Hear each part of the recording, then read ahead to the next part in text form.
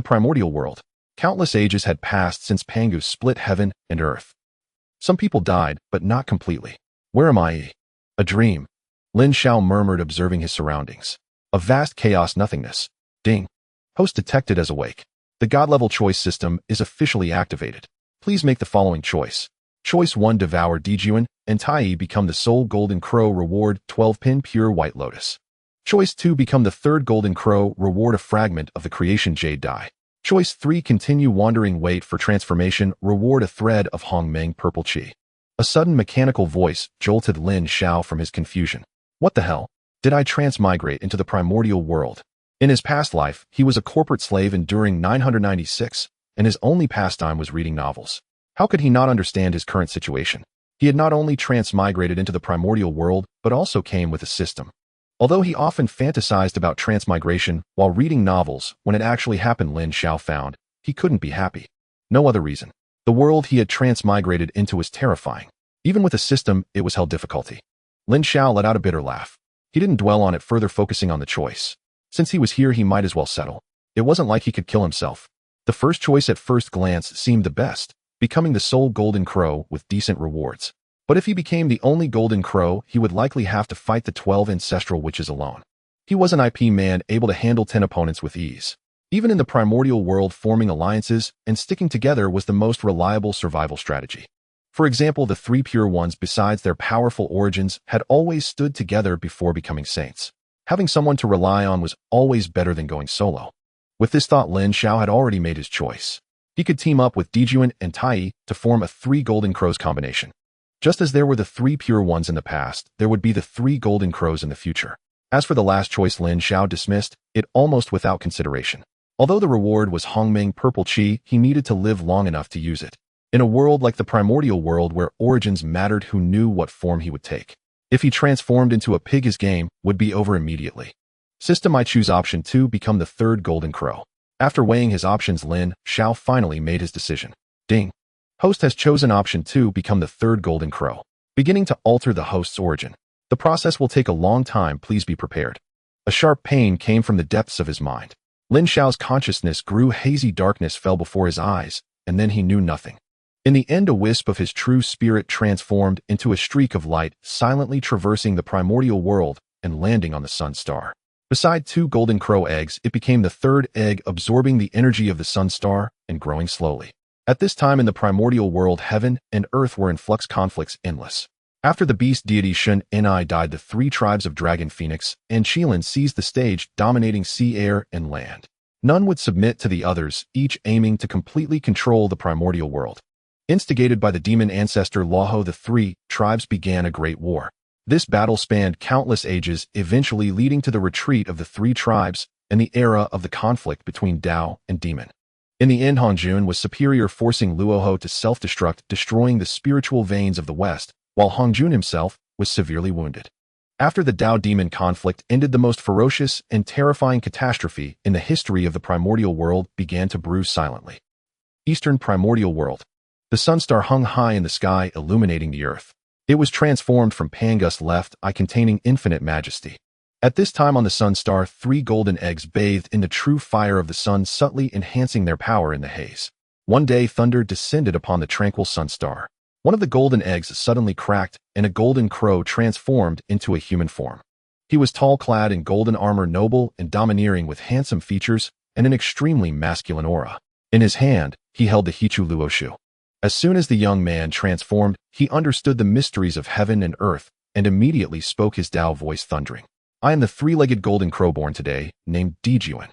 The vast Dao sound spread across 1 billion miles, the universe vibrating in response to Dijun's words. The transformation lightning tribulation above his head struck down, symbolically causing no harm.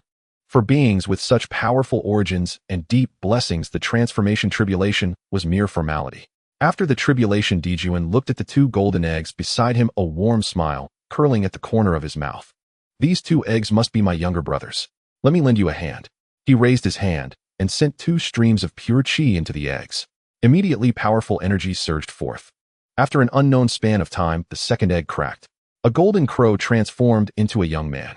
He had handsome features somewhat similar to Dijun, but appearing younger, clad in golden robes, exuding boundless nobility and an innate kingly aura. I am the three-legged golden crow born today, named Taiyi. His domineering words fell. The universe trembled in response. Then the transformation tribulation struck down, but was dispelled by a bell toll. The chaos bell hovered above Taiyi's head, exuding chaotic energy. What a treasure! Dijun eyed the chaos bell with admiration, clearly feeling it was much stronger than his Hichu Luoshu. He felt no jealousy, only praise.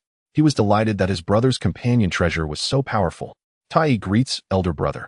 Taiyi clasped his hands in salute, naturally sensing that the man beside him was born from the same root. Since he had transformed later, he naturally called him elder brother. Haha, no need for formalities, no need for formalities. Dijun laughed heartily, looking at his younger brother with satisfaction. At that moment, a rumbling sound erupted. The universe trembled violently, and the entire sun star seemed to riot. The spiritual energy within 1,000,000,000 miles surged madly in their direction. Dijun and Taiyi exchanged glances, both seeing surprise in each other's eyes. This astonishing phenomenon was caused by their yet unborn third brother. With such a display, the third brother's talent is extraordinary, perhaps even surpassing ours. Dijun said with a smile, his eyes full of delight. The stronger his younger brothers were, the happier he was as the eldest. Indeed. I wonder what level of strength the third brother will reach after transformation. Taiyi nodded in agreement, his gaze full of anticipation. Heavenly anomalies descended, golden lotuses floated, auspicious clouds gathered, and numerous wonders nearly enveloped the entire sun star. This attracted the attention of countless living beings, all marveling that another primordial spirit had transformed. Fierce thunder tribulation converged into a sea covering the sun star. Finally, the last golden crow egg shattered, and a figure stepped forth. The third golden egg shattered, and a figure strode out with a resounding crash. A cascade of jet-black hair draped to his waist. Atop his head rested the Hongmeng heaven-earth crown, and his body was clad in the Hongmeng sun-moon star robe. This was a youth with the celestial sovereign mark on his brow, a hint of proud defiance in his eyes that glittered like stars, sharply angled brows, and a peerlessly handsome countenance. I am the three-legged golden crow taking human form today, named Ling Xiao. Heaven and earth resonated. The Tao sounded with booming notes, as if deeply recognizing the youth's identity. Lightning tribulation cascaded down relentlessly, but was fully absorbed by the cauldron hovering above his head. This person was no other than Lin Xiao. While still in the egg before taking form, he had already possessed consciousness. On a sudden impulse, he changed his name from Lin Xiao to the homophonic Ling Xiao. Otherwise, there were already figures like Dijun and Taiyi with such imposing names, and if suddenly a name like Ergu appeared among them, it would be too jarring. From then on, he was called Ling Xiao. The lightning tribulation dissipated, the sky cleared. Ling Xiao looked at Dijun and Taiyi, who were observing him with smiling interest. He slightly cupped his hands and said with a smile, "Two elder brothers, Ling Xiao greets you." Haha, no need for formality. Dijun and Taiyi nodded with a smile, greatly satisfied. Ling Xiao looked at Dijun and Taiyi before him, and a warm current flowed through his heart. This was a feeling of closeness from the same origin, as if they were born of the same mother. The primordial world was fraught with dangers. The two before him would from now on be his own people. He raised his hand casually, and the cauldron that had been floating above his head fell into his palm. This was his companion treasure. According to the inherited memories, Ling Xiao learned its name, the Hongmeng Cauldron. To Ling Xiao's surprise, it was actually a supreme innate treasure on the same level as Taiyi's Chaos Bell. Although it bore the name Hongmeng, it had not reached the level of Chaos Treasure, which left Ling Xiao slightly regretful. Elder brother, third brother, since we have just taken form, what plans do you have for the future? Taiyi looked at his two brothers and asked with a smile. From the moment he took form, he had understood the mysteries of heaven and earth, born bearing the merit of creating the world, yet he had no clue what to do next. As for Dijun, he was straightforward and bold, filled with ambition. He immediately declared with spirited enthusiasm, "Our three brothers are quite powerful. The primordial world is vast and boundless with many heroes. But if we join hands, it will not be difficult to earn a great reputation and achieve unprecedented feats. In my opinion, we should first venture out into the primordial world, search for some celestial treasures, and then decide our next steps." What Dijun said made sense. Although they had all been born with companion treasures, it was still far too little. Apart from the sun star, they had nothing else. Taiyi pondered for a moment, then nodded lightly, feeling that his elder brother's words were very reasonable. Then the two of them turned their gazes toward Ling Xiao to hear his opinion. "Elder brothers, I was born with a divine ability of precognition. Allow me to first make a calculation," Ling Xiao said seriously, not giving an immediate answer, because just as Dijun suggested leaving the sun star, the system had started again. Hearing this, Dijun and Taiyi's eyes lit up considerably. Their third brother had been extraordinary from the moment he took form, possessing formidable strength. They hadn't expected him to also have a natural divine ability. So they said nothing, waiting quietly. Ling Xiao pretended to begin his calculation while his mind immersed itself in the system. Detecting that the host has successfully taken human form and is now facing the first choice in life, please make the following selection. Choice 1. Step out of the sun, star, show your brilliance to the beings of the primordial world, reward a wisp of Hongmeng purple chi.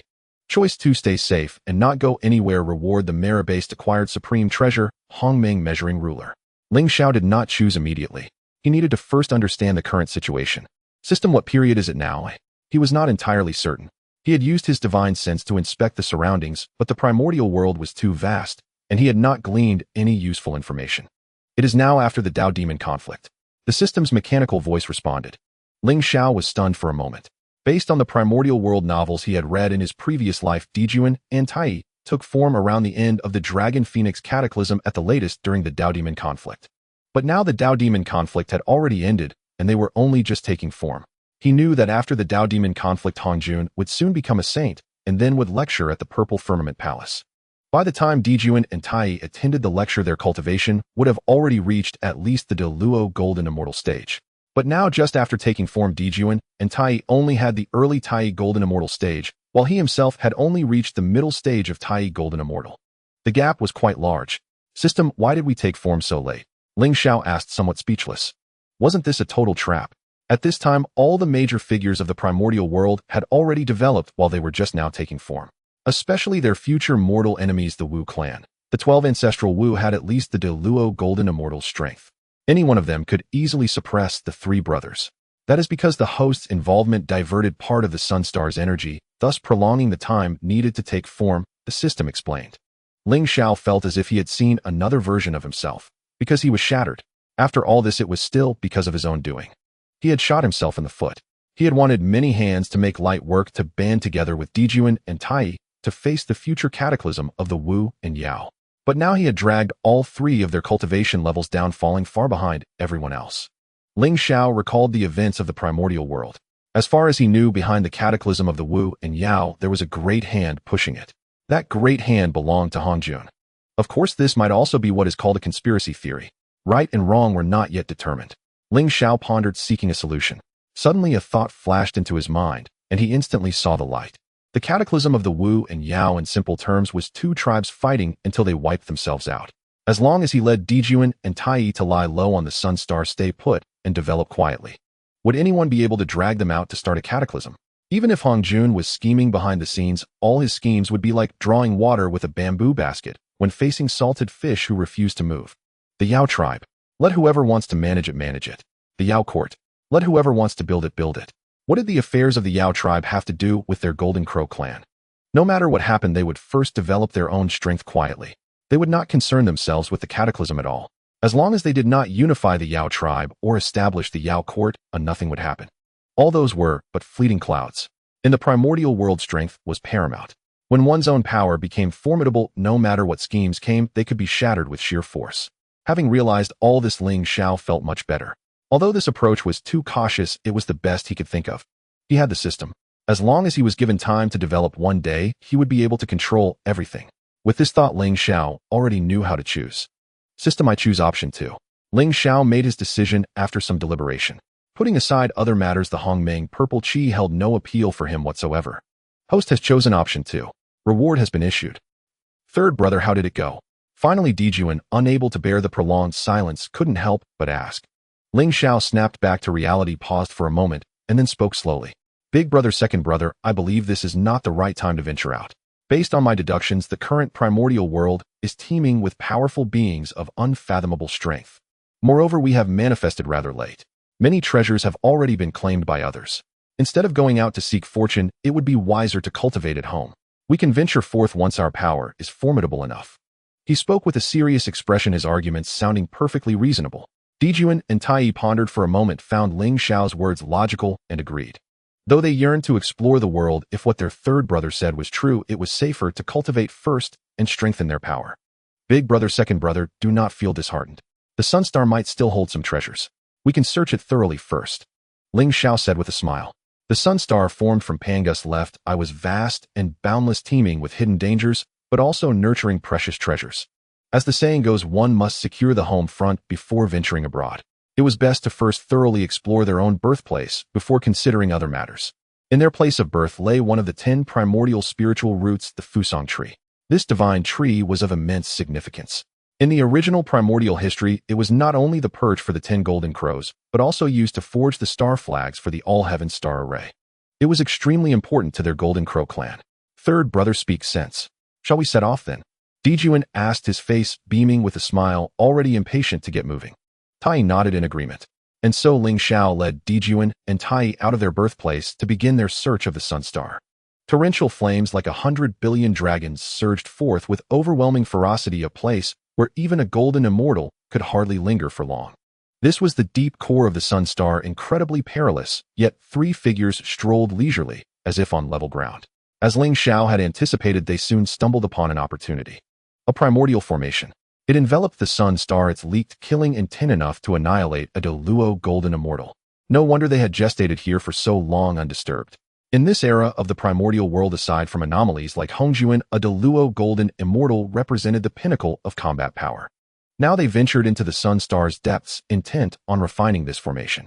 Dijun held the Hichu Luoshu in his hand, deducing the formation's mysteries. This formation is profoundly mysterious. Once refined, it can serve as our clan's guardian formation.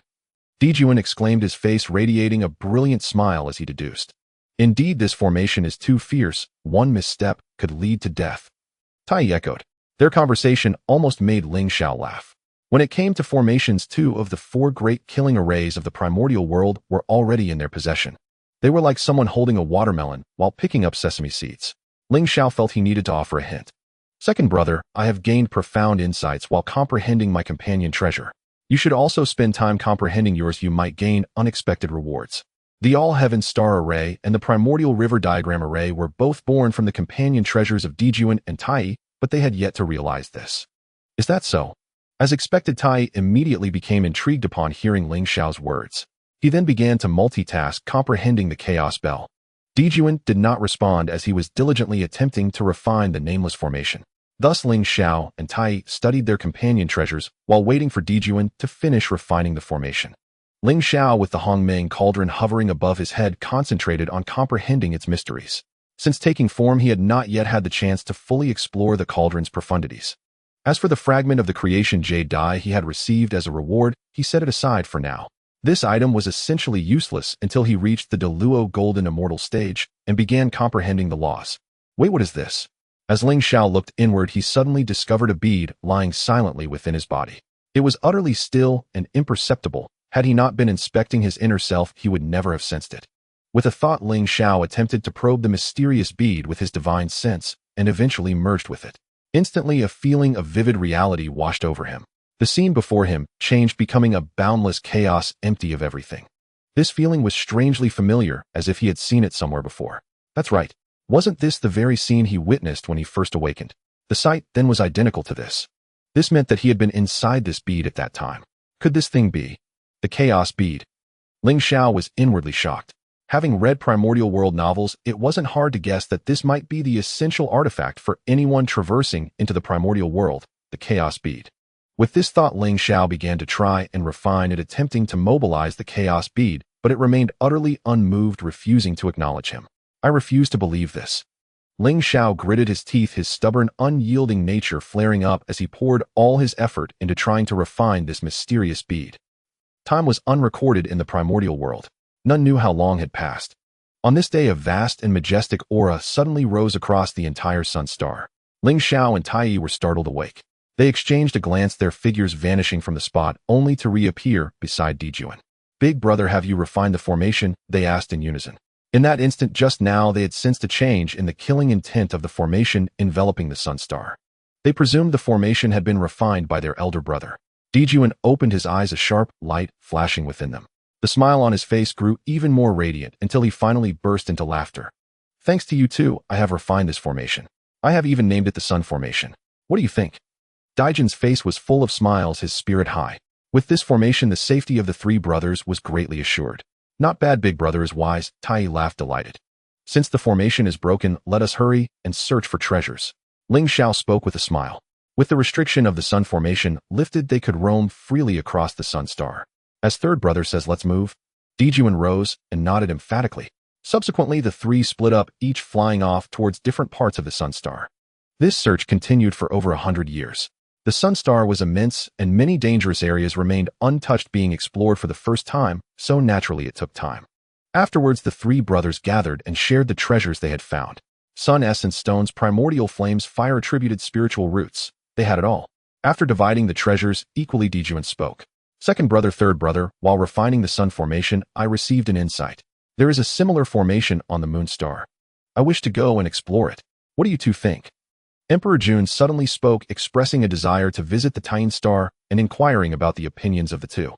Taiyi, being quite straightforward, had no objections and also wanted to stroll around Taiyin star. However, Ling Xiao hesitated.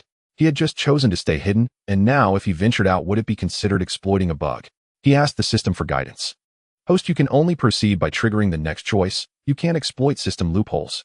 Ling Xiao understood and shrugged, saying, Brothers, I'll stay at the Sun Star to guard the house while you go.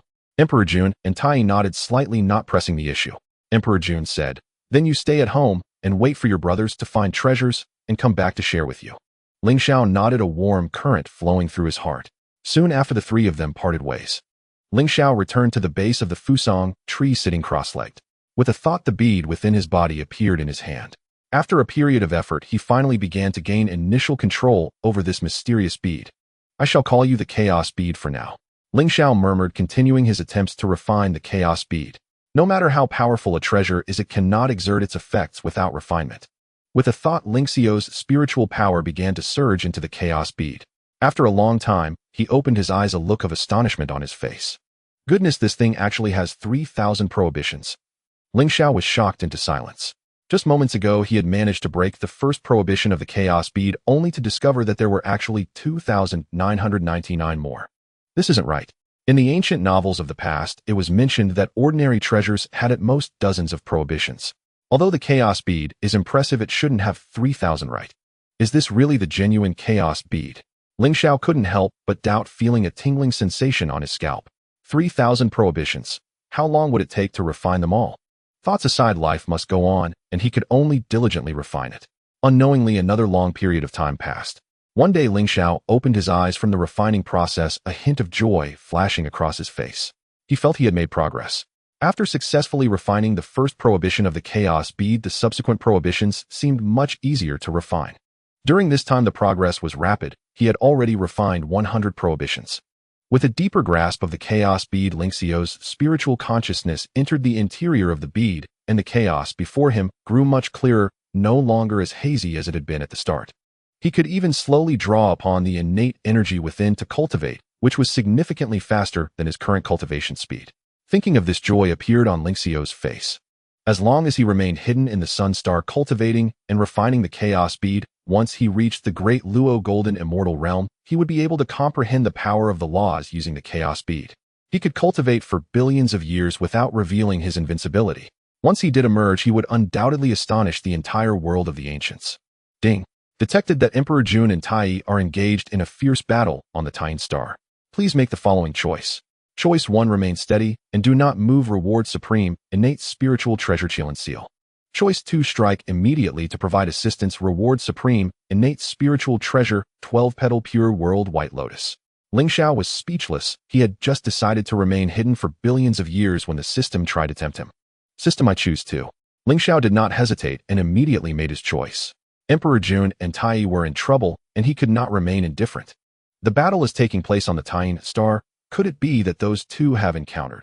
Ling Xiao muttered to himself, stowing away the Chaos Bead, rising to his feet and heading to provide support. Taiyin star. A fierce battle was underway, with 4 powerful auras overwhelming the skies, permeating the Taiyin star and causing the entire star to tremble from the earth-shattering collisions. Shameless thieves stealing from Taiyin star today, you shall pay the price. A cold female voice echoed through the void, filled with deep anger. The speaker was a tall woman dressed in blue and white gauze, her beauty striking, yet her face was frosty, the icy, killing intent solidifying the void. Taoist friends, it was all a misunderstanding. I only wished to comprehend the formation and did not steal the treasures of Taiyin star. Emperor Jun explained, the golden armor, stained with golden blood.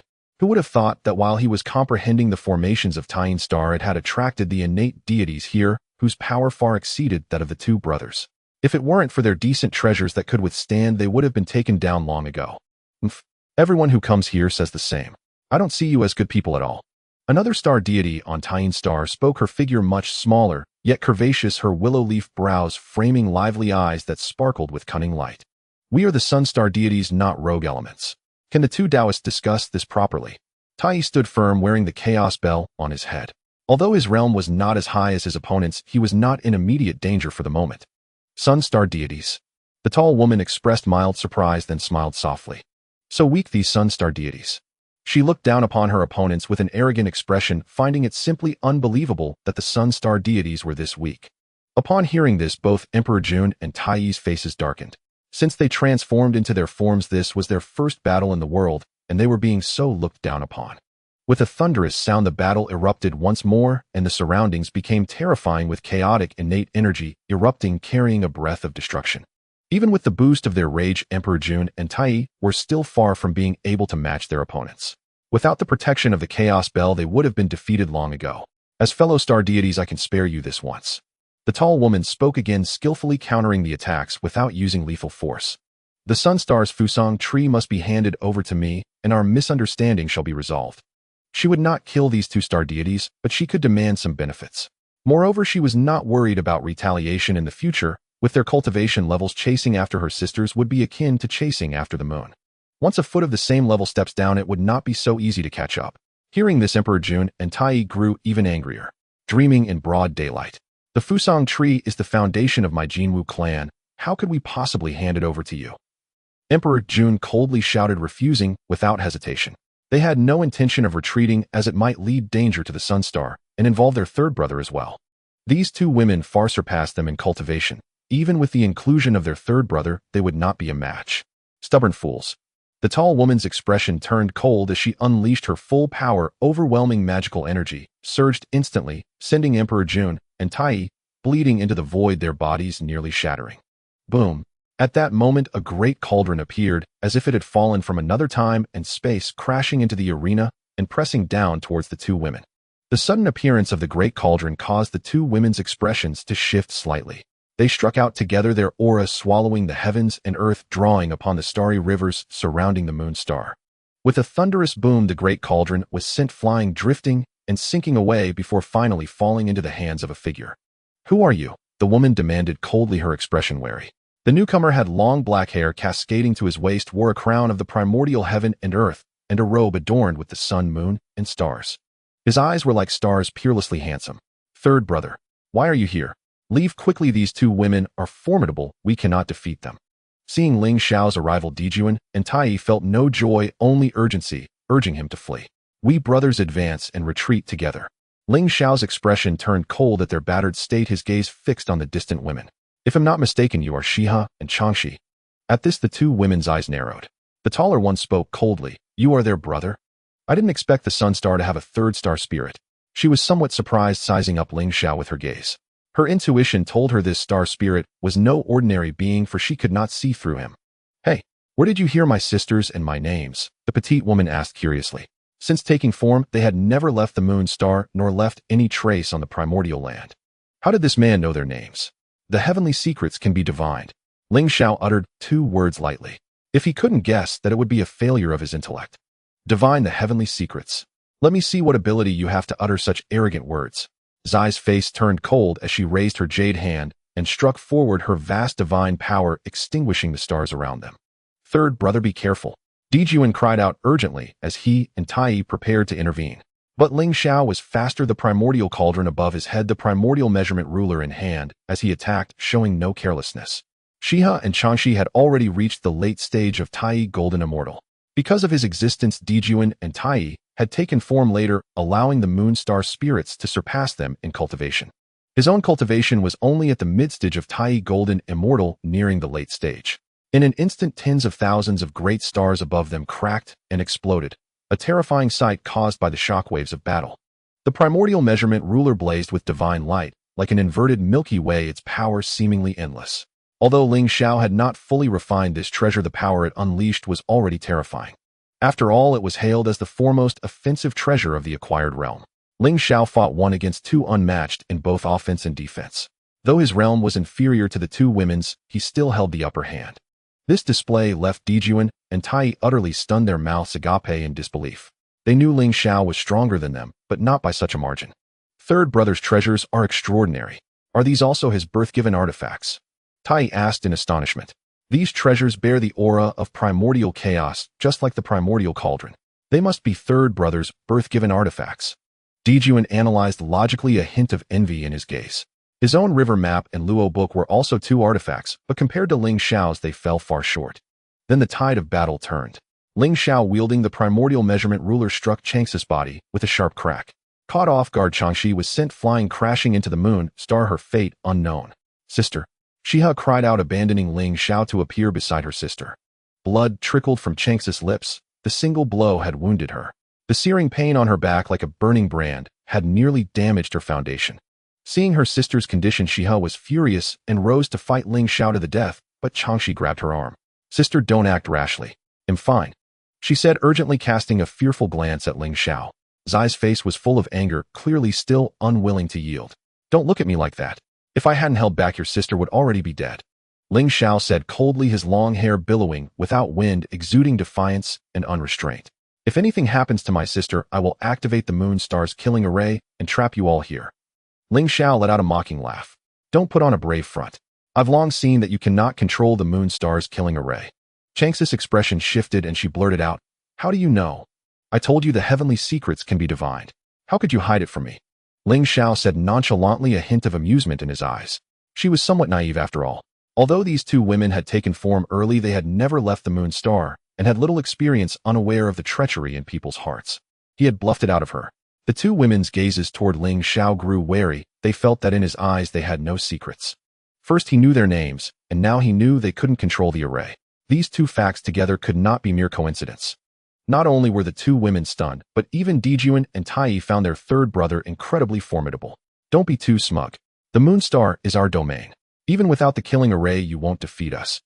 She has steadied herself. On the moon star, she had many means at her disposal, not solely reliant on the killing array. Have you forgotten something? I have brothers, Ling Xiao said with a smile. As his words fell, Dijun and Taiyi exchanged a glance and immediately flanked Ling Xiao, standing in a line. Zai's expression stiffened. She had forgotten about these two. Though they were weaker together, they were not to be underestimated. What exactly do you want? Shiha asked after a moment of silence, her tone already showing signs of yielding. Dijun and Taiyi said nothing, turning their gazes to Ling Xiao. Simple, let my elder brother comprehend the moon great array, Ling Xiao said. Impossible. If you comprehend the moon great array, what's to stop you from turning against us? Shiha held her ground. Turn against you? Don't overestimate yourselves. On this entire moon star, only the killing array is worthy of my attention, Ling Xiao declared. You? Shiha fumed, her jade-like face frosted with anger. What kind of talk was this? Were they truly so insignificant? If you think it's unfair, well, let you comprehend the sun great array in exchange, Ling Xiao continued. At this, Shiha grew both angry and frustrated. They couldn't even fully comprehend the moon great array, let alone the sun great array. This exchange is disadvantageous to us. I want you to agree to one condition. Shiha paused before speaking. She spoke, requesting a change of conditions. What conditions? Please go ahead and tell me. Ling Xiao paused for a moment before replying. The two sisters exchanged glances, seemingly inquiring about each other. For a moment, they were at a loss as to what conditions to propose. How about this? We haven't thought of anything yet. We'll let you know once we do. You need not worry. We will not propose any excessive conditions. They will certainly be within your capability. She spoke with a clear voice. As her words fell, it was Ling Xiao and his companions turned to exchange looks. Dijun frantically, signaling with his eyes, as if to say hurry up and agree. All right, I accept your conditions. Ling Xiao hesitated for a moment, then nodded, and said, is such a condition akin to catching a wolf barehanded, would seem foolish to refuse. Who knows what the future holds? The two parties quickly came to an agreement. Following this, Dijun held the He-Tu and Luo Shu openly studying the Taiyin Great Formation. Unbeknownst to them, a long time passed. On this day, a vast aura surged forth, and Dijun finally succeeded in his comprehension. Thus Ling Xiao and his companions swaggered away under the envious and jealous gazes of Shi-He and Changxi. The two sisters watched Ling Xiao's retreating figure, unwilling to take their eyes away for a long time. On the way back, Dijun couldn't help but share his joy with his two brothers. This trip to the Taiyin was fruitful. Although we did not acquire any rare treasures, possessing the Taiyin Great Formation surpasses countless gains. He couldn't help but sigh at this point. This time I owe it all to third brother, otherwise the consequences would have been unimaginable. Brother, we are all family, you are too polite. Ling Xiao shrugged, then thought of something and looked at Dijun. Elder brother, have you considered merging the Taiyin formation with the solar formation? The harmony of yin and yang might produce a qualitative change. Dijun's eyes brightened as he responded, I have thought of that as well, but merging the two formations might not be as easy as it sounds. I have no leads at all. I have some ideas you can listen to.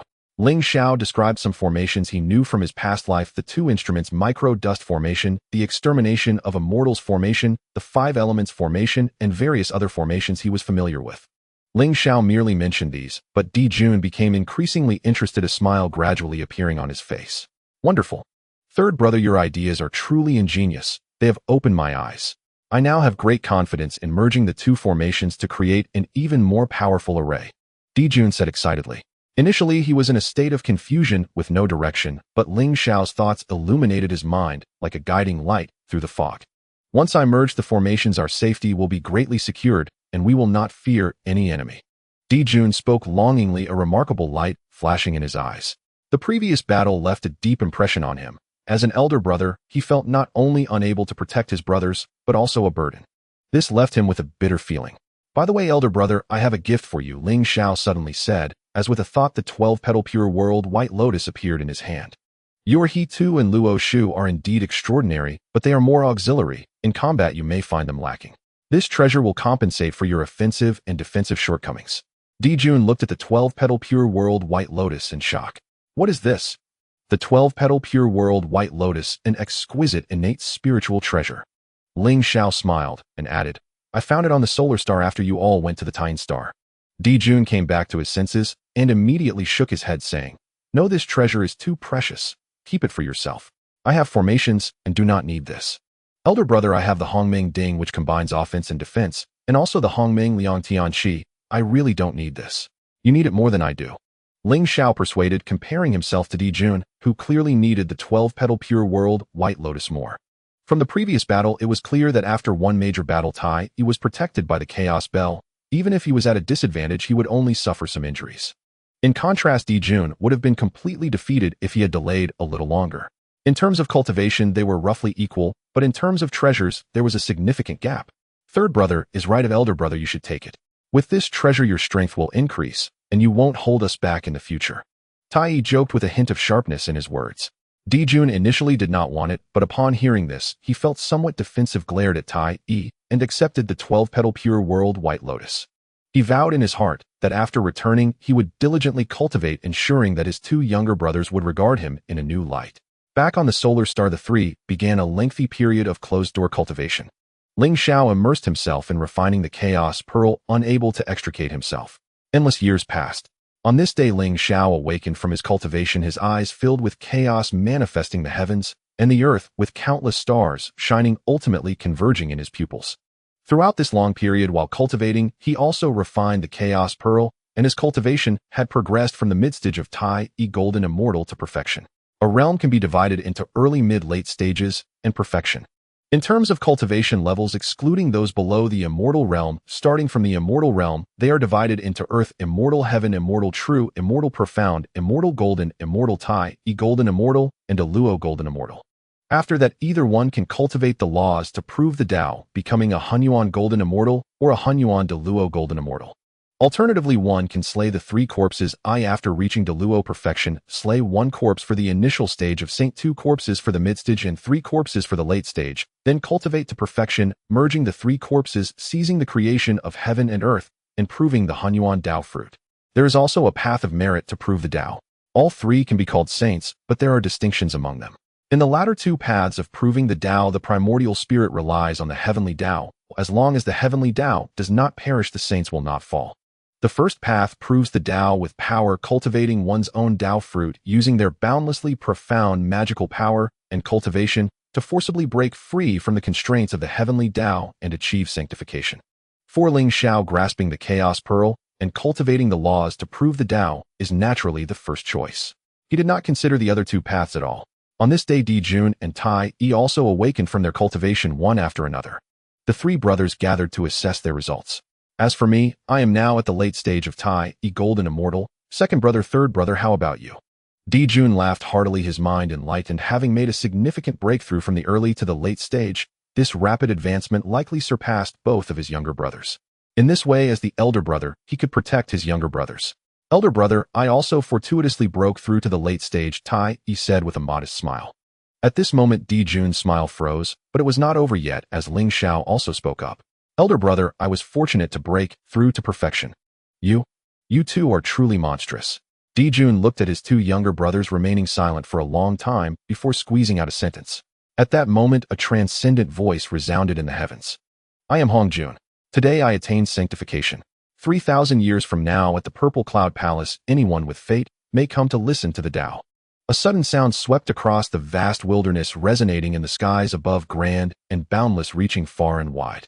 Petals of golden flowers fell from the heavens, revealing countless golden lotuses on the ground, their sweet fragrance wafting through the air, enveloping everything in a mist of vitality. In the sky, a figure appeared, intermittently shrouded in endless primordial chaos and rays of merit. Celestial sounds resonated, and the Tao's intent flourished, stirring a response among the beings of the world. What the hell? Hongjun has attained sanctification. Hearing this voice, Ling Xiao was taken aback, gazing at the boundless phenomena enveloping heaven and earth, and the indescribable figure, his expression becoming complex. This is quite sudden. Unbeknownst to him, Hongjun had actually become a saint, which also meant that the world was entering the calamity of the witch and demon. This will be the fiercest calamity in the entire primordial world, resulting in the fall of the witches and demons, leaving very few survivors, and even the primordial world will be shattered into pieces. From the pinnacle to the brink of ruin. Who is this Hongjun, and what does it mean to attain sanctification? However, it seems quite impressive, as even this voice conveys an unmatched divine might. Second brother, third brother, shall we go and listen to his teachings? Dijun expressed some interest, looking at the phenomena enveloping the world, speaking loudly.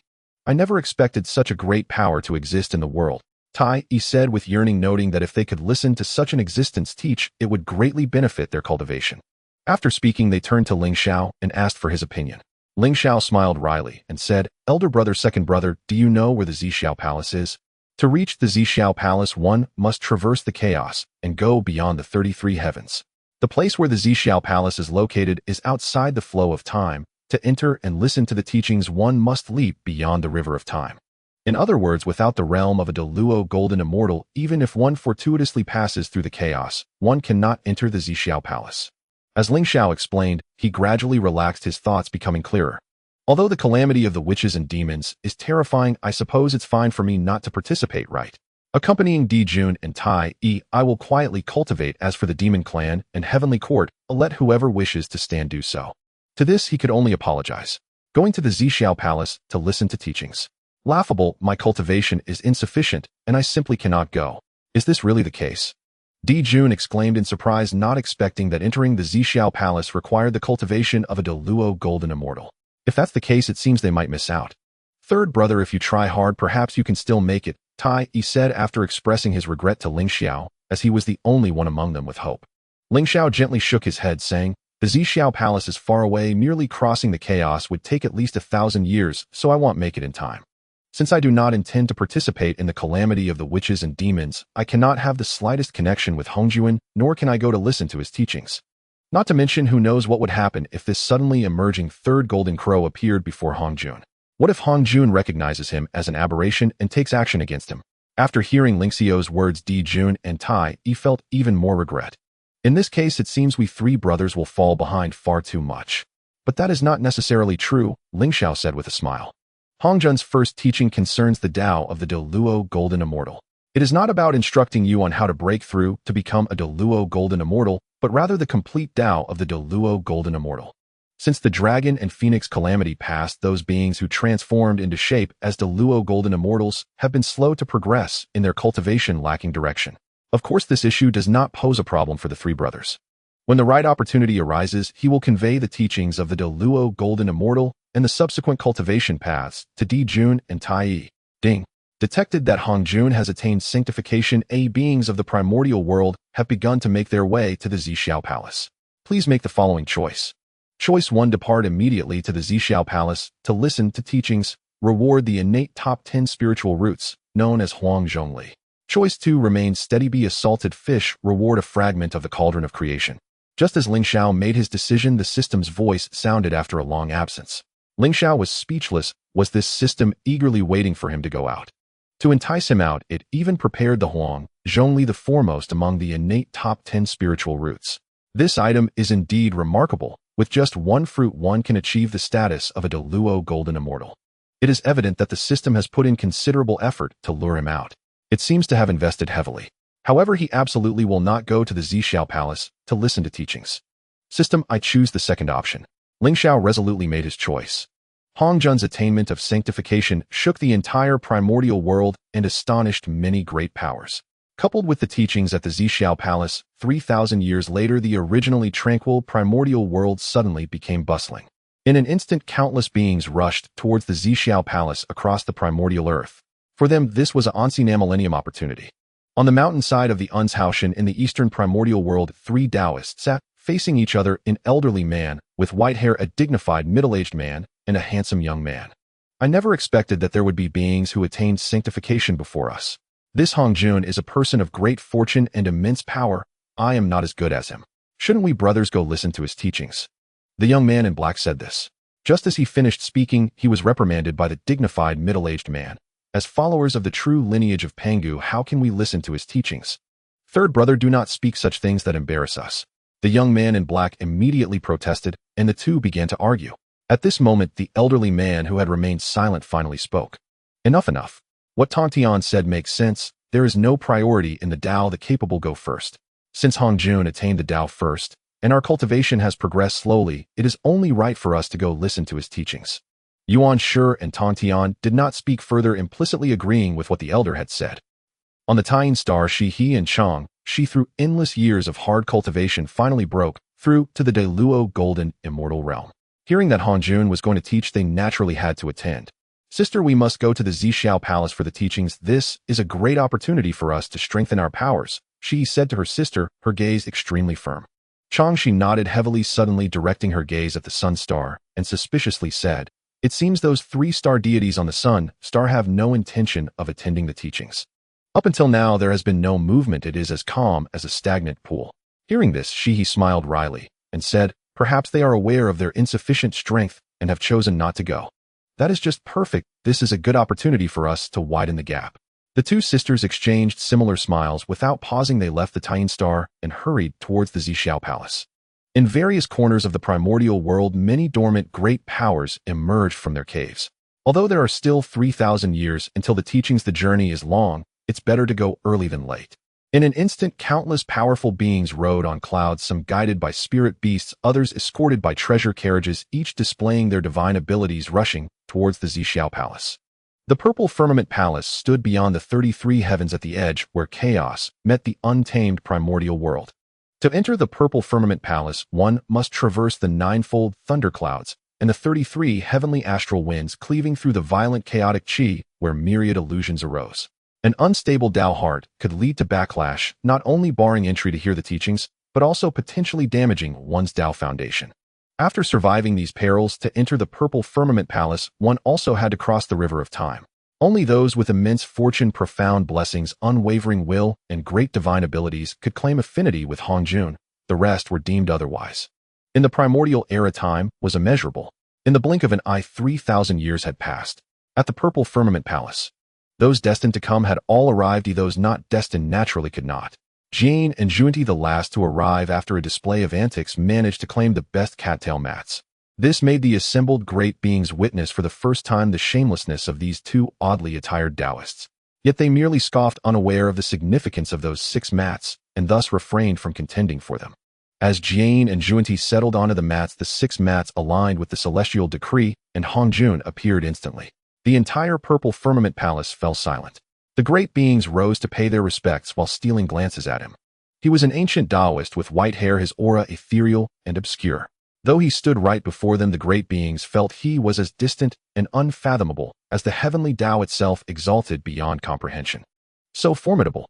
Is this a saint? Obscure as the sea, immeasurable, indescribable. The great beings were secretly awed. Though Hong Jun revealed no power, a single glance imposed an invisible pressure upon them. Observing the reactions of the assembled great beings, Hong Jun nodded slightly, seemingly pleased. His gaze subtly fell upon those in the front row, the three pure ones, Nuwa, Jian, and Zhuanti. None of the key figures were missing, which pleased him further. He then spoke slowly. Good. Henceforth take your seats in this order, and do not change them. As he spoke, he looked toward the back like a probing light. Once, twice, thrice. Endlessly. The great beings were bewildered, exchanging puzzled glances. They sensed something amiss with Hongjun. What was the saint searching for? Round after round without end. At that moment, Hongjun himself was baffled, his mind full of questions. He had not noticed before, but now he saw, and was startled. Two important figures were absent, their traces nowhere to be found. As a saint, he had already glimpsed part of the celestial mechanism. The key figures for the coming Kalpa, the two golden crows of the sun star, had not come. His purpose in this sermon was to absorb the fortune of the great beings, hastening his path to merging with the Tao. The absence of the next Kalpa's protagonists was no small loss. Were they still on the way? With this thought, Hongjun's gaze shifted as he silently calculated. Nothing.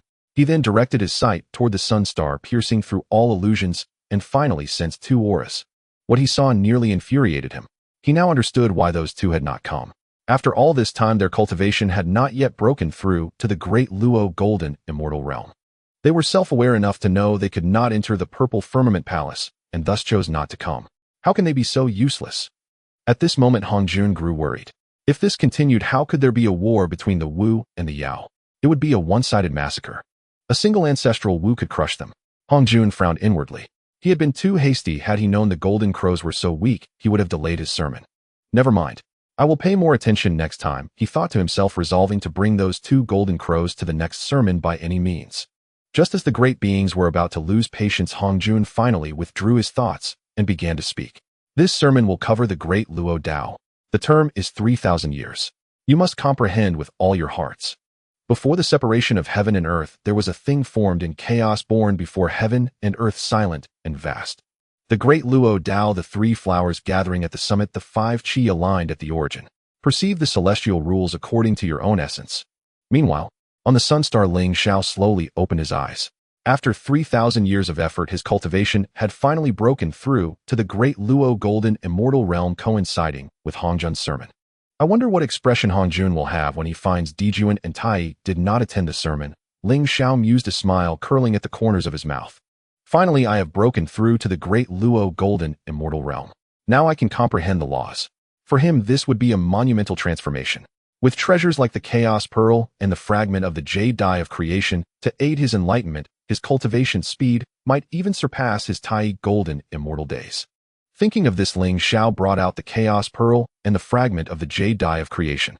Both contained the laws of the great Tao and could be used together. Though the Jade Die of Creation was but a fragment, its complete form was a chaos treasure. Hongjun's ascension to sainthood and merging with the Tao owed much to this artifact. Thus Ling Xiao held the Chaos Pearl in one hand and the fragment of the Jade Die of Creation in the other. For him, the most fitting and easiest to comprehend was naturally the law of the primordial sun, the Yang Law. Born from the sun, no being understood it better than he. Thus his comprehension would be swiftest. Beyond that was the law of fire. These two laws were uniquely advantageous to him. Ling Xiao planned to start with these two laws to elevate his strength, while gradually delving into more profound laws.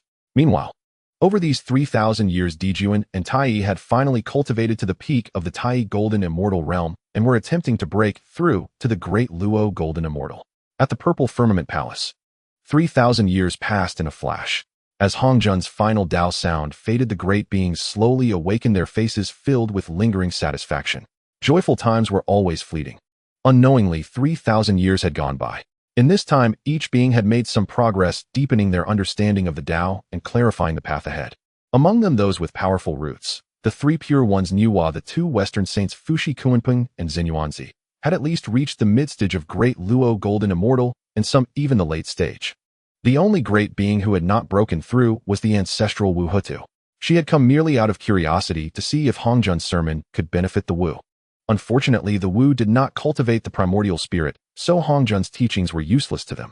This sermon ends here, Hongjun said calmly. Seeing the great beings awakened, he continued. The next sermon will be in 10,000 years. I will teach the quasi-saint Tao. Hongjun deliberately left a hook. As his words fell, his figure vanished, leaving no chance for questions. At that moment, the great beings were stirred. The quasi-saint Tao?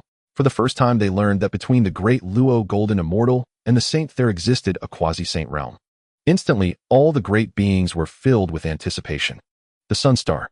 3,000 years have passed, and Emperor Dijun and Taiyi have finally broken through to the realm of the great Luo Golden Immortal. The eldest brother Emperor Dijun initially believed he had surpassed his two younger brothers in cultivation, only to discover that Taiyi's cultivation was on par with his, and Ling Xiao's was even higher. During these 3,000 years, Ling Xiao comprehended the laws of yang and fire, raising his cultivation to the mid-stage of the great Luo Golden Immortal. As he expected, after stepping into the great Luo realm, his advantages began to manifest.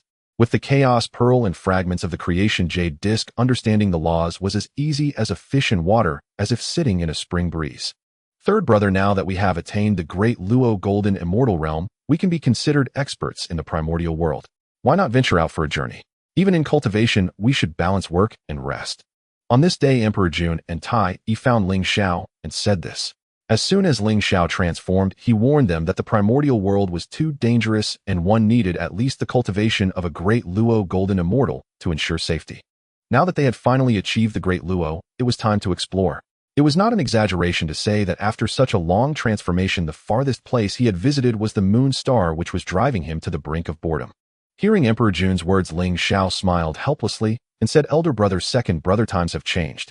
In the current Primordial World, merely entering the great Luo Golden Immortal realm is no longer sufficient." Calculating the time, Hong Jun's first preaching had already concluded, and the batch of innate powers from the Sanqing should have nearly reached the late stage of the great Luo Golden Immortal. When they transformed, even those in the early stage of the great Luo Golden Immortal were quite formidable, but now the gap had widened significantly. How many went to the Zixiao Palace to listen to the teachings? The term 3,000 guests was merely a general reference. The actual number was likely far greater. Hong Jun's preaching had directly elevated the cultivation levels of the current primordial powers. Is it really that terrifying? Taiyi asked in astonishment, showing no doubt towards Ling Xiao's words, for in his view the third brother possessed foresight and had no reason to deceive his own. There's nothing to fear. We are not going out to stir trouble. Even if something happens, we three brothers are together. If we can't fight, we can still run. Growing through experience is the fastest way, Emperor Dijun said grandly with a wave of his hand. Ling Xiao hesitated for a moment, feeling that Emperor Jun's words had merit. Most importantly, Hong Jun had just finished preaching, and those who attended probably had not yet returned. The current Primordial World is in a vacuum period. It is a good time to make some moves. With this thought, Ling Xiao's interest was piqued, and just as he was about to nod in agreement, the long-lost system voice sounded again. Detection of the conclusion of Hong Jun's first preaching. The calamity between the Wu and the Yao officially begins. Please make the following choices. Choice 1. Leave the Sun Star, create a magnificent reputation, reward a strand of Hongmeng Purple Qi. Choice 2. Stay put and continue to endure, reward Ling Xiao's treasure palace. As Ling Xiao was about to depart, seeing this option, he immediately sat back down. Ling Xiao's treasure palace. Is this prepared specifically for me, or is it the one belonging to the Jade Emperor from later generations? Ling Xiao became interested in this treasure that shared his name. Let me take a look first. Ling Xiao did not rush to make a choice, but instead opened the introduction for Ling Xiao's treasure palace. Ling Xiao's treasure palace, a postnatal treasure that can grow alongside its master, a defensive magical artifact with its own domain. Any being entering the palace will have their cultivation level suppressed, while the more severely affected can have their cultivation entirely diminished. Flight is restricted. Aside from the master, outsiders can only walk, reflecting the master's authority. What a treasure! Ling Xiao's eyes lit up. It seemed that this Ling Xiao's treasure palace was indeed different from the one belonging to the Jade Emperor. This item can actually grow alongside its master, potentially reaching the level of a chaos-grade artifact. At this moment, Ling Xiao had already made his choice. He had originally intended to go out for a stroll, but now he changed his mind. Staying put is the best. System, I choose option 2. Ling Xiao made his choice immediately. How could he easily give up a treasure named after him? He didn't even want to glance at the Hongmeng Purple Qi. Third brother, let's hurry. Ooh, I can't wait any longer. Seeing Ling Xiao suddenly stop, Emperor Jun urged. Third brother is getting homesick, planning to refine the Sun Star and carry it with him, making it his home everywhere. Taiyi joked, either saying nothing or speaking astonishingly with a sharp tongue. Ling Xiao came back to his senses, smiling helplessly, and said, elder brother, second brother, I'm afraid I can't go. Just now a sudden realization struck me, and I must stay home for seclusion. Reluctantly, Ling Xiao casually found an excuse to deflect. Oh, I see. Your talent is truly extraordinary. In that case, you can stay home and cultivate in seclusion. I and Taiyi will go. Emperor Jun revealed a smile of surprise and envy, knowing that at such a time it was indeed not suitable to venture out. Ling Xiao nodded and cautioned, "Don't go too far. I'll avoid dangerous places and return within 1,000 years at most." He didn't try to persuade Emperor Dijun and Taiyi to stay with him. Since they wanted to go out, it wouldn't be good to continue to dissuade them. Moreover, during this period, those who went to the Zixiao Palace to listen to the teachings had not yet returned, and with the cultivation levels of Emperor Dijun and Taiyi, they were capable of handling it. Rest assured, third brother, we know what we're doing. You can focus on your seclusion at home. If I find any treasures, you will certainly have a share, Emperor Dijun said with a smile. Then the two eagerly left the Sun Star. After they left, Ling Xiao concentrated and released the Ling Xiao's treasure palace, beginning its refinement. He was multitasking. Aside from refining, he also focused on comprehending the laws and training. In the end, the primordial world is one where the strong are respected. Without powerful strength, one could face calamities unexpectedly. For instance, the black tortoise of the northern sea had its limbs severed and was left to support the sky. Not only did it lose its life for no reason, but its merits also belonged to others. It is evident that without strength, everything is mere talk. In the blink of an eye, 1,000 years passed. The group of powerful beings who went to the Zixiao Palace to listen to the teachings gradually returned to the primordial world. Some closed themselves off to digest their insights, while others wandered in search of opportunities. Among them, the only one who gained nothing, the ancestral witch Hutu, also returned to the witch clan. Subsequently, the 12 ancestral witches gathered in the Pangu shrine to listen to Hutu's insights from her teachings. Hutu, mustering her courage, tried to fabricate something, but her naturally honest and straightforward nature made it impossible for her. In the end, she could only honestly report her findings. For words, nothing gained. Upon hearing this, the ancestral witches laughed immediately, showing no intention of blaming Hutu. "Haha, sister, I've told you long ago that we ancestral witches are the true successors of Pangu. The inheritance from our father god is the most suitable for us. There's no need to listen to others' teachings." The eldest of the 12 ancestral witches, Emperor Jiang, laughed heartily. He had said this long ago, but Hutu did not listen and insisted on attending the teachings, wasting several thousand years for nothing. The elder brother's words are reasonable. The Hongwang world was opened by the Father God, and we as his bloodline are destined to enjoy his blessings and eventually achieve sanctity in our physical forms. Zhuwu Zhurong spoke with an arrogant tone, seemingly indifferent. Hearing this, Hutu gently shook her head and said, "One cannot say it like that. This time when I visited the Zixiao Palace, I encountered many powerful beings. Not to mention, there are the Sanqing, who also claim to be the true lineage of Pangu, just like us. They bear great fortune and cannot be underestimated. Their strength is not weaker than mine. Given time, they might threaten our Wu clan's destiny."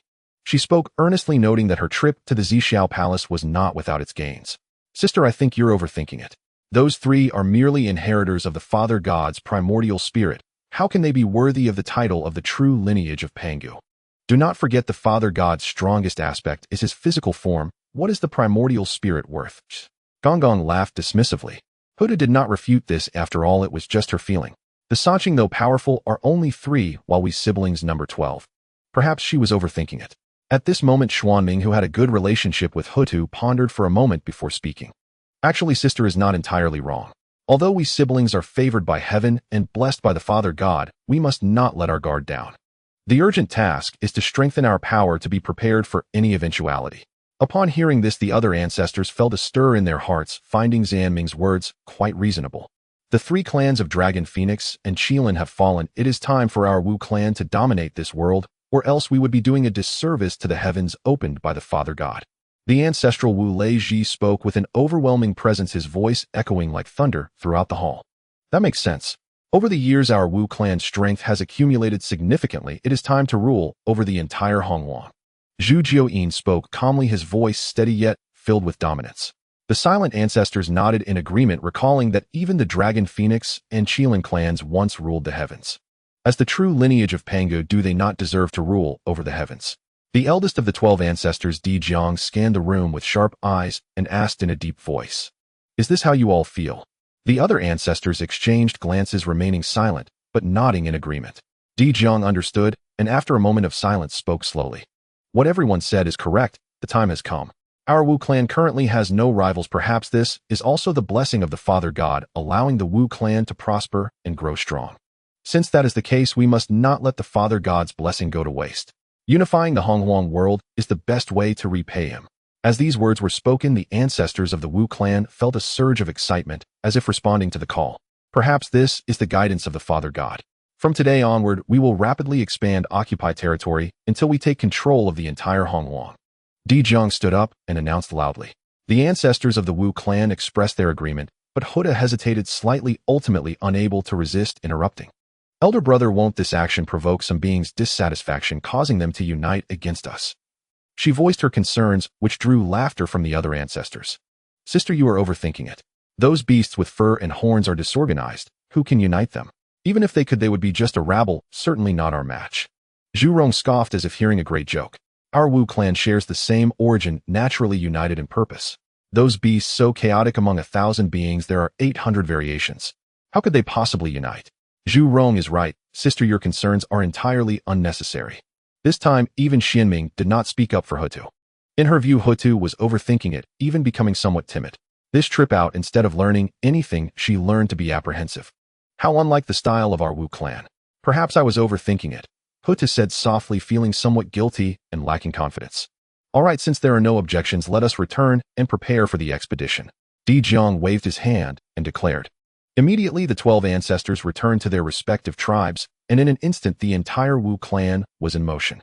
These warriors of the Wu clan, naturally combative, could no longer contain their excitement. Led by the great shamans of each tribe, they began to push outward, vying for territory and seizing resources. The Wu clan, burdened with turbid energy, could not absorb the spiritual energy of heaven and earth. Except for the ancestors, they all needed food, thus the demon clan became the best source of sustenance for the Wu clan, at least before the human race was born. The expansion and aggression of the Wu clan naturally met with strong resistance, leading to continual battles, leaving limbs scattered and rivers of blood flowing. Gradually, a thin layer of ominous energy enveloped the Hongwang. Meanwhile, at Mount Buzhou, many powerful beings quietly awaited the emergence of treasures. Buzz! Suddenly, a beam of light soared into the sky, accompanied by an astonishing aura. Brilliant light illuminated the universe, and auspicious radiance bathed the mountain as if it were a world of gold. A gourd vine exuded 7-colored spiritual rain, stretching out of thin air, continuously evolving and changing, radiating powerful waves everywhere. It has finally emerged. Laozi stroked his beard and smiled, a glint of joy flashing in his eyes. The three brothers had just returned not long ago, and felt something, knowing that there was an opportunity here that belonged to them. Now that the treasure has appeared, judging by this aura, it must be an extraordinary, innate spiritual treasure. Haha, this item seems to have a connection with my western lands. In another direction, Jane and Zhuanti smiled as they clapped their hands.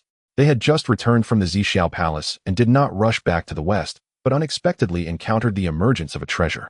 Is this not an omen that it is fated for them? It seems this treasure also wishes to return to the west with them. The siblings Niuhua and Fushi Hongyun and many other powerful beings showed expressions of joy. They clearly saw 7 radiant gourds hanging from that gourd vine. With 7 gourds, surely one of them must be theirs, right? At this moment, at a corner of Mount Buzhou, 2 golden figures were peeking out, eager to try. Elder brother, is the treasure you sensed over there? Indeed, I have a feeling that this treasure is very important to me. Dijun nodded heavily. Such is the nature of fate. In the Hongwang world, treasures that are meant for you can be sensed no matter how far away, while those that are not meant for you can be missed even when they are right in front of you. Dijun and Taiyi had traveled the Hongwang world for 1,000 years and unknowingly arrived at Mount Buzhou because Dijun sensed that there was a treasure here that was fated to him. Then I will hold them off while you grab it and run, Taiyi said in a subdued voice. Second brother, what about you? Dijun asked in surprise, about to refuse immediately. Taiyi shrugged his shoulders nonchalantly and replied, I have the Chaos Bell in hand, capable of both offense and defense. Even if I can't win, I can still escape. You don't need to worry about me. This was indeed a helpless choice. Every powerful figure present had a cultivation level higher than theirs.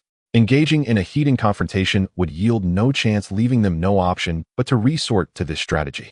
Act according to the situation. Once I succeed, we will flee together, Dijun said solemnly, unwilling to put Taiyi in danger. Taiyi nodded. Then they restrained their auras and quietly advanced.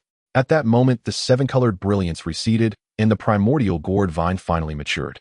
On the towering gourd vine, 7 gourds of various colors swayed, as if inviting, hey, come play. Unable to resist such temptation, the powerful figures immediately displayed their abilities to seize the gourds. I have my eye on that golden gourd, oh, no one dare snatch it from me. Hee, I like the green one. That red gourd is beckoning me, damn it, it's so unruly. I'll take it back and discipline it properly. In an instant, dozens of brilliance tore through the heavens, unleashing a terrifying aura, only to intertwine in an instant. Among them, the 3 clear ones held the upper hand. Their powerful cultivation and exceptional cooperation rendered them invincible, repelling many adversaries. The primordial spiritual treasure belongs to the fated. You know not the heavenly calculations, why fight over it without reason? Quickly withdraw. Yuan Shi admonished, arrogantly, his voice echoing across the realms. Yes, yes, yes. Those unrelated should withdraw immediately. Zhu Ti immediately chimed in, aiming to chastise the competing powers. He had already calculated in his heart, with 7 gourds every one they, and the 3 clear ones obtained, he would give one to Nuwa, as she was one of the foremost in the Zhixiao Palace, with the last gourd to each according to their abilities. Other powerful figures simply did not qualify to participate. Nonsense. I see that these 7 gourds are destined for me. Why should you retreat? A hot-tempered, powerful figure roared angrily. To think a mere claim of destiny could make them leave was simply wishful thinking. No more talk, let's each rely on our own strength. Immediately, a chaotic battle broke out again, with several powerful figures fighting fiercely in the void. At this time, Dijun and Taiyi stealthily approached. Let's act. The 2 brothers exchanged glances and transformed into divine rainbows, rushing toward the 7 gourds. Even though they tried to conceal their movements, they still attracted the attention of the powerful figures. What audacity! The combined shock and anger of Daoyin rolled down instantly, directing several attacks toward Dijun and Taiyi. They were engaged in a battle of magic. How could they allow a mere trifle to snatch away treasures under their noses? Who dares to come up for a fight? We are the solar star gods, Dijun replied calmly. Since they had already been exposed, he chose to acknowledge it generously. Solar star gods. Too weak to be considered. Leave quickly, this treasure is not something you can covet. A hot-tempered, powerful figure shouted, his immense power surging. Dijun and Taiyi, both at the early stage of the great Luo Golden Immortal, naturally did not take this lightly. Nonsense. You dare to underestimate us. Dijun raged, his golden armor igniting with the flames of the golden crow enveloping the void in endless heat. Your foundation is not bad, but unfortunately your cultivation is too weak. Try training for another 1,000,000 years, Zhu Ti said, with a laugh disdainfully regarding the suddenly intruding brothers of the Golden Crow. Boom! Taiyi struck directly, the chaos bell resonating throughout the heavens and earth as it suppressed forward. In an instant, another great battle erupted, with Dijun and Taiyi also being drawn into the battlefield. Solar Star. Ling Xiao slowly awoke from his meditation, a hint of surprise flashing in his eyes. The law of space, he murmured to himself, unable to conceal the excitement in his tone. To his astonishment, he had grasped the essence of one of the most challenging laws to comprehend, the law of space. Time is revered, space is king, causality does not emerge, and destiny reigns supreme. Just from this saying, one could glean the power of the law of space. Its might is indeed difficult to comprehend. Ling Xiao originally intended to experiment a bit, but unexpectedly, he truly found a thread of insight. Currently, he was primarily focusing on the law of yang and the law of fire, as these 2 laws resonated with him the most, leading to the fastest improvement. Using these 2 laws to extend his height, and then employing other laws to broaden his width, this was Ling Xiao's current plan. Ding! Detected that Dijun and Taiyi are battling at Buzhou Mountain. Please make the following choices. Choice 1, rush to support and seize opportunity, reward innate top 10 spiritual roots, Huang Zhongli.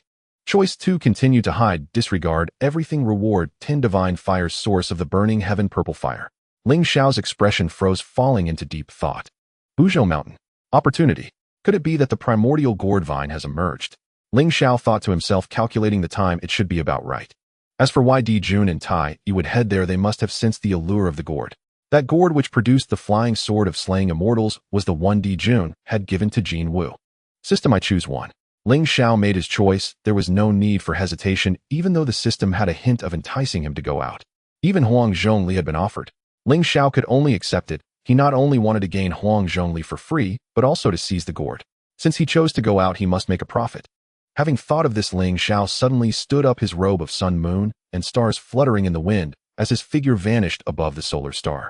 The uninterrupted battle had driven back several powerful figures, leaving only the 3 clear ones, the duo from the west, Nuwa and Fushi Hongyun, and Dijun and Taiyi.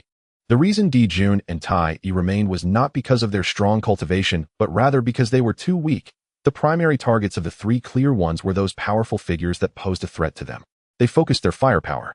Dijun and Taiyi were simply not taken seriously by them. 3 clear friends, Nuwa friend, I suggest we eliminate the irrelevant ones.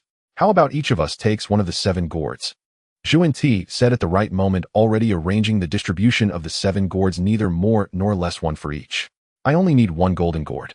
Nuwa's voice was clear, not bothering with Zhu Ti's suggestion. Her target was very clear. Zhu Ti's mouth twitched, then he laughed heartily.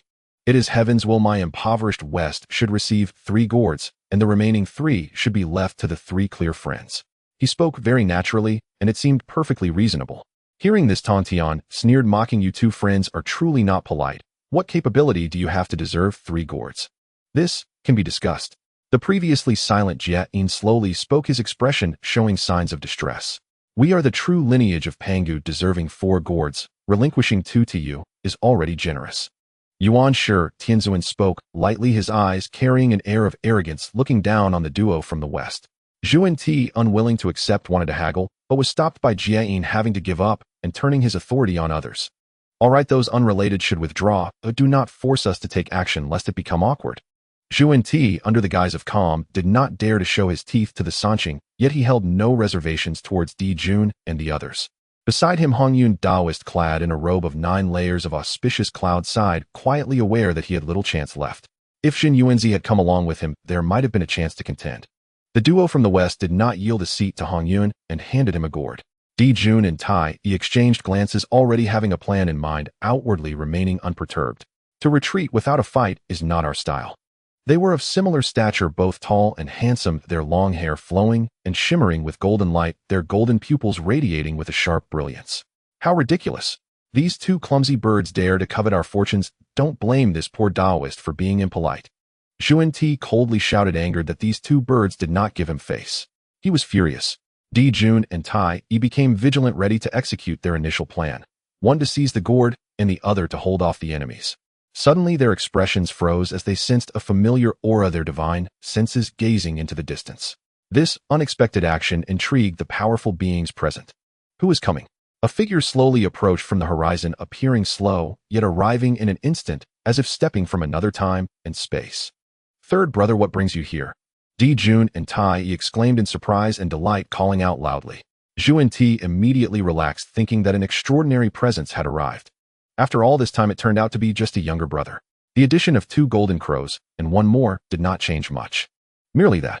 Zhuan Ti gazed at the figure in the sky, who seemed both distant and close, creating an illusion as if Ling Xiao did not belong to this time and space, for his true self was still far away.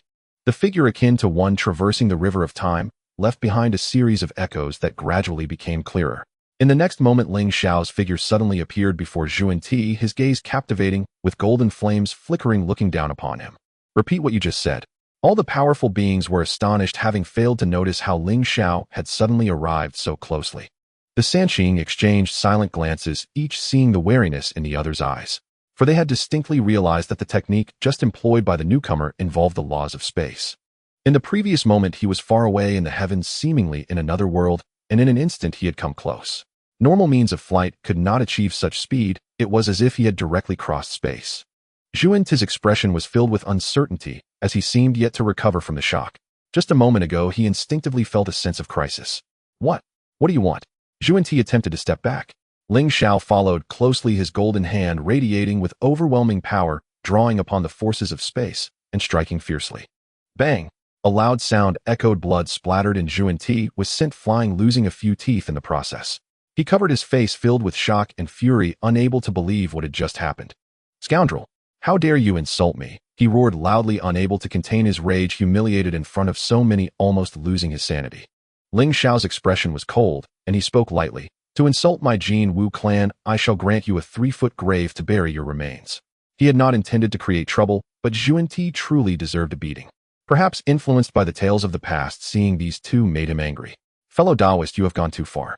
As a newcomer, you must understand the heights of heaven and depths of earth." Jia-in stepped in front of Zhuan Ti, speaking coldly. He had not expected Zhuan Ti to be defeated so swiftly, almost too quickly for him to react. The cultivation of my junior brother was ultimately still a bit lacking. However, he was already at the late stage of the Deluo Jin Xian, and besides Laozi, he feared no one present. Without saying a word, Ling Xiao summoned the Hongmeng Ding and Hongmeng Liang Tianqi, attacking in an instant. Jia-in's expression changed dramatically. Hailing from the barren lands of the west, he possessed no decent treasures. Boom! The Hongmeng Ding erupted with immeasurable mystical light, chaos energy enveloping, as if suppressing an entire world. Ling Xiao, wielding the Hongmeng Liang Tianqi, separated heaven and earth.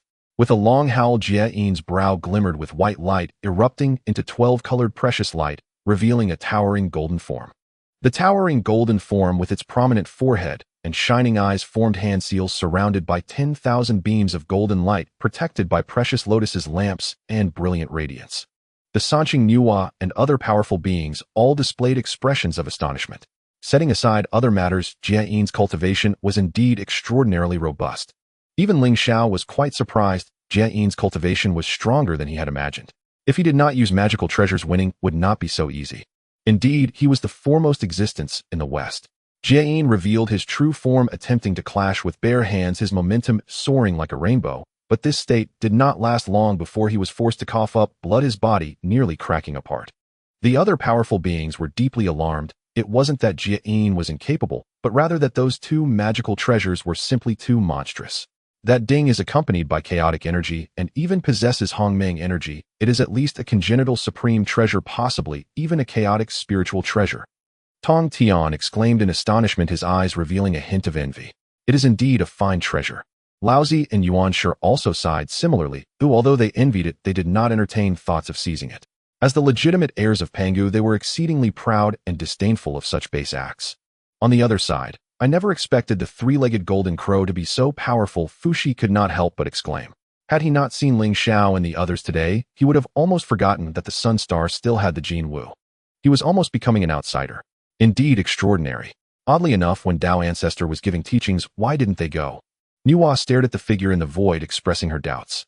With such formidable strength, they could rank among the best, even in the Zixiao Palace. Perhaps they went, but couldn't find the Zixiao Palace. Fushi shrugged and joked. The battle between Ling Xiao and Jia Yin created such a commotion that it attracted the attention of many powerful beings. Jia Yin was familiar to them, but it was the first time they had ever seen Ling Xiao.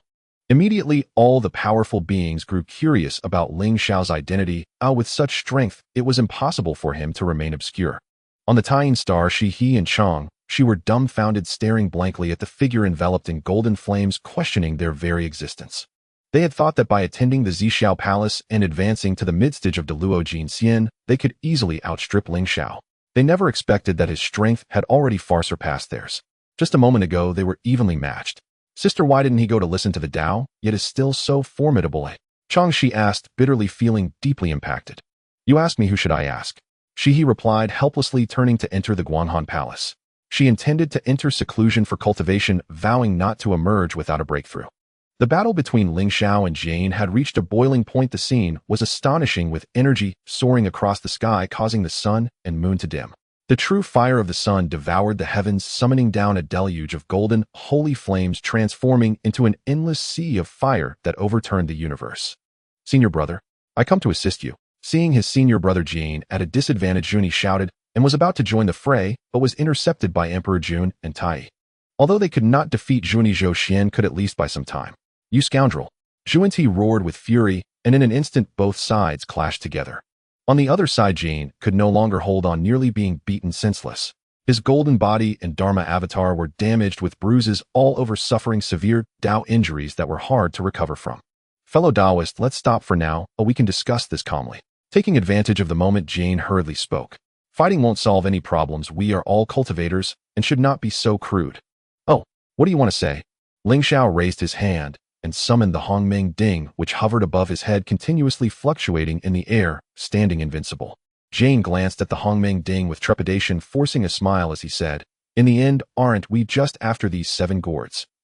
Since that's the case, I will give 1 gourd as an apology to my fellow Taoist. We in the West just need 1 gourd. At this point, he turned to scold Zhuanti, who was still battling. Junior brother, do not be rude, quickly cease hostilities. This loud shout bewildered Zhuanti, and in his moment of confusion, Emperor Jun and Taiyi took turns to slap him on the face. Zhuanti was enraged, feeling like he could explode on the spot. However, Jane, quick-witted, held him down, saying, Junior brother, do not act impulsively, relax. Ling Xiao chuckled silently, saying, Jane, these 7 gourds are treasures of the East and have nothing to do with you in the West. Don't think of taking even a leaf from us. Fellow Taoist, we are all beings of the primordial land. Why divide into East and West? Jia Yin's expression stiffened for a moment, but he smiled and spoke. He had already conceded to just wanting 1, but did not expect Ling Xiao to refuse even that. This was simply too much. Was the strongest duo of the West to be treated with such disdain? I believe Taoist Jin Wu is right. Jane, you shouldn't interfere. Go back to the West and cultivate. At this moment, Taoist Han Yun suddenly spoke, showing no intention of adding insult to injury, purely feeling that Ling Xiao's words made sense. You? Jane glared angrily, not expecting Han Yun to say such things. Is this still the good fellow who offered a seat in the Zixiao Palace? In cultivation, one's Dao heart should remain unchanged. Do you know that changing like this can easily lead to demonic deviation? Jane, still seething with anger, was further infuriated when Nuwa also spoke, signaling for them to leave. Jane Juanti returned to the west. Her jade-like face was calm, radiating an unusual peace. Ling Xiao glanced unexpectedly at Hong Yun and Nuwa. He had merely spoken casually, but did not expect these two to stand up alongside him. Of course, he could fully understand Hong Yun's actions. Jia Yin's look of distress had long vanished. He turned his gaze toward the Sanqing about to speak, wanting them to mediate. Unexpectedly, Tong Tian spoke before him. Jane Juanti, stop lingering here. What they say is quite right. This is a treasure of the East, and I really feel there is no connection with you. Fate cannot be forced. You? Jane and Juanti looked shocked at the Sanqing and others who had just sat together and called each other brothers a moment ago. Now they were actually turning their faces and denying them. The situation was lost. These powerful figures united, let alone a gourd, even a leaf, could not be taken. Jane and Juanti exchanged glances, calming their anger. Since they were leaving, they would do so with dignity. In that case, fellow Taoists, we will meet again another time. Jane said lightly, turning to leave with Juanti. As they passed by the innate gourd vine, Jane snorted coldly, saying, "This item has no connection with the West." After the duo from the West departed, the atmosphere grew tense once more, for there were only 7 gourds, yet 9 people present. Fellow Taoists, we 3 brothers only want 3 gourds. I hope you will grant us this favor. Laozi was the first to speak, breaking the deadlock. Indeed, we Sanqing are the true lineage of Pangu. Asking for 3 gourds is not excessive. Yuanqi's expression was proud as he added. At these words, Ling Xiao smiled. Coincidentally, my 3 Wus were born from Pangus left. We are also of the true lineage of Pangu. 3 Wus. The Sanqing was momentarily stunned. We are the pure while you are the impure. Are you intentionally opposing us? A clumsy imitation. How about this? My 3 Wus will only take 2 gourds, and Nuwa Taoist and Hong Yun Taoist will each take 1. Ling Xiao paused for a moment before continuing. Given that Hong Yun had been the first to stand up, Ling Xiao felt that the red gourd, which originally belonged to him, should be given to him. This gourd was crucial for Hong Yun's future. He could not bully someone just because they were honest. The combined strength of the Sanqing surpassed that of the 2 saints from the West, especially Laozi, who was stronger than Jane. The 3 Wus could not compete with the Sanqing in hard power. Meanwhile, Nuwa belonged to the demon clan and was also a future saint. Ling Xiao did not want to offend her over a gourd. As his words fell, both the Sanqing and Nuwa were deeply surprised. Although Hong Yun's strength was not weak, he was only one person, and this gourd could fully not be shared with him. Even Hong Yun was greatly shocked, staring at Ling Xiao in surprise. At this moment, he was somewhat moved. Since everyone has no objections, let's distribute it this way. Yuanshi immediately spoke, fearing Ling Xiao would change his mind. After all, they still had 3 gourds, and their interests had not been harmed. The other powerful figures remained silent, tacitly agreeing. Yuanshi's expression brightened, preparing to use magic to retrieve the gourds. The 7 gourds varied in color and strength, especially the last black gourd, which was enveloped in chaotic energy, far surpassing the other 6. Wait a moment.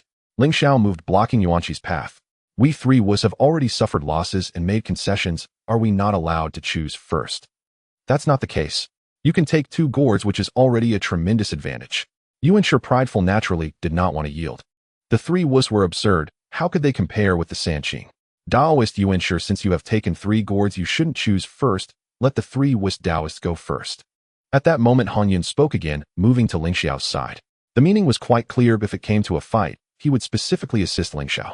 Yuanshi's expression changed slightly as he glared fiercely at Hong Yun. This damned good person. How come you're everywhere? Are you standing on the side of the 3 golden Wus, thinking that my Sanqing is inferior to them? At the moment of stalemate, Nuwa intervened, completely turning the tide. This caused the faces of the Sanqing to change, as this scene felt eerily familiar, reminiscent of when they had just forced the 2 from the West to retreat. This despicable Jinwu actually knows how to win people's hearts. The distribution plan he proposed earlier resonated well with Nuwa and Hong Yun. A single sentence swayed Nuwa and Hong Yun to his side, turning to pressure the Sanqing. The despicable Jinwu must have long coveted that black gourd, which is why he chose to yield. A retreat to advance. For a moment, the gazes of the Sanqing were filled with different thoughts as they looked at Ling Xiao. After a brief pause, Laozi spoke slowly. What both friends have said makes sense. Let Jinwu Taoist choose first. Though they were powerful in combat, they weren't confident in taking on so many. This frustration could only be suppressed for now. A hint of a smile flickered in Ling Xiao's eyes. At this moment, he was the cunning little Jin Wu. Elder brother, second brother, let's go choose a gourd. He then called out to Dijun and Taiyi, who had been left in shock by Ling Xiao's maneuver. Hearing his call, they snapped back to their senses and hurriedly followed. Ling Xiao swiftly moved to the gourd vine, his gaze fixed on the seventh black gourd. Those who have seen the gourd babies know that the seventh is the most formidable. In his eyes, if the other six are supreme, innate spiritual treasures, this black gourd is likely an innate supreme treasure. However, this gourd was rarely mentioned in the novels of the primordial era. It might have been cursed by heaven, never fully formed, and ultimately ruined. It could also have been taken by Han Jun. Regardless, Ling Xiao decided to first store this black gourd in the Chaos Pearl for nurturing to prevent it from truly being ruined by heaven's jealousy. After plucking the black gourd, Dijun joyfully obtained the alluring gourd, a purple-white one capable of nurturing the blade of immortal slaying. Once Ling Xiao and the others finished selecting their gourds, the remaining powerful beings were not polite, each casting spells to claim their desired ones. Han Yun also successfully obtained a red gourd, which would later become the 99 Scattered Soul gourd. Niwa received a golden gourd that would later nurture the summoning banner of demons. After the gourds were distributed, the Sanqing did not linger, as they were not keen on seeing Ling Xiao's face. Ling Xiao, however, began to collect the gourd vines, and the chaos earth oblivious to the others. Sister, we should leave too, Fushi called to Niwa.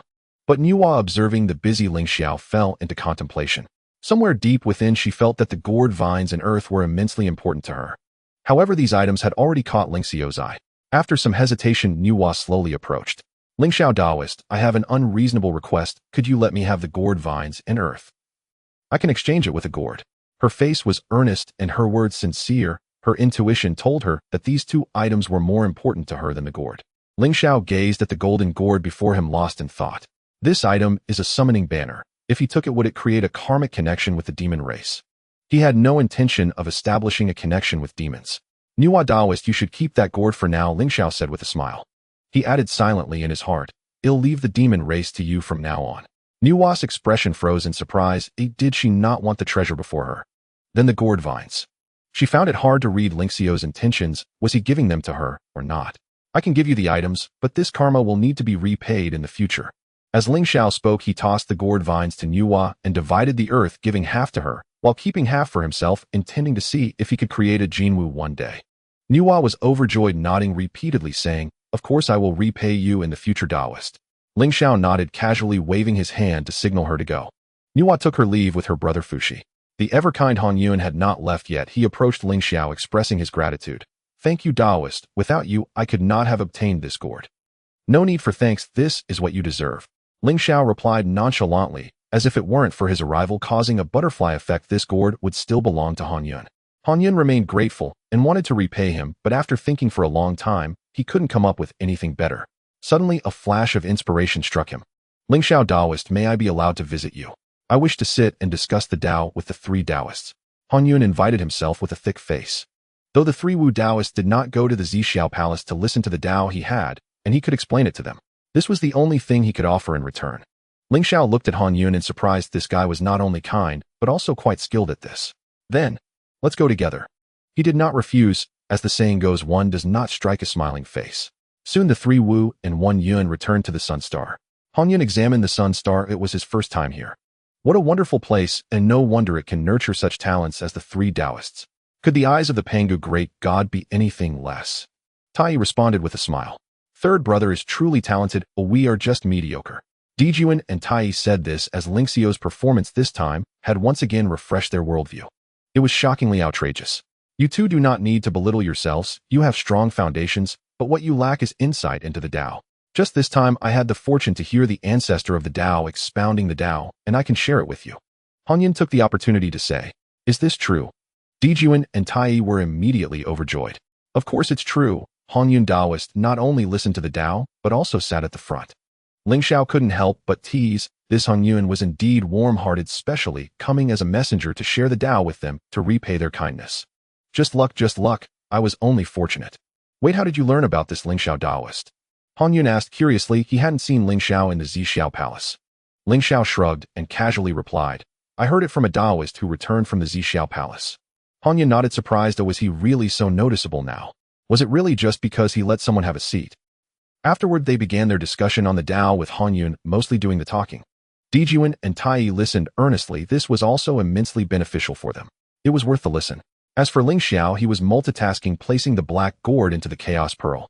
Then he also put the Huangzhong Li awarded by the system into the Chaos Pearl.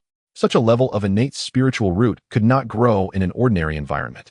It could only be planted in the chaos using a portion of the earth. Once mature, a single fruit could produce a great Luo golden immortal. The discussions on the Sunstar lasted for a millennium. Han Yun selflessly shared all he had gleaned from the teachings at the Zhixiao Palace.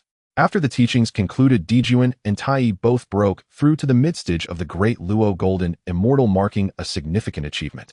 Meanwhile, Ling Xiao during this millennium utilized the Nine Heavens Void Soil and the Chaos Pearl to comprehend a fragment of the Law of Earth. With advancements in the laws of space, light, and fire, his cultivation had reached the late stage of the great Luo golden immortal. Currently, his cultivation, aside from Hongjuan, could definitely be considered among the top tier. Compared to the three pure ones and the duo from the west, he was not far behind. In the present primal chaos, comprehending the laws is difficult. Thanks to Hongjuan's teachings, many great beings experienced rapid growth in their cultivation, yet he steadily advanced at his own pace. However, this is still not enough. I need to progress even faster. Ling Xiao lamented inwardly, not daring to be complacent. This is because upon reaching the Quasi-Saint realm, these great beings could exploit the method of slaying the three corpses to take shortcuts. Casually slaying one corpse could lead to exponential growth in cultivation. However, the path of the Hunyuan Great Luo Golden Immortal has no shortcuts. The deeper one goes, the harder it becomes to comprehend the laws. To ascend to the Hunyuan Golden Immortal, one must have a certain mastery over a singular law. The Hunyuan Great Luo Golden Immortal represents a complete mastery over one entire law. The road ahead is long and arduous. Ling Xiao pondered, realizing he must hasten his cultivation speed and would never again leave the Sun Star without cause. Thank you, Hongyun, for your generous teachings. On this day, Dijun and Taiyi expressed their gratitude to Hongyun after digesting the insights. No need to be polite. Compared to the assistance from the three crow friends, to me, this is nothing. Hongyun waved his hand, a gentle smile gracing his face. In a few thousand years, Daozu will hold teachings again. At that time, the three crow friends can go to Zhixiao Palace to listen in. He kindly reminded them. Dijun and Taiyi nodded, filled with anticipation. At this moment, Ling Xiao slowly opened his eyes, casting a meaningful glance at Hongyun, saying, "Thank you for your goodwill, Hongyun." Upon mentioning the teachings at Zhixiao Palace, he recalled the Hongmeng Purple Qi. He initially wanted to remind Hongyun, but deemed it too early. The distribution of sacred positions by Hongjun and the release of the Hongmeng Purple Qi should occur during his third teaching. Ling Xiao, it is I who should thank you. Hongyun humbly refused, standing up and saying, "Three crow friends, since the discussions have concluded, I shall take my leave." "Please do." Ling Xiao and the others rose to see Hongyun off until he left the Sun Star. This Hongyun is truly a good friend. Being with him is exceptionally comfortable. Dijun gazed at Hongyun's departing figure, feeling a sense of admiration. Indeed, compared to those two from the west, the difference is quite pronounced, Taiyi remarked with a smile. After seeing Hongyun off, Ling Xiao and the others returned to the Sun Star beneath the Fusong tree. Dijun and Taiyi immediately sat down to continue absorbing insights. Ling Xiao glanced at the two and spoke. "Eldest brother, second brother, don't rush into cultivation just yet. I have something for you." "What is it?" Dijun and Taiyi were somewhat curious, as their third brother always managed to come up with something new. "You mustn't be surprised or overly excited," Ling Xiao said with a serious expression. "What you say makes it sound like we've never seen the world before." Dijun chuckled, feeling that Ling Xiao was making a mountain out of a molehill. Although they had only been out once since taking form, their innate understanding of the mysteries of heaven and earth meant there was little they did not know. There was hardly anything that could excite them. Ling Xiao nodded, raising his hand and revealing a fragment of the creation jade plate emanating an aura of profound mysteries. "This is..." Dijun and Taiyi were instantly stunned, looking at it in astonishment, their minds seemingly short-circuited, unable to recall its name for a while. It felt familiar, yet unfamiliar. "A fragment of the creation jade plate," Ling Xiao calmly revealed, and as the words fell, silence ensued. Boom. Dijun and Taiyi immediately stood up, pointing at the creation jade plate fragment, speechless in shock. Not only did Ling Xiao possess a fragment, but he had two. "Third brother, where did you acquire this?" Dijun steadied his excited heart and asked with uncertainty. This was too terrifying. A complete creation jade plate was a treasure of chaos level. Even a single fragment was as precious as an innate treasure. Ling Xiao paused for a moment, smiling as he said, "I mentioned this is something I was born with. Do you believe it?" His casual tone caused both Dijun and Taiyi to be stunned, pondering for a moment before slowly responding. "Of course we believe you. You are my brother," Dijun declared. Third brother, I don't want this, you should keep it for yourself. Taiyi, however, straightforwardly declined, without any sentimentality. Ling Xiao smiled wryly, saying, I have another fragment, but sufficient for me. The great Luo Golden Immortal requires understanding the laws, and with this cultivation becomes exponentially easier. In truth, he only had 2 fragments of the creation jade plate, but with the Chaos Pearl in existence, the fragments didn't seem so crucial to him. As the calamity of the witch and demon approaches, enhancing strength is of utmost importance. Although Ling Xiao does not plan to involve himself with the demon clan or get entangled in the great calamity, unexpected events are inevitable. Dijun and Taiyi are his primordial brothers. During the great calamity, they are his most capable allies, and their strength cannot lag too far behind. To avoid being controlled by Hongjun in the future, they all need to follow the path of the Hunyuan Great Luo Golden Immortal. The method of slaying the 3 corpses naturally cannot be applied here. Similarly, achieving holiness through merit requires one's primordial spirit to be entrusted to the heavenly Tao. Only by becoming a Hunyuan Great Luo Golden Immortal can one truly roam freely across heaven and earth. Dijun and Taiyi were completely speechless, not expecting Ling Xiao to have another fragment. Turns out this thing can be obtained in bulk. Second brother, let's take this. We can't always hold back. Third brother, can we? Be careful not to reveal the creation jade plate fragments outside, Ling Xiao reminded them. Dijun and Taiyi nodded solemnly, fully understanding the implications. They then eagerly returned to comprehend the creation jade plate fragments. Ling Xiao also continued to refine the Chaos Pearl while comprehending the laws. Ever since his cultivation reached the Great Luo Golden Immortal, his speed of refining the Chaos Pearl had significantly increased. Out of the 3,000 prohibitions, he had already refined over 500. Ling Xiao silently entered a meditative state as he refined the prohibitions and comprehended the laws. The Sun Star was engulfed in a frenzy of cultivation. Outside, the disputes between the Witch Clan and the Demon Clan gradually intensified. During this time, the Demon Clan was not yet unified, and the myriad beings of the primal chaos were like scattered sand, unable to match the Witch Clan. As the Witch Clan expanded, disputes erupted across the primal chaos, almost entirely one-sided. At this time, the myriad tribes of the primal chaos had no choice but to place their hopes on certain great beings, hoping that someone could emerge to lead them in resisting the Witch Clan's assault.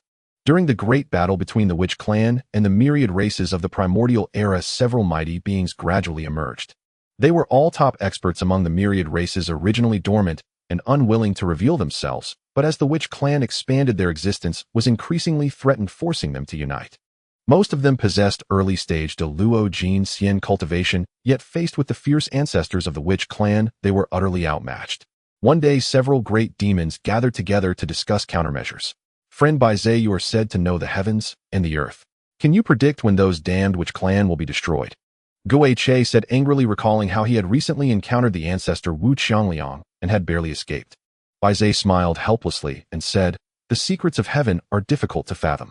As the conflicts between heaven and earth continue unabated, even I find it hard to unravel the enigma. Rather than waiting for the Witch Clan's downfall, it would be more useful to discuss something practical. If this continues, we will perish before the Witch Clan does, Ji Meng said with a grim expression. The 12 ancestors of the Witch Clan are incredibly powerful. We cannot withstand them. All that awaits us is destruction. Another great demon spoke, expressing a bleak outlook on the current situation. For the Witch Clan, the most critical aspect is the 12 ancestors, who not only possess unparalleled combat strength, but can also create witch warriors with blood. Unless someone can defeat the 12 ancestors, the myriad races of the primordial era cannot possibly withstand the Witch Clan. They can exhaust you completely. Baize, a refined young man with the demeanor of a sage, shook his feather fan and spoke. In my opinion, the actions of the Witch Clan are harmful to the heavens. Even if the Witch Clan engages in widespread slaughter, it will deplete their luck. The myriad races of the primordial era are filled with grievances, and one day they will retaliate against the Witch Clan. The great demons seemed to understand, but felt that Baize's words were somewhat vague. Who can truly predict the intricacies of luck and cause and effect? Now that the Tao ancestor is expounding the great Tao, those powerful beings who go to listen are advancing rapidly in strength. The Witch Clan is inherently flawed and cannot comprehend the great Tao, so they must be anxious and can only frantically expand to replenish themselves and strengthen their power. Ji Meng echoed, sharing his thoughts. I believe we should be the ones in a hurry. Is there no good countermeasure among you friends? Ying Zhao said urgently. The great demons fell silent, looking left and right, finally concentrating their gaze on Baize. For matters requiring thought, it had to be this friend who would come up with a solution. Baize naturally did not disappoint. He had not expected anyone present to come up with a good strategy. Actually, I have been thinking about it for a while. We are all ears, Baize. The great demon said excitedly. In my view, the strength of the myriad races is not weak. They can at least match the witch clan. The problem is that they are scattered like sand. To change this predicament, a capable and influential being must step forward to unite the races. By doing so, there would be a chance to resist the onslaught of the witch clan. Baize spoke clearly and methodically. After listening, the great beings felt enlightened. How could they not have thought of such an obvious truth? Baize's words are indeed correct. I believe it's feasible. Ji Ming immediately agreed. In that case, let Baize take on the great responsibility of uniting the myriad races. Upon this suggestion, the remaining great demons fell silent, tacitly agreeing. However, Baize shook his head gently and said, my status is insufficient, and the friends present are also not adequate to bear this great responsibility. His words were straightforward, completely negating not only himself, but also extinguishing any flicker of ambition among the great demons present. Such words must be spoken to avoid intrigue and unnecessary trouble. Then Baize, who do you think can shoulder this great responsibility? At present, the most suitable candidates are two. Baize revealed his thoughts. The first is Kuan Peng, who is undoubtedly the most prestigious among the myriad races. The great beings nodded. They had heard of Kuan Peng's fearsome reputation. In the current primordial era, he was certainly among the top-tier powers, possessing both strength and prestige. What about the second? A great demon inquired. Baize paused for a moment and slowly said, you must have heard of the being who made a fleeting appearance 1,000 years ago. The sun star Sanwu. Sanwu. The great beings displayed expressions of surprise, recalling this somewhat peculiar title. Since the competition for the gourd at Buzhou Mountain, Ling Xiao's name had officially made its debut in the primordial era. This also left many great beings remembering this name, realizing that such a being existed on the sun star.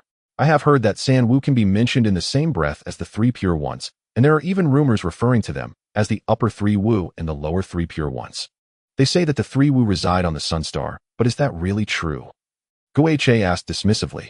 He had learned of the name Sanwu from others and did not think much of it. He even felt that it might be a name of little substance.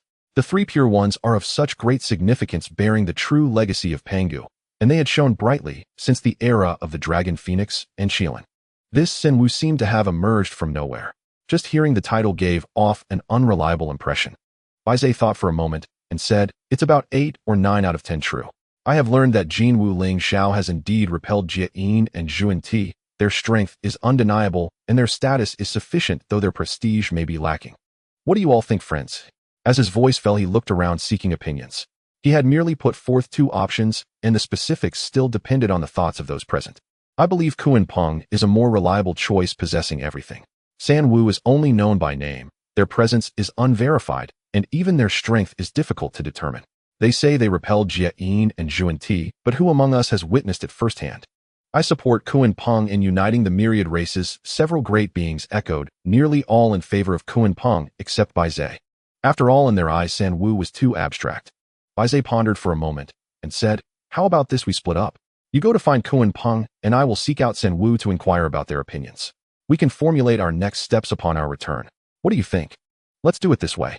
The great beings unanimously agreed and immediately divided into 2 groups, with Baize and Ji Ming heading to the sun star, while the other great beings went to find Kuan Peng.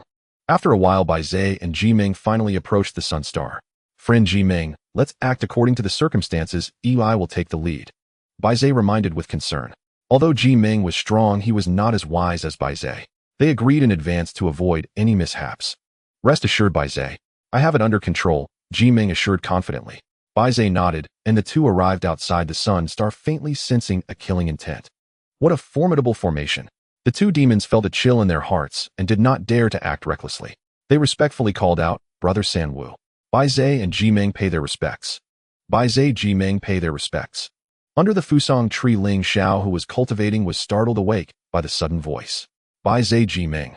Aren't they the demon gods of the demon clan? Why have they come? Could it be? Ling Xiao's expression shifted. Calculating the time, this was precisely the period of intense conflict with the Wu clan. Those 2 were surely here for the sake of the demon clan. Even keeping such a low profile, they still think of me. Guessing Baize's intentions, Ling Xiao felt somewhat speechless. Since his emergence, he had only ventured out once, yet he was still remembered by the demon clan. Could it truly be that destiny is unavoidable? Baize, Ji Ming. Let's go, let's have a look. Dijun rose, ready to fly out from the sun star. Wait a moment, elder brother. Ling Xiao called out to stop him. Dijun turned back, a look of confusion on his face. Do you know the purpose of Bai Zai and Ji Ming's visit? We haven't met yet, how could I possibly know? Dijun replied bluntly. As far as I know, their visit bodes no good. The primordial world is rife with conflict. They come neither early nor late, but precisely now. You can imagine why. Ling Xiao said with a smile. Seeing that Dijun and Taiyi seemed to half understand, he continued. Hey, race the plan, you two go out first. No matter what Bai Zai says, do not agree to anything. Refuse outright. And what about you? Taiyi asked. He'll follow shortly. Dijun and Taiyi nodded solemnly, heeding Ling Xiao's words without question. Then they flew out. Bai Zai and Ji Ming were hesitating whether to call out again when they saw two divine rainbows fly out from the sun star. They were stunned. Weren't there supposed to be 3 golden crows? Why had only 2 emerged? And who were these 2? As they pondered, Dijun and Taiyi had already arrived before them. 2 fellow cultivators, what business brings you to our sun star? Bai Zai paused, then asked, long have we heard of the renowned 3 golden crows? May I ask who you 2 might be? He needed to confirm their identities before proceeding. Dijun, Taiyi. Dijun and Taiyi announced themselves. As their words fell, a subtle shift flickered in Bai Zai's eyes. Rumor had it that among the 3 golden crows, the one named Ling Xiao was the strongest. Why hadn't he come? 2 fellow cultivators, I hear there is another among the 3 golden crows, a Taoist friend named Ling Xiao. Why is he not present? Bai Zai asked with a beaming smile, his tone exceedingly gentle, as soothing as a spring breeze. Our 3rd brother is in seclusion cultivating. If you have something to say, speak plainly. No need for riddles. Dijun was direct and impatient.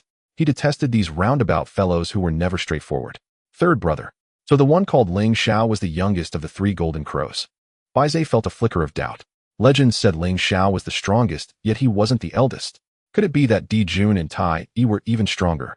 No, that couldn't be. These 2 golden crows didn't seem that powerful either. 2 fellow cultivators, you must be aware of the current situation in the primordial world. The Wu clan expands unchecked, slaughtering living beings. The myriad races of the wilderness are filled with grievances, and matters have reached an irredeemable state. Bai Zai spoke with passion, analyzing the pros and cons with meticulous detail. It must be said Dijun and Taiyi felt their blood boil. They yearned to charge out and tear apart the Wu clan. But remembering Ling Xiao's words, they calmed down.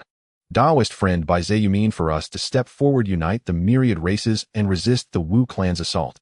After hearing Bai Zai out, Dijun asked with a serious expression. Indeed, you 3 have the status and strength. No one else can integrate the myriad races and repel the Wu clan's invasion. Bai Zai shook the feather fan in his hand and replied with a smile. He had taken note of Dijun and Taiyi's reactions and was now 70% confident. Golden crows possessed a sovereign's destiny. Such matters of ruling over all races and claiming kingship held immense allure for them, likely hard to refuse. In truth, Dijun and Taiyi felt exactly that. Born with a sovereign's fate, they were drawn to such things. But times had changed. Taoist friend Bai Zai, you speak truly, but our skills are mediocre. We fear we cannot bear such a great responsibility. Dijun continued, his words half truth and half pretext. The battle at Buzhou Mountain had made them realize their shortcomings. More importantly, Ling Xiao had instructed them not to agree to anything Bai Zai proposed. You are 2 modest fellow cultivators. May I ask what your cultivation levels are? Ji Ming couldn't help but ask. Such a personal question was something only he could voice. Bai Zai would never dare. Dijun and Taiyi, intending to decline, saw no reason to hide.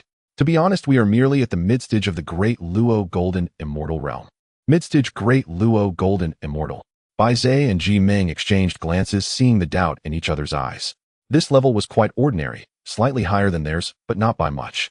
Wasn't it said the 3 golden crows were on par with the 3 pure ones? This cultivation level fell short of theirs. Could it be that the one named Ling Xiao was far more powerful? That didn't make sense either. As brothers from the same origin, there was no reason for the younger to surpass the elder. At best, they'd be equal. Or perhaps Ling Xiao was a mutant golden crow with 4 legs instead of 3. For a moment, Bai Zai and Ji Ming were perplexed. 2 fellow cultivators, your strength is already formidable. You are more than capable of shouldering this task. After a brief silence, Bai Zai spoke with a smile, his words somewhat insincere. Looking at it from another angle, although the golden crow's strength wasn't top tier, there were 3 of them, weren't there? 3 together should at least match one top-tier powerhouse, right? At the very least, they were stronger than himself. Enough, spare your words. For the time being, we will not leave the Sun Star. Taiyi waved his hand, already dismissing them. His mind was set on returning to cultivation and comprehending the laws of the Tao. He had no interest in such worldly affairs. Bai Zai was speechless. What was wrong with these 2 golden crows? Born with a sovereign's destiny, yet so lacking in ambition. Could we? Ask for Taoist friend Ling Xiao to come out and meet us. He refused to give up, pinning his hopes on the last golden crow. If the rumors were true, then this third golden crow possessed something remarkable. Dijun and Taiyi were about to refuse, when at that moment a calm voice echoed from the depths of the sun star. Even if I come out, the outcome will not change. As the words faded, Ling Xiao's figure strolled into view. Taoist friend Ling Xiao. Bai Zhe and Ji Ming watched the approaching figure. He wore a robe embroidered with the sun, moon, and stars. His features were peerlessly handsome, with slanted brows that swept into his temples. His youthful countenance bore a hint of unruly pride. You too should take your leave. Do not waste your time on us. Ling Xiao said with a faint smile, his words clear, leaving no room for false hope. Taoist friend Ling Xiao, the world is in chaos now. This is the perfect opportunity to rise. Such a chance will not come again. Bai Zhe, undeterred, spoke seriously with a solemn expression. The moment he laid eyes on Ling Xiao, his innate intuition solidified his thoughts. He was well versed in astronomy and geography. Although he could not decipher Ling Xiao's fate, his remaining intuition signaled that this golden crow was extraordinary. Ling Xiao fell silent, not in contemplation, but because the system presented him with another choice. Detected a conflict between the Witch and Lich clans. It has reached a critical moment. Please make the following choice. Choice 1. Agree to Bai Zhe. Unite the myriad clans. Reward the inheritance technique of Pangu. 9 turns mystic art. Choice 2. Refuse. Bai Zhe. Remain steady. Reward the method of creating avatars, transforming 1 into 3. Upon presenting this choice, Ling Xiao hesitated not at all. System, I choose 2. He had no intention of stepping out, and being given a choice felt like a gift. Though 9 turns mystic art was remarkable, it held little value for him, as it specialized in physical cultivation tailored for the Witch clan. With his nascent soul, such physical training was not as crucial. Did they think he would be lured out by a mere 9 turns mystic art? Unfortunately, he was a principled crow. If he said he wouldn't go out, he meant it. Ling Xiao, have you made your decision? As long as you agree, I, Bai Zhe, will wholeheartedly assist you. Bai Zhe, seeing Ling Xiao's silence, proceeded to propose further conditions. In the world of the Primordial, who did not know that Bai Zhe was knowledgeable in both astronomy and geography, a great auspicious omen, the spirit of fortune. Ling Xiao came to himself and smiled, saying, Bai Zhe, my Golden Crow clan has no intention of uniting the myriad clans. You should seek a more suitable candidate. Bai Zhe's expression shifted slightly, a bit exasperated, his gaze flickering. Ling Xiao, in my heart, you are the only suitable choice. If you refuse, I truly do not know who else to approach. Hearing this, Ling Xiao revealed a knowing smile. From what I know, there are indeed others more suitable than me, such as the North Sea Kunpeng. Did he also refuse you? As he finished speaking, Bai Zhe was about to respond, but unexpectedly Ji Ming, who had remained silent, spoke first. Not at all, we will act separately. Ji Ming. Bai Zhe blurted out, glaring fiercely at his companion. At this moment, Ling Xiao's smile widened, as he had anticipated, Bai Zhe and his group had not run out of options. Esteemed friends, the conversation has reached its end. Please take your leave. He no longer wished to say more and issued a dismissal. Ling Xiao, you must listen to my explanation. In my heart, you are the most suitable to lead the myriad clans. Bai Zhe spoke helplessly, sounding like he was making excuses, yet it was indeed as he thought, otherwise he would not have personally come to the Sun Star. Beside them, Ji Ming shrank back, realizing he had spoken out of turn, regretting his earlier words. But he could not be blamed. When Ling Xiao asked, his gaze had been fixed on him, as if inquiring, and in a moment of impulse he had spoken. It could only be said that he had been subtly influenced by Ling Xiao and fell into a trap. Bai Zhe, you do not need to explain. Whatever your thoughts may be is irrelevant to me. My Golden Crow clan will not emerge into the world. Ling Xiao stated earnestly. He had no intention of stepping into the world, and Bai Zhe's thoughts had no bearing on him. Bai Zhe sighed, helplessly, feeling regretful, gazing at Ji Ming with a resentful look, believing that had he not spoken out, there might still have been a chance. Seeing this, Ling Xiao felt it necessary to say a few more words. Bai Zhe, do not be disheartened. Although we will not emerge, I can offer you some suggestions. Ling Xiao, please share. Bai Zhe replied, forcing himself to sound more invigorated. Compared to the suggestions, he was more inclined to have Ling Xiao take action. In my view, not only my Golden Crow clan or the Kunpeng, but other powerful beings could also unite the myriad clans. Furthermore, they might be more suitable than us. Ling Xiao spoke slowly, preparing to broaden Bai Zhe's perspective. Bai Zhe's expression turned skeptical as he questioned, who does Ling Xiao mean? Many of the current innate powers remain hidden and rarely show themselves. Who would be willing to step forward? There are indeed some. It all depends on how you approach it, Ling Xiao continued. You could try visiting Mount Buzhou. Mount Buzhou. Bai Zhe exclaimed in surprise, for there were many powerful beings on Mount Buzhou. As he prepared to inquire further, he saw Ling Xiao shake his head. This conversation ends here. Go now. Bai Zhe hesitated, ultimately refraining from asking his question, and could only take his leave. 3 crow friends, we bid you farewell. Safe travels. Ling Xiao and the others watched them depart. Third brother, I do not quite understand why not agree with Bai Zai. Dijun asked puzzled. He could never grasp why such a good opportunity could not be accepted. Uniting the myriad clans would grant them endless fortune. Such an opportunity was indeed a beautiful thing. Elder brother, have you forgotten? Third brother possesses foresight. There must be a reason for his refusal. Taiyi interjected, unconditionally trusting Ling Xiao. Ling Xiao glanced at the two. Taiyi's reasoning was acceptable, but Dijun's thoughts were somewhat dangerous.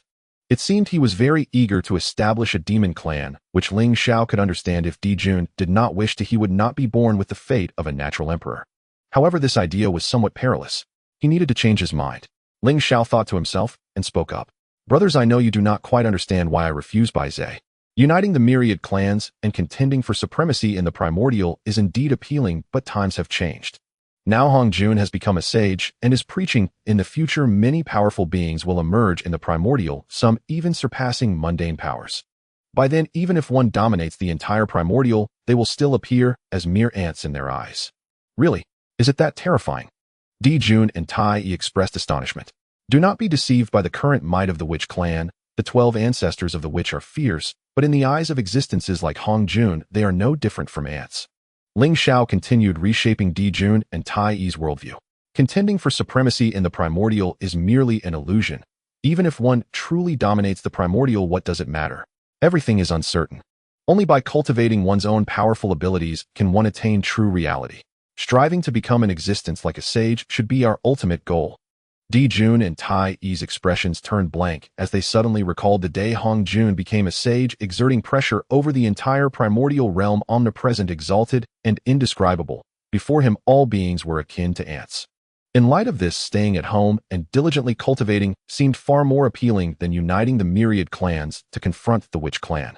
As Ling Xiao said, even if they were to dominate the entire primordial, could they ensure they became as powerful as a sage? If not, they would merely be slightly larger ants in the eyes of the sages. Third brother, we understand. Bai Zai and Ji Ming left the Taiyang Star and arrived at Buzhou Mountain. According to Ling Xiao, there exists a being here capable of uniting all races, so they came to try their luck. Bai Zai pondered deeply. The only renowned powers at Buzhou Mountain were the Sanqing and Yuhua Fushi. Other powerful beings lacked that capability. Could it be that Ling Xiao was referring to the Sanqing? Standing at the foot of Buzhou Mountain, Bai Zai's eyes flickered as he considered this possibility, but he quickly dismissed it. The Sanqing claimed to be the true lineage of Pangu. Exceedingly proud, they would likely look down on everyone except the great god Pangu, making it highly unlikely for them to lead the myriad races of Hongluan. It would be like asking a phoenix to lead the sparrows. They simply could not lower themselves to that stature. Bai Zai, where are we going? Ji Ming, seeing Bai Zai remain inactive, could not help but ask. After a prolonged silence, he finally burst out with a question. Bai Zai retracted his thoughts and said, we are going to find Yuhua and Fushi. Yuhua and Fushi. These two siblings are primordial deities. Is it appropriate to seek their leadership over all races? Bai Zai smiled confidently and said, whether it is appropriate can only be determined by trying. I believe that Ling Xiao wouldn't bring us to Buzhou Mountain for no reason. Ji Ming nodded, remaining silent, indicating his agreement. Bai Zai glanced at him and cautioned, Ji Ming, don't speak recklessly later. I will handle everything. This was a person with a history, and he needed to be reminded. Rest assured, Bai Zai, of this time I won't say a word, Ji Ming promised with a pat on his chest. Bai Zai nodded and then flew into Buzhou Mountain. Upon arriving outside the Taoist temple of Yuhua and Fushi, before Bai Zai could speak, a voice resonated from within. Dear friends, please come in to talk. Bai Zai and Ji Ming hesitated not and walked into the temple. As soon as they saw Fushi and Yuhua, they approached them with enthusiasm. We come to disturb, please do not take offense. Bai Zai said with a smile and a good mood. Since Yuhua and Fushi allowed them in, it indicated some hope, unlike at Taiyang Star, where they couldn't even get past the door. No worries, may I ask why you two have come? Yuhua asked with a gentle smile. Bai Zai did not conceal anything and repeated the words said at Taiyang Star in various ways. After listening, Yuhua and Fushi exchanged glances and slowly said, Bai Zai, how can we involve ourselves in the matters between the myriad races and the Wu clan? This was said by Fushi. As primordial deities, they naturally could not be compared to ordinary Hongluan beings. Even if the Wu clan were powerful, they posed no threat to them. Taking the initiative to unite the myriad races would be a thankless task, wouldn't it? Bai Zai maintained a calm expression. Having anticipated this question, he had already been secretly planning on the way here. How to persuade these powerful beings to step forward. Now wasn't the opportunity here. Fortunately, he was well prepared. Fushi Nuwa, the Wu clan, is wantonly expanding, killing the innocent, and the entire Hongwang is filled with grievances. Such behavior is naturally intolerable by heaven and earth. If someone could stand up at this moment and lead the myriad races to resist the tyranny of the Wu clan, not only would they enjoy the fortune of the myriad races, but they might also gain great merit. Although you two are primordial deities, you are still part of the Hongwang land. Besides you, no one else has this qualification. Baizhe spoke very seriously, analyzing the situation thoroughly. After hearing Baizhe, Nuwa and Fushi were indeed somewhat moved. Ever since Hongjun preached, the powers had experienced a surge in strength, and although they were primordial deities, they felt immense pressure. Baizhe, the Wu clan, is ferocious and has the 12 ancestors of Wu. In my opinion, even if the myriad races unite, it would likely be very difficult to withstand them, wouldn't it?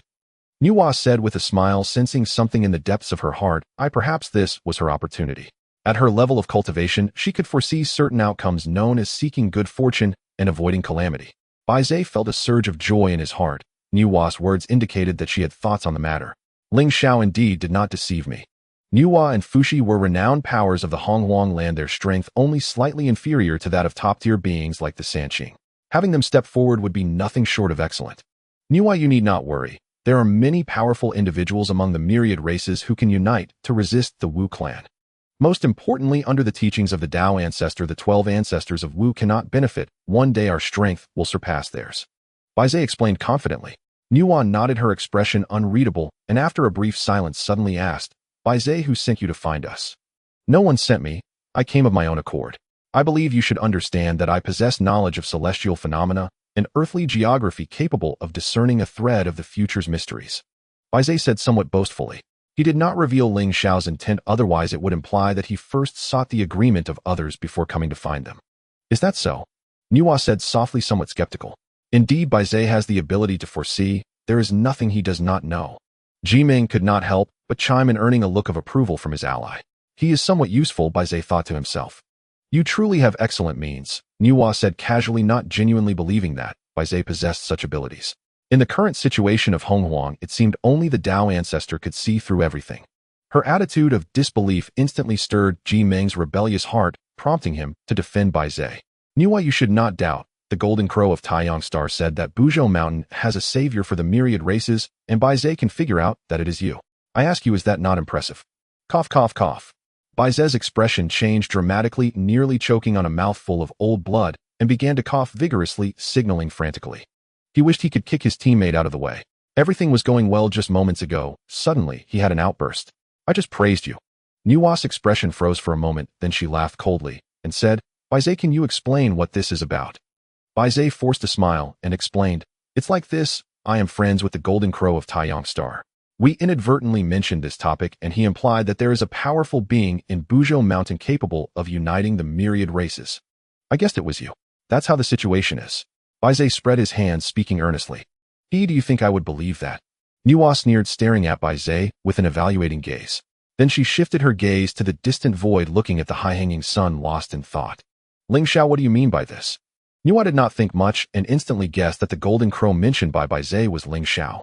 The clash from 1,000 years ago was still vivid in her memory.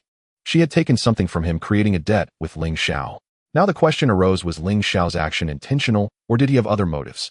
Besides them, the three pure ones also resided in Buzhou Mountain, while other beings simply lacked the strength to unite the myriad races. What could be the reason?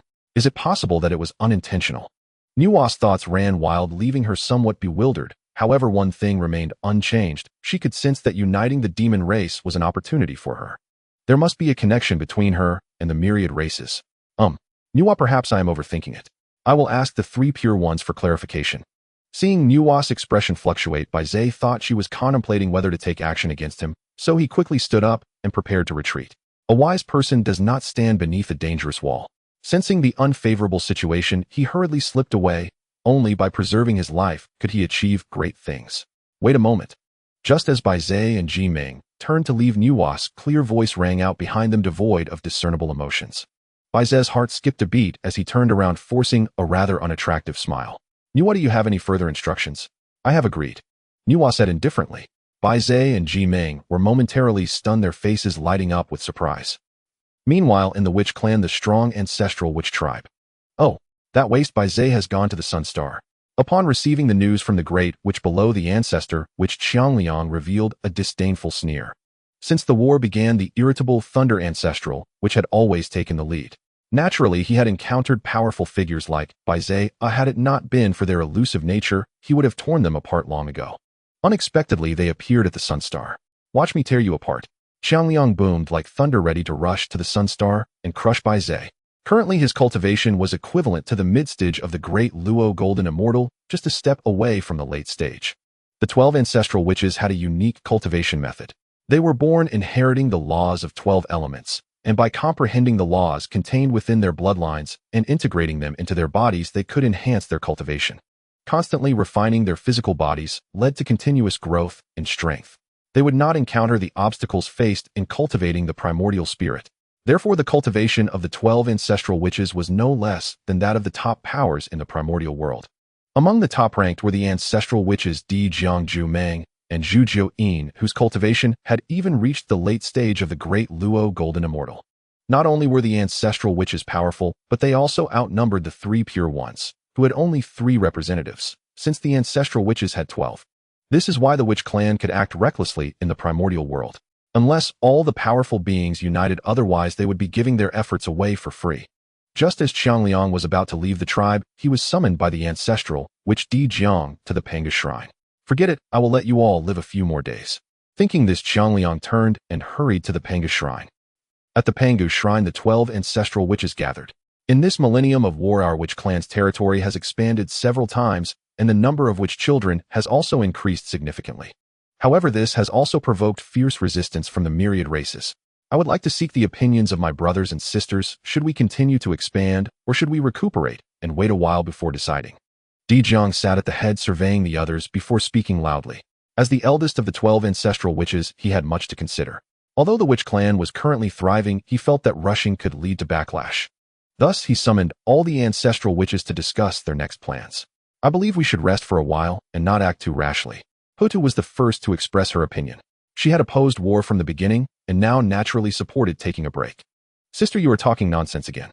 The situation is currently very favorable. We should seize this momentum and fight to the end, unifying and dominating the primordial world. Otherwise, once the myriad races react, it will be troublesome." Zhurong spoke with a smile, his fiery temper tempered by insight, his words filled with wisdom. The other ancestral witches nodded in agreement. Having already engaged in battle, would they now give their opponents time to prepare? Combat is the best nourishment for our witch clan's children. Only through continuous battle can the witch clan grow stronger, Zhujiu Yin said calmly. Besides the ancestral witches, the other witches needed to consume the essence of blood and flesh to cultivate. They could not achieve anything just by resting at home. At this moment, Qiangliang chuckled and said, "I recently learned an interesting piece of news." He paused here, creating suspense. As all the ancestral witches turned their gazes toward him, Qiangliang continued, "Baizhe and Ji Ming have gone to the Sun Star, but I don't know what they are up to." "What does Baizhe want at the Sun Star?" The ancestral witches showed puzzled expressions. For a moment, they could not understand what Baizhe was intending. "The Sun Star is the dojo of the Golden Crows. It does, Baizhe, seek the 3 crows." Xuanming's expression shifted and a hint of intrigue flashed in his eyes. 3 crows. The ancestral witches exchanged glances, familiar with this title. They had heard of it a millennium ago. "That fellow Baizhe is said to know the heavens and the earth. If he seeks the 3 crows, he must have a purpose." One ancestral, which spoke slowly. At this moment, Hutu, who had remained silent, suddenly had a thought. "I suspect Baizhe wants to invite the 3 crows to mediate for the myriad races against our witch clan." Although she had not participated much in the fighting, she had been keeping an eye on the situation in the primordial world, especially the movements of the myriad races. Coupled with some signs, it was not difficult to deduce Baizhe's intentions. As soon as Hutu finished speaking, several boisterous ancestral witches burst into laughter. "I think Baizhe has been hit on the head. Ew, I could crush those so-called 3 crows with one hand. What good would it do to invite them out?" The speaker was Gonggong, the 4th ranked of the 12 ancestral witches, already at the late stage of the great Luo Golden Immortal. Although he had heard that the golden crow named Ling Xiao had repelled Jane, what did that matter? He believed he could do the same. Baizhe inviting them out to challenge the witch clan. Was he not out of his mind? Just 3 golden crows, what threat could they pose? They were not even a concern. Hutu also smiled lightly, not taking it to heart. Even if it aligned with her speculation, it was of no consequence. With just 3 golden crows, they posed no threat to their witch clan. Dijiang surveyed the room. Through the feedback from the ancestral witches, he understood that this battle could not stop. It needed to continue until complete victory was achieved. Just as he was about to announce the battle order, a great witch requested an audience. One from Qiangliang's tribe responsible for gathering information on the battle situation. Great Ancestral Witch, we have received the latest news. Bai Zhe and Ji Ming have left the Sun Star and are heading to Buzhou Mountain. The sudden report from the Great Witch caused the Ancestral Witches to show expressions of surprise. Bai Zhe has gone to Buzhou Mountain. What is at Buzhou Mountain? The three pure ones. Nuan Fushi. What does this waste Bai Zhe want? Leaving the Sun Star to go to Buzhou Mountain, what intentions does he have? Xiangliang waved his hand, signaling the Great Witch who delivered the news to retreat. Isn't it obvious? He was likely rejected by the three Wus, and this waste is now setting his sights on the three pure ones. The three Wu and the three pure ones, what a peculiar pair. One Ancestral Witch chuckled, clearly disdainful. Is there a possibility that Bai Zhe wants to unite the three Wu and the three pure ones to oppose our witch clan? Jumong revealed a contemplative expression as he spoke. This statement was met with rebuttals from many ancestral witches. No way, those powerful beings are not fools. How could they listen to Bai Zhe? Zhurong said dismissively, indeed, across the entire Honghuang, which blind person would dare to oppose our witch clan? Gonggong echoed, unabashed. The ancestral witches were engaged in a heated discussion, each expressing their opinions. After a while, Dijang saw that the discussion had progressed sufficiently and spoke slowly. Regardless of the outcome, I believe we must not allow this momentum to develop. All-powerful beings in Honghuang must know that opposing our ancestral witches leads to a dire end. As Dijang finished speaking, all the ancestral witches fell silent, their gazes fixed on him. Elder brother, do you mean to strike against the three pure ones or the three Wu, making all-powerful beings aware that any casual contact with the myriad clans will incur our ancestral witches' wrath? Zhurong's eyes brightened as he comprehended Dijang's intent. I think that's a good idea. We need to suppress these powerful beings' arrogance, making them understand that anyone who dares to aid these wastes Bai Zhe is opposing our witch clan. Xiangliang bellowed loudly, extremely domineering, belonging to the type that would charge at you with just a glance. Most ancestral witches found this quite normal. They had always been this way, accustomed to being domineering. So it's settled. Who shall we target, the three Wu or the three pure ones? An ancestral witch eagerly asked, brimming with anticipation, the violent elements within him stirring restlessly. Naturally, it's the three pure ones. Bai Zhe went to find the three pure ones clearly because the three Wu rejected him, which indicates that the three Wu possesses self-awareness and dares not oppose our witch clan. Since that's the case, there's no need to target them. Xianming said with a smile, his eyes bright. Indeed, in my view, the threat from the three Wu is not as great as that from the three pure ones. This time we should target the three pure ones. Zhu Jiuyin said lightly. The ancestral witches nodded, repeatedly agreeing with Zhu Jiuyin's reasoning. They had never seen the so-called three Wu, and it was highly likely that they were just a bluff. The three pure ones were different. Since the beginning of the Yuan Hui, they had interacted with them more than once, and they naturally knew that the three pure ones were not to be underestimated. Thus, all the ancestral witches except for Dijang agreed to take action against the three pure ones. Seeing that the discussion among the ancestral witches had reached a conclusion, Dijang spoke. Targeting the three pure ones is correct, but there is another important reason. For a long time, the three pure ones have been flaunting the name of Pangus orthodoxy, yet they never worship the Father God. Their intentions are condemnable. This time we must heavily suppress the three pure ones, and if possible, it would be best to eliminate them. This concerns not just the name of Pangus orthodoxy, but also the fortune of our witch clan. Dijang spoke with a serious expression, showing immense determination. When these words were spoken, all the ancestral witches were stunned for a moment, and Hoda even voiced her opposition. Elder brother, the three pure ones are transformed from the essence of the Father God. Killing them might not be a good idea, right? Exactly for this reason, we must proceed. Laozi Yuan Shi and Tong Tian are the essence of the Father God, while we ancestral witches represent the physical body of the Father God. Killing them might just compensate for our innate deficiencies. Dijang said this, his gaze sparkling with incredible brilliance. As his words fell, the ancestral witches showed unusual expressions, feeling that Dijang's reasoning was quite sound. I agree with what Elder Brother said. Even if we cannot kill the three pure ones, we must strip them of the name of Pangus orthodoxy. Zhu Jiuyin said coldly, ruthlessly, and resolutely. The world of Honghuang is indeed transformed from the Father God. Pangus orthodoxy is not just a simple title, but represents the legacy and fortune left by Pangu. If they can strip the fortune of the three pure ones, perhaps the witch clan can undergo an incredible transformation. Let's do it this way. After all, we need to expand, and we can conveniently seize the territory of the three pure ones. Xianming said with a smile, but his gaze revealed a coldness. The ancestral witches nodded in agreement. Let's do it and let's set off. On the mountainside of Buzhou Mountain, Dong Kunlun, the Great Hall of the Three Pure Ones, Laozi, Yuan Shi, and Tong Tian stood together, exuding an enigmatic aura. Upon closer inspection, there seemed to be a hint of Pangus essence. The white-bearded, white-browed Laozi held a shoulder pole, flames dancing, radiating brilliant light. The dignified Yuan Shi held the three treasures, Rui swirling with apricot yellow. The resolute and proud Tong Tian held the Qingping sword, resonating with a mystical sound. The shoulder pole Rui and Qingping sword were transformed from the chaotic green lotus. This was an opportunity they encountered while traveling through Buzhou Mountain. Aside from the gourd, this was the only treasure they could present. After a while, the three pure ones slowly opened their eyes, a fleeting joy passing across their faces. After this period of hard cultivation, their cultivation had advanced again, especially Laozi, as the eldest among the three pure ones, whose cultivation was nearing perfection in the great Luo Golden Immortal Realm. When Daozu next gives a sermon on the path of the great Luo Golden Immortal Perfection is expected. In today's world of Honghuang, it seems there are no powerful beings whose cultivation surpasses that of the three of us brothers. Tong Tian spoke, his joy hard to conceal. Indeed, what's amusing is that the world actually claims that the three golden crows of the Sun Star can be compared to us. To place the three Wu and the three pure ones together is a tremendous joke. Yuan Shi said, coldly looking down upon everything. The three pure ones are the orthodox lineage of Pangu, and when have they fallen to the level of comparing themselves to mere animals? Second brother, third brother, do not be arrogant or complacent. Our goal is not here. We should look towards greater heights. Laozi said lightly, not forgetting that there is still the existence of a Daozu above them. That is their true goal. As for the so-called three Wu, he did not take them to heart. One day those three golden crows will not even have the qualifications to look up to them. What the eldest brother says is true. Yuan Shi and Tong Tian nodded, agreeing with Laozi.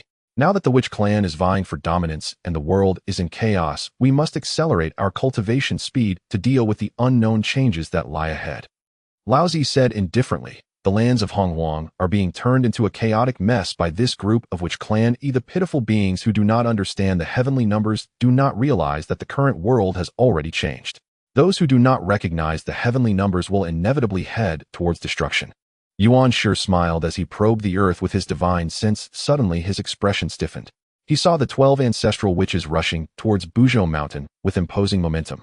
Meanwhile, on the Sun Star, what are the 12 ancestors of Wu up to? Not long ago, Ling Xiao had awakened from his seclusion and happened to see the 12 ancestors of Wu advancing aggressively towards Mount Buzhou. The aura gathered by the 12 ancestors of Wu rose like smoke signals, soaring into the sky of the primal wilderness, sweeping through the heavens and even spreading to the Sun Star above. In the eastern primal wilderness, countless beings trembled in fear, feeling as if the end of days had arrived. The bodies of the 12 ancestors of Wu were towering and invisible, resembling chaotic deities walking through the world, capable of annihilating everything with their every move. Fortunately, the target of the 12 ancestors was not the ants beneath them. Ling Xiao stood on the Sun Star, gazing down at the 12 colossal figures. He could not help but remark that the forms of the 12 ancestors of Wu were uglier than one another. Just their appearance alone could frighten an opponent half to death. One of them caught Ling Xiao's attention a bit longer. This ancestor of Wu had a human body and a serpent tail, 7 arms on its back and 2 hands in front, holding a coiling serpent, exuding an extreme ferocity. This must be Hoodoo, Ling Xiao thought to himself, unable to suppress a smirk. It turned out the novels from his past life were deceiving. They all claimed Hoodoo was extraordinarily beautiful, but seeing it now, it was enough to scare one impotent. Could there be another side to it? Ling Xiao thought to himself, unable to help but chuckle. He did not know what sudden impulse had struck this group of ancestors of Wu, suddenly moving together in such an aggressive manner towards Mount Buzhou. What was at Mount Buzhou? The three pure ones, Nuwa and Fushi. Are the ancestors of Wu planning to take action against them? Was it that they had no opponents and created one for themselves? Ling Xiao thought this way. After all, if the original plot were to unfold at this moment, Dijun and Taiyi would have almost encountered the Wu clan. But now the situation had changed. Dijun and Taiyi were no longer seeking dominance, but instead were cultivating. Ever since their brains had been washed the last time, these two fellows were cultivating with more enthusiasm than himself. Ling Xiao did not understand why the 12 ancestors of Wu had this idea, so he decided not to think about it. As long as they did not come to the Sun Star to cause trouble, everything would be fine. Everything else was none of his concern. At Mount Buzhou, Laozi, Yuanshi, and Tong Tian had already stood up, their expressions grave as they gazed in one direction. The 12 figures filled with murderous intent quickly approached and had already arrived nearby. Why have the 12 ancestors of Wu come? Laozi and Yuanshi exchanged a silent glance, They had just mentioned the ancestors of Wu, and this group had arrived. Could they sense it in their hearts, anticipating that someone was speaking ill of them? This was too absurd. The visitors are not here with good intentions, Lao Zi said, his expression serious. The 12 ancestors of Wu were filled with murderous intent, clearly not here for a leisurely visit.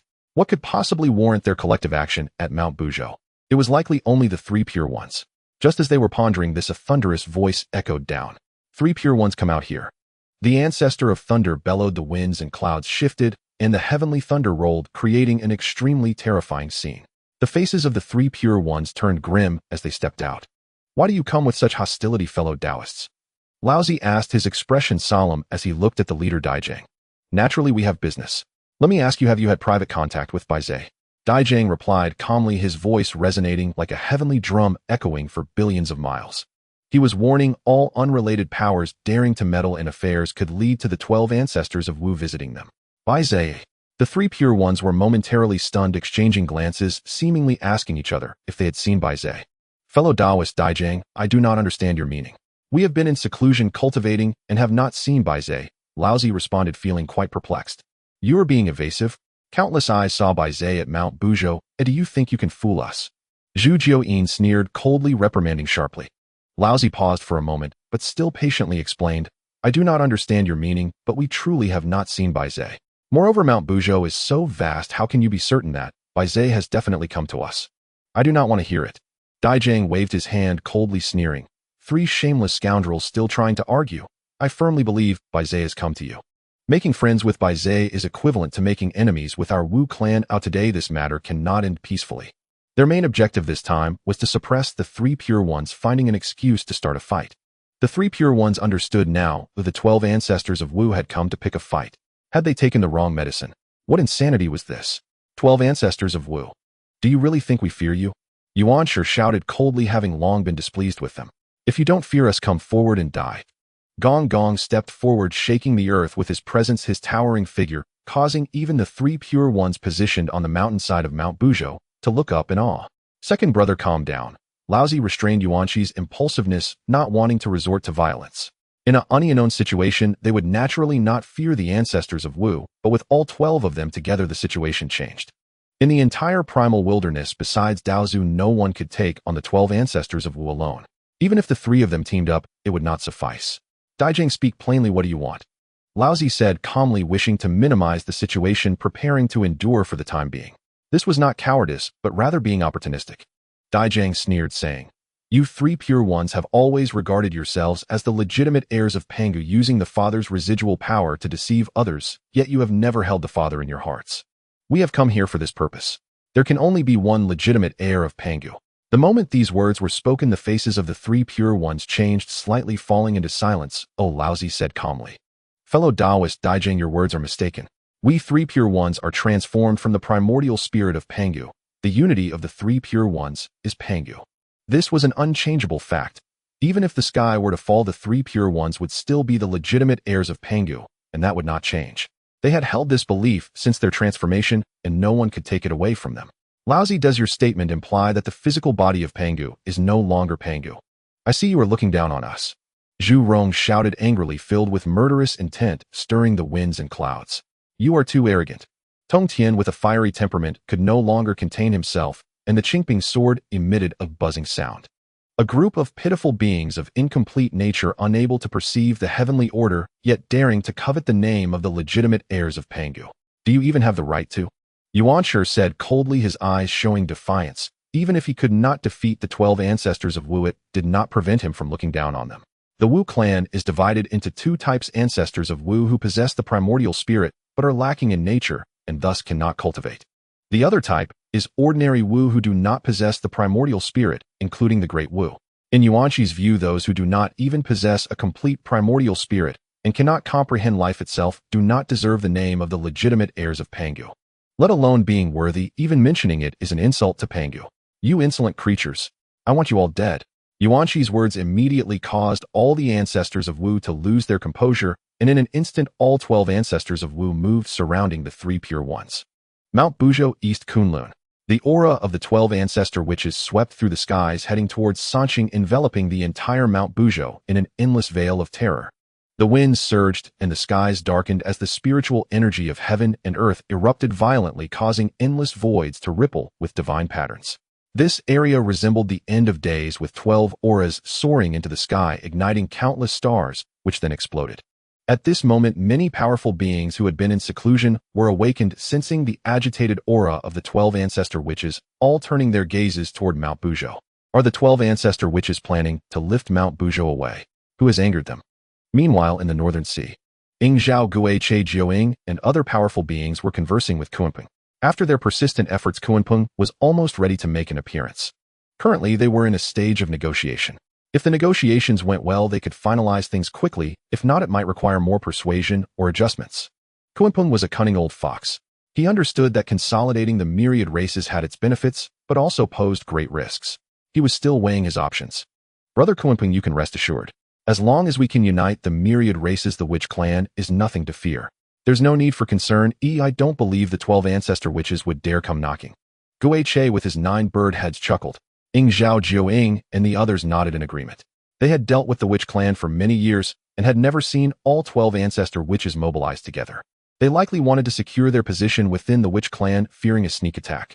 Therefore, the battles between the witch clan and the myriad races would largely depend on the actions of the lesser beings. The leaders would not act recklessly.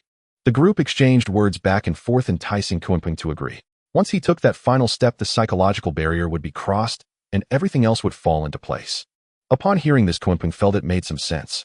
Moreover, with his speed, if he couldn't win, he could still escape. Quite safe. He put down his cup and rose, a surge of heroic spirit welling up within him. Yes, that's the feeling. Ing Zhao Gui Che and the other beings put down their cups and stood up with him, waiting for Kunpeng's declaration.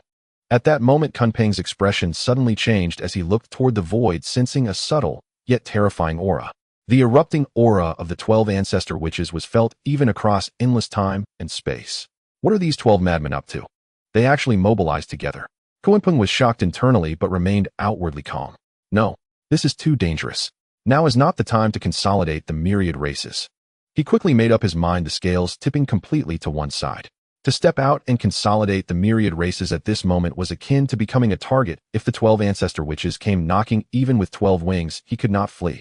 Thus, under the expectant and encouraging gazes of Ing Zhao Gui Che and the other beings, Kunpeng waved his hand. Send them off. Huh. They were stunned, their faces filled with confusion. What was Kunpeng doing? Just moments ago, he had been brimming with heroism, and now he wanted to send them away. Soon Ing Zhao Gui Che and the others understood. The erupting aura of the 12 ancestor witches was gradually being sensed by them as well. Kunpeng, that old sly fox, has backed down. At another part of Mount Buzhou, Nuwa and Fuxi were also in a state of bewilderment. The conversation between the ancestor witches and the 3 pure ones was crystal clear to them. The 12 ancestor witches were making their move, and it was actually because of Bai Zhe. They thought Bai Zhe had gone to find the 3 pure ones. Little did they know that Bai Zhe had just left them not long ago. The 12 ancestor witches won't come after us, will they? Fuxi said worriedly. Even without facing the 12 ancestor witches directly, he could still sense the overwhelming and fierce aura. He feared he wouldn't be able to match even one ancestor witch, let alone the 12 ancestor witches. No need to worry. Nuwa replied calmly with a light laugh. The 12 ancestor witches are most likely targeting the 3 pure ones. Bai Zhe is merely an excuse. There's probably a warning implicit in this. What about our promise to Bai Zhe? Fuxi asked. Since we promised, we cannot go back on our word, but I never said it had to be now. A cunning glimmer flickered in Nuwa's phoenix eyes. Fuxi paused for a moment, understanding his sister's meaning. At this time, battle was now unavoidable. The 12 ancestor witches unleashed their vast aura, locking onto Laozi Yuanshi and Tongtian. The chilling intent to kill was earth-shattering. The 3 pure ones knew there was no escaping. They exchanged glances and summoned their treasures, releasing the protective light of the 3 pure ones. The 12 ancestor witches were clearly intent on putting them to death. If they hesitated to act now, they would lose all face. Under the gaze of all, even if they couldn't win, they needed the courage to strike, otherwise they would dishonor the name of the true lineage of Pangu. In an instant, the 3 pure ones acted together. The treasures they summoned shattered the void, shaking the stars, and a rain of stars began to fall around Mount Buzhou. At their level, a full power strike could obliterate the myriad worlds, extinguishing the heavens and the earth. The might of their every gesture was like the opening of the heavens. If not for Mount Buzhou being transformed from Pangu's backbone, it would have been reduced to dust in an instant. You little Taoist, watch me break you. With a mighty roar, the powerful Long shouted, unleashing thunder from his mouth, resembling a cascading river of stars. With a single thought, he could summon a world-ending thunder tribulation. Terrifying lightning surged forth from the bodies of the ancestor witches with thunder dragons swirling around instantly, overwhelming the treasures above the three pure ones. Flash! Tongshin's black hair billowed as he wielded the Qingping sword, slicing through the air with a sword light that divided heaven and earth. Countless divine lights converged into one. The power of the laws surged forth sharp beyond compare. This sword strike was horizontal, aimed directly at the 12 ancestor witches, intending to cleave them in two. "Is that all you've got?" Zhu Jiuyin shouted coldly, his divine eyes bursting forth with blazing laws. Time danced, flowing backward as the rain of stars falling upon Mount Buzhou reversed direction. The entire world seemed to turn back. The unparalleled sharpness of the sword light retreated, now aimed at the three pure ones. "My sword technique never strikes at myself." Tong Tian pointed his sword. The laws of the sword stirred the cosmos, stirring the river of stars, forming a formation that enveloped Zhu Jiuyin. "Seal." Emperor Jiang raised his hand, lightly reprimanding. The power of space twisted the void, separating this realm from the heavens. The faces of the three pure ones changed. In an instant they were pulled out of Mount Buzhou by Emperor Jiang and into the endless void. The fierce winds howled as time flowed by. It was not over yet. This move from Emperor Jiang sealed them in an independent space, like a vast world. As they faced annihilation and destruction, they unwittingly found themselves on the brink of the world's demise. Laozi Yuanshi and Tong Tian exchanged glances, the essence of the three pure ones floating above their heads. They were about to unleash their innate divine abilities. Laozi Yuanshi and Tong Tian with the three pure ones' aura above their heads. The sounds of scriptures resonated like the grandest of bells echoing through the universe. 3 streaks of 7-colored lightning flashed above their heads. These 3 bolts of divine lightning are the Taiqing divine thunder, Yuqing divine thunder, and Shangqing divine thunder inherited from Pangu's creation of the world. After Pangu opened the heavens and the earth, the first divine thunder resounded, giving birth to all things. This is the manifestation of Pangu's spiritual will. There exists the might of opening the heavens and creating all things.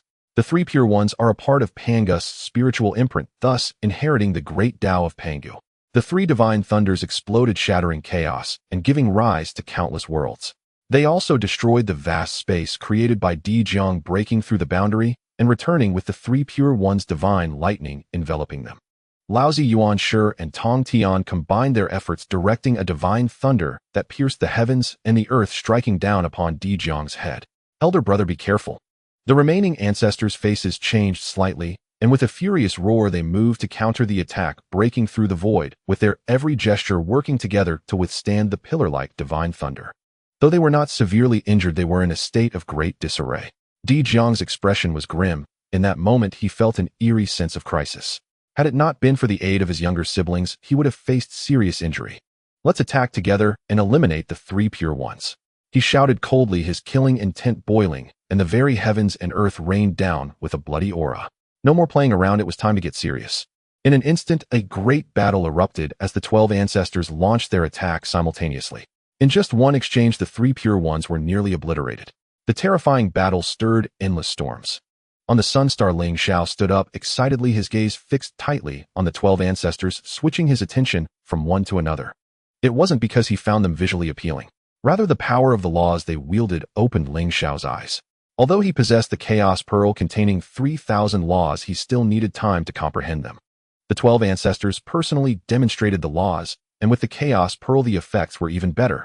Ling Xiao's pupils flickered with peculiar light as he recorded the scenes of the ancestors' battle. This was a rare opportunity.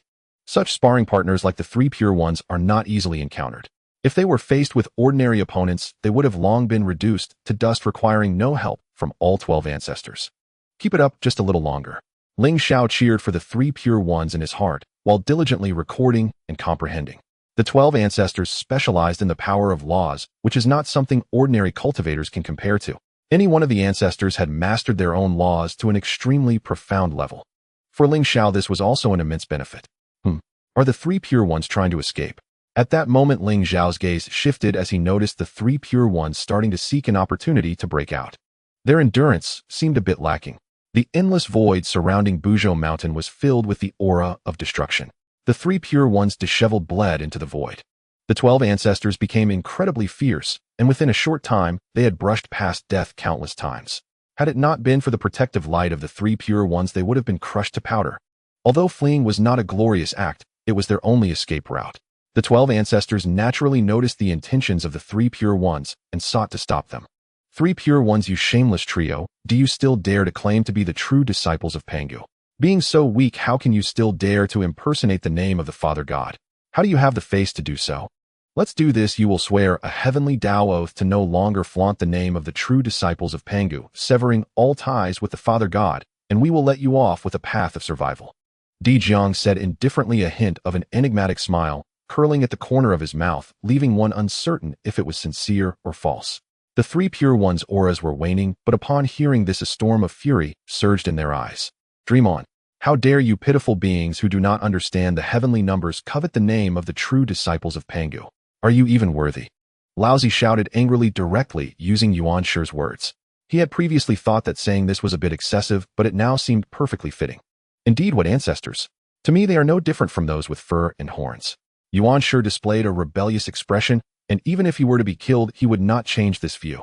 Their voices were unrestrained, shaking the heavens and the earth, leaving the powerful beings watching in shock. The conflict between the 3 pure ones and the 12 ancestors over the true disciples of Pangu had escalated to this point. By the way, can the heavenly Tao oath truly bind the great Pangu? Some powerful beings harbored doubts, feeling inexplicably that these ancestors had gone mad, leading the 3 pure ones astray. Pangu, the existence that opened the heavens and the earth, embodied the endless wilderness. Using a heavenly Tao oath to restrain the creator god of the heavens is nothing short of madness. The 3 pure ones were also foolish, following the ancestors' intentions, casually swearing a heavenly Tao oath to deceive them rather than blatantly confronting them.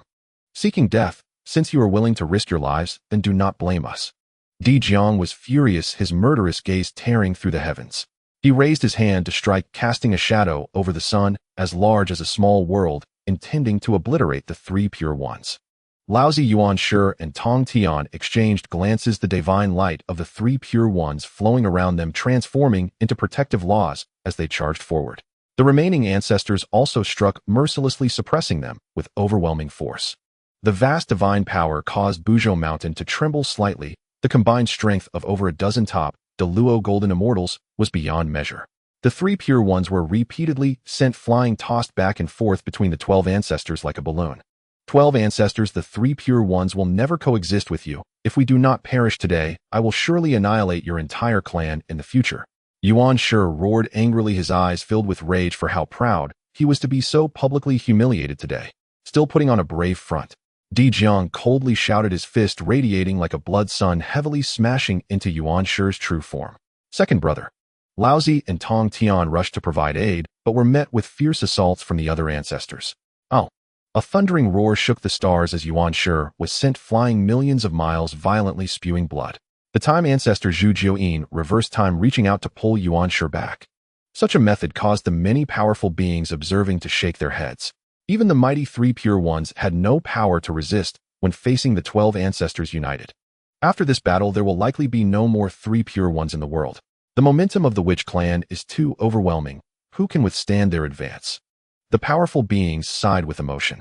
The next time the Zishao Palace delivers a sermon, there may need to be 3 more seats. From now on, the true disciples of Pangu will belong only to my Witch clan. There will be no more 3 pure ones in this world. Dijun bellowed, declaring to the heavens, his voice echoing through all realms. Boom. Suddenly, a terrifying aura erupted, instantly engulfing the heavens and the earth in chaos. The 12 ancestors were taken aback, a sense of foreboding washing over them as they cleared the heavens and the earth in their breaths. Looking again, there was no trace of the 3 pure ones. The 12 ancestor witches were enraged, and amidst the chaos, the Sanqing suddenly vanished. What just exploded? Chase them down. We cannot let them escape. Chang Liang reacted immediately, roaring angrily as he prepared to pursue the Sanqing. Forget it, the Sanqing are cunning, but it's too late to pursue them now. Let them go. From this moment on, they are no longer qualified to call themselves the true orthodoxy of Pangu. Dijun raised his hand, halting Chang Liang's actions. Although the Sanqing did not perish, they had essentially achieved their goal of suppressing the Sanqing and seizing their fortune. After this battle, all living beings would gradually come to believe that they were the true orthodoxy of Pangu. As their defeated adversaries, the Sanqing no longer had the qualifications to compete with them. Eldest brother speaks wisely. Oh, let's set aside the Sanqing for now. I don't believe they will never show up again in the Hongluang. Once they do, we can kill them then. Zhu Rong laughed, not taking the Sanqing seriously. From now on, the eastern Kunlun of Buzhou Mountain belongs to our witch clan. Zhu Jiuyin said solemnly, for this was the birthplace of the Sanqing, and the entire mountain range connected to Buzhou Mountain stretching endlessly. Let's clean up and return to the ancestral land to prevent the Sanqing from causing trouble, Dijun commanded. The ancestor witches sprang into action. In the vast wilderness in a valley, 3 disheveled Taoists were recuperating here. Damn beasts. If this grudge goes unavenged, I will never consider myself part of the true orthodoxy of Pangu, Tong Tian said angrily, with the Qing Ping sword drawn at his waist, its edge glimmering. While the 12 ancestor witches are still at Buzhou Mountain, why don't we rush to the witch clan's ancestral land and seize the Pangu shrine? Yuan Shi's eyes sparkled with fierce light. Even now his anger was hard to quell, and he felt compelled to express it. Had they not detonated a gourd earlier, they would have likely met their doom by now. What a pity for a treasure. That's unwise. There's no need to act out of anger and take such a huge risk. If we are caught by the ancestor witches, it would be a life or death situation. I am quite prudent.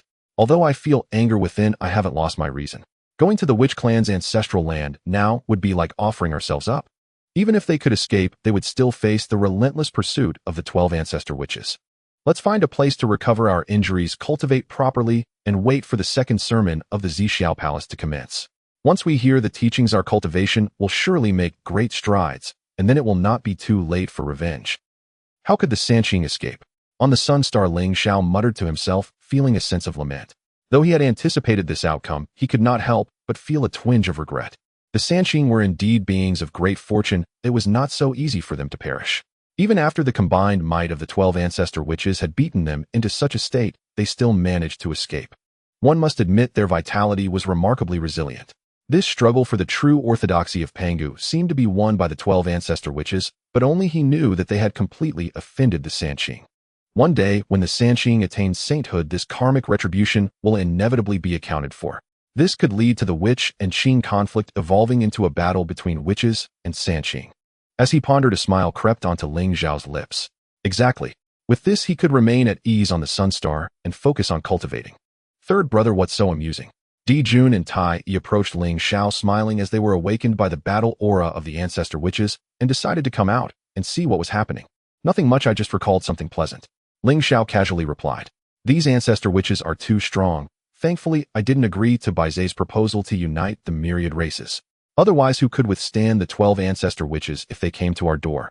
Taiyi gazed at the 12 colossal beings traversing the heavens and earth, expressing both surprise and relief.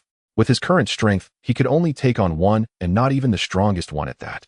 This is why third brother advises us to cultivate diligently. If you don't see the outside world, you won't know how many beings are stronger than you. Dijun seized the opportunity to reprimand Taiyi, using Ling Xiao's words, trying to restore the dignity of the elder brother. Taiyi glanced at Dijun with a smile, saying, Elder brother, don't blame me for speaking bluntly. You are no match for me now.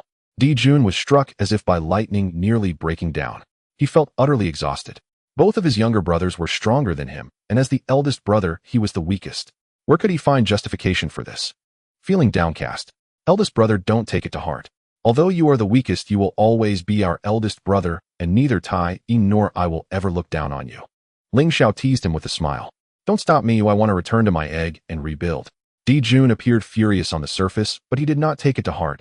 This was just their usual banter among the three brothers. At this moment, a vast aura spread across the Sun Star. Ling Xiao's smile gradually faded as he gazed into the distance with shining eyes. On the eastern wilderness, a towering giant was watching the Sun Star, its enormous eyes resembling black holes emanating an endless pressure. Dijiang. In an instant, both Dijun and Taiyi felt a grave threat, their expressions turning extremely serious as they prepared for battle. Are you looking to fight? Ling Xiao's expression was calm, his gaze deep as the power of laws flowed within his pupils. Dijiang coldly stared at the Sun Star, attracting the curiosity of the other ancestor witches. Eldest brother, shall we deal with these 3 golden crows? Chang Liang asked urgently, his desire for battle surging. Just a glance at me, and I want to take you down. I think it's fine, after all, we've already fought the Sanqing. Adding one more Sanwu isn't too much, Zhu Rong said casually, surrounded by raging flames that burned through the void. In his view, these so-called Sanwu were far inferior to the Sanqing. He could handle them all by himself. Merely a name. Zhu Jiuyin echoed the sentiment, extremely proud with the power of time surrounding him, fragments of time swirling as the past and future continuously evolved. Eldest brother, spare them. After all, they pose no threat to us, Xianming said with a smile, as where she stood was frozen for millions of miles.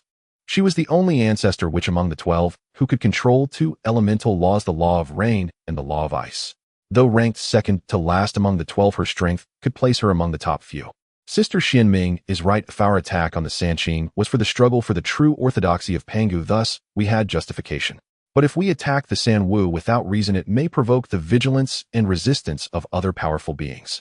If other powerful beings unite against our witch clan, it would be quite a hassle. Ho Tu analyzed calmly, gazing at the three figures on the sun. Dijun did not respond immediately. He was weighing the pros and cons. Should he take action or not? Dijun's eyes flickered, the void distorted, and after a moment he coldly snickered and said, "Enough, let them go for now." His gaze remained fixed on the three figures on the sun star. Two of them had very weak auras, but the one in the middle was somewhat inscrutable. Dijun did not take it to heart. The three Wus shared the same roots and origins, just like their ancestral shaman, and their powers would not differ too greatly. Even if they were strong, it wouldn't be by much. As Hutu said, their actions against the Sanqing were understandable due to the struggle for inheritance. However, striking against the three Wus again could alert all the powerful beings, causing them to unite against their Wu tribe, which would be a loss. Let's go back. Dijun retracted his gaze and said with a smile. The remaining ancestral shamans nodded, having no objections. After all, it was just a casual matter. Whether or not they took action was inconsequential. Finally, they are gone. On the sun star, Dijun and Taiyi breathed a sigh of relief as the 12 ancestral shamans departed one after another. The atmosphere just now had been too tense, hanging by a thread, and could have escalated to violence at any moment. The pressure from the 12 ancestral shamans could only be truly understood through personal experience. It was terrifying. I must enter seclusion. I want to merge until I achieve perfection in the great Luo golden immortal realm. Dijun was deeply affected. Not only was his brother more powerful than him, but he also couldn't compete with the ancestral shamans. This was something he found hard to accept. Take me with you. Taiyi said nothing further. He was not as lively as before, clearly feeling the pressure as well. Ling Xiao chuckled silently. With the stimulation from the 12 ancestral shamans, Dijun and Taiyi's fighting spirit rose. They must have truly sensed the crisis. That was correct. Staying honestly in the sun star to cultivate was far better than anything else. I should also go cultivate now. Ling Xiao returned to under the Fusang tree, where he could more closely connect with the laws of the sun. Similarly, cultivating the laws of fire in the depths of the sun star would also be greatly beneficial. Now this understanding of the two laws had allowed his cultivation to reach the late stage of the great Luo golden immortal realm. If his comprehension of the laws of space and earth were to catch up with these two laws, his cultivation might not increase much, but his combat power would greatly rise. Ling Xiao's eyes flickered as scenes flashed rapidly before him. These were the battle scenes between the 12 ancestral shamans and the Sanqing. He repeatedly felt and experienced the profound power of the laws. At the same time, he was multitasking to comprehend the 3,000 laws within the Chaos Pearl. Understanding the laws was a slow process. Unless one could enter a state of sudden enlightenment, even spending countless years might yield no results. In the blink of an eye, 3,000 years had passed. During these 3,000 years, the friction between the Wu tribe and the myriad tribes had intensified, and the previously fragmented myriad tribes gradually became wiser. If they couldn't win, they would change places or fire a shot before moving. However, the world of the Honghuang was too vast, boundless, and without limits. Even if the Wu tribe made them furious, there was nothing they could do. Although the myriad tribes couldn't defeat the Wu tribe, escaping was still possible. On the sun star, Ling Xiao also awoke from his seclusion, and at the moment he opened his eyes, thunder light flickered, tearing through the void. Creation and destruction, life and death are incessant.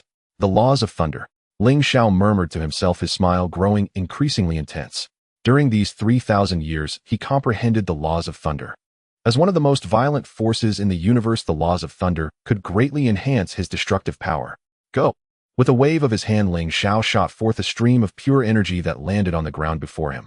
Thunder surged forth, rampaging out, and gradually taking on a human form indistinguishable from himself. One Qi transforming three Wus.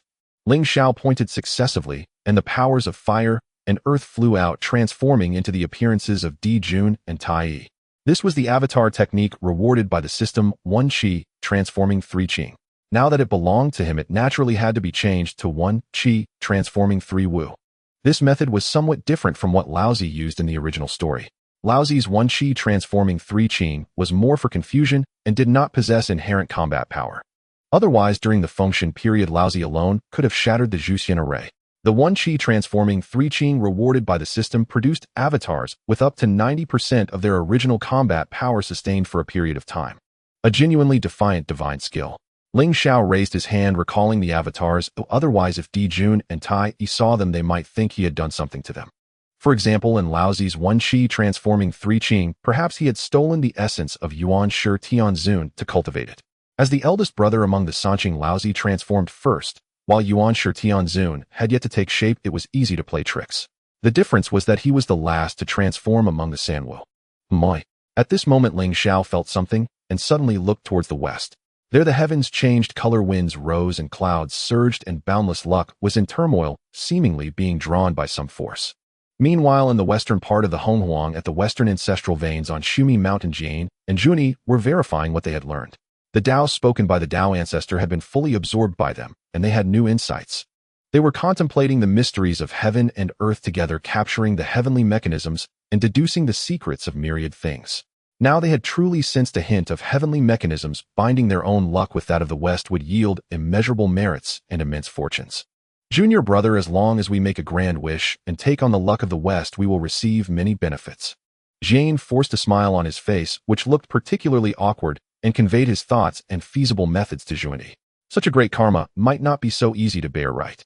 Juanti hesitated and asked. Jane gently shook his head and said, at this point no one else is qualified but us. Think about our experiences in the East, junior brother. Strength is the most important. As soon as he finished speaking, Juanti paused for a moment and involuntarily raised his hand to touch his cheek. The scene from the past when Ling Xiao knocked out his teeth was still fresh in his mind, as if it were just yesterday. Senior brother, let's do it this way. Juanti gritted his teeth and nodded heavily. He needed to strengthen his power to regain his face, otherwise future cultivation would encounter obstacles. Good. Jane nodded, and the two brothers deliberated together. An auspicious light flew from above, illuminating the entire Shumi Mountain, growing ever more intense.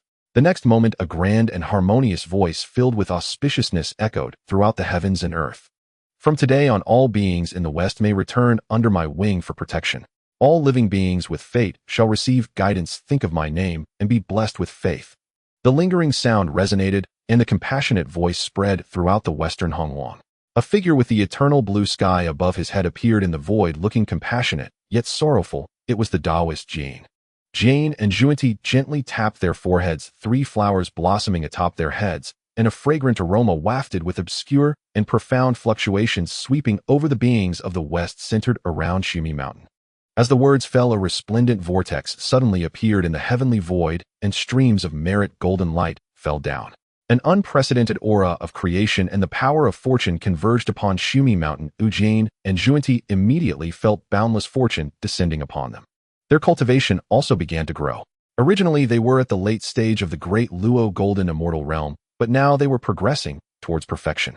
The arrival of the guiding figure Juanti expressed a grand aspiration, wishing to save and protect the beings of the West. Countless souls sensed a compassionate aura enveloping them, all kneeling in gratitude towards Mount Sumeru. The faith of all beings in heaven and earth communicated with the heavenly Tao, descending divine radiance, as myriad auspicious colors fell from the sky, manifesting canopies, flowers, and rare treasures. Divine flowers rained down from the heavens, and sweet springs gushed forth from the earth, as Juanti and Jane felt the void above them parting with a torrent of merit energy, cascading down, forming a halo of virtue. Their cultivation had also reached the perfection of the great Luo golden immortal. Haha! Juanti exclaimed, joyfully experiencing unparalleled excitement. This sensation was overwhelmingly refreshing. Having merely issued a grand aspiration, he reaped such benefits. He even contemplated issuing dozens more grand aspirations and taking flight. Thank you, senior brother, for your guidance. He stood and cupped his hands in respect towards Jia-in, acknowledging that without his guidance he could not have achieved this step. There's no need for politeness between us, Jia-in replied with a smile equally filled with joy, feeling the boundless power of the great Luo golden immortal invigorated and spirited. At this moment he felt he had surpassed Laozi, rightfully the first being under the Tao ancestor. Senior brother, I wish to take a trip to the Sun Star. Calm down, Juanti said, looking towards the Sun Star with a faint smile, his eyes gleaming with a fierce intent. Are you planning to seek revenge on the Golden Crow? Naturally, he humiliated our brotherhood in the past. If we do not avenge this grudge, we would be unworthy of being practitioners. Zhu and Ti responded solemnly, stating that his grand aspiration was for revenge, and now, with his increased strength, he naturally wanted to reclaim his dignity. Jie nodded, gently saying, "That golden crow indeed deserves punishment, but the Tao ancestors' teaching is about to begin. Do not stir up trouble, let him go for now. It would not be too late to seek revenge after the teachings are complete." He too had thoughts of revenge, but for him the teachings at the Zixiao Palace were more important. Time was of little value to them, and there was no rush in this moment. It's just a single golden crow. With our brotherhood's strength, avenging him would not take long. Zhu and Ti replied, somewhat persistent, as the lingering grudge against Ling Xiao felt like a thorn in his heart that needed to be removed. Jie chuckled, realizing his junior brother was a bit too impulsive, but still patiently explained. "If I'm not mistaken, there is an innate great formation on the Sun Star. If we recklessly go there, we might suffer losses. After the Tao ancestors' teachings, our strength will increase, and I will have confidence in breaking this formation." The Tao ancestor mentioned during the first teaching that the next will be about the path to becoming a Quasi Saint. "We have reached the perfection of the great Luo Golden Immortal. Perhaps we will be able to break through to Quasi Saint after the teachings. At that time, a mere golden crow would be easily dispatched with a wave of our hands. Why rush this moment?" Jie elaborated, recalling when they fused with the energy of virtue, his divine sense spread throughout the heavens and earth. He had also taken note of the sun star, which was shrouded by a subtle yet ominous formation that was hard to detect without approaching. This must be the confidence of the golden crow, believing that by hiding on the sun star no one could harm him. Little did he know, as his cultivation progressed further, he would have the confidence to break this formation. At that time, no matter where he hid, he would be at his mercy. Zhu and Ti listened stunned, not expecting his senior brother to be so meticulous, and naturally agreed. "Then I will follow your advice and wait until after the teachings to speak of it." "Junior brother, you seem to be in a state of turmoil. You need to adjust quickly. Our goal is to become saints and ancestors, so do not get bogged down in the present," Jie admonished, assuming the role of an older brother. "What you teach is indeed right." Ti nodded, refraining from dwelling on it any further. After the teachings, it would be the death of Ling Xiao. This little time would pass in a flash. In the western wilderness at the Five Zhuang Temple, Zhen Yuanzi's expression was grave as he sensed the changes in the western world and exclaimed, "Jie and Zhu and Ti are truly clever, managing to gather all of the western fortune to themselves. Although I am also in the west, I find that all of the western fortune belongs to Jie and Zhu and Ti, leaving me with not a shred of it. What a disgrace. How did I not think of such a tactic?" He was infuriated, pounding his chest in frustration. Originally, he and Jie and Zhu and Ti were on the same level, but now he felt inexplicably diminished. "Xingyuan, why are you so angry?" At that moment, a hearty voice rang out, arriving before the figure did. A figure clad in a bright red robe, Hong Yun, entered, his face beaming with a radiant smile. It was as if a small sun had suddenly shone in. Zhen Yuanzi glanced at his old friend and muttered to himself, "If only I could be as carefree as you." "Did you not sense it? Jie and Zhu and Ti have monopolized all of the western fortune. I will no longer get a sliver of it." Zhen Yuanzi could not help but share his frustration with his friend. "It's simple," Hong Yun replied cheerfully, without a hint of hesitation. "Simple, eh?" Zhen Yuanzi's expression shifted, not expecting his friend to be so supportive. "What do you mean? Hurry, tell me." Hong Yun shrugged, saying, "Just move out of the west." "I." Zhen Yuanzi was at a loss for words, nearly choking on his own breath. "Fine." He realized he had been hasty. Knowing Hong Yun's character, he still asked foolishly. Such an outrageous suggestion was something only he could come up with. "What is this reaction?" "I'm serious," Hong Yun said earnestly. "Hong Yun, don't joke around. I can leave whenever, but how can I move the ginseng fruit? Without the innate soil, it cannot be transplanted elsewhere. You have eaten quite a few of those. I just want to ask, do you still want to eat ginseng fruit in the future?" Zhen Yuanzi scolded, his face stern. "Wait, what about the innate gourd vine soil?" Hong Yun's eyes brightened as he suddenly thought of something, asking excitedly. "Of course, they're all innate spiritual roots. It would definitely work." Zhen Yuanzi responded, somewhat irritated. "It's settled. I know a fellow Taoist who has innate gourd vine soil," Hong Yun said with a smile, looking rather proud. "Is it the same Taoist who helped you obtain the gourd Ling Xiao?" Zhen Yuanzi asked in surprise. "Exactly. Taoist Ling Xiao has half of the soil. If we borrow it from him, we can move the ginseng fruit, can't we?" Hong Yun said, his face beaming with joy. After hearing this, Zhen Yuanzi's expression suddenly changed. "This is bad. Taoist Ling Xiao might be in danger." "What do you mean?" Hong Yun's smile faded, his expression filled with suspicion. "Did you not say that during the gourd heist Ling Xiao defeated Jie and Zhu and Ti? Now that Jie and Zhu and Ti have gathered the western fortune, and their cultivation has greatly increased, they are likely to seek revenge on Taoist Ling Xiao," Zhen Yuanzi said earnestly. On the other side, in a certain celestial mountain located in the eastern part of the primordial world, the eyes of the three pure ones shone like torches as they sensed the commotion coming from the west. Vaguely, they could perceive two powerful auras rising up from the western realm. Yuan sure spoke with a grim expression. Jie and Zhuan have completed their cultivation. If it weren't for the 12 ancestral witches causing chaos, injuring him severely, and seizing his Tao temple, he should have also reached the pinnacle of the great Luo Golden Immortal by now. Unbeknownst to them, the three pure ones had actually been surpassed by Jie and Zhuan. Linking the fortune of the West with themselves is an immeasurable opportunity, a great merit. Jie and Zhuan truly possess remarkable means. Laozi said solemnly, his expression serious. Such methods could only be employed in the West, they would not work in the East at all. At this moment, he even felt a bit envious. Being born in a barren land was not necessarily a bad thing. In the past, the battle between Hongjun and Luo Ho had destroyed the spiritual veins of the West. In retrospect, this was both a disaster and a blessing for Jie and Zhuan. We must strive harder to achieve the pinnacle of the great Luo Golden Immortal before the sermon begins. The three pure ones exchanged glances, all able to discern the urgency in each other's eyes. As the true sect of Pangu, they had no reason to be inferior to Jie and Zhuan.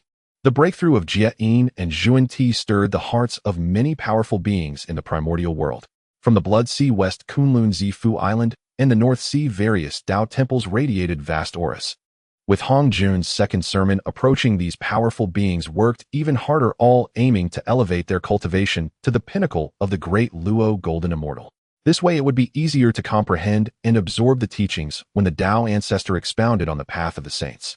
On the Sunstar, Ling Xiao was also quite surprised, not expecting that Jie and Zhuan would learn to make grand vows at this time.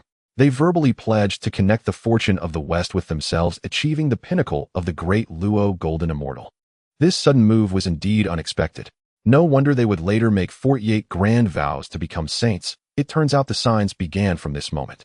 At least those who became saints had done something significant, but these two relied entirely on their words. If they were in his world, they would undoubtedly be excellent pyramid scheme leaders, masters of success. Ling Xiao's eyes flickered as three flowers manifested above his head. A golden figure sat in meditation, surrounded by endless Tao rhythm, embodying a sense of completeness. Now he was also at the pinnacle of the great Luo Golden Immortal. As long as he comprehended a certain law further, he could achieve the status of a primordial golden immortal. The path of understanding the laws was immensely difficult, and this speed was already considered not slow. But it was still not enough. He needed to be faster.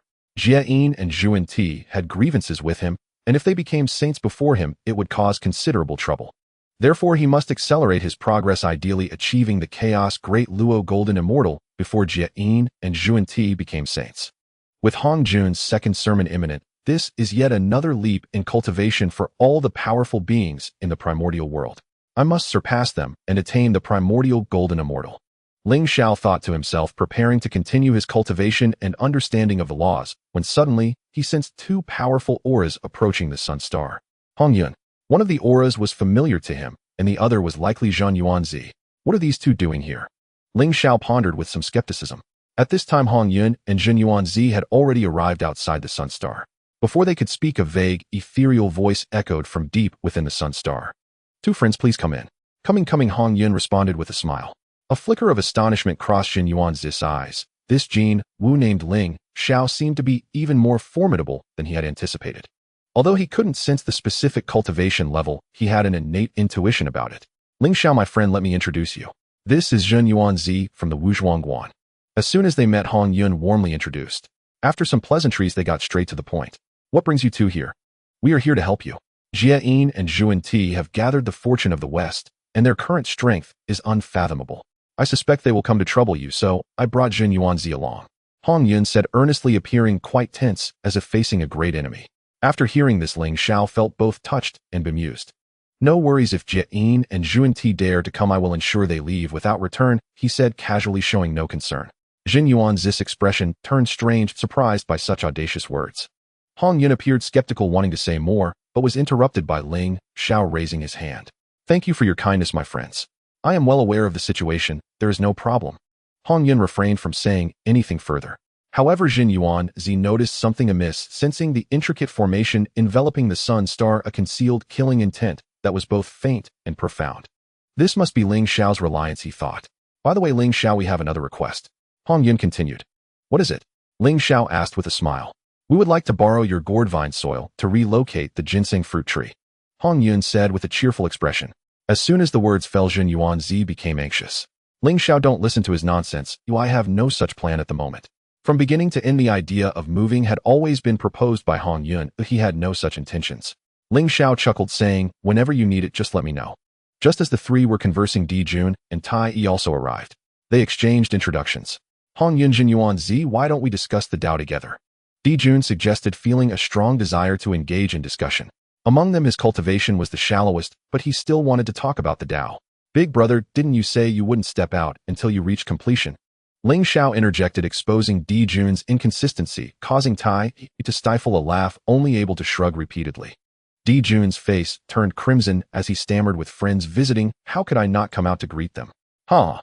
Eventually, under Dijun's insistence, the group sat together and began discussing the Tao. At their level, discussing the Tao was commonplace. Sometimes a single discussion could last for thousands of years. The mutual verification of their respective paths could yield unexpected gains. Unknowingly, over 1,000 years had passed. One day, the originally tranquil heavens and earth suddenly rumbled as the chaos of the 9 heavens shook and a chaotic light pillar descended, sweeping across the universe. A purple grand hall appeared out of thin air, illuminating the world like a mirage hovering in the clouds. No bells or chimes were heard, but a deep, heavy sound resonated from the endless dome, radiating in all directions. Instantly, all the powerful beings in the primordial world who were meditating opened their eyes simultaneously. The manifestation of the purple cloud palace indicated that the second sermon was about to begin. In an instant, the primordial world was in turmoil, with various sacred mountains and treasure grounds releasing powerful auras that soared into the sky. Numerous powerful beings emerged from their Tao temples, eager to rush to the purple cloud palace to attend the sermon. Great powers from the Hongluang world emerged from their reclusive states, heading towards the Zixiao Palace. In the western Shumi Mountain, the cultivator of Jianin was delightfully surprised. Ever since they had reached the perfection of the great Luo Golden Immortal, their cultivation had made no progress. Now that the Tao ancestors' teachings were finally about to begin, the prospect of becoming a sage was within reach. Come on, senior brother, last time we were too slow and nearly missed our seats. This time, we must be the first to arrive. Jianin said with a smile, unable to restrain the joy within. He had waited far too long for this day. Indeed, we must be the first to arrive and showcase our powers. Jianin nodded and stood up. The two of them hurried towards the Zixiao Palace. At Buzhou Mountain, Yuhua had improved her cultivation to the perfection of the great Luo Golden Immortal after years of secluded practice, while Fuxi was just a bit short, having only reached the latter stages, not yet attaining the complete path. In the northern sea, Kunpeng had been in deep cultivation ever since being startled by the aura of the 12 ancestor witches, and finally, just before the teachings began, he attained the perfection of the great Luo Golden Immortal. Famous figures like the old ancestor of the Mingyi, the Western Queen Mother, and the Eastern King all reached the later stages or perfection of the great Luo Golden Immortal. Notable pioneers against the witches like Bei's Jiming Ing Zhao Gish and Zhuoying had also reached the mid or later stages of the great Luo Golden Immortal, only a thin line away from the top powers. On the Taiyin star, Shiha and Changxi had awakened from their seclusion, having also reached the later stages of the great Luo Golden Immortal. Ever since they returned from their first lecture, their cultivation had already reached the mid-stage of the great Luo Golden Immortal, and nearly 10,000 years of seclusion had raised them a small level. Sister, let's go. In the Guanghan Palace, Changxi urged Shiha impatiently. Shiha nodded, glancing back at the Sun Star one last time before leaving. Strange, still not planning to go listen to the teachings, she pondered, wondering if the first time they missed it was due to insufficient cultivation, and now there was still no movement. Was the Tao ancestors' teachings really that unattractive? Shiha couldn't understand, so she simply ignored it and took her sister towards the Zixiao Palace. This time the Tao ancestor would be teaching the path to becoming a sage. Although she was still some distance away from that, it was better to listen than to miss it. Once she reached the perfection of the great Luo Golden Immortal, she could cultivate the path to sagehood. At that time, it would be a whole new realm. She didn't believe that after listening to the Tao ancestors' teachings twice, she wouldn't surpass that golden crow. In a celestial mountain in the eastern part of Hongluang, 3 vast and majestic auras soared into the sky, rising straight up. The pressure of the perfection of the great Luo Golden Immortal shocked all beings. After tireless effort, the Sanqing finally broke through. This was much later than they had anticipated, and the reason was that they had been wounded at their source by the 12 ancestor witches. Healing alone had consumed too much time. After the Sanqing's breakthrough, they did not linger and immediately headed to the Zixiao Palace. In the witch clan, In the Pangu Temple, the 12 ancestor witches who were in a meeting also sensed the aura of the Sanqing. These shameless three actually broke through to perfection. Xiang Liang exclaimed, furious and incredulous. Despite having been suppressed to this extent, these three old men still managed to reach perfection. He himself was still one step away from perfection. It had to be said that ever since they suppressed the Sanqing, their fortune seemed to have increased significantly, and even their cultivation speed had accelerated. They're out at the right time. Let's intercept the Sanqing and prevent them from reaching the Zixiao Palace. Let them die on the way. Zhu Jiuyin said coldly, leaving no room for negotiation. No need, it's too late to act now. Di Jiang said casually, unless it was like last time, taking them by surprise and directly cutting off the Sanqing's escape route. Without adequate preparation, trying to kill the Sanqing is not that simple. Elder brother, what if we wait until the Sanqing returns from the Zixiao Palace and have attained sagehood? What then? Xianming asked with some concern. Her worries garnered agreement from the other ancestor witches. When their realms are similar, they can easily dominate by numbers, but if the opponent's realm is much higher, it will be difficult to gain the upper hand. No worries, because your elder brother is about to step into that realm soon, Di Jiang said with a smile, and then a vast and boundless aura emanated. It seemed to have surpassed the scope of the great Luo Golden Immortal. Elder brother, you're about to attain sagehood. The ancestor witches were suddenly overjoyed. No wonder their brother seemed so calm. It turned out he was close to attaining sagehood. Indeed, just a step away, I can break through at any time, Di Jiang said confidently. The fortune gained from suppressing the Sanqing has indeed accelerated our cultivation speed. This time, the Zixiao Palace's teachings are also an opportunity for our witch clan. While the great powers are away, we can rapidly expand our territory and seize resources. In this way, you will also have a chance to break through to sagehood. By then, even if the Sanqing's cultivation increases greatly, what is there to fear? Di Jiang expressed all his thoughts and future plans. The ancestor witches' eyes lit up as if they had received a sudden revelation, and they instantly became invigorated. When that time comes, who in the entire Hongluang world could withstand the 12 ancestor witches? Their ancestor witches practiced physical and law powers, and among the same realm, there were already few rivals. As long as they kept expanding their territory, competing for resources, and enhancing their cultivation, they could remain undefeated. While the ancestor witches were discussing, the previously silent Hudu suddenly spoke up. Elder brother, I want to go to the Zixiao Palace to listen to the teachings. This statement caused the entire hall to fall silent for a moment, then it erupted into an uproar filled with voices of opposition. Sister, you already said last time that Hongjun's teachings are useless to us. Why do you still want to go listen? Now that we have become mortal enemies with the Sanqing, what if they turn against Yue? Di Jiang sternly asked, always busy with trivial matters, and had the leisure to not go out and seize some territory. Hutu stubbornly explained, perhaps the path to sagehood might be beneficial for us. Besides listening to the teachings, we can also understand the strength of various powers more clearly. Don't worry about the danger. They wouldn't dare to act recklessly in the Zixiao Palace. After the teachings, you can just come and meet me. In the end, she still was not willing to give up and wanted to listen once more. Go ahead, go ahead. Di Jiang, understanding Huda's nature, opted not to persuade her further. On the Sun Star, the discussions that had lasted for thousands of years finally came to an end. Everyone benefited immensely from this exchange. They originally wanted to continue discussing, but with the teachings at the Zixiao Palace imminent, no matter how they debated, they could not compare to the Tao ancestors' wisdom. Thank you both of you for this enlightening discussion. Dijun expressed his gratitude. No need for courtesy, the teachings are about to begin. Taoist Sanwu, shall we head there together? Honyun said with a smile. Upon hearing this, the gazes of Dijun and Taiyi unconsciously turned towards Ling Xiao. The gazes of Dijun and Taiyi turned towards Ling Xiao, seeking his opinion. The system detected that Hong Jun's second sermon was imminent, prompting the following choices. Choice 1, proceed to Zixiao Palace to listen to the sermon, rewarded with the complete method of slaying the 3 corpses with no side effects. Choice 2, reject Hong Yun's invitation and resolutely remain, rewarded with a fragment of the creation jade plate. Choice 3, do not go myself, but let Dijun and Taiyi attend, rewarded with a supreme innate spiritual treasure, the Qilan seal, and a fragment of the time divine magic principle. 3 choices. How many fragments of the creation jade plate do you have, system? Ling Xiao glanced at the 3 choices, feeling both amused and exasperated. There are a total of 36 fragments of the creation jade plate. Please make your choice boldly, host. No need to worry about not having enough, the mechanical voice of the system echoed. Am I worried about whether there are enough? Ling Xiao was speechless. Just looking at these 3 choices made it clear that the system wanted to entice him to go out. It must be said that the complete method of slaying the 3 corpses was quite enticing. Theoretically, achieving the Hunyuan de Luo realm was much easier than proving the Tao through force without worrying about being schemed against by Hongjun. Unfortunately, if you had come earlier, I might have chosen that, Ling Xiao thought to himself. Now that he was halfway through having painstakingly comprehended so many principles, how could he easily give up? He decided to disregard the first option and was about to choose the second directly when a thought struck him. He looked at Dijun and Taiyi and asked, "Elder brother, second brother, do you wish to go listen to the sermon?" He wanted to consult their opinions. The third choice provided by the system indeed held some merit. Upon reflection, this choice was quite subtle. After all, they hadn't gone since the first sermon. If they didn't go again this time, Hong Jun might grow suspicious. If Dijun and Taiyi were to feign interest in listening to the sermon, it would buy them some time for development, which wasn't a bad thing.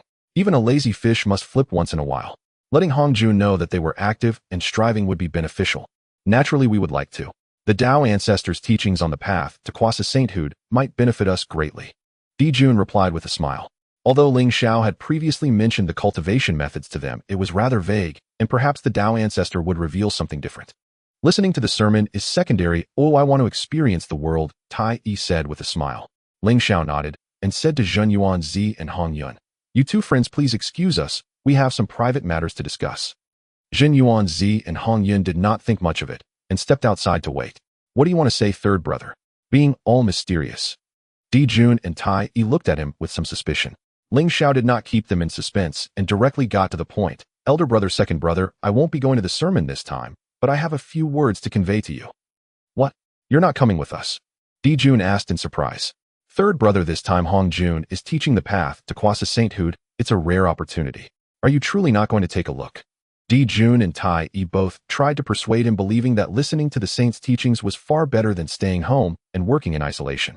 "I have my own insights. I really cannot go," Ling Xiao said with a smile. This excuse never failed him.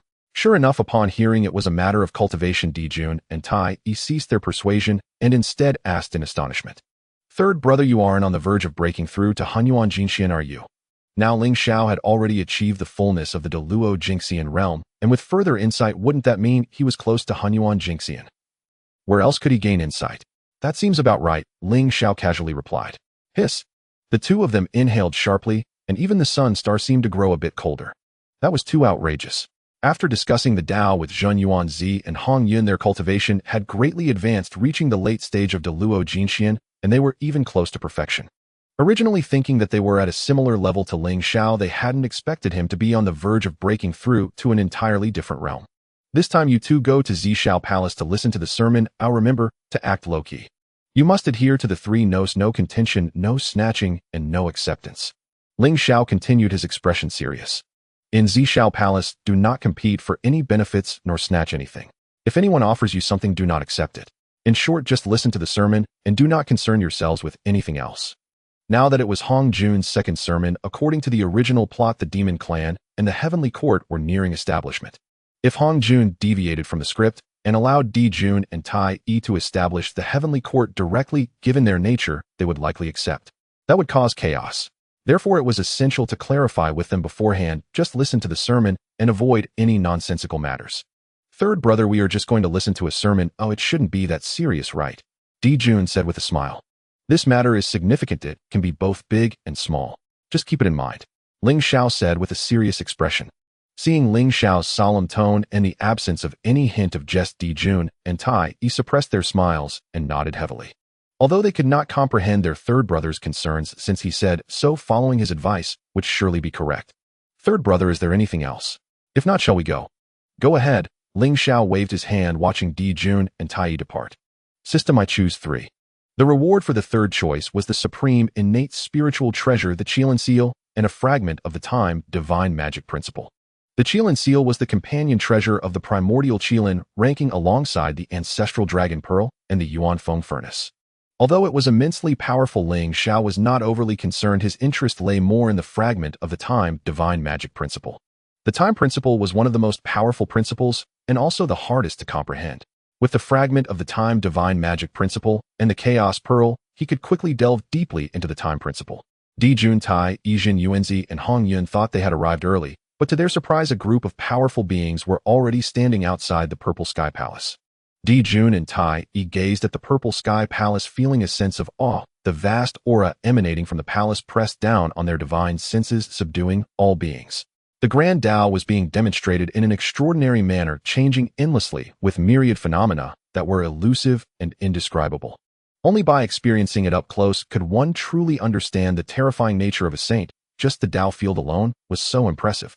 No wonder Ling Xiao had always urged them to cultivate diligently in the face of such existence. Authority was but a fleeting cloud, and only one's own strength was eternal. While Dijun and Taiyi were observing the Purple Sky Palace, the three pure ones Jieyin and Zhuanti, along with other powerful beings, were also watching them, all displaying expressions of intrigue. They could understand why two of the Golden Crows had come to listen to the teachings, but where was the third one? That Golden Crow named Ling Xiao probably hasn't come. The three pure ones exchanged thoughts silently. They had suffered a hidden loss to Ling Xiao in the competition for the gourd on Mount Buzhou, and naturally remembered it very clearly. To disregard the heavenly cycle and not come to such a grand opportunity presented by the Tao ancestor, is it blind confidence or sheer foolishness? Yuan sure said with a smile. To not attend the lecture on the path to becoming a quasi-saint, does he think he can find the way on his own? Even if he could, the time it would take would undoubtedly be immeasurable. There are countless powerful beings in the prehistoric world, and he is not the only one absent. It is not that surprising. Perhaps he truly has his own methods, Tong Tian said indifferently. As the three pure ones discussed among themselves, Jieyin and Zhuanti were casting flickering glances at Dijun and Taiyi. If it weren't for being outside the Purple Sky Palace, they would have already taken action. However, they were not in a hurry. They would deal with Dijun and Taiyi after listening to the Tao. The only thing that felt imperfect to them was that Ling Xiao had not come, which meant they couldn't deal with him together and would have to make a separate trip to the Sun Star. Fellow Taoists, why do we not see fellow Taoist Ling Xiao here? Nuwa and Fushi greeted. My third brother is currently in seclusion and cannot come, Dijun replied with a smile. Seclusion. Nuwa's eyes flickered with surprise. It was the appeal of the Tao ancestors' teachings not enough to draw him out during this time. She felt somewhat disappointed. She had wanted to ask Ling Xiao in person about his views on the myriad races and why he had hinted for Bai Zhe to seek her, but he had not come at all. Reluctantly, she could only return to her place with Fushi. Time passed slowly, and the number of powerful beings gathered outside the Purple Sky Palace continued to increase. Finally, the doors of the Purple Sky Palace opened, and a boy and a girl walked out to announce that everyone could enter. This pair of boys and girls were Hao Yin and Yao Qi. The powerful beings slowly entered the Purple Sky Palace. Their previous positions had already been determined, so there was no need to scramble for seats. Dijun and Taiyi sat behind Jin Yuanzi and Hong Yun, their eyes wandering curiously as they surveyed the Purple Sky Palace while chatting. It's a pity that fellow Taoist Ling Xiao did not come. We cannot hear the saint's words. It is indeed a pity, but it is not a problem. When we return, we can discuss the teachings with fellow Taoist Ling Xiao and convey what the Tao ancestor has imparted, Hong Yun replied with a smile. Dijun and Taiyi nodded, repeatedly agreeing with this sentiment. Soon, once all the powerful beings had gathered, Hong Jun's figure appeared on the cloud bed in front, and the entire Purple Sky Palace fell silent, as if a pin could be heard dropping. Even Dijun and Taiyi focused intently on the figure before them. So powerful. Although there was no terrifying aura, just a glance made them feel an indescribable, unfathomable strength. In that moment, their desire to attain sainthood intensified. Hong Jun glanced down and immediately spotted Dijun and Taiyi sitting properly with harmless expressions, yet there was an inexplicable desire. Not bad. Hong Jun nodded to himself. This time the Golden Crow had not disappointed him and had finally come to listen to the teachings. Wait, is there a variable? Suddenly his expression froze, and his eyes flickered with phenomena, the laws swirling. Is there still one Golden Crow that has not come? Thinking this, Hong Jun could not help but frown. The great Tao is 50, the heavenly cycle is 49. Having variables is normal, as long as the grand trend does not change, everything is predetermined. However, he did not expect that the Sun Star had actually birthed 3 Golden Crows. Previously, he had overlooked this while being busy attaining sainthood and preparing to merge with the Tao. Hong Jun pondered, perhaps this extra Golden Crow was not a bad thing, as it could just make up for the weaknesses of Dijun and Taiyi. After all, with their current cultivation, it was exceedingly difficult to contend with the 12 ancestor witches. As for this additional Golden Crow, who did not come to listen to the teachings, Hong Jun did not take it to heart. As long as the destined individuals Dijun and Taiyi were present, that was enough. Why has the lecture not begun yet? Inside the Purple Sky Palace, the powerful beings wore perplexed expressions, even feeling somewhat bewildered. This sensation seemed to have appeared during the first lecture. A classic replay. However, this time it felt somewhat different. They all sensed that the Tao ancestors seemed to be looking at Dijun and Taiyi continuously. Could it be because they were newcomers that the Tao ancestor paid them extra attention? Jieyin and Zhuanti, sitting in the front row, exchanged amused glances. Could it be that Dijun and Taiyi have offended the Tao ancestor as soon as they arrived? If that were the case, it would be wonderful. It would save us the trouble of taking action. In an instant, all the powerful beings focused their gazes on Dijun and Taiyi, secretly pondering whether they had done something to displease the Tao ancestor.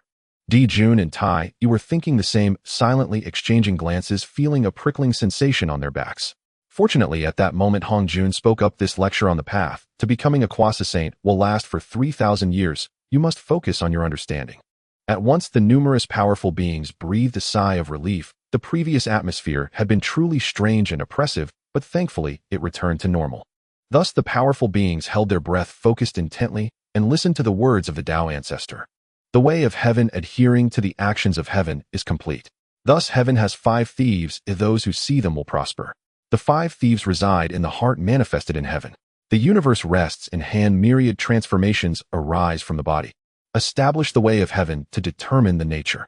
Nature can be skillful or clumsy. It can be concealed. The evils of the 9 orifices depend on the 3 essentials, which can be dynamic or static. Fire arises from wood. Calamity must be overcome. Treachery arises from nations. When the time moves, it must collapse. The words of the saint were naturally captivating, overflowing with beauty and beyond description.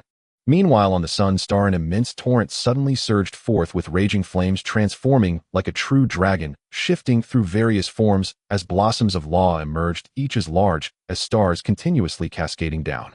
In the midst of this endless fire, Ling Xiao sat quietly motionless, with chaotic energy swirling above his head, and a figure flickered in and out of existence. Ling Xiao raised his hand, summoning a golden sun to float above his palm, with obscure and profound fluctuations sweeping across the celestial bodies centered around the sun star. His divine sense expanded continuously, growing stronger, encompassing the 365 main stars and 14,800 secondary stars, all under his divine control. Finally, it was accomplished. Ling Xiao slowly opened his eyes, his pupils ablaze with golden flames engulfing the ancient skies. After this period of effort, the fire law of his original path finally broke through its shackles, further advancing him to the realm of the Hunyuan Golden Immortal. Although only one law had broken through to the level of Hunyuan Golden Immortal, his strength had undergone a tremendous transformation. This was not only a manifestation of the Tao, but also a leap in life's hierarchy.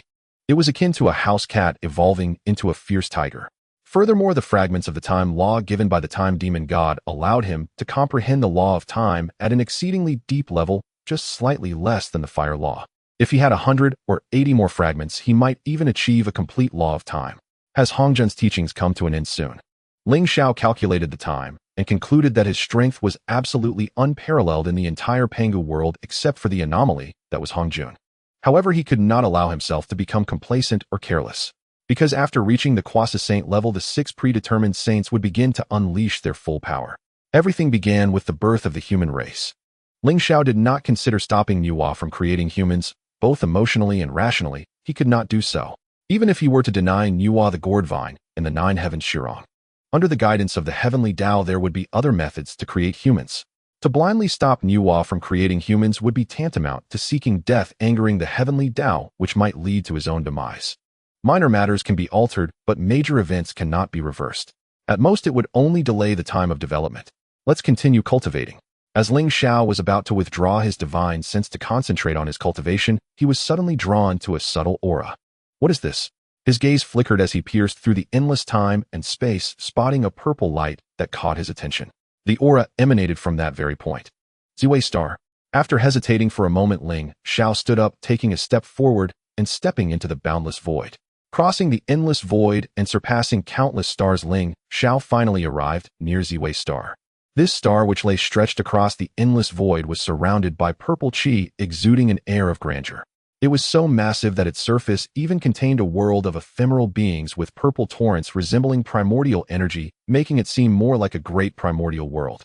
Truly worthy of being the Emperor Star, Ling Xiao couldn't help but exclaim. In his past life, Ziwei Star held the title of the foremost star, the ancestral star of myriad phenomena, known as the Emperor among stars. It is said that when Ziwei does not appear, the sun and moon are supreme. However, this is merely the saying from my past life. In the Pangu world, the sun and moon are transformed from Panga's eyes. It should be more reasonable to say when the sun and moon do not rise, Ziwei is supreme. Moreover, with him present, no matter which star it was, it could only play second fiddle. How could a rudimentary concealment formation possibly obstruct me? Ling Xiao saw at a glance the formation on Ziwei star, which strictly speaking could no longer be considered rudimentary. Had it not been for his divine sense after breaking through to the Hunyuan Golden Immortal, he might not have discovered it.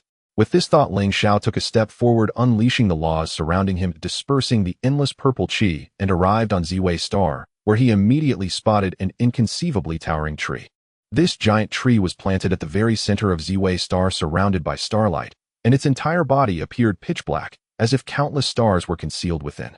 Most remarkably, this gigantic tree had 365 branches, each bearing 365 flower buds, neither more nor less, perfectly aligned. Upon seeing this, Ling Xiao had already deduced the origins of this tree. The Tree of Celestial Stars. The Tree of Celestial Stars feeds on the power of the stars, consuming the endless years of celestial stars to bear fruit. Each time it produces only 365 fruits, corresponding to the oldest 365 stars. By consuming the star fruits, one can transform into the corresponding star body, gaining mastery over the original power of that star. Moreover, the 365 branches of the Tree of Celestial Stars can be used to create the celestial star banner, forming the celestial star formation. Who are you, and why have you intruded into my territory? At that moment, a crisp and vigilant voice sounded as a young man materialized beneath the star tree. Dressed in a purple Dao robe, he appeared only 13 or 14 years old, strikingly handsome. Yet there was an inherent air of nobility about him, a natural disposition befitting an emperor. I happened to be passing by and thought to take a look. Are you the master of Ziwei star? Ling Xiao asked with a smile, instantly discerning that the youth had reached the early stage of the Deluo Golden Immortal. Indeed, this Ziwei star is mine, and this tree is also mine. I am the Ziwei Emperor. The youth relaxed his vigilance and earnestly responded to Ling Xiao's inquiry, his expression one of considerable pride. Ziwei Emperor. Ling Xiao couldn't help but chuckle. This youth seemed to have recently taken shape, lacking worldly experience, and his mind was not particularly sharp. My name is Ling Xiao. A pleasure to meet you. As a guest, why don't we discuss the Tao together? The youth said with a smile, as he sensed no hostility from Ling Xiao and could not detect his cultivation level. Having remained alone on Ziwei star for too long, the sudden arrival of another being made him eager to chat and validate his own Tao. Sure. Ling Xiao nodded, his figure moving to appear beneath the star tree. The youth's gaze sharpened, astonished within. This is a master. His strength is likely not weaker than my own. They sat facing each other, and the youth eagerly spoke, first with auspicious clouds manifesting above as he expressed his Tao sound. The Ziwei star radiated with brilliant light as the power of the celestial stars seemed to be summoned, showering down immeasurable brilliance. Endless and continuous. Ling Xiao's gaze shifted slightly. What intrigued him was that the youth was actually cultivating a Tao centered on Ziwei star, governing the power of the celestial stars, even including the sun and moon. The Ziwei Emperor star, suppressing myriad stars. The celestial stars of the universe, ever-changing, giving rise to countless great paths. The Ziwei Emperor star governs the celestial stars of the universe. This is my Tao. With Ziwei suppressing the sun and moon, my Tao can be established. Tao friend, how does my Tao seem? The youth asked, excitedly thrilled by his own profound Tao. Ling Xiao could only shake his head, helplessly replying lightly, unfortunately. Ling Xiao revealed a look of regret, leaving the young man stunned. Fellow Taoist, what is there to regret? Once I dominate the stars and suppress all star gods, my Tao can be achieved. What is wrong with that? The young man asked in confusion. Ling Xiao smiled mysteriously and said, of course there is something wrong, because I am the sun star god. The young man pointed at Ling Xiao, about to speak, but he could only see Ling Xiao becoming more and more majestic in his eyes, his figure growing vast and immeasurable, grand and boundless, beyond measure, beyond comprehension, and unassailable. He looked on in shock, his expression frozen, unable to utter a word. A delusion? It's not a delusion. The young man cried out in his heart, his scalp tingling. Why, as a star god, was he so powerful? This level of existence instilled no thoughts of resistance, for any resistance would be futile. Far too transcendent. I will give you a choice. Stop dreaming of ruling the stars and be my attendant instead. Ling Xiao said with a smile filled with a fondness for talent. A choice? An attendant? The young man's expression darkened, fluctuating between emotions. What kind of choice was this? He, the dignified Ziwei Emperor, was actually being asked to be an attendant. Is there no other choice? The young man asked unwillingly. There is. Ling Xiao pointed to the great star tree of heaven and said, that is to become its nourishment. He was not a system that would give you two choices. Nourishment. The young man's spirit jolted, then he broke through his mental barrier. I choose to be the attendant.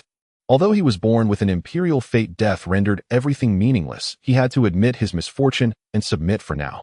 Good. I grant you the name Ziwei. From now on you shall be called Ziwei Tongzi. Ling Xiao said with a smile. Ziwei nodded bitterly, not daring to offer any rebuttal. Then Ling Xiao arranged an array for the Ziwei star and left with the Ziwei Tongzi. The great star tree of heaven grew best on the Ziwei star. Casually transplanting it would be unsightly. On the way back, Ling Xiao felt inexplicably at ease and in good spirits. This outing not only gained him a promising attendant, but also acquired a piece of innate spiritual root. Thinking of this, Ling Xiao couldn't help but look towards the direction of the Purple Cloud Palace, wondering how Emperor Jun and Taiyi were doing. The 3,000 years of preaching had come to an end. As the last character fell from Hong Jun's mouth, the powerful beings slowly regained their senses, reluctant to part and unable to extricate themselves. Some powerful beings comprehended the words of the saint and were deeply enamored, while others looked suspicious, half understanding. Though it was said to be the path to quasi sainthood by the end, they still didn't quite understand how to break through. Hong Jun's gaze shifted, and he understood the expressions of all the powerful beings. If there are any points of confusion, feel free to ask. Immediately after his words fell, a powerful being questioned, "Dare I ask the saint? I am dull-witted and still do not quite understand how to break through to quasi saint, even to sainthood." His question received unanimous agreement from many powerful beings. Some among them already knew how to achieve quasi sainthood, but their understanding was not thorough enough. This fellow Taoist not only asked about the path to quasi saint, but also how to attain sainthood. Even Emperor Jun and Taiyi were somewhat curious. In fact, they already understood the method to become a saint and wanted to hear the saint's unique insights. Hong Jun slightly nodded, glancing appreciatively at the powerful being who asked the question, and answered slowly. There are 3 paths to achieving the Tao. All paths can lead to the Tao, yet summarizing them, to achieve quasi sainthood or to attain sainthood, there are 3 main routes. The first is to prove the Tao through strength, that is to comprehend the laws of the Tao, using one's own Tao force to break the limits of the great Luo Golden Immortal. This realm can be called the Hunyuan Golden Immortal and beyond, that is the Hunyuan Great Luo Golden Immortal. However, the Tao has hidden away now, and comprehending the laws is difficult. This path has already become impassable. The second is to prove the Tao through virtue, which is to do great deeds contributing to the heavenly Tao. The heavenly Tao will bestow immeasurable virtue, which will merge into one's primordial spirit. Virtue becomes the Tao, and I will elaborate on the specific methods later. Hearing this, the powerful beings felt somewhat dejected. These 2 paths were too abstract. One was already cut off, and the other required contributions to the heavenly Tao. Without specific actionable methods, they could not be called methods. Hong Jun deliberately paused, noticing the gloomy expressions of the powerful beings, and nodded to himself. Then he spoke loudly, his voice even more resonant than before. The final method is my method of proving the Tao. The eyes of all the powerful beings brightened. The living saint was right before them, which proved this method to be feasible. I implore the saint to show mercy and grant this Tao. A flattering powerful being immediately said eagerly. They couldn't wait, not wanting to wait even a moment. Hong Jun nodded in satisfaction, looking at him for a moment longer before continuing. This method is called the cutting of 3 corpses to prove the Tao. All living beings possess goodness and evil. The self has 3 corpses. As long as 1 corpse is cut away, one can achieve the early stage of quasi saint. Cutting away 2 corpses achieves the mid-stage. Cutting away 3 corpses achieves the late stage, and then one can cultivate to the perfection of quasi sainthood. Finally, when the 3 corpses merge with the self, one can attain the supreme Tao. However, the 3 corpses within need to be entrusted to innate treasures. As his words fell, Hong Jun's gaze casually swept around, only to suddenly find 2 figures looking somewhat dazed, seemingly stunned. These 2 figures were Emperor Jun and Taiyi. Hong Jun felt somewhat doubtful in his heart, and asked, "Emperor Jun, Taiyi, did you understand what I said? If there is anything unclear, feel free to ask." This already suggested favoritism. It was indeed that Emperor Jun and Taiyi's cultivation was somewhat lacking. Hong Jun was concerned and wanted to help as much as possible. All the powerful beings turned their gazes towards Emperor Jun and Taiyi. How should one put it? It was understandable. After all, it was their first time attending the Tao lecture, and having missed one, it was perfectly normal not to understand. Emperor Jun and Taiyi regained their senses. They were not unable to understand, but simply uninterested. Their 3rd brother had already told them all this. Moreover, although Hong Jun mentioned that the path of the laws was impassable, their 3rd brother was about to become a Hunyuan Golden Immortal. Was this not nonsense? Though they thought this in their hearts, they did not dare to show a hint of strangeness on the surface. Since the saint had already asked them, it would be inappropriate not to say something. After pondering for a moment, Emperor Jun felt a stir in his heart, and asked, "Dare I ask the saint, among the 3 paths to sainthood, which is the strongest?" As soon as these words were spoken, all the powerful beings were taken aback, then looked at Emperor Jun with admiration. They were unsure whether he was genuinely foolish or feigning ignorance. The saint had already stated that the path of the laws was cut off, yet he still asked which of the three paths to sainthood was the strongest. Wasn't this just looking for trouble? To treat the saint's words as mere farts, how did he manage that? The Zixiao Palace fell into an immediate silence, all powerful beings focusing their gaze on the two brothers Dijun and Taiyi. Most of them were reveling in their misfortune. Jieyin and Zhuan nearly laughed out loud. This golden crow is too daring. Has he always been this brave? Perhaps being on the Sunstar for so long has cooked his brain. Hong Jun's brow furrowed slightly, a trace of barely detectable anger flashing in his eyes. This wretched child. Wasn't he clear enough? You can only use 2 methods, yet you ask for 3. Is your hearing impaired, or are you deliberately looking for trouble? Or are you stubbornly clinging to the Tao? If it weren't for considering the importance of Dijun and Taiyi, Hong Jun would have seriously considered sending these 2 useless beings away to avoid their annoying presence. His emphasis on the path of the 3 corpses was solely to pass down his Tao lineage and prepare for the future. Under everyone's gaze, Dijun actually asked such a question. Hong Jun naturally understood that it was inappropriate to state which of the 3 methods of proving the Tao was the strongest at this moment. Thus he smiled faintly and still provided an answer. There is no precedence in the Tao nor strength in the laws. All strength comes from oneself. Therefore, the 3 methods of proving the Tao are indistinguishable in strength. Ultimately, it depends on oneself. Hong Jun, embarrassed to praise his own path of the 3 corpses as the strongest, gave a vague answer. Thank you for your explanation, sage. Dijun's eyes brightened, and he stopped speaking, sitting there obediently. Yet in his heart, a different scene unfolded. What Hong Jun said had commonalities with what the third brother had mentioned. Only the strong self is the strongest, and the laws of proving the Tao are ultimately about oneself. The key point is that the third brother had previously claimed that the path of proving the Tao is the strongest, unbound by any restrictions, as it relies solely on one's strength. In contrast, other methods of proving oneself to become a saint require one's spirit to be entrusted to the heavenly Tao, which brings constraints. How can a saint with limitations be considered strong? Hong Jun was clearly not telling them the truth. Dijun and Taiyi exchanged silent glances, both harboring similar thoughts. The sage's words were not necessarily correct, claiming that the path of proving the Tao was already severed. Little did they know their third brother Ling Xiao was on the verge of achieving the status of a primordial golden immortal. Gradually, Hong Jun's prestige in their hearts was not as exalted as before. What he said was completely unconvincing. The 2 brothers contemplated, both wanting to stand up and leave, completely lacking the desire to continue listening. After this little interlude with Dijun, Hong Jun proceeded to elaborate on the path of cutting the 3 corpses. The 3 pure ones, Jiayin Zhuan, Ti Nuwa Fushi Kuanping Dong Wang Gong, and many other powerful beings, all felt inspired, attempting to cut the 3 corpses within themselves. Some of these powerful beings had already reached the perfection of the great Luo golden immortal. Upon hearing the method to achieve the position of quasi-saint, they naturally began to cultivate. Those who had not yet reached perfection could only listen and take mental notes. There were those who rejoiced, and those who worried, as not every powerful being possessed innate spiritual treasures. Throughout this period, Hong Jun remained seated, eyes closed, showing no intention of leaving.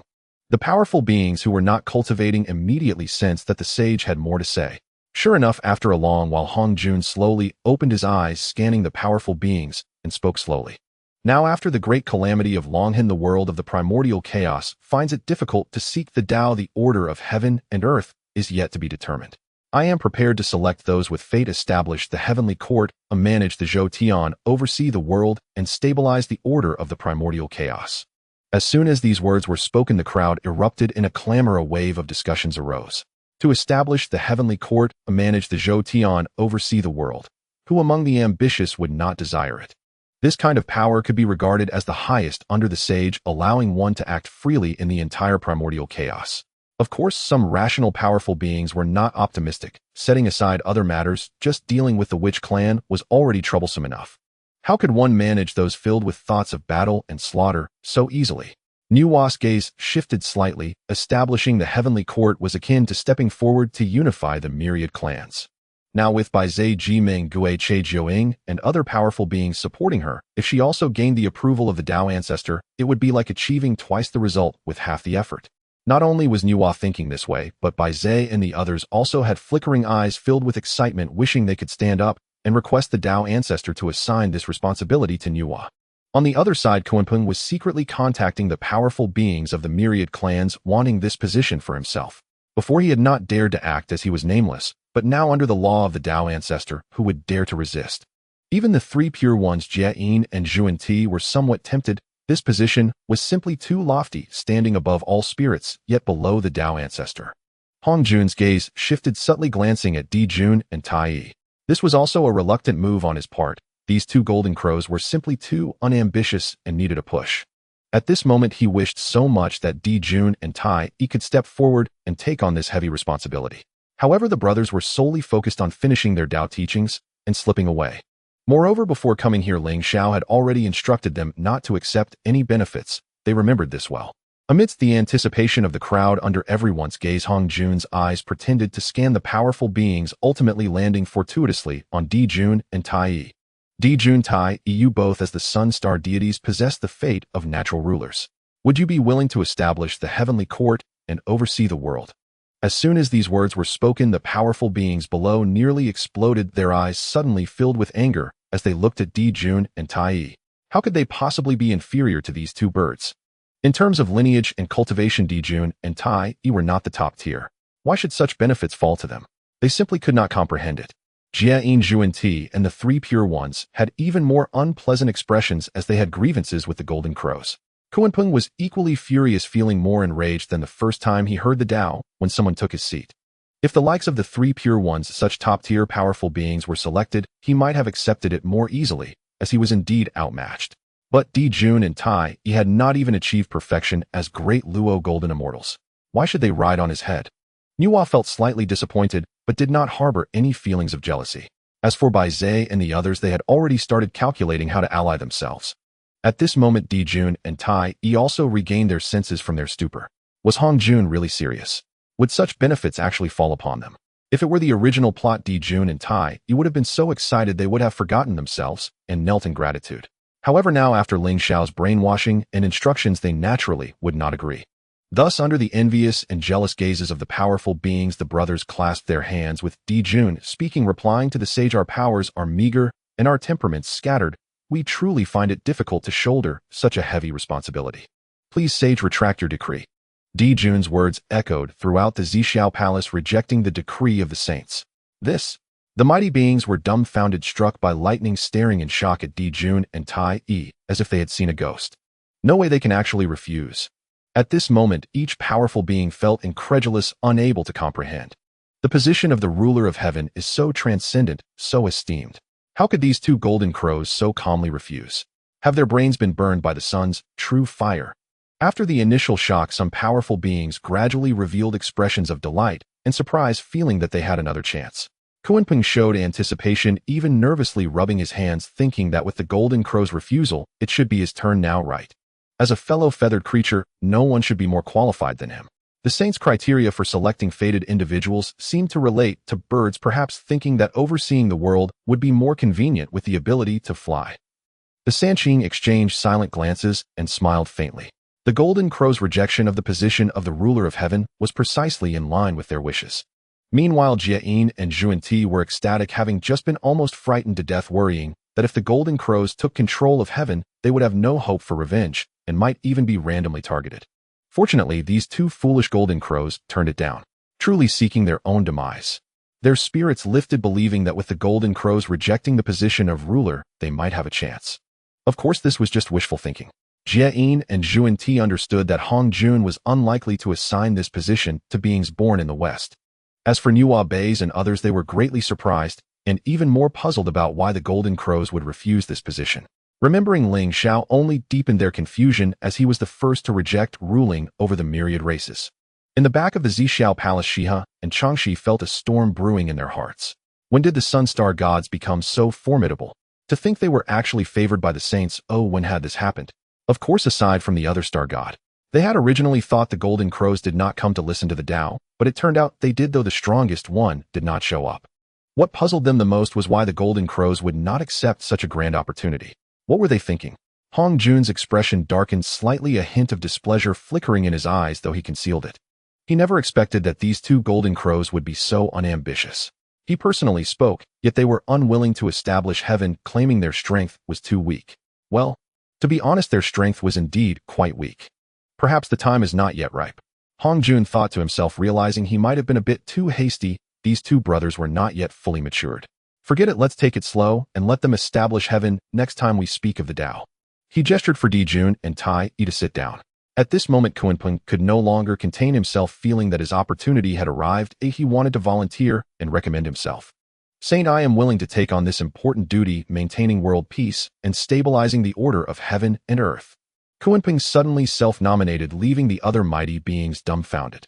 By the time they reacted, they were filled with astonishment and anger, cursing inwardly.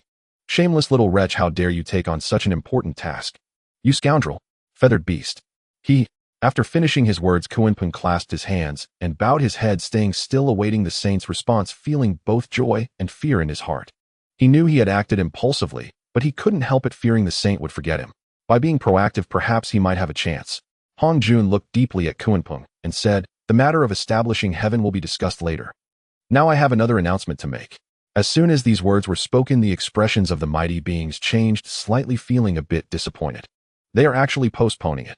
Some mighty beings secretly laughed at Kunpeng, thinking that the bird who dared to stick his neck out was now in shock.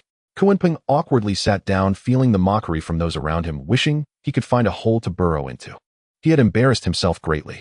Not only did he fail to obtain the position of ruler of heaven, but he also inadvertently exposed his bird-like nature. He secretly glared at Dijun and Taiyi, harboring resentment and shifting his frustration from his failure onto them, feeling that if it weren't for Dijun and Taiyi, he wouldn't have suffered such humiliation. Similarly, while the saints actively proposed that they establish heaven, he took the initiative to volunteer, only to be rejected. Did this not imply that Kunpeng was inferior to the Golden Crows? What exactly made him inferior? Hong Jun's gaze shifted, and seeing that the Zhixiao Palace had completely quieted down, he slowly began to speak. The matter of establishing heaven will be discussed later, but the order of the Hong Huang still needs to be maintained. For this, I will select 2 capable individuals from among you to maintain the order of the Hong Huang and stabilize the peace of heaven and earth. As soon as Hong Jun finished speaking, the mighty beings were immediately bewildered. Again, 2 spots, could it be that they were once again aiming for the Golden Crows? In an instant, many gazes involuntarily turned towards Dijun and Taiyi. Hong Jun secretly laughed in his heart, and then continued, these 2 capable individuals will each manage the male and female immortals representing me in maintaining the order of the Hong Huang world. 1 male and 1 female.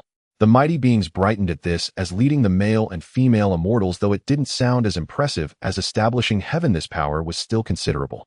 Becoming the head of the male or female immortals, wouldn't the vast land of Hong Huang be at their mercy?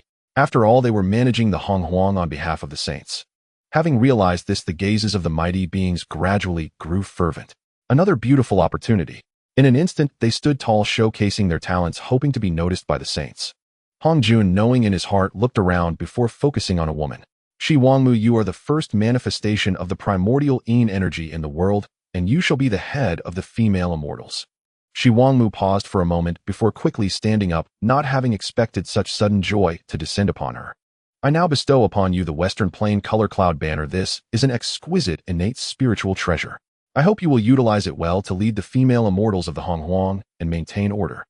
Hong Jun raised his hand, pointing, and a small white flag flew to Shi Wangmu's front, quietly hovering and emanating mysterious fluctuations. I shall abide by the saint's decree. Shi Wangmu nodded and gently accepted the treasure. Dressed in white palace attire, she exuded an elegant and dignified aura, unable to suppress her excitement at this moment. She had been worried about not having a good innate spiritual treasure to slay the 3 corpses, and unexpectedly this opportunity arrived. Who would have thought that becoming the head of the female immortals would come with such benefits? It was simply an unexpected joy, an exquisite innate spiritual treasure. The mighty beings looked on enviously, knowing that treasures of this caliber would cause a frenzy in the outside world. Aside from the saints, no one could resist the allure of an exquisite innate spiritual treasure. Especially after they learned about the method of slaying the 3 corpses, the exquisite innate spiritual treasure became even more precious. In an instant, the mighty beings were filled with thirst, eagerly anticipating the remaining position of the head of the male immortals. Some female immortals were even wishing to transform into male immortals to compete for the position. The numerous mighty beings, including Sanqing, Jian, Junti, Kunpeng, and Fushi, wore expressions of anticipation. The dual temptation of status and the supreme innate spiritual treasure made it difficult for them to extricate themselves. Especially the East King, who was so excited that he could hardly contain himself, was ready to stand up. The West Queen Mother was the manifestation of the first Yin energy, while he was the manifestation of the first Yang energy. In this case, wouldn't the title of the foremost male immortal rightfully belong to him? It was logical. Hong Jun glanced around, his gaze sweeping over the various powerful beings before finally settling on Dijun and Taiyi. The mighty beings who sensed this scene immediately felt uneasy. No way. Is the position of the foremost male immortal also for Jinwu? Even Dijun and Taiyi was taken aback. Another one. In the next moment, Hong Jun shifted his gaze, anticipating that Jinwu would likely refuse, so he sought a secondary option and focused on Hong Yun. He noticed that Hong Yun seemed to have a good relationship with Dijun and Taiyi, so he wanted to use Hong Yun to draw the two into the fray. With Hong Yun's qualifications, it would be quite difficult to gain the support needed to become the foremost male immortal, and he would undoubtedly need Jinwu's assistance. In this way, wouldn't it work out? As long as they were drawn into the mix and a conflict arose, everything would fall into place naturally. Hong Yun, you are the embodiment of the first red cloud in the world, endowed with great fortune, and you should be the foremost male immortal. Hong Jun said lightly, his expression carrying authority and appearing exceedingly solemn. As his words fell, the mighty beings erupted, their faces filled with indignation. How could Hong Yun be worthy of the title of the foremost male immortal? What virtue or capability does he possess? The first red cloud in the world with such a background could be easily defeated by any of the mighty beings sitting before the Zixiao Palace. Not only did the powerful beings erupt, but even Hong Yun himself felt it was unbelievable, as if he were dreaming. It was no exaggeration to say he felt unworthy. With a racing heart and trembling hands, he was about to express gratitude for the sage's grace, when suddenly he came to a realization. Sensing the hostile gazes around him and recalling the recent actions of his friend Dijun, Hong Yun suddenly felt that this was not a good position. It could pose a threat to his life. Immediately, Hong Yun sheepishly scratched his head and smiled, saying, "Returning to the sage, this disciple is dull-witted and weak in strength. I fear I cannot bear such a great responsibility. I respectfully request the retraction of your decree." He spoke sincerely and with an open heart, showing no greed for the position of the foremost male immortal. Well done. Behind Hong Yun, Dijun and Taiyi was so excited he nearly applauded. Hong Jun's expression slightly froze, seemingly not expecting Hong Yun to refuse him. It was hard to believe. This fellow had learned poorly alongside Jinwu. "Hong Yun, do you truly not wish to take on the role of the foremost male immortal?" Hong Jun asked solemnly, his gaze already showing signs of discontent. "Yes, Hong Yun is unworthy of the position, and I respectfully request the sage to retract your decree," Hong Yun said earnestly without a hint of hesitation. Though the supreme innate spiritual treasure was splendid, one must have a life to use it. Hong Yun absolutely refused to be the foremost male immortal. His determination only grew stronger as, after refusing, he could clearly feel the hostile gazes around him gradually dissipating. The powerful beings were naturally pleased. Since Hong Yun had the insight to refuse, they now had a chance. Hong Jun lightly waved his hand, signaling him to sit down, not wishing to say more. His gaze then moved again to Zenyuanzi beside Hong Yun. If taking a step back didn't work, then take another step back. Zenyuanzi and Hong Yun were close, and it made no difference who took the title of the foremost male immortal. Just as Hong Jun was about to speak, he noticed Zenyuanzi's gaze was evasive, looking around as if it were obvious he disagreed. "This? Forget it, let it be destroyed, let it merge." Hong Jun's gaze gradually turned cold. He couldn't express his anger in front of the many powerful beings. The others also sensed the subtle atmosphere and immediately fell silent, not daring to show any signs of discord. However, there were those who were bold. The East King, seeing this, felt his opportunity had arrived and immediately stood up respectfully, saying, "Disciples are willing to relieve the teacher's worries and take on the position of the foremost male immortal." He had a serious expression, appearing very earnest and righteous, though inwardly he was also anxious. The East King's sudden action made the mighty beings sneer inwardly. "This is simply seeking death." The sage's expression turned slightly unfavorable. How could he still dare to step forward, risking his life for benefits? But to the surprise of the mighty beings, Hong Jun merely glanced at the East King and slowly nodded. "Very well, if that is the case, then the position of the foremost male immortal shall be held by the East King. I grant you the supreme innate spiritual treasure, the Dragonhead Scepter. I hope you will make good use of it to maintain the order of the male immortals in Honghuang and not let me down." With a wave of his sleeve, Hong Jun sent forth a glittering Dragonhead Scepter, which floated before the East King. The East King received it with both hands, kneeling and bowing excitedly, saying, "The East King will surely not fail the sage's expectations." A number of mighty beings were stunned. Was it really that simple? They had thought the East King would have to fight for it, but unexpectedly the sage casually granted him the title of the foremost male immortal. Some mighty beings were filled with regret, their insides turning green with envy, realizing they should have stepped forward. "I could have done it too." The mighty beings were filled with jealousy, secretly resenting that the East King was able to obtain the title of the foremost male immortal simply because he stepped forward early. The only ones feeling relaxed and happy were likely Dijun and Taiyi and Xinhuanzi Hanyun. Especially Xinhuanzi, who was already indifferent to fame and fortune, preferring peace over action. For whatever reason, he did not wish to take on the role of the foremost male immortal. Thus, when Hongjun's gaze swept over him, he guessed that the sage intended for him to become the foremost male immortal. After all, even his friend Hanyun was favored by Hongjun. He had no reason to be inferior to Hanyun. Alright, this sermon concludes here. 10,000 years from now, it will be my last sermon. At that time, I will impart the complete path to sanctification and select a group of fated individuals to take as disciples. As the words fell, Hongjun's figure also began to dissipate. Shortly after, the Zhixiao Palace was in an uproar, and all the mighty beings were in a frenzy. The sage is going to accept disciples. It must be said that the final words left by Hongjun made them unable to contain their excitement. Although those who came to the Zhixiao Palace to listen to the sermon often regarded themselves as disciples, they were actually not even considered registered disciples of the sage. Nameless and unacknowledged. Now, with the sage stating he would accept a group of disciples, it was unclear how many would be included in this group. Every mighty being felt they had a chance. Once they became the sage's disciple, their status would instantly change. Not only would they receive guidance from the sage, but they would also be able to roam freely in the Honghuang world.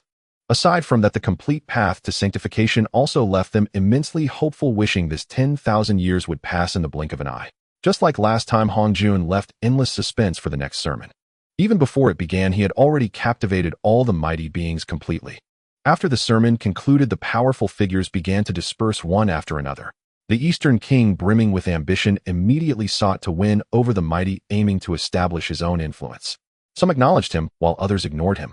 Many powerful beings were eager to return, focused on slaying corpses to achieve the status of quasi-saint, and naturally had no desire to entertain this ambitious little man. Laozi Yuanshi and Tongtian, witnessing Huda's departure, promptly followed suit, their gazes unfriendly, clearly seeking to avenge past grievances. The Eastern King was met with a cold shoulder. The three pure ones hurried away, not sparing him a glance, treating him as if he were air. Annoyed, the Eastern King suddenly noticed that Dijun and Taiyi, Xinhuanzi, and Hanyun were also preparing to leave, and thus spoke with a smile. "Fellow Taoists, do you have time for a chat?" "No time." Dijun and the others dropped a curt reply and strode away, likewise not glancing back. The smile on the Eastern King's face froze, gradually darkening. Although there were certain dubious advantages to his position as the foremost male immortal, could they not at least grant him this little dignity? "I hope you can remain this resolute." He watched the departing figures of Dijun and the others, his gaze shifting uncertainly. Meanwhile, on another side, Jian and Zhuanti, seeing Dijun and Taiyi leave, also departed from the Zhixiao Palace. "Senior brother Xinhuanzi and Hanyun are with Jinwu. It seems unwise for us to take action." Zhuanti inquired thoughtfully, his eyes glinting with killing intent. This was a prime opportunity for revenge, to collect some interest, and once they returned to slay corpses and become quasi-saints, they could then strike at the Sun Star. That was the plan, but now with Xinhuanzi and Hanyun beside Jinwu, if a conflict arose, these two would likely assist Jinwu. "No worries, I don't believe they can stay together forever. Let's follow them and wait for an opportunity. If none arises, we'll return to slay corpses, and after becoming quasi-saints, we'll strike at the Sun Star, capturing Jinwu in one fell swoop." Jian spoke calmly, exuding an air of confidence. He had already grasped the method to slay virtuous corpses, and the realm of quasi-saint was within reach. If revenge could not be taken now, he would wait until he achieved quasi-saint status and personally set foot on the Sun Star. By then, subduing the three Jinwu would surely be a splendid affair. Thus, he remained unfazed and unhurried about the current situation. However, his junior brother was not as composed and needed guidance to seize an opportunity. "Then we shall proceed, as you say, senior brother." Zhuanti nodded, believing his senior's reasoning to be sound. They had long since reached the pinnacle of the great Luo Golden Immortal Realm, making the slaying of corpses a trivial matter for them. Dijun and Taiyi, along with Xinhuanzi and Hongyun, exited the chaos. "Taoist Dijun, Taoist Taiyi, we part ways here. We shall return to seclusion." Xinhuanzi and Hongyun stood side by side. Having gained much from this discourse, they were well equipped with innate spiritual treasures and prepared to return and attempt to slay corpses. "All right, farewell."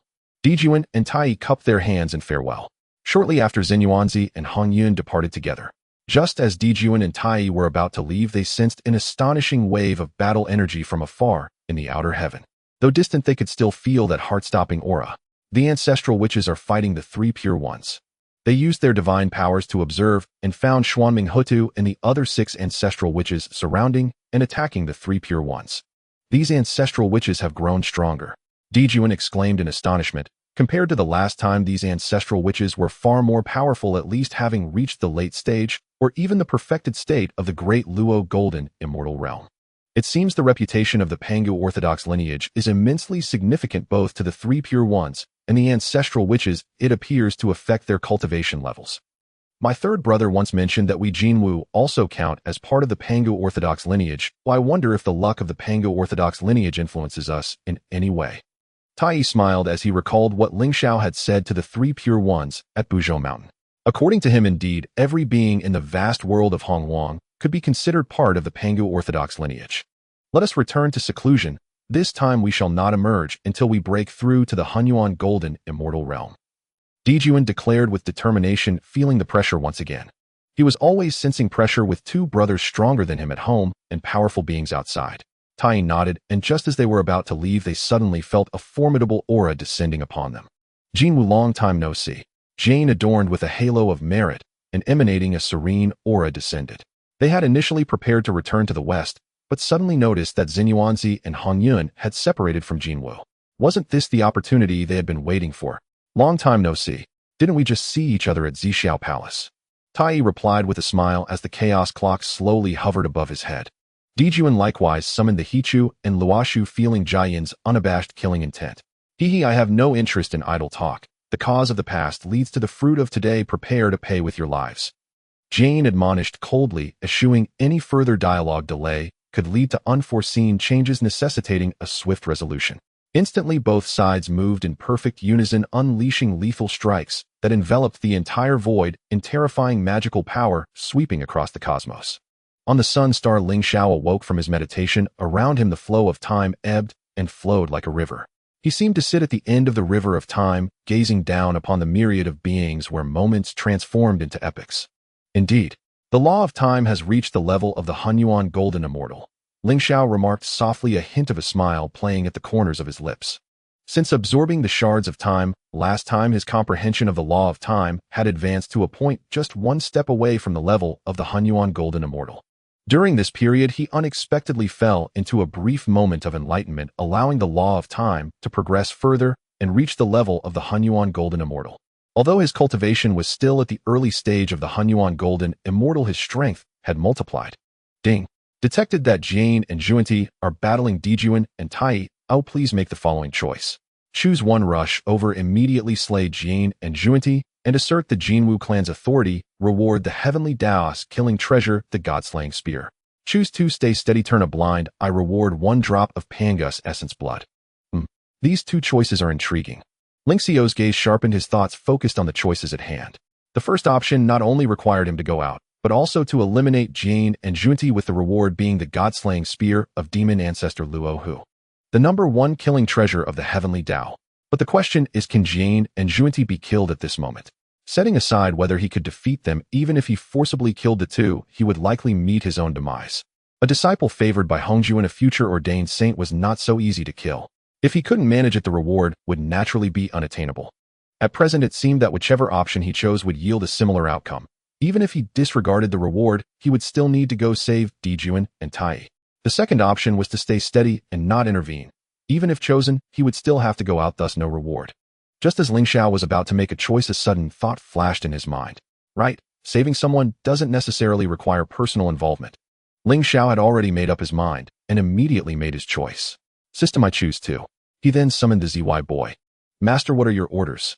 The ZY boy, clad in purple robes, resonated with the spiritual energy of heaven and earth, exuding an air of nobility, now stood beside Ling Xiao as a servant. Boy, take my treasure and bring back my 2 elder brothers. Ling Xiao raised his hand, and the Hongming Ding appeared in his palm, its chaotic aura spreading out, radiating immense power. Understood.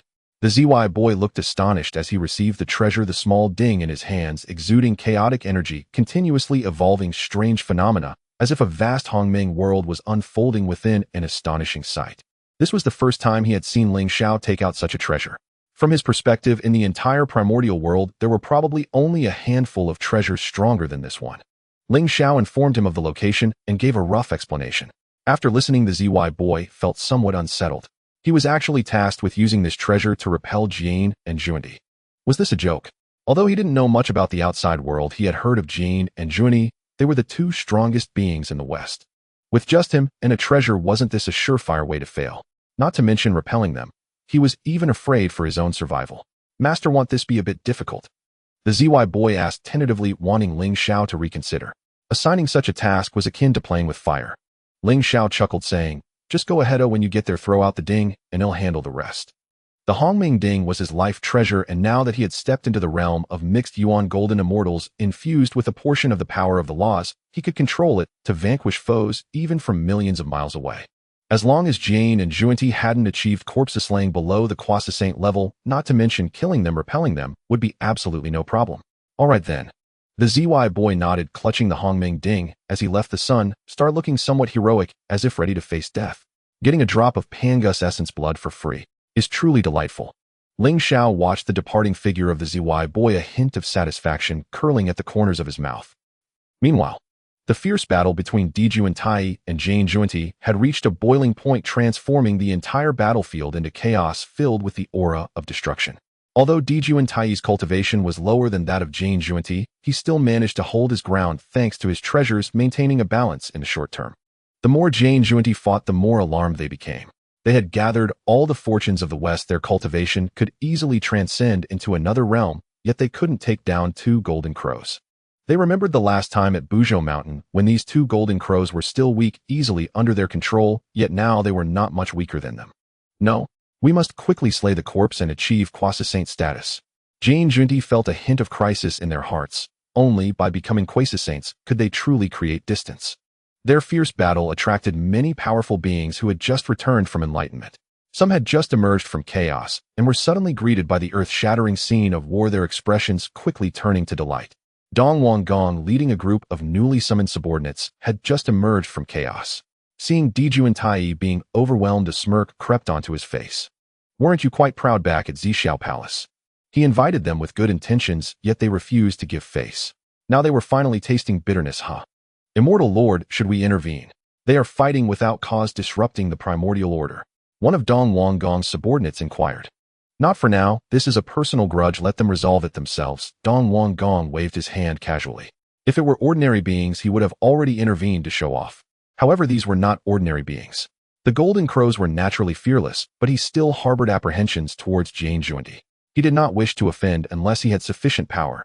On the other side, several ancestral witches had just repelled the Sanqing and were attracted by the battle between Jane Junti and Dijun and Taiyi.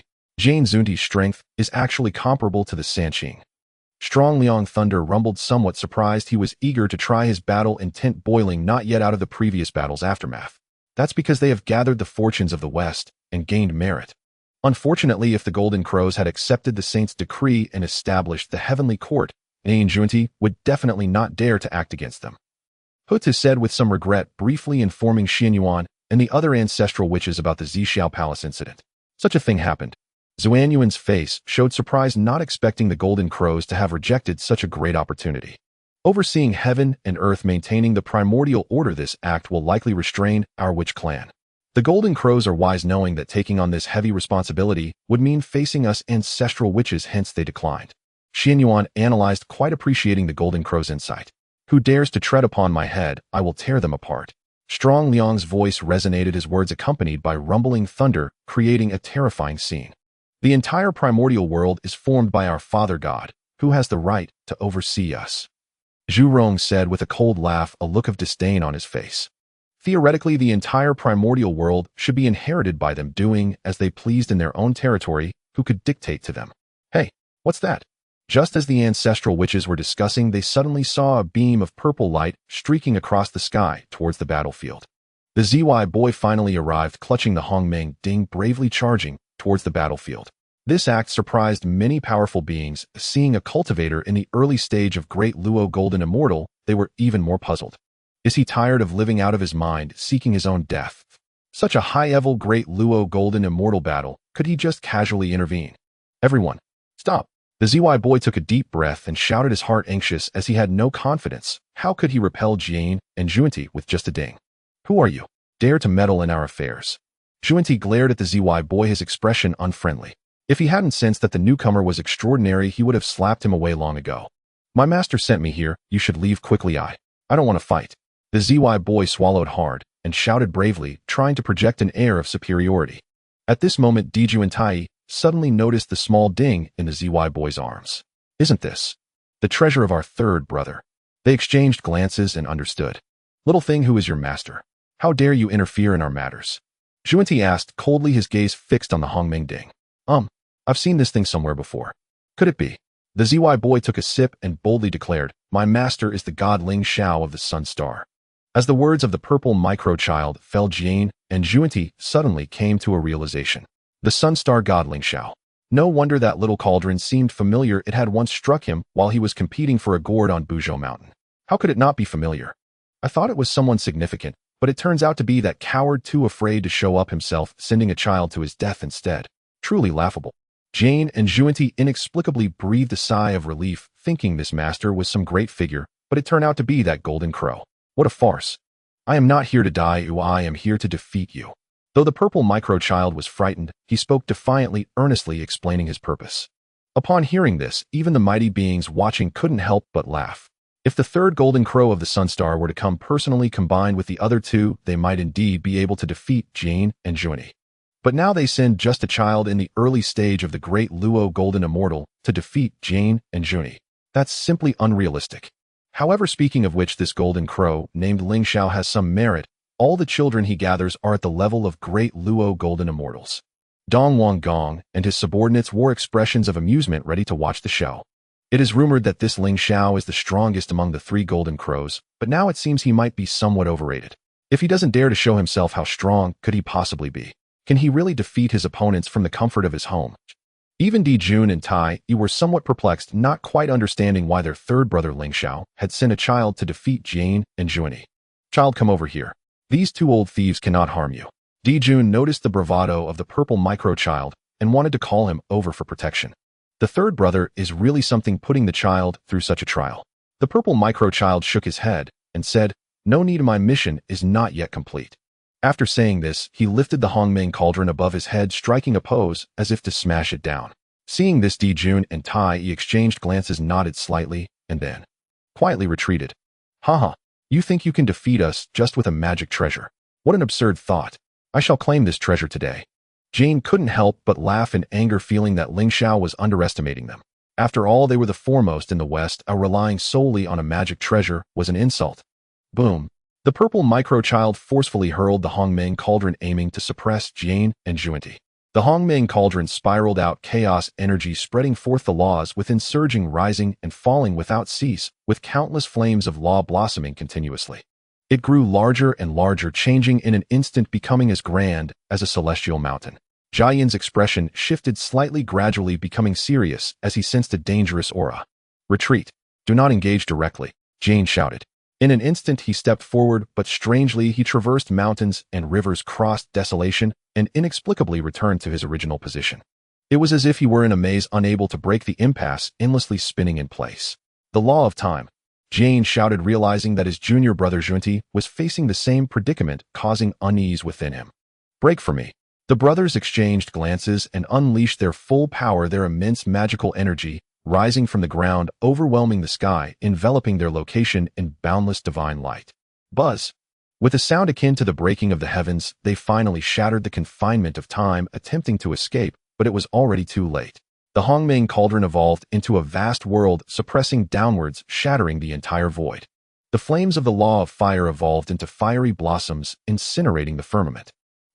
Jane let out a roar, the golden flames mingling with chaos energy, their surroundings resembling chaos itself, destruction everywhere.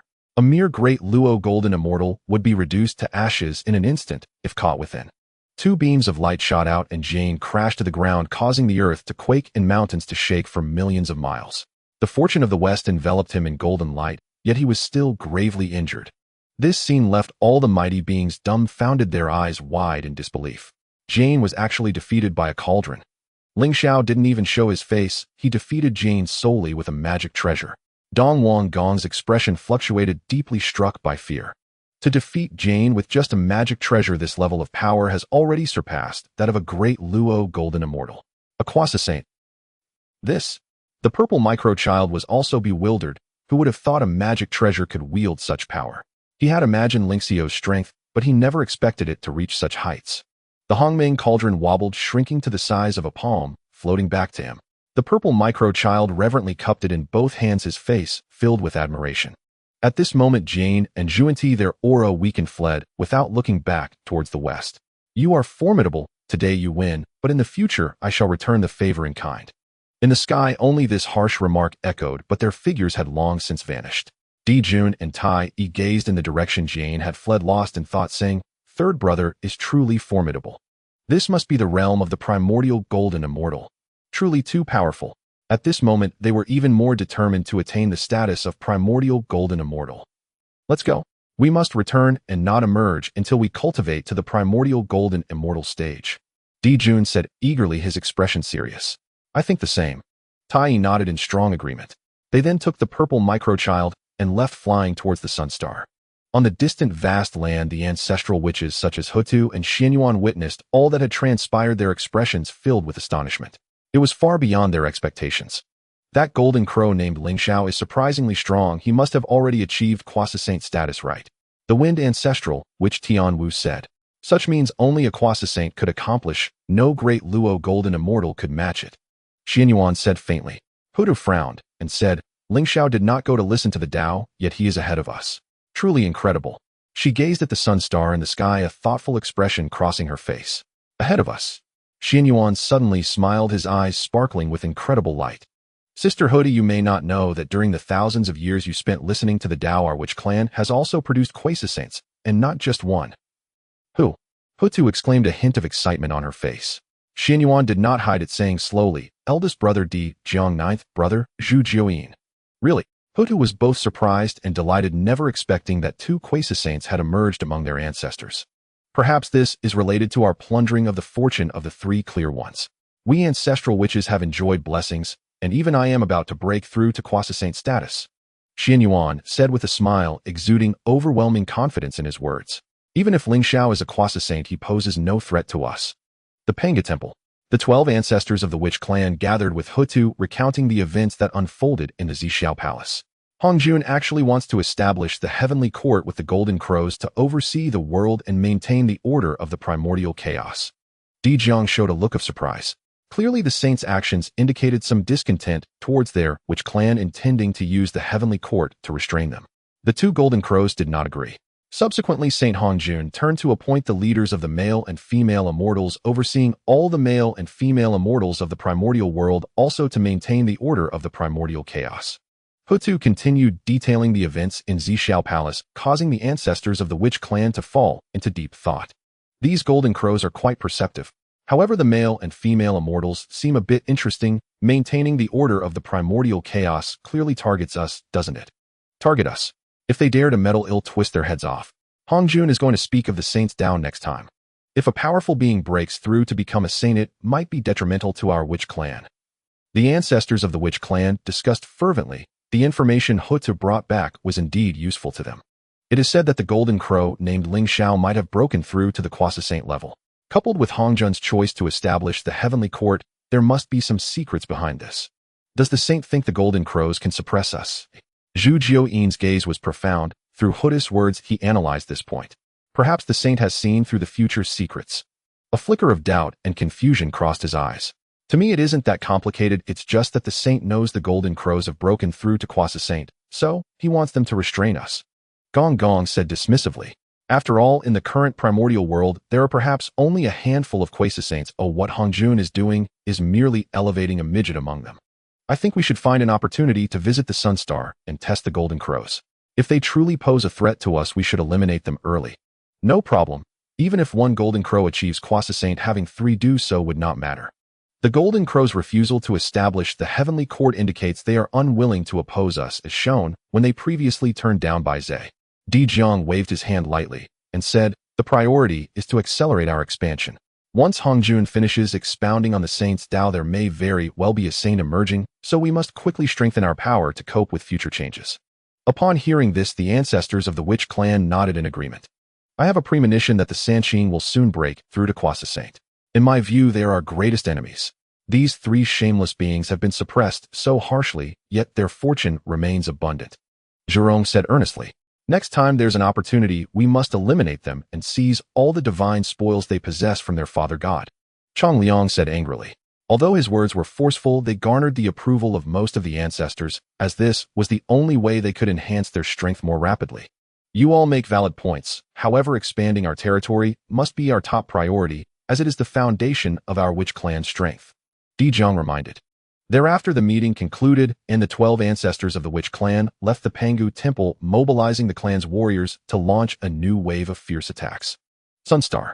After Dijun and Taiyi returned, he pulled Ling Xiao to discuss the events in the Zixiao Palace.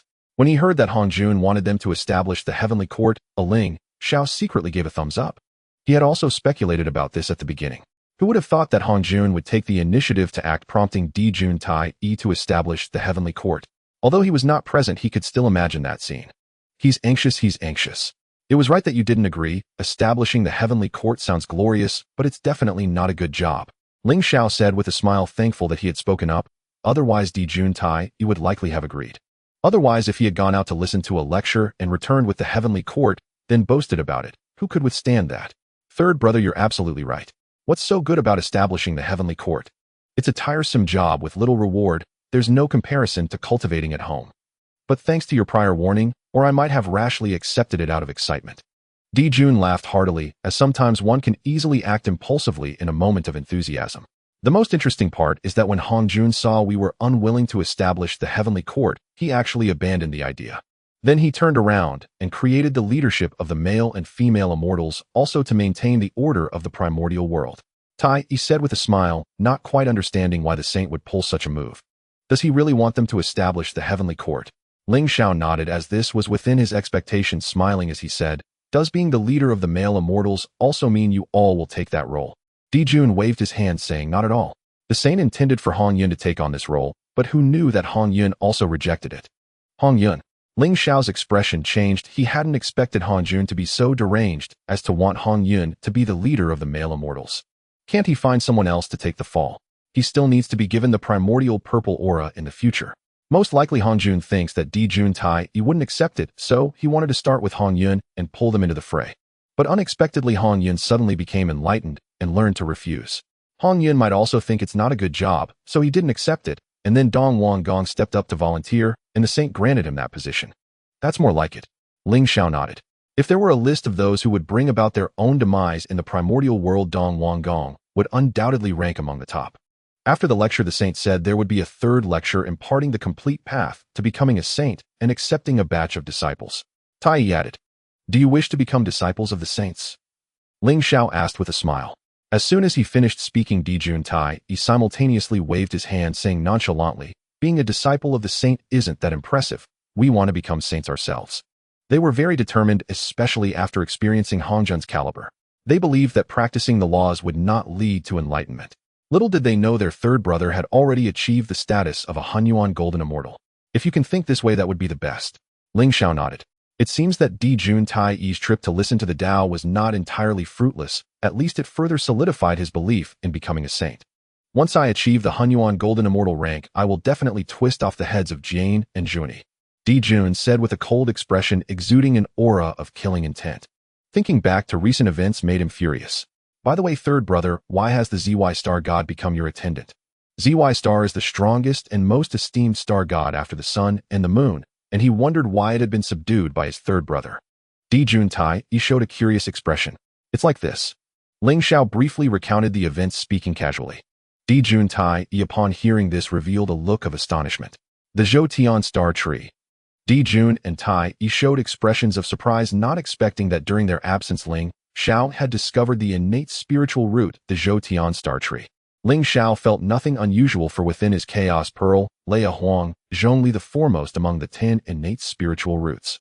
Elder brother, second brother, I have recently comprehended the Hongmeng cauldron and gained insight into a formation. I suspect that within our accompanying treasures there is a formation present, so you should also diligently comprehend and not be negligent. Speaking of the Zhoutian star tree, Ling Xiao thought of the Zhoutian star array and wanted to subtly remind Dijun and Taiyi to spend more time understanding their treasures to bring forth the Zhoutian Star Array and the Hunyuan He Luo Array. Having no sword in hand is entirely different from wielding one. With these two top-tier great arrays, they would at least have an extra trump card. Really? Then we must diligently contemplate it. Dijun and Taiyi were overjoyed and immediately planned to return to seclusion for cultivation. I will not exit seclusion until I reach the Hunyuan Golden Immortal. He left behind this remark before departing. Ling Xiao smiled silently and began to sit cross-legged in cultivation, absorbing the Pangu blood essence rewarded by the system.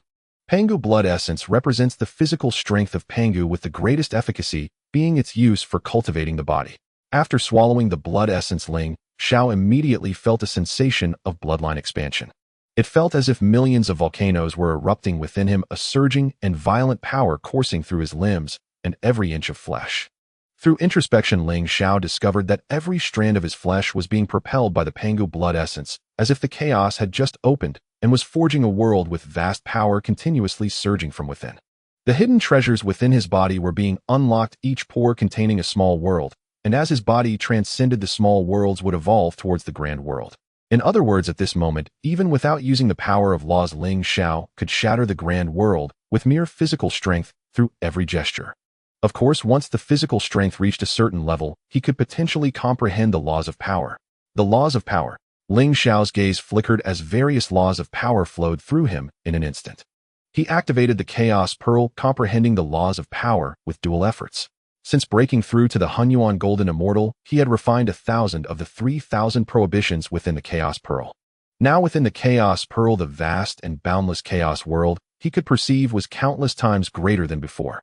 In the chaos, the Huang Zhongli bathed in the chaotic gale. The 9 layers of Thunder Sea, with various destructive powers growing, had already borne 9 young fruits.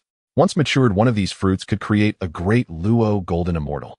Ling Xiao was fully focused on comprehending the laws, while the Pangu blood essence within him was slowly being consumed.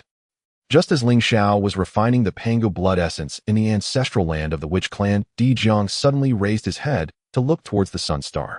Strange, I seemed to sense the aura of the Father God just now, and it seemed like my brother of the same origin. Di Jiang spoke, slowly muttering to himself, his gaze flickering with doubt. Could it be my illusion? He couldn't comprehend it, lowering his head in thought, falling into self-doubt. For whether it was the aura of the Father God or that of his brother of the same origin, it was unlikely to appear. Soon he came to understand. The Sun Star was transformed from the left eye of the Father God, so it was indeed normal to sense the aura of the Father God. That was the only way he could interpret it. After Hong Jun's second sermon, the many powerful beings who returned from the Zixiao Palace all entered seclusion to contemplate the path of slaying the 3 corpses. Only the Witch clan and the myriad races continued to battle the entire Honghuang world, tranquil yet chaotic. And so it continued for 3,000 years. On this day, at the edge of the East Sea, on a celestial mountain, 3 Taoists sat on the cloud bed born of the tides of the azure sea, gathering auspicious clouds that formed a chaotitude, auspicious cloud the size of thousands of acres upon which a world was evolving. There was Pangu wielding the divine axe of creation, breaking through chaos, opening the heavens, and establishing the phenomena of earth, wind, fire, and water. These 3 Taoists were Laozi, Yuan Shi, and Tong Tian, who had been contemplating the path of slaying corpses since returning from the Zixiao Palace, and now finally had movements. Suddenly, the auspicious cloud above Laozi's head rolled incessantly, waves crashing as it transformed into the imagery of opening the heavens and establishing the earth, then interpreting the taiji of the 2 forms, and then presenting the imagery of 1 life, giving birth to 2, 2 giving birth to 3, and 3 giving birth to all things. Immediately a wave of fluctuation arose, and atop the auspicious cloud appeared a Taoist with a wrinkled face and white hair, wearing a 9-cloud crown and dressed in grand red and white, crane-patterned celestial robes. His features closely resembled Laozi's, yet he appeared even more benevolent as he descended from the auspicious cloud and spoke to Laozi in midair. "Congratulations, fellow Taoist." Laozi also beamed with joy, saying, "Congratulations, congratulations." Then the Taoist merged into Laozi's body, and at the same time a vast aura surged into the sky. In that moment, all beings at the edge of the East Sea were filled with fear, nearly suffocating. Many powerful beings exhibited expressions of shock. Who has achieved quasi-sainthood? However, this was not the end. Shortly after, above Yuan Shi's head emerged a stern Taoist, exuding an aura of evil, as if he were the source of all wickedness, instilling fear. He clasped his hands and merged into Yuan Shi's body, embedding himself within the spiritual treasure. A domineering aura spread across the skies, without concealment, shaking the many powerful beings. Following that, atop Tong Tian's auspicious cloud, a tall young man with sword-like brows and starry eyes appeared, emanating a fierce sword intent. He stepped forward and merged into Tong Tian's body, without any superfluous movements.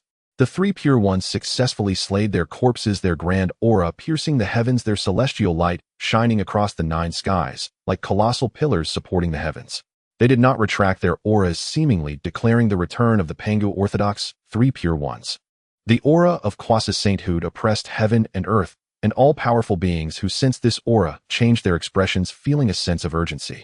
No wonder it is the three pure ones returning from the Zhixiao Palace and successfully slaying their corpses in just 3,000 years.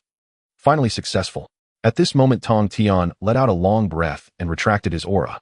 We should be the first to successfully slay the corpses. The power of quasi-sainthood exceeds my expectations, Yuan Shi said, feeling the vast power within him, his expression becoming even more arrogant. Let us march towards the ancestral land of the Witch clan to avenge our past grievances and conveniently seize the Pangu Divine Temple. The deep-seated grudge of being humiliated by the ancestral witches was unforgettable. Recalling the battle of that day made him wish to shred the 12 ancestral witches into pieces. Not so fast. We have greatly advanced in strength, yet the 12 ancestral witches remain stagnant. They occupy a significant portion of the Pangu Orthodox fortune, and their progress in cultivation may not be much slower than ours. Laozi was more prudent. Although he also sought revenge, he absolutely did not agree to storm the Witch clan stronghold. Should we just let it go like this? Yuan Shi asked unwillingly. Of course we cannot let it go like this. We must first reclaim our Taoist grounds. Laozi said in a deep voice. First we must reclaim our Taoist platform before planning our next move. Laozi said this, his eyes revealing a shrewdness cultivated through years. If we manage to regain the platform and the 12 ancestral witches do not make a move, it indicates that they are afraid. At that point we will strike at their ancestral land. Good. Let's proceed with this plan. This statement received unanimous approval from Yuan Shi and Tong Tian. The thought of avenging past grievances brought a smile of satisfaction to their faces. Without further delay they rose and headed towards the Kunlun mountain of Buzhou. The three pure ones' Taoist platform on East Kunlun had been guarded by two great witches since it was taken by the 12 ancestral witches. The 12 ancestral witches had their reasons for doing this. It was somewhat of a bait, intending to lure the three pure ones to reclaim the platform, after which they would descend together to eliminate the three pure ones completely. This method was far more efficient than searching for the three pure ones across the world. However, the three pure ones were not fools. They had no intention of reclaiming the platform without absolute strength. But now things were different. On this day, three terrifying auras suddenly descended upon East Kunlun, startling the Great, which guarding the area, into a sudden stand. Three pure ones, do you dare to return? The Great Witch shouted fiercely, showing great courage. The guard dogs of the mountain dare to bark at us. Yuan Shi's gaze shifted, unleashing two beams of destructive light that melted the two great witches, completely obliterating them. He then raised his hand to clear the area, erasing the remaining witch soldiers. Returning to their long-lost platform, Laozi, Yuan Shi, and Tong Tian could not help but feel a sense of satisfaction and nostalgia, as if their very essence had elevated slightly. This was a sign of rising fortune, for it was their birthplace, holding great significance. Now we shall see if those pitiful beings dare to come. Yuan Shi said with a cold smile, his eyes flashing with intense killing intent. The 12 ancestral witches might not even be aware of our breakthroughs. If they truly come, we will give them a surprise. Laozi chuckled, sitting cross-legged on the mat meditating. We cannot be careless. If the 12 ancestral witches have also advanced to the quasi-saint level, then we will be in dire straits.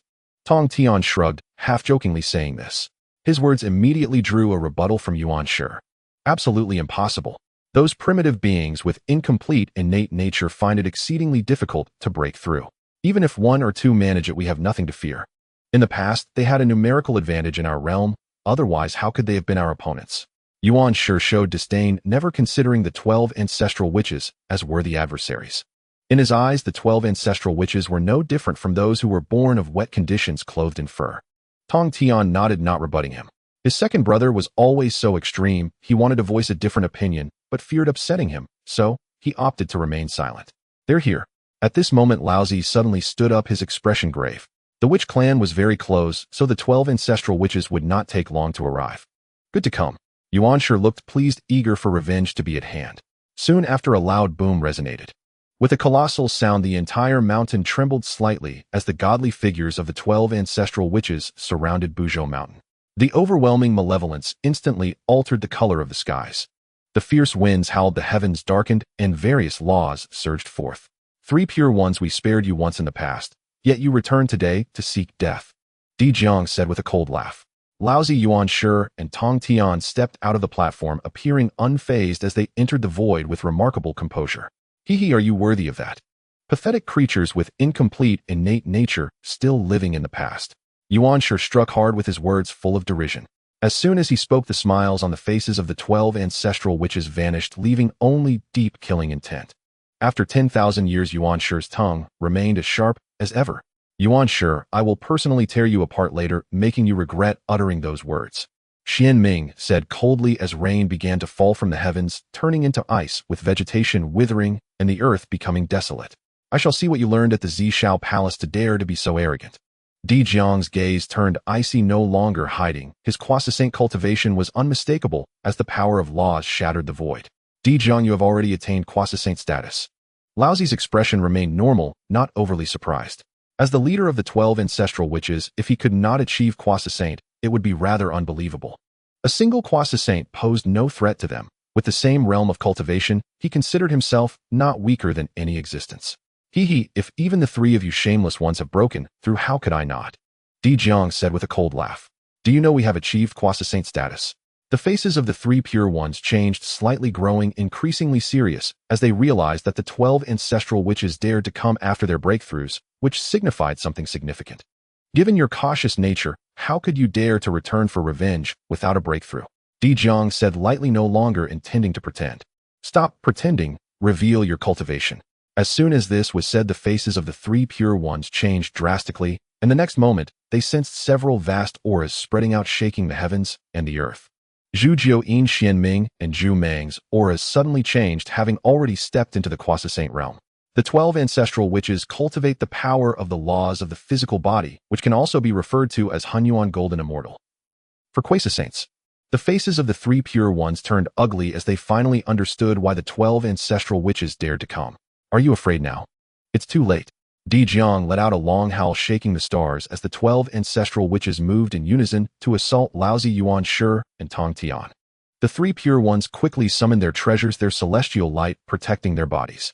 They did not confront them head-on, but instead worked together to attack those ancestral witches who had not reached the Quasi-Saint level. 3 shameless beasts. Come and take your lives. Zhu Jiuyin twisted time, raising his hand to unleash the great power of time and age, targeting the 3 pure ones. Though Laozi Yuan Shi and Tong Tian found themselves at a disadvantage, they were not as passive as before. Their strategy was simple: first capture the weakest ancestral witch. If they could kill one, it would be worth it. Di Jiang, Zhu Jiuyin, and the other 4 ancestral witches, having to look out for the remaining weaker ancestral witches, truly found it challenging to deal with the 3 pure ones for the time being. On the sun star, Ling Xiao was awakened by the aura of battle, gazing toward Buzhou Mountain, a smile spreading across his face. Oh, the 3 pure ones are back for a sparring session. The last time the 3 pure ones fought against the ancestral witches, he had observed for quite a while and gained insights into the laws of thunder. He never expected that another battle would erupt now. How wonderful, Ling Xiao said with a smile, his eyes glimmering as he expanded his divine sense, absorbing the power of laws emitted by the 12 ancestral witches. Meanwhile, he also took the opportunity to consume the Chaos Pearl.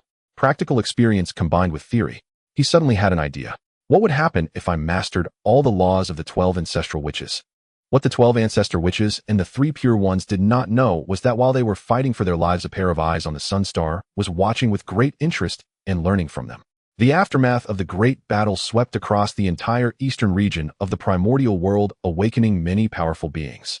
The 3 pure ones actually broke through to the Quasi-Saint level. A Quasi-Saint level powerhouse was born among the ancestor witches. They were not only astonished by the strength of the 3 pure ones, but also by the power of the 12 ancestor witches. This group of foolish beings whose minds were filled only with fighting and killing actually surpassed them, which was hard to accept. Bai Zhe, Ji Meng, Ying Zhao, and other powerful beings from the myriad tribes changed their expressions dramatically upon sensing the terrifying aura of the 12 ancestor witches. They originally thought that after attending the teachings at the Purple Cloud's Palace, they could bridge the gap with the ancestor witches, but unexpectedly the gap only widened. The strongest among them was merely at the perfected Great Tao Golden Immortal stage, while most were still in the later stages. Such strength was simply not enough to confront the ancestor witches, leaving only the option to flee. Baize, do something. If this continues, our myriad tribes will completely lose their space for survival, Ji Ming said with a grim expression. Currently, they could only hide and evade, lacking the strength to confront the ancestor witches' heathen. Over the past 10,000 years, the witch tribe had expanded aggressively, seizing resources and territory, while their space for survival shrank ever smaller, and one day the entire primordial world would no longer have a place for them. Why has Nuwa been hesitating to unite the myriad tribes? Could it be that she is playing us? Guo said with some dissatisfaction. Before hearing the teachings Nuwa had promised them, yet now there was still no sign of action. Don't worry, Nuwa has said that she will come forward to lead the myriad tribes after he slays the corpses, Baize said calmly. This had already been mentioned during the time at the Purple Cloud's palace. What a pity. If only the Golden Crow could come forward, Ji Ming said regretfully. It is said that Ling Xiao has already broken through to the Quasi-Saint level. I wonder if it's true. Baize, shall we go to the Sun Star once more? Halfway through, Ji Ming's eyes lit up as he asked. Baize paused for a moment and gently shook his head. No need. Hongjun Saint has said that they are unwilling to establish the heavenly court, so how could they come forward to unite the myriad tribes? Forget it. In my opinion, the Golden Crow wouldn't dare face the 12 ancestor witches. What use would it be to find them? Even if that one called Ling Xiao is a quasi-saint, it cannot change the current situation. Can he really single-handedly challenge the 12 ancestor witches? Jiaoying said dismissively, almost laughing. The way you say it makes it sound like having Nuwa come forward could turn the situation around. Ji Ming, what do you mean by that? Do you think I'm wrong? Jiaoying asked loudly, his face showing anger. Yes. Ji Ming nodded repeatedly, not intending to argue. You? Jiaoying, angered, was about to drag Ji Ming out for some practice. Enough. Baize clapped his feather fan and said solemnly, stop the commotion. I have already contacted Kunpeng in secret. He will come forward with Nuwa and Fu Shi to unite the myriad tribes. He said calmly, but his words revealed a sense of confidence and composure. The powerful beings present looked at Baize in astonishment, not expecting that this young man had secretly brought Kunpeng over. Soon Kunpeng Taoist will be able to slay the corpses and become a quasi-saint. Along with Nuwa and Fu Shi and all of you present, we may not be unable to contend with the witch tribe, Baize said with calm confidence, waving his feather fan. Once Nuwa and Kunpeng come forward and unite the myriad tribes into a whole, there would indeed be a chance to confront the witch tribe. The reason the myriad tribes could not contend with the witch tribe was firstly due to the lack of high-end combat power, and secondly, because they were scattered and disorganized. As long as these two issues are resolved, there would be a chance to confront the witch tribe. So does this mean we will have 3 quasi-saints on our side? The powerful beings were overjoyed. The situation suddenly had a turning point. With 3 quasi-saints alongside them, if they could unite the myriad tribes, there was indeed a chance to contend with the witch tribe. No wonder Baize did not intend to seek the 3 crows, or it turned out he had already arranged everything in secret. This lineup was indeed much stronger than the 3 crows. Even if Ling Xiao is a quasi-saint, they have already secured 3 quasi-saints on their side. Both Yi and the 3 fools know how to choose. Now that the 3 pure ones are tying down the 12 ancestor witches, this may be our opportunity. Let us take advantage of this opportunity to secretly mobilize the myriad tribes. I will sneak off to Mount Buzhou to discuss this matter with Taoist Nuwa. Baize stood up and addressed the gathered powerful beings. Ji Ming, you do not need to come with me this time. He expressed his concerns with an additional remark. Soon after, the powerful beings left the cave dwelling and flew to various places in the primordial world. In the west at Mount Shumi, Jia-in and Zhuan-Ti felt a bit unsettled upon sensing that the 3 pure ones had become quasi-saints. Once again, they had been surpassed by the 3 pure ones. Originally, they should have been the first to slay the corpses, having already reached the perfected Great Tao Golden Immortal stage even before the teachings. Yet they were delayed by the severe injuries from the Hongming Ding. Damn Golden Crow, damn Ling Xiao. If it weren't for them, we would have definitely become quasi-saints before the 3 pure ones. Zhuan-Ti's expression darkened, and he became angry just thinking about it. They originally wanted to avenge the humiliation of Mount Buzhou, but instead they were injured again, adding insult to injury. Not only humiliation, but also a sense of powerlessness. Who would have thought that Ling Xiao could defeat them with just a treasure? Once we become quasi-saints, we must avenge this great hatred. Zhuan-Ti looked at his senior brother, Jia-in, seeking affirmation. Jia-in paused and said, in my view, even if we become quasi-saints, seeking revenge won't be that easy. His gaze flickered constantly, as if there were infinite calculations in an instant. Once we achieve quasi-saint status, Ling Xiao's strength will likely advance further. Coupled with the other 2 golden crows and the formations of the Sun Star, seeking revenge will not be simple, At most we can only suppress Ling Xiao, but we certainly cannot kill him. Then what should we do? Are we just going to let this grudge go unavenged? Zhu and Ti said unwillingly. He originally thought that breaking through to Kwasa Saint would allow him to take revenge, but it seems that would not be the case. Why doesn't Ling Xiao go to listen to the teachings? His cultivation could be higher than ours. Zhu and Ti posed a soul-searching question, one he couldn't comprehend. Jiayin chuckled and said, perhaps he has obtained great opportunities. However, not attending the teachings is also a significant loss. The next time the saints give teachings, they will take on disciples. As long as we become disciples of the saints, a small golden crow will be easy to handle. Upon hearing this, Zhuan Ti's eyes lit up with joy. Indeed, if we can become disciples of the saints, then becoming saints shouldn't be too difficult. The priority is to slay the corpses first. Only by becoming Kwasa saints can we seize the opportunity to become disciples of the saints. Jiayin said solemnly. In the eastern wilderness, a turning point arose in the battle between the 12 ancestor witches and the 3 pure ones. Laozi, Yuanshi, and Tontian realized they could not gain an advantage and were preparing to flee. As they fought and retreated, the 12 ancestor witches surged with killing intent, shattering the void in their pursuit. 3 pure ones. Even if you escape to the ends of the earth, I will not let you go. Di Jiang shouted angrily. This time they were determined not to let the 3 pure ones escape, aiming to eliminate them to prevent future troubles. Compared to the last time, the 3 pure ones were much stronger. They could no longer be easily crushed. Di Jiang had a premonition that if they could not kill the 3 pure ones this time, it would lead to even greater troubles in the future. You shameless creatures, do you dare to confront me? Heiden, thundered the ancestor of thunder, strong Liang, his booming thunder reverberating throughout the land. You incomplete savages, I can turn you into ashes in a unknown fight. Yuanshi said defiantly, filled with disdain. Boom. This chase had already left the bounds of Buzhou Mountain. The battle raged on. The 12 ancestor witches were resolute in their determination to slay the 3 pure ones, showing no signs of letting up. Not long after they left Buzhou Mountain, Baizhe quietly entered the Buzhou Mountain range with Jiaoying. Nuwa Fushi, it has been a long time since we last met. Baizhe greeted Nuwa and Fushi with a respectful bow and a warm smile. Baizhe, have you come today for the matters concerning the myriad races? Nuwa said with a gentle smile, knowing well Baize's intentions. It certainly wasn't just for old times' sake. Good news, good news. I have recently persuaded Kunpeng to join us. Baize got straight to the point, not yet having mentioned Kunpeng's joining to Nuwa. Kunpeng. Nuwa raised an eyebrow, a mysterious smile appearing at the corner of her mouth. Baize, you truly possess remarkable skills to convince even Kunpeng. However, if Kunpeng joins us, who will take the lead? Kunpeng's fierce personality and cunning nature made it unlikely he would willingly take a subordinate role. Even if he appeared agreeable, his heart likely harbored ulterior motives. Baize's approach was one of cutting off the discussion after the fact, having brought Kunpeng in without her consent. Nuwa was somewhat displeased, her phoenix eyes filled with authority as she stared at Baize, awaiting his explanation. Naturally, it will be Nuwa as the leader. I have already discussed it with Kunpeng. Baize explained with a smile. He was not as concerned as Nuwa. He simply knew that the myriad races needed mighty protection. Although Kunpeng's character was somewhat unruly, his strength was beyond doubt. That is good to hear.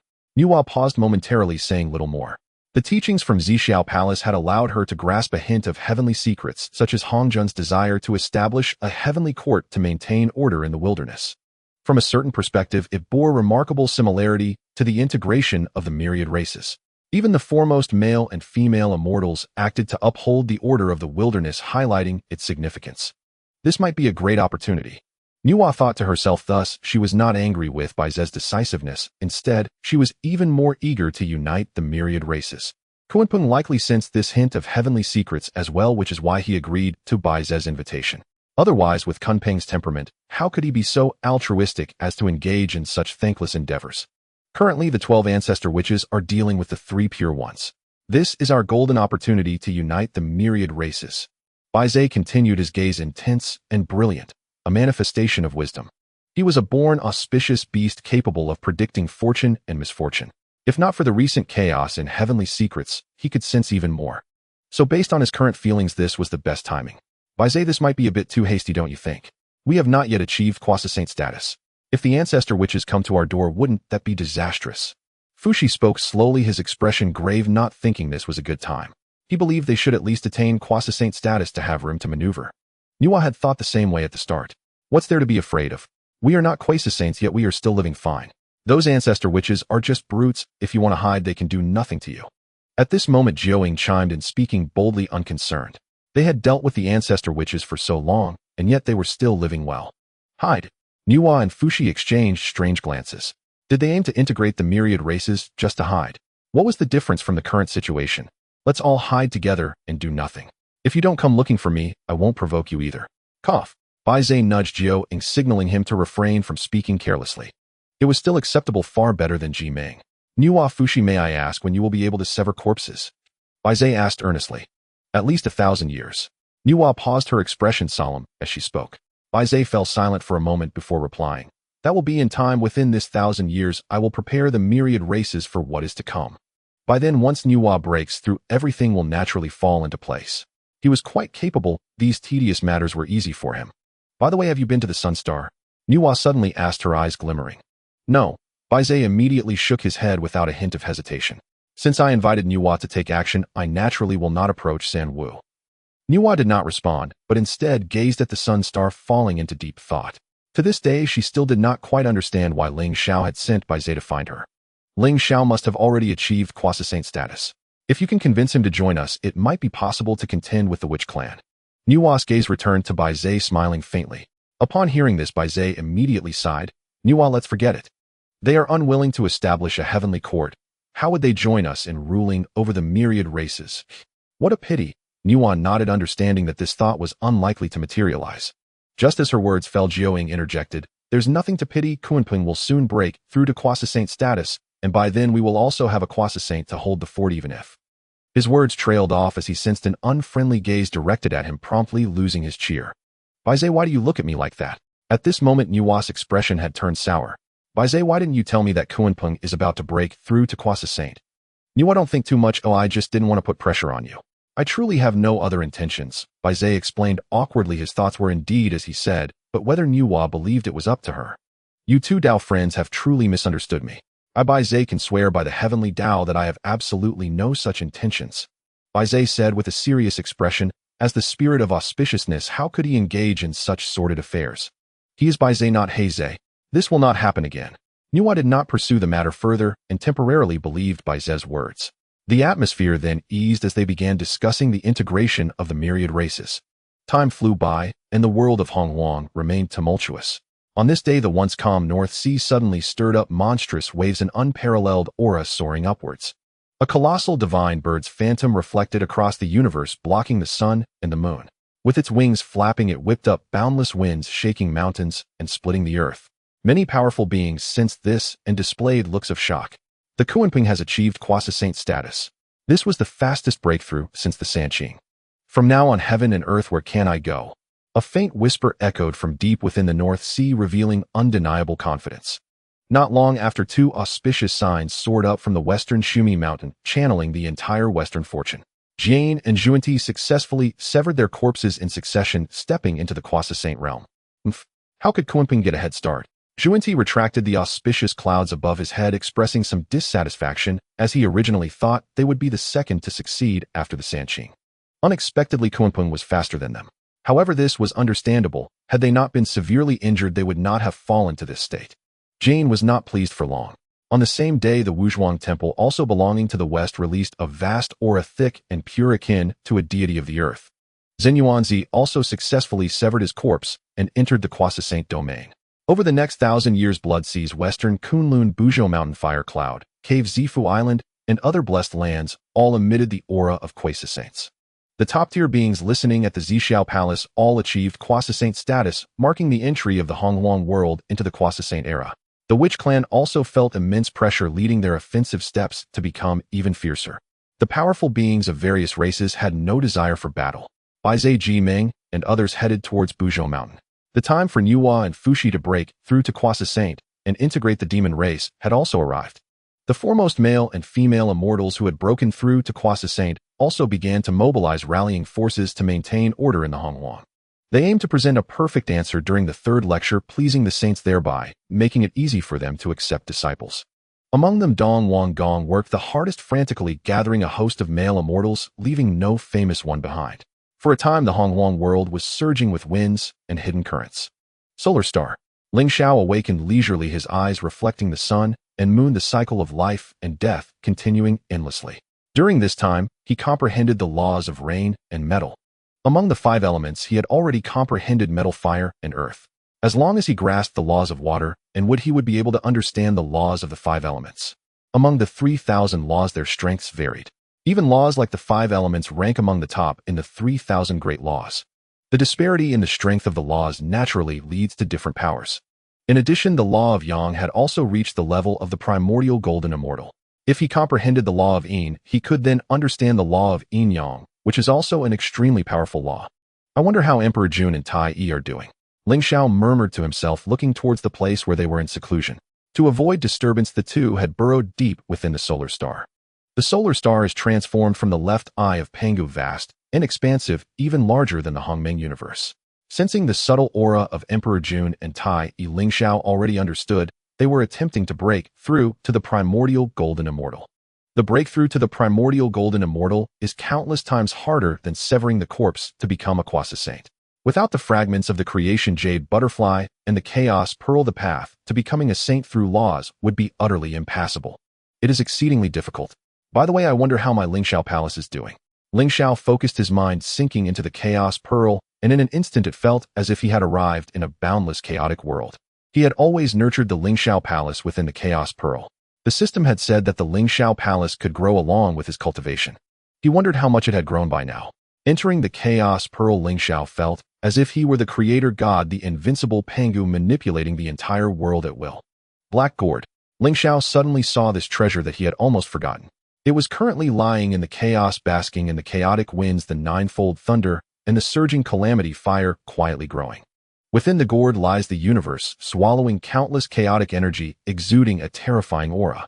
Even without having emerged, Ling Xiao could feel the power and terror of this treasure. I wonder what it will give birth to. Ling Xiao temporarily suppressed his curiosity, finding it hard to resist the urge to pry open the gourd and take a look. Then he raised his hand and summoned the palace which had been suspended in the chaotic heavens into his palm. Innate spiritual treasure. Feeling the power of the palace, surprise flashed in Ling Xiao's eyes.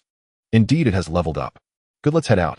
With a thought, Ling Xiao took the Ling Xiao palace into the outside world. He pointed and the palace landed, constantly expanding, glorious and majestic, radiating immeasurable light. Good. Ling Xiao nodded, quite satisfied. At that moment, the ZY boy sensed the commotion and curiously rushed over, instantly spotting the palace situated beside the Fusang tree. My lord, is this also your treasure? The ZY boy asked with curiosity and awe. Indeed, I will cultivate here from now on. If there's anything, just come to find me here. Ling Xiao glanced at him and said with a smile. The current ZY boy was already in the midstage of the Deluo golden immortal, his aura solid and profound with a strong foundation, and he was not far from the late stage. Such a background is indeed remarkable, almost not inferior to them. The ZY boy nodded, showing a look of reverence, and in his peripheral vision, he saw the plaque of the palace inscribed with 4 majestic and powerful characters. Ling Xiao Palace. A strange expression appeared on his face, not expecting the unfathomable lord to be so narcissistic. Afterward, Ling Xiao entered the Ling Xiao Palace, preparing to enter seclusion for cultivation. The current situation in Hongwang is becoming increasingly tense. Powerful cultivation is the guarantee. He could sense that as batches of top-tier beings entered the quasi-saint realm, this would alert the 12 ancestors of witchcraft, leading to even fiercer attacks from the witch clan. Ding. Detected that Nuwa, with Baize's assistance, has integrated the myriad races and the demon race has officially been born. Please make the following choices. Choice 1. Go to congratulate, gain Nuwa's favor, reward 12 grade annihilation Black Lotus. Choice 2. Remain unmoved, reward a random law fragment. Choice 3. Go to cause trouble, establish the demon race yourself, reward a random chaos spiritual treasure. What? Nuwa has established the Yaos. Ling Xiao paused, startled. The system's notification had caught him off guard. He had never imagined that his mere suggestion to Baize would actually persuade Nuwa herself to step forward and unify the myriad races. So it seemed Nuwa was destined for an inseparable bond with the Yaos. Even without external interference, fate would still draw her into their orbit. According to the original narrative, Nuwa joined the Yaos only after being formally invited by Emperor Jun and Taiyi. Nuwa and Fu Shi were both primordial deities. For such beings to accept an invitation from Emperor Jun and Taiyi to join the Yaos was in itself deeply perplexing. Fate. Nothing but fate. Ling Xiao mused, then turned his attention to the 3 options before him. The first option he dismissed almost instantly, attending the ceremony uninvited to offer congratulations and curry favor with Nuwa. That reeked of sycophancy. Moreover, he wished no entanglement with the Yaos whatsoever. If he appeared at the celebration, wouldn't that forge an unintended connection? As for the third option, it was outright absurd. Who deliberately walks into the line of fire? He had refused Bai Zai's earlier invitation to found the Yao race himself, so why would he now rush forth to seize it? That would be sheer folly. In truth, he longed for someone else to assume the burden, or he'd flee from it if he could. Seize it. Though the reward, a Chaos Spirit treasure, was impressive, it still failed to sway Ling Xiao. Only a Chaos Supreme treasure might warrant even a moment's consideration. With that thought, he decisively selected the second option. Yes, the second.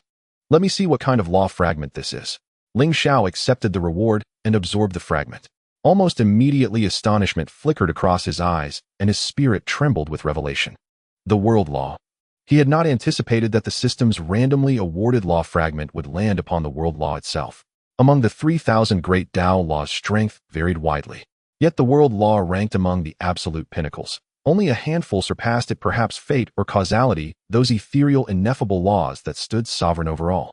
For the world law was no singular principle. It wove together earth, water, fire, wind, metal, yin-yang, and even space and time among countless others. It encompassed every foundational law required to constitute a complete world, akin to a boundless, all-encompassing tapestry. Its power was indisputable, yet its profundity rendered it extraordinarily difficult to comprehend and cultivate. An ordinary cultivator lacking extraordinary fortune might devote an entire lifetime, or even eons, to grasping even a sliver of the world law. Yet now, with this fragment in hand, Ling Xiao possessed a rare shortcut. First enter its threshold, then gradually deepen my cultivation and insight. Resolved, Ling Xiao sank his consciousness into the fragment and instantly felt himself immersed within an infinite, boundless cosmos. Before him shimmered countless radiant laws interwoven like celestial nets, each pulsing with unfathomable profundity. The foundation of the world law rests upon spatial law, to birth space itself, to erect spatial boundaries. That is the primordial form of any world. Just as constructing a dwelling requires walls, foundation, and roof to achieve three-dimensional integrity, so too does a world demand structural coherence. At that very moment, Ling Xiao sank deeper into contemplation. As the fragment dissolved, his understanding of the world law grew ever more profound. His comprehension of the world law catalyzed refinement in his mastery of spatial law as well. Seated in silent meditation within the sacred hall, Ling Xiao seemed suspended in the endless void. Around him surged terrifying currents of spatial force. While Ling Xiao cultivated in serene stillness, the vast Honghuang world had already been shaken to its core. A majestic, ethereal voice resonated across heaven and earth. Before the heavenly Tao, I Nuwa hereby establish the Yao race. Be they flora spirits, aquatic-born, egg-hatched, or furred and horned, all now belong to this race. And I further found the Yao sect. I shall serve as its sect master. All who belong to this race may enter my sect and receive my protection. A thunderous boom echoed across the void. In the boundless void, clouds churned and converged. Golden rivers surged forth, spanning the heavens and the earth. At that instant, a colossal wave of power reverberated across the Honghuang world. Billions of sentient beings sensed it instinctively and lifted their gazes toward the golden river suspended in the sky. Heavenly Tao Merit. Buzhou Mountain. Nuwa Kuan Peng Fu, Shi Bai Zai, and other great cultivators stood in solemn formation, gazing upward with awe and exhilaration at the immense cascade of heavenly Tao merit. After nearly a millennium of meticulous planning, the myriad races had finally coalesced into one unified entity, the Yaos. Initially, some great cultivators had advised Nuwa to establish the Yao court, but she recalled Hongjuan's intent revealed in the Zixiao Palace to found the celestial court. Since the sage had forbidden her from founding such a court, she dared not proceed, and thus settled instead upon establishing the Yao sect. Nuwa became sect master of the Yao sect, Kuan Peng and Fu, she its deputy masters, while Bai Zai, Ji Mengjiu, and Gui Che, and 9 others were appointed the 10 great protectors of the Yao sect. From the golden river in the void descended several pillars of Xianhuang light. Nuwa Kuan Peng Fu, Shi Bai Zai, the 10 great Yaos, and numerous other eminent Yao cultivators all received copious heavenly Tao merit. Foremost among them was Nuwa herself. Her cultivation and Tao arts advanced markedly under the overwhelming surge of merit. Countless great Yaos soared across the void, streaking toward Buzhou Mountain in thunderous haste. For tens of thousands of years they had cowered beneath the oppression of the Wu clan. Now, with a unified organization at last, they rushed forth to seek sanctuary and protection. The entire Honghuang world trembled. Even the most venerable cultivators had not foreseen Nuwa's sudden establishment of the Yao race, unifying billions of races across the realm. Nor had they anticipated the torrential descent of heavenly Tao merit. The sages themselves had once declared there were only two paths to sagehood, severing the three souls or accumulating immense merit. Who would have guessed that founding the Yao race would yield such staggering merit? Nuwa's alliance with the myriad races to establish the Yao race. Surely this is a direct challenge to the Wu clan. Nuwa is already a quasi-sage, and now having absorbed such vast heavenly Dao merit, who among the Honghuang world, save the sages themselves, could possibly stand against her? The Wu clan's days would surely grow far more perilous. We must pay our respects to fellow Daoist Nuwa on the founding of her sect. Meanwhile, Yujing Mountain, the former cultivation ground of Hongjun. Here Lao Zi Yuan Shi and Tong Tian practiced in seclusion, having fled here after being hunted relentlessly by the 12 ancestral Wu. Sensing Nuwa's Dao resonance from the void, their expressions shifted subtly. Fellow Daoist Nuwa has founded the Yao sect, and the heavenly Dao has bestowed such immense merit upon her, Lao Zi murmured, gazing afar with quiet envy. Her cultivation must now surpass even ours, Yuan Shi Tianzuan observed gravely, his pride as scion of Pan Gu's bloodline flaring anew at the thought of such a rival's ascendance. Found the Yao race, established the Yao sect. The heavenly Dao merit may be grand, but it comes at a price: confrontation with the Wu clan. Lao Zi smiled faintly. He knew well how formidable the 12 ancestral Wu truly were, having clashed with them many times. Let us go. Such a momentous occasion, the founding of fellow Daoist Nuwa's sect, demands our formal congratulations. The old one stood up with a smile, his eyes revealing a cunning glint. Nuwa's actions undoubtedly went against the Witch clan unintentionally, helping them bear the brunt of the conflict. Now the 12 ancestors of the Witch clan must be filled with deep-seated hatred towards Nuwa. The target has shifted directly. It is only reasonable for me to extend my congratulations. Yuan Shi and Tong Tian quickly understood the old one's meaning, standing up to join him. Haha, perhaps the 12 ancestors of the Witch clan are even more anxious than us. When we meet, a great battle is inevitable. Yuan Shi said with a smile, but despite his words he showed no intention of not going. They were looking forward to a lively spectacle. Thus the three left Yujing Mountain and hurried towards Buzhou Mountain.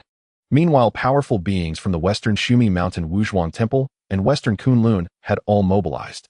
33 heavens away in the Purple Clouds Palace, Hongjun felt something stirring within him, awakening from his meditative state upon sensing that Nuwa had established the demon clan and founded the demon teachings, leaving him momentarily stunned. The emergence of the demon clan is right, but what's wrong is Nuwa established the demon clan. The original Golden Crows are still hiding on the Sun Star. Where are their shadows? Could it be that the heavenly decree has changed? Hongjun's eyes revealed a contemplative expression. At this moment, he had yet to merge with the Tao and could not fully grasp the meaning of the heavenly will. Well, since the demon clan has emerged, the conflict between the witch and demon clans is unavoidable. The trend is irreversible. Hongjun stopped pondering, completely disregarding it. Once he finished expounding the Tao for the third time, he would merge with the Tao. This is of utmost importance. In the Pangu temple, the 12 ancestors sensed what Nuwa had done. Immediately filled with shock and anger, those with fiery tempers were ready to rush over.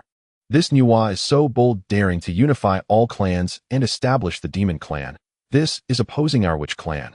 Zhu Rong shouted with a grim expression, his overwhelming anger burning through the void. I will rush over and show them a thing or two. What can a bunch of ants achieve by uniting? Those who dare to oppose our witch clan will only meet a dead end. Chang Liang shouted angrily, about to step towards the Pangu temple to descend upon the demon teachings and unleash a massacre. Let me finish my words first. Di Jiang spoke up, raising his hand to press down, causing Chang Liang to feel as if he were encompassed by a primordial world, unable to move. Now our witch clan has far more than 100 million. It's just the great witches alone number over 10,000. The countless years of warfare have indeed strengthened our witch clan considerably. Nuwa's establishment of the demon clan seems to me an opportunity. Those powerful demons have been absent for so long, making it difficult to find them to strike. Now that they have formed a cohesive whole, they will inevitably gather together, making it much easier for us. Seize this opportunity and capture them all at once. Di Jiang analyzed, a terrifying light flickering in his eyes. What the elder brother said makes sense. This is not a bad thing for us. Ants are always ants. Even united, they cannot shake the great tree. Indeed, Zhu Jiuyin said lightly. At the inception of the demon clan, we should take advantage of this moment to catch them off guard. Kill, kill, kill. The ancestors of the witch clan roared, their killing intent surging, their blood boiling within them. Then let us gather our kin and set off. Di Jiang rose and commanded solemnly. Yes, elder brother. The remaining 11 ancestors of the witch clan responded. They then each went out to convey the orders within their respective tribes. The 12 ancestors of the witch clan each had their own tribes, such as the Dijiang tribe, Zhurong tribe, and Hotu tribe, all established under the names of these 12 ancestors. At this moment, many diverse beings of the primordial wilderness were rushing towards Buzhou Mountain. Here is the birthplace of the demon clan, and Nuwa also intended to place the headquarters of the demon teachings here. Buzhou Mountain holds great significance, occupying it offers countless benefits to the demon clan. Kuan-Peng and Bai Zhe have also suggested this. At this moment on the mountainside of Buzhou Mountain, a multitude of beings had gathered to congratulate, including many powerful demons. Congratulations to Nuwa Daoist for establishing the teachings. Just then 3 powerful auras suddenly descended. The old one Yuan Shi and Tong Tian stepped through the void, arriving together with their presence felt before their arrival. The long-absent Sanqing has actually appeared. The powerful beings thought surprised that they believed Sanqing had already been beaten to death by the ancestors. They appeared quite spirited in this state. 3 Taoists, please come inside. The current vice leader of the demon teachings, Fu, she personally welcomed them. Having the Sanqing such powerful beings come to congratulate them added great prestige to their demon teachings. The Sanqing was not polite, swaggering inside, and when they saw Nuwa, their hearts tightened. Nuwa was enveloped in a radiance of virtue, her aura vast and unfathomable. This establishment of the demon clan has brought Nuwa great benefits. They silently thought a hint of envy in their hearts. Just as both sides were exchanging pleasantries, the foremost male, celestial Dong Wanggong, also arrived. Dong Wanggong's intentions for coming were straightforward: to win over powerful beings, and to ally with the demon clan to maintain order in the primordial wilderness. Nuwa unifying the demon clan was exactly in line with Dong Wanggong's wishes. The previously scattered clans were difficult to manage. Now that they formed a whole, it would be much easier. As long as he accomplished the tasks assigned to him by the saints beautifully, he would surely receive a great reward. Congratulations to Nuwa Daoist for establishing the teachings. This great virtue benefiting all beings should be celebrated throughout the heavens. Dong Wanggong exaggeratedly congratulated. The Sanqing frowned slightly, feeling some disdain. Although Nuwa's establishment of the teachings brought down virtue, it wasn't as exaggerated as he claimed. Dong Wanggong's actions were quite simple. He merely wanted to build a good relationship with the demon teachings to assist in maintaining order in the primordial wilderness. Your words are too heavy, Dong Wanggong. Nuwa replied indifferently, fully aware that Dong Wanggong had ulterior motives. Kuan-Peng Daoist, Fu, Shi Daoist, congratulations. Dong Wanggong laughed heartily and also showed goodwill to the 2 vice leaders of the demon teachings beside him. Fu Shi nodded in response, while Kuan-Peng seemed preoccupied, disinterested in him. At that moment, a group of celestial maidens flew in from afar, led by one whose beauty was remarkable, exuding grace. She was the foremost female celestial, Shi Wangmu. The female celestial attendants behind her were all of considerable cultivation, at least Taiyi Golden Immortal, or even Great Luo Golden Immortal. Shi Wangmu's arrival stirred the hearts of the beings present. They never expected that both the foremost male and female immortals would come to congratulate Nuwa. Congratulations to Nuwa Daoist for establishing the teachings. Shi Wangmu said with a smile, and as her voice fell, the celestial maidens presented their gifts. Shi Wangmu Daoist, you are too polite. Nuwa said with a smile, personally welcoming her attitude, sharply contrasting with how she had treated Dong Wanggong earlier. Dong Wanggong's expression changed slightly, his gaze flickering uncertainly as he secretly calculated. Shi Wangmu likely came to win over Nuwa. As the foremost female celestial, she held an advantage over him. At the foothills of Buzhou Mountain, the demon sect's sanctuary gathered many powerful beings, with those connected to Nuwa or the demon clan attending the lecture at Zhixiao Palace. At this moment, Dong Wanggong surveyed the surroundings and unexpectedly said, Nuwa, my friend, why hasn't the Golden Crow come to congratulate us? The Golden Crow, being a creature of the demon clan, should indeed be here to celebrate. Upon hearing this, the powerful beings revealed expressions of surprise, for, as Dong Wanggong pointed out, the 3 crows were indeed absent. Laozi Yuan Shi and Tong Tian exchanged knowing smiles, having almost forgotten about the Golden Crow after such a long time. I heard that someone named Ling Xiao has broken through to the Quasi Saint level, though I don't know if it's true. Once said to be on par with the 3 pure ones, it now seems he has begun to fall behind their pace. Dong Wanggong, as the foremost male immortal, the Golden Crow falls under your jurisdiction. Why don't you take the initiative to invite them over? Kuan-Peng broke the silence, smiling as he spoke, recalling how Dijun and Taiyi had embarrassed him for no reason during their time at Zhixiao Palace. Today was indeed an opportunity for Dong Wanggong to invite them over and vent his frustrations. As the deputy leader of the demon sect, he felt no fear, even if one of the 3 crows was a Quasi Saint. At this, Bai Zhe frowned slightly, as if wanting to say something, but ultimately held back. Hearing Kuan-Peng's words, Dong Wanggong laughed heartily, saying, that is precisely my intention. Since the demon sect was established, the Golden Crow as part of the demon race should be here to celebrate. He and Kunpeng were in perfect agreement and were about to send someone to the Sun Star. Dong Wanggong's actions were primarily to assert his authority as the foremost male immortal, earning the respect of powerful beings like Niwa. The arrival of Shi Wangmu compelled him to take this action. With the title of foremost male immortal along with the demon sect's name, Dong Wanggong believed that even if Ling Xiao possessed considerable strength, he would not dare to refuse. Unless he wished to no longer exist in the Honghuang realm. Wait a moment, let this matter pass. Whether the three crows come to congratulate us is their own choice. There is no need for you to trouble yourself, Dong Wanggong. Finally speaking up after a long silence, Niwa's tone was flat, tinged with a hint of coldness. Dong Wanggong shrugged his shoulders and called back his subordinates. Since the main party had declined, he naturally could not insist. At that moment, the entire Buzhou mountain trembled lightly, followed by a series of violent shakes. What is happening? A being stood up, asking in confusion. The expressions of the three pure ones, Niwa and Dong Wanggong, shifted unpredictably as they sensed impending danger. Boom. Ha ha, the witch clan has come to congratulate us, and the gift is the heads of all of you. A long howl echoed from below the mountain, followed by 12 dark figures that grew larger and larger, blocking out the sun until they loomed above Buzhou mountain, towering over them. Dijun silently used spatial magic to bring the ancestral witches to Buzhou mountain, revealing their true forms suddenly to prevent the demon sect from sensing their presence and fleeing. The figures of the 12 ancestral witches stood firm like 12 heavenly pillars, their combined aura overwhelming even the Quasi-Saint-level beings present, who felt a sense of oppressive pressure. 6 Quasi-Saints. Laozi Yuan Shi and Tong Tian exchanged glances, all noting the seriousness in each other's eyes. In these 1,000 years, 2 more Quasi-Saint-level ancestral witches had appeared. Those present aside from the Quasi-Saints had grim expressions, their minds shaken. They had only come to offer congratulations, yet they hadn't expected all 12 ancestral witches to make an appearance. On the land of the Honghuang, behind the ancestral witches, a monstrous aura surged to the heavens, with millions of witch warriors roaring in unison, their momentum like a rainbow. They were densely packed, stretching as far as the eye could see, resembling merciless war machines advancing towards Buzhou mountain. Dijun, my friend, I am merely passing by and have no ties to the demon clan. Could you allow me to leave? A powerful being pleaded, wishing to avoid becoming entangled in the conflict. Passing by. Dijun let out a cold laugh, his gaze sweeping over the powerful beings until it landed on the 3 pure ones. Those 3 shameless ones are also here. If a fight breaks out and they side with the demon clan, it won't end well. After a moment of contemplation, Dijun suppressed his smile and said flatly, this is a matter between my witch clan and the demon clan. Those unrelated should leave swiftly. He had already decided to deal with the demon clan first, then turn back to settle matters with the 3 pure ones. Laozi Yuan Shi and Tong Tian exchanged glances and swaggered away.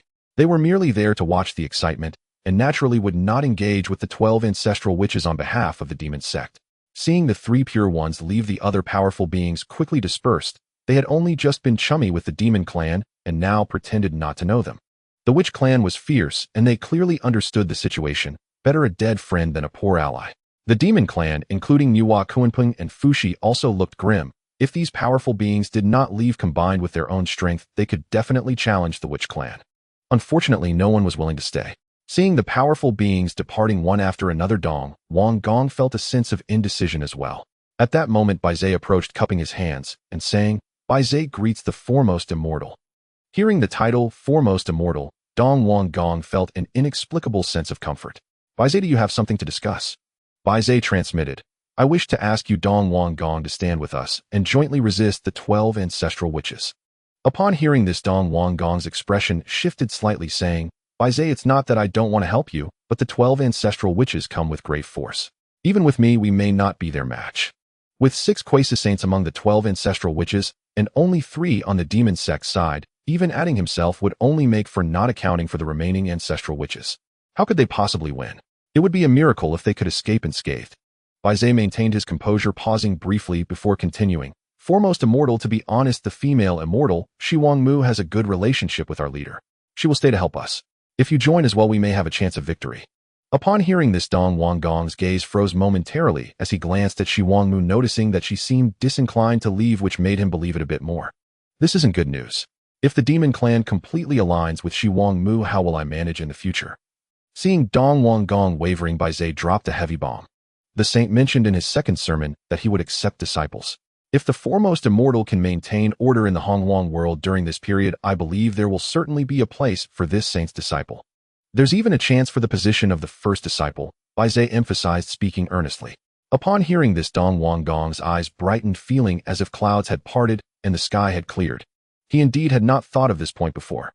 The saint appointed me to be this foremost male immortal to maintain order in Hongwang. Is it not also a test? Dong Wanggong's expression turned contemplative, and the more he thought about it, the more it seemed to make sense. The third sermon is not far off, Bai Zhe added languidly. Dong Wanggong suddenly stood up. With me as the foremost male immortal who dares to disrupt the order of Hongwang. The Eastern King suddenly stood up tall and imposing his aura like a rainbow. This unexpected action startled the 12 ancestor witches. What the heck is this? Dijun, I am the male celestial chosen by the sage responsible for maintaining the order of the primordial chaos. Give me some face and retreat. The Eastern King spoke sternly, his grand voice resounding throughout the heavens and the earth. The powerful beings were dumbfounded. When did the Eastern King become so formidable? Is he not afraid of death? Even Nuwa Kuanping and Fushi, the great beings of the demon race, were astonished. What did Baize just say to the Eastern King? So you're the male celestial? Qiangliang's tongue unleashed thunder, distorting the void, his overwhelming presence causing the demon beings to change their expression slightly. The thunder expelled was pale purple, roaring towards the Eastern King like a true dragon. Presumptuous! The Eastern King reprimanded his dragon head staff, glowing with golden light, dispersing the thunder. However, there was an even faster bolt, a straight lightning strike, descending from the sky, not very thick, but astonishing, imbued with chaotic energy and appearing crimson. Boom! Heavenly fire surged momentarily, resembling the eruption of countless volcanoes. The fire ancestor witch Zhu Rong also made his move, being of Quasi-Saint cultivation, joining Qiangliang to confront the Eastern King. The Eastern King was bathed in the lightning, crossing billions of miles in an instant, but the speed of the ancestor witches was no less than his. Accompanied by the sounds of thunder and heavenly fire, Qiangliang and Zhu Rong arrived in an instant, collapsing the void.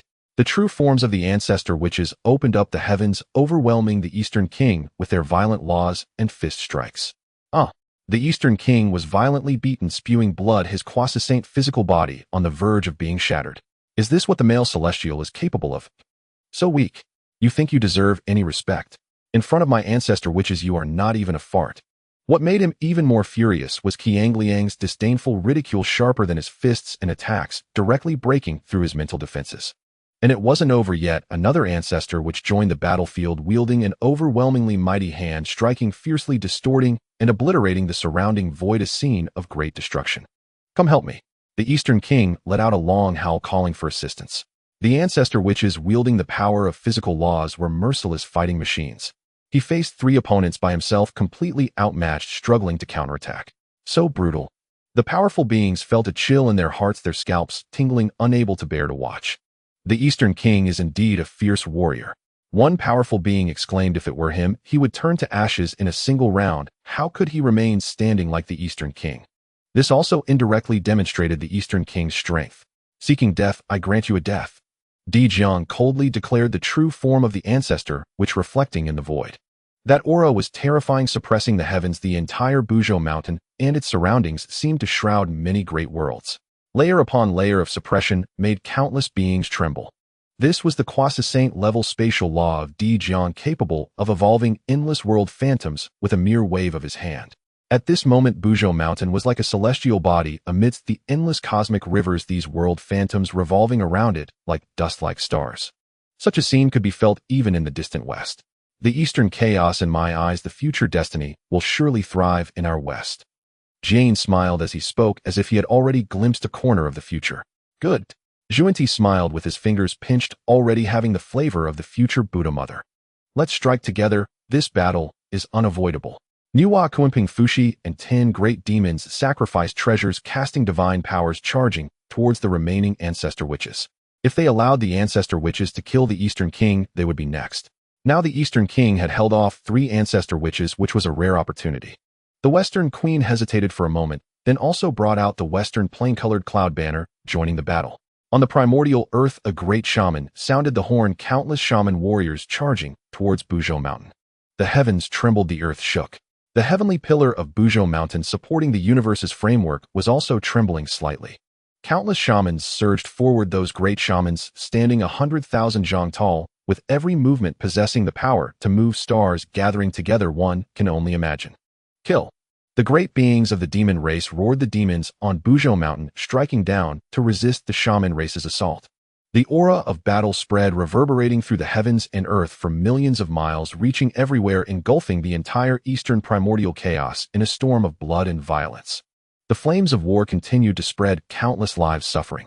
In the Sunstar Lingxiao Palace, Lingxiao sat quietly, surrounded by fluctuating spatial energy. Within him, an earth-shattering change occurred.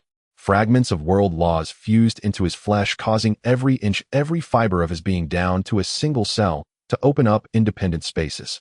Like miniature worlds, they could store immense vitality and magical power. One can imagine how abundant his magical power was at this moment. I didn't expect that absorbing fragments of world laws would also lead to a breakthrough in spatial laws. Ling Xiao thought to himself, the difficult-to-comprehend spatial laws advanced further, reaching the level of Hunyuan Jingxian. However, among these laws, the one he understood the deepest was still the law of fire, far surpassing the others. For him, the law of fire was the easiest to comprehend, as the Golden Crow physique was one of the strongest fire bodies in the world, the other being the Yuan Feng. The fire ancestor, which Zhu Rong could also be considered one. Ling Xiao awakened from his meditative state, not because he had finished his cultivation, but because he sensed an unusual aura. Stepping out of Ling Xiao Palace, he saw a wave of red energy spreading across the sky, filled with murderous intent. What the heck, the witch and demon are about to battle right from the start. Ling Xiao released his divine sense, observing the grand scene at Buzhou Mountain, and could not help but exclaim. The dense warriors of the two races nearly split the earth in two. Shouts, roars, and the sound of horns rang out like morning bells and evening drums echoing in the sky. The battle between the 12 ancestor witches and Nuwa and other demon races was also extremely fierce, the aftermath of the battle sweeping across the heavens and earth. The blood and murderous aura was about to envelop the Sun Star. One can only imagine how brutal the battle was. Could it end in just one battle? Ling Xiao looked at the fierce battle between the two races, unable to help but mutter to himself. Who starts a fight right away with their strongest attack?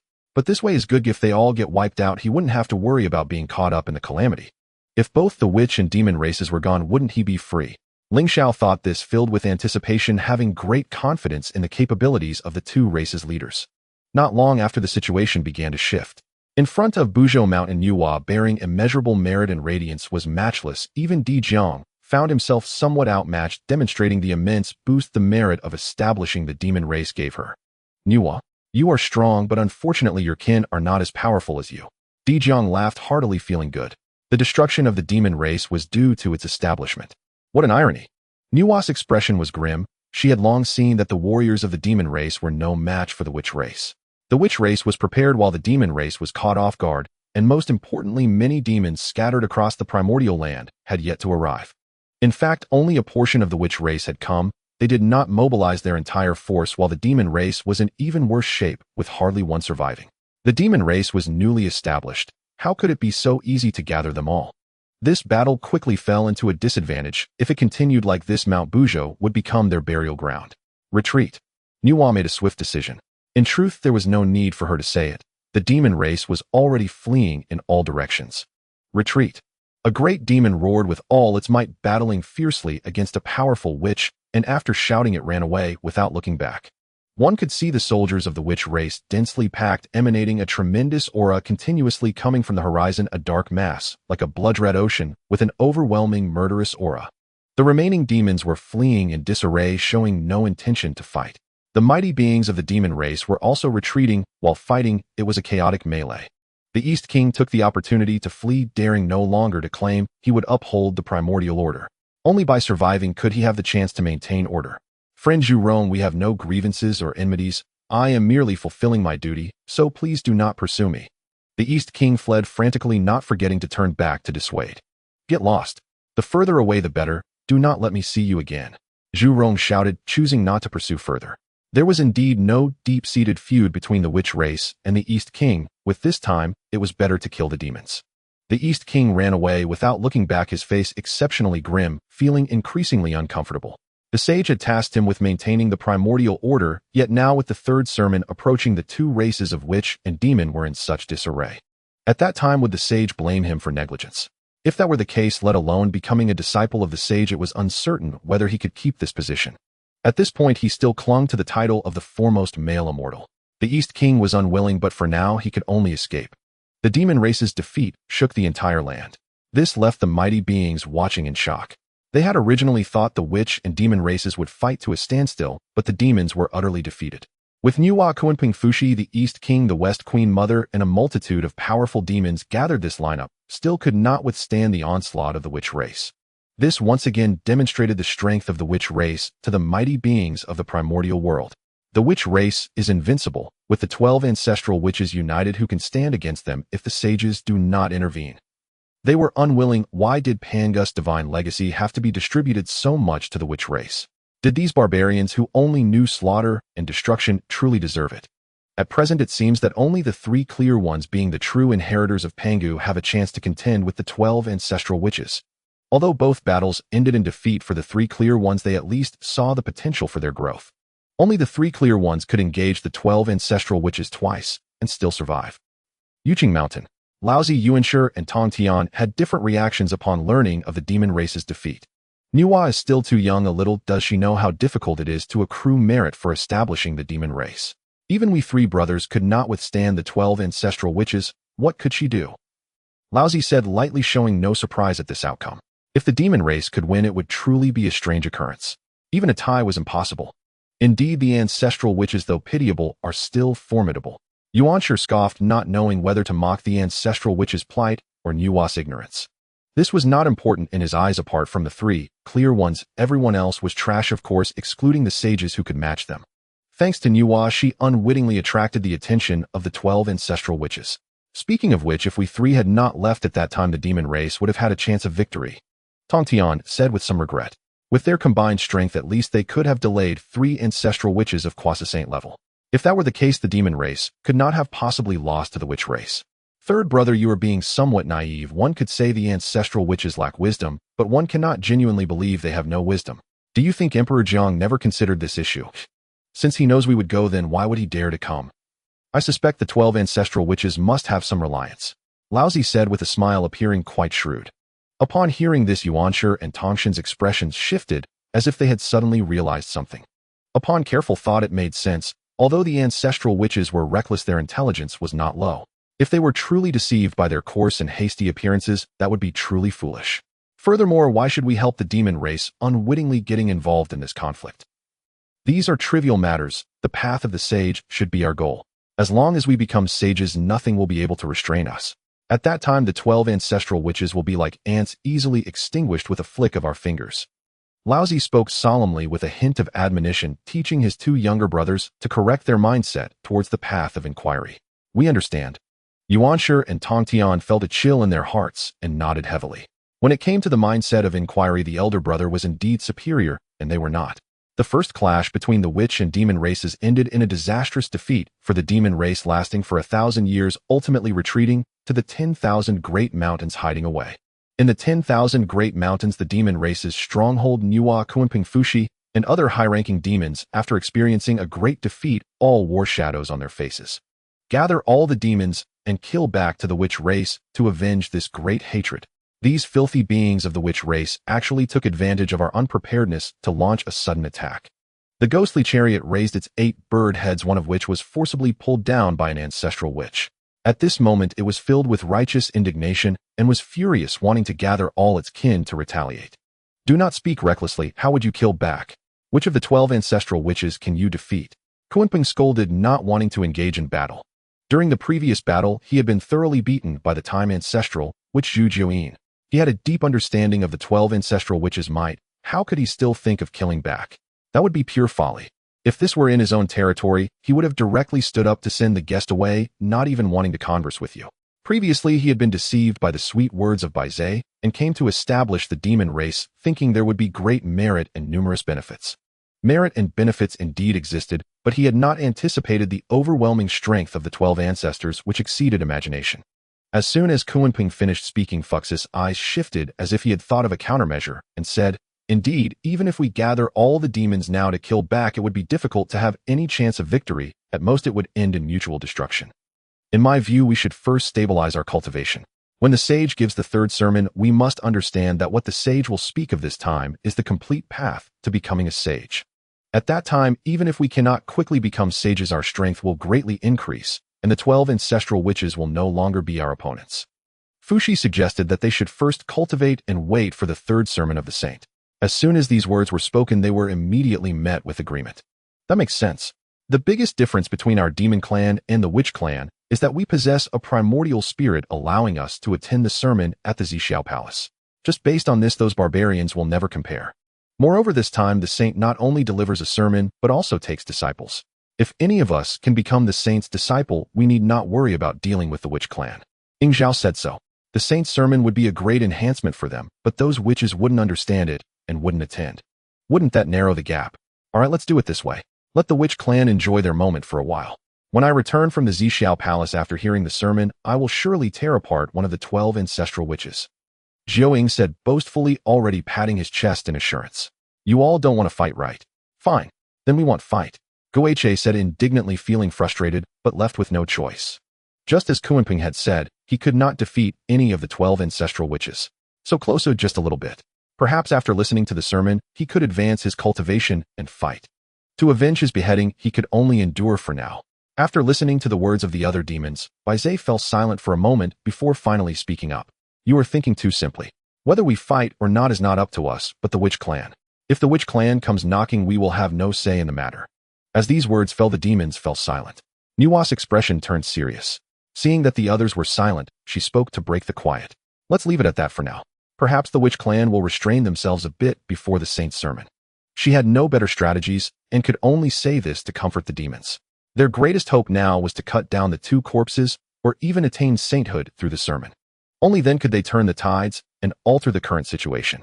Meanwhile, after defeating the demon clan, the ancestral witches completely occupied Buzhou Mountain. In the past, we were too merciful, allowing these filthy beings to occupy the spine of our Father God. From now on, Buzhou Mountain shall no longer permit any living being aside from the witch clan to step foot here. Di Jiang immediately declared, shaking the universe.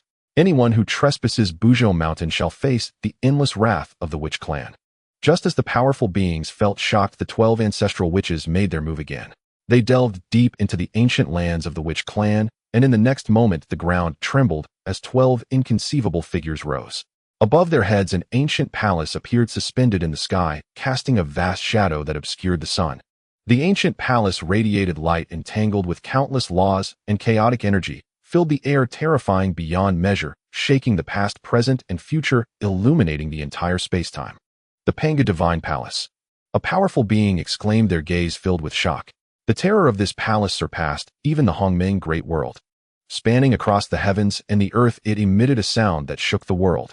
The 12 ancestral witches lifted the Panga Divine Palace, slowly, yet powerfully moving toward the high heavens, stepping toward Buzhou Mountain. Are they planning to move the Panga Divine Palace to Buzhou Mountain? The beings along the way watched the actions of the 12 ancestral witches, in all realizing their intentions. Boom. The earth shook violently, the chains of divine laws swept across all directions, and the Panga Divine Palace crashed heavily onto the ground, stirring up countless dust and engulfing the heavens and earth, finally settling at the foot of Buzhou Mountain. Good. Now that's more like it. Xiangliang clapped his hands, summoning thunder and wind, very satisfied with their masterpiece. The Buzhou Mountain formed from the spine of our Father God, combined with the Divine Palace. The fortune of our witch clan is sure to increase once again. Zhu Rong laughed heartily, speaking without any basis, but he felt that this action would benefit the witch clan. Those foolish demons still fantasize about occupying Buzhou Mountain. From now on we will reside here, and let's see who dares to come. Gong Gong echoed with laughter, gazing at Buzhou Mountain with an inexplicable sense of closeness, particularly wanting to go up and hug it. Let our tribe migrate here too. Di Jiang wasted no time and arranged for the follow-up matters. Thus the witch clan began to move again. On the Sunstar, Ling Xiao observed the actions of the 12 ancestral witches, revealing some surprise. One must admit the 12 ancestral witches may seem reckless, but their actions do have a trace to follow. Buzhou Mountain, transformed from Panga's spine, contains many remnants of Pangu, and the spine is the pillar of the body, symbolizing the physical form of Pangu. Moving the witch clan's old den to Buzhou Mountain is definitely beneficial for them. If he were an ancestral witch, he would have led his people to seize Buzhou Mountain long ago. What a pity, I didn't expect the demon clan to be so easy to defeat. Ling Xiao sighed, lamenting that by the time the 12 ancestral witches finished, they might wipe out all the powerful beings of the demon clan. The karma of the demon clan had once again fallen upon themselves. Nuwa, my friend, you must strive hard. Kuenping Fushi, get to killing. Baize, do something useful. Ling Xiao encouraged the demon clan in his heart as their distance from the witch clan was still far too great. Others might not know, but as someone who had been through it, he understood very well. The witch clan still had a great weapon that had never been used. The 12 heavenly god slaying great formation. He didn't know if the 12 ancestral witches had yet to comprehend this formation or had no opponents to make use of it. In any case, he had never seen the ancestral witches use this formation. The 12 heavenly god slaying great formation is overall perhaps not the first, but definitely tied for first place in the entire primordial world. Such a great formation would even give sages a headache. Aside from formations against formations, no one below the sages could withstand it. The demon clan still has a long way to go. Ling Xiao sighed, but he didn't dwell on it too much. Cultivation remained the most important, everything else was just floating clouds. Continue to comprehend the laws. After the battle between the witch and demon clans, the primordial world fell into a brief calm. But all the powerful beings knew that the witch clan was brewing for the next attack, with the aura of blood and slaughter permeating the heavens, stirring restlessly. At this critical moment, the figure of Dong Wanggong appeared within the witch clan. This was one of his incarnations coming to the witch clan for the peace of the primordial world. To be precise, it was for the peace before the saint's sermon. Inside the Panga Divine Palace, Dijun sat high at the top looking down at Dong Wanggong standing in the great hall sneering. As he spoke, Dong Wanggong, you actually dare to come to my witch clan. Do you not fear that I will kill you? As Dong Wanggong's voice faded, Dijun let out a sound of contemplation and asked, what of it? Are you the foremost male immortal here to maintain order again? His words dripped with unreserved sarcasm and mockery. Dong Wanggong merely smiled awkwardly, then collected himself, and said seriously, Dijun, my friend, you misunderstand. I indeed have that intention today, but it is certainly not what you think. Oh, what do you think I think? If you are here to advise me against taking action, then even you and I must perish. Dijun retorted coldly, his resolute demeanor filling the great hall with a chilling, killing intent. Dong Wanggong was not particularly flustered, as it was merely a projection. If it perished, it perished. Ever since returning last time, he felt increasingly discontent. Just as he was about to speak on the Tao, the primordial world fell into utter chaos. Not only had he failed to accomplish the task assigned by the sage, but it had also worsened. At that time, leaving other matters aside, this disciple's quota would surely have nothing to do with them. He could not allow such a thing to happen, so he came to the Wu clan today to take a risk. As long as he could persuade the Wu clan not to take action against the demon clan before the teachings concluded, the situation would stabilize temporarily. Once he became a disciple of the sage, he could then deal with the disobedient ones. How marvelous! With this thought, Dong Wanggong slowly said, please bear with me and let me finish. As you know, Dijun, I am the male immortal appointed by the sage. I bring this up not to boast to you. Rather, my status allows me to know many things that ordinary beings do not, especially in front of the sage, where I possess a certain degree of influence. Dong Wanggong spoke methodically, a hint of pride subtly evident. Dijun, however, grew impatient and shouted angrily, spit it out already. What exactly do you want to say? Dong Wanggong's expression stiffened, no longer able to feign indifference, and he went straight to the point. What I mean is, as long as you Dijun agree not to take action against the demon clan before the sage's teachings conclude, I might be able to inquire about the path to sanctification for the Wu clan from the sage. He said this with surprising seriousness, yet left his words somewhat ambiguous. Upon hearing this, Dijun's expression changed, and he stood up abruptly. Dong Wanggong, do you take me for a fool? Our Wu clan doesn't even possess a primordial spirit. How would Hongjun know our method to achieve sanctification? The Wu clan Dijun spoke of referred to those among them who were not the 12 ancestors. Their ancestors had primordial spirits, but were incomplete, while the lower Wu, including the Great Wu, were entirely without primordial spirits. Regardless of which type of Wu, the notion of achieving sanctification was sheer nonsense. For Dong Wanggong to speak such outrageous words before him was akin to courting death. A violent killing intent surged forth, and Dong Wanggong felt like a leaf in a storm, unable to withstand Dijun's terrifying might. My friend, the sage once said all paths lead to the Tao. This is something Taoist Hutu is aware of. Therefore, the Wu clan naturally possesses a path to sanctification. Dong Wanggong spoke rapidly, appearing outwardly calm, yet inwardly panicked. However, he could not retreat. Having come this far, he had to finish his speech. Oh, is that truly the case? Dijun's gaze shifted as he recalled Huda's words upon returning from the Zhixiao Palace.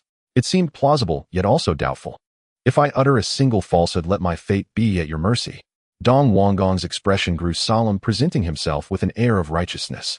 As long as you Dijun refrain from attacking the demon clan before the teachings conclude, I will share with you the Wu clan's method to achieve sanctification in exchange. For your Wu clan, it incurs no loss. It merely means holding off on attacking the demon clan for a time. What do you think, Dijun? Dong Wanggong's reasoning was sound, and he had completely relaxed.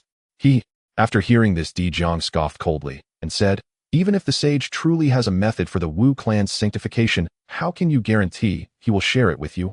To be honest with you, Dijun, the sage appointed me as the foremost male immortal for a reason. Once I maintain the order of the primordial world and become a disciple of the sage, inquiring about a method to achieve sanctification would be a trivial matter. Dong Wanggong said confidently, having fully committed, he thought, and spoke smoothly. Once you become a disciple of the sage, will you still regard our Wu clan highly? Dijun looked down at Dong Wanggong with a smile and said, Dong Wanggong, you jest. Even if I were to become a disciple of the sage, I would still be at your mercy, wouldn't I? At least you are perceptive. Dijun snorted coldly, clearly dismissing the notion of so-called sage disciples. They of the Pangu lineage were all equally proud. Aside from Pangu himself, even the sage would not be held in much higher regard. How could a mere sage disciple compare? Dong Wanggong, remember what you said today. I will give you some time. If you fail to satisfy me, I will ensure your complete annihilation. Dijun waved his hand coldly, using this time to recuperate and prepare for the next battle. A few thousand years meant nothing to them. Dong Wanggong will not disappoint your expectations, Dong Wanggong said solemnly before taking his leave. Subsequently, he made rounds and finally contacted Bai Zhe, arriving at the 10,000 Great Mountains. Having persuaded the Wu clan, he still needed to inform the demon clan, otherwise he feared the demon clan might provoke the Wu clan. Upon reaching the demon clan's base in the 10,000 Great Mountains, Dong Wanggong met with the high-ranking members of the demon clan, including Nuwa Fushi and Kuenping. He then briefly outlined the situation of the Wu clan. The mighty demons, upon hearing it, were utterly bewildered. Dong Wanggong actually ventured alone to the Wu clan and persuaded Dijun. They had not perceived that Dong Wanggong possessed such courage. Even Bai Zhe was taken aback. Could it be that Dong Wanggong had opened the door to another dimension, as he had mentioned before? This little mouth was quite impressive. Even he lacked the confidence to persuade Dijun. Then, thank you, Dong Wanggong, for your assistance. Nuwa said. With this, the demon clan could wait peacefully for the sage's teachings. Dong Wanggong, the foremost male immortal, is truly deserving of the title. A great demon gave him a thumbs up, praising him to the skies, which made Dong Wanggong feel as if he were floating in spring weather, exceedingly pleased. Haha, you are all too kind. Maintaining the order of the primordial world is my duty. Dong Wanggong waved his hand, casually feigning modesty, yet it was evident he enjoyed the praise. Soon a host of powerful demons personally saw him off until he was quite far away. The primordial world fell into a temporary peace, with both the Wu and demon clans recuperating. All the powerful beings in the world awaited the sage's third lecture. On the sun star, two powerful auras rose in succession, soaring into the sky, incredibly potent, embodying the laws of the Hunyuan Golden Immortal, evolving into a myriad of grand Dao laws. In the Lingxiao Palace, Lingxiao suddenly opened his eyes, moving his figure as he arrived deep within the sun star, raising his hand to calm the various phenomena and the commotion of the breakthrough. Big brother and second brother are finally about to emerge from their seclusion, Lingxiao said with a smile. After nearly 10,000 years, Emperor Dijun and Taiyi have finally stepped into the realm of Hunyuan Golden Immortal. For the path of cultivating the laws, it has not been slow at all. Without the fragments of the creation jade plate, even 100,000 years would be insufficient. After a long while, deep within the sun star, two brilliant lights flew in like shooting stars, finally transforming into two golden-clad men. Third brother, I've broken through to Hunyuan Golden Immortal, finally catching up to you, Emperor Dijun exclaimed with joy, overwhelmed with excitement. Heaven knows how happy he was at this moment. This older brother is finally starting to improve. Big brother, don't be too happy too soon. I am already in the midst of Hunyuan Golden Immortal, Lingxiao said with a smile, mercilessly delivering a blow intending to instill a sense of urgency in Emperor Dijun and Taiyi so that they would have motivation. In fact, he still had some reservations. Currently, he had 5 laws that had broken through to the level of Hunyuan Golden Immortal. Regardless of the strength of the laws, even in the early stage of Hunyuan Golden Immortal, his combat power was at least 5 times that of Emperor Dijun. Considering the powerful laws of time and space, that number would be even higher. Moreover, his current level was also higher than that of Emperor Dijun and Taiyi. Third brother, you are truly monstrous. I need to go back and enter seclusion, Emperor Dijun said, looking distressed, deeply affected. He understood the difficulty of progressing along the path of cultivating the laws. Even so, Lingxiao was still at a slightly higher realm than them. It was quite a blow to the Golden Crow. Never mind, big brother, you should not compare yourself with third brother. First compete with me before saying anything. Taiyi, however, was not too affected as he still had Emperor Jun to rely on. At least he was not the worst among them. Emperor Jun was somewhat dazed, shouting that he wanted to return to seclusion. I will not emerge until I reach the Hunyuan de Luo Golden Immortal. Big brother, think twice, I fear I may never see you again. Taiyi advised earnestly. Ling Xiao smiled from the side, but suddenly his gaze shifted towards the endless void. Boom! The nine heavens' chaos trembled. The projection of the Zhixiao Palace appeared across the sky, sweeping through the universe like a mirage, with grand Tao sounds radiating in all directions, reaching far and wide. The third sermon is coming. Emperor Jun and Taiyi put away their smiles and said with solemn expressions. Meanwhile, in the chaos world, many powerful beings meditating simultaneously opened their eyes. At the various Taoist sites, such as Mount Shumi Wuzhuang Temple, Fire Cloud Cave, Jade Capital Mountain, and others, powerful beings emerged, exuding vast auras. The third sermon is finally about to begin, said one powerful being softly, eyes shining with excitement, for this day has finally arrived. In an instant, waves rose again in the chaos world. For the final sermon, no one wanted to miss it. In this sermon, the saints would take disciples, which was a tremendous opportunity. If one became a disciple of a saint, it would be a meteoric rise. Detecting that Hongjun's third sermon is about to begin, please make the following choice. Choice 1, remain steadfast and refuse to listen to the sermon, focusing solely on the path of the creation jade plate fragments. Choice 2, give Hongjun some face and attend the sermon, rewarded with 36 types of chaos green lotus seeds. Choice 3, let Emperor Jun and Taiyi attend the sermon, rewarded with 12 types of world-destroying black lotus and the 10 types of divine fire origins. On the Sun Star, when Ling Xiao saw the Zhixiao Palace emerging, the system began. There was no surprise. It was customary. Not emerging would be unusual. To entice me to attend the sermon, even the seeds of the chaos green lotus have appeared. Do they think I have never seen seeds before? Ling Xiao thought with a cold smile. Unless the reward was a complete great Tao law that could allow him to become a Hunyuan de Luo Golden Immortal upon absorption, otherwise any reward would be superficial. 3 choices, just like the second sermon. Especially the option of letting Emperor Jun and Taiyi attend the sermon. Ling Xiao initially wanted to refuse directly, but then thought that since they went last time, if he didn't go this time, wouldn't it seem like he was being guilty and raise Hongjun's suspicions? Given the current calamity of the witch and demon tribes, as long as Hongjun still relied on them to endure the tribulation, there would be no danger. Ling Xiao weighed the options and concluded that going was better than not going. It was better to at least maintain appearances. According to the original plot, after the third sermon, Hongjun would merge into the Tao. Afterwards, the situation would remain unchanged and Hongjun would not emerge. As long as it was not excessive, he could safely cultivate to become a Hunyuan de Luo Golden Immortal. However, he still needed to ask for the opinions of Emperor Jun and Taiyi.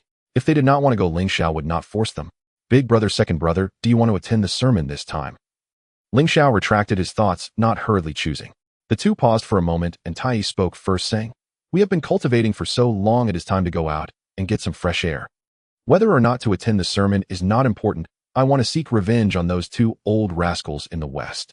Upon hearing this, Emperor Jun immediately agreed. Second brother is right. Let's first visit the Zhixiao Palace and seek revenge. Ling Xiao nodded, reminding, you can go, but just like last time, do not accept any benefits. Emperor Jun and Taiyi nodded heavily. Everything was understood without words. System, I choose 3. Ling Xiao made his choice and the reward was issued. Then with a thought, he took out the 12 types of world-destroying black lotus he received from the system and handed it to Taiyi. Second brother, while you were in seclusion, I traveled outside and obtained this treasure, so I am giving it to you. This is... Third brother, this is too precious. You should keep it for yourself. I have the chaos bell, which is enough for me. Taiyi waved his hand to refuse. Although he wanted it a bit, he still wanted to leave it for Ling Xiao. You take it, or I have enough on hand. Ling Xiao said casually. What he lacked the least was magical treasures. Besides the accompanying Hongmeng Ding, there were also the Chaos Pearl, Hongmeng, Liang Tian, Ruler Qilin Seal Black Gourd. And Emperor Jun, aside from the He Tu and Luo Shu, also had given him the 12 types of pure world white lotus, as well as the innate gourd. Taiyi had nothing but the Chaos Bell. He was left with nothing but the Chaos Bell. Second brother, take it. Don't hesitate. I've already taken the pure world white lotus from third brother, and you take the black lotus. We'll have a perfect match of 1 white and 1 black. If you don't take it, wouldn't that make big brother seem greedy? Emperor Jun patted Taiyi's shoulder, smiling as he said. Taiyi no longer hesitated and accepted it. Unless absolutely necessary, it's best not to take it out. Ling Xiao reminded. This item was once a treasure of Luo Ho, and casually taking it out could provoke Hongjun. Understood. Taiyi nodded, putting away the 12 types of world-destroying black lotus. Just as Emperor Dijun and Taiyi were about to set off, another visitor arrived at the Sun Star. Friend Sam with a sermon is about to begin. Oh, would you like to go together? Zhen Yuanzi and Hong Yun arrived at the Sun Star, passing by and contemplating whether to ask Ling Xiao and the others if they would like to join them. Ling Xiao and the others exchanged glances and smiled faintly. Zhen Yuanzi and Hong Yun were among the very few moral immortals in the primordial chaos. Soon the two Taoists approached together. Hong Yun wore a fired robe adorned with 9 layers of auspicious clouds, looking jovial and plump like a wealthy man. In comparison, Zhen Yuanzi appeared more transcendent, exuding an ethereal aura, clearly a person of great attainment. Senior Wu, I thought you had all departed. Passing by I inquired, yet you are here at home. The sermon is about to begin. Let us go together to ensure mutual support, Hong Yun said with a smile. I will not be going, and the two of you can go with them. Ling Xiao replied with a smile. Ling Xiao, you're not going? Hong Yun exclaimed in surprise, his voice noticeably raised. Indeed, I have an epiphany and cannot go. Ling Xiao, this time the sage will not only expound the way of the sage, but will also accept a batch of disciples. With your talent, you might have the chance to become a disciple of the sage. Hong Yun urged, feeling it a pity if Ling Xiao did not attend. To take me as a disciple? Then I certainly cannot go, Ling Xiao thought, but outwardly he continued to refuse. Seeing that his heartfelt persuasion was of no use, Hong Yun reluctantly gave up. Meanwhile, Zhen Yuanzi seemed contemplative, sensing that there was a special reason for Ling Xiao's absence, hence he did not foolishly insist like Hong Yun. Last time Ling Xiao mentioned having an epiphany and couldn't go, this time was the same. What a coincidence to have it happen twice in a row. As for the reason, one could only say that the Tao has its intricacies and there was no need to dig deeper. Just as Ling Xiao was about to wave goodbye, he suddenly remembered something. For the third sermon, Hong Jun will bestow the primordial purple energy. Ling Xiao couldn't help but say, Hong Yun, on the path of cultivation, be sure not to aim too high. Remember, running fast does not guarantee victory. Not falling is the true success. Hong Yun was puzzled, scratching his head as he asked, Ling Xiao, what do you mean? Just say it plainly. Oh, I don't understand.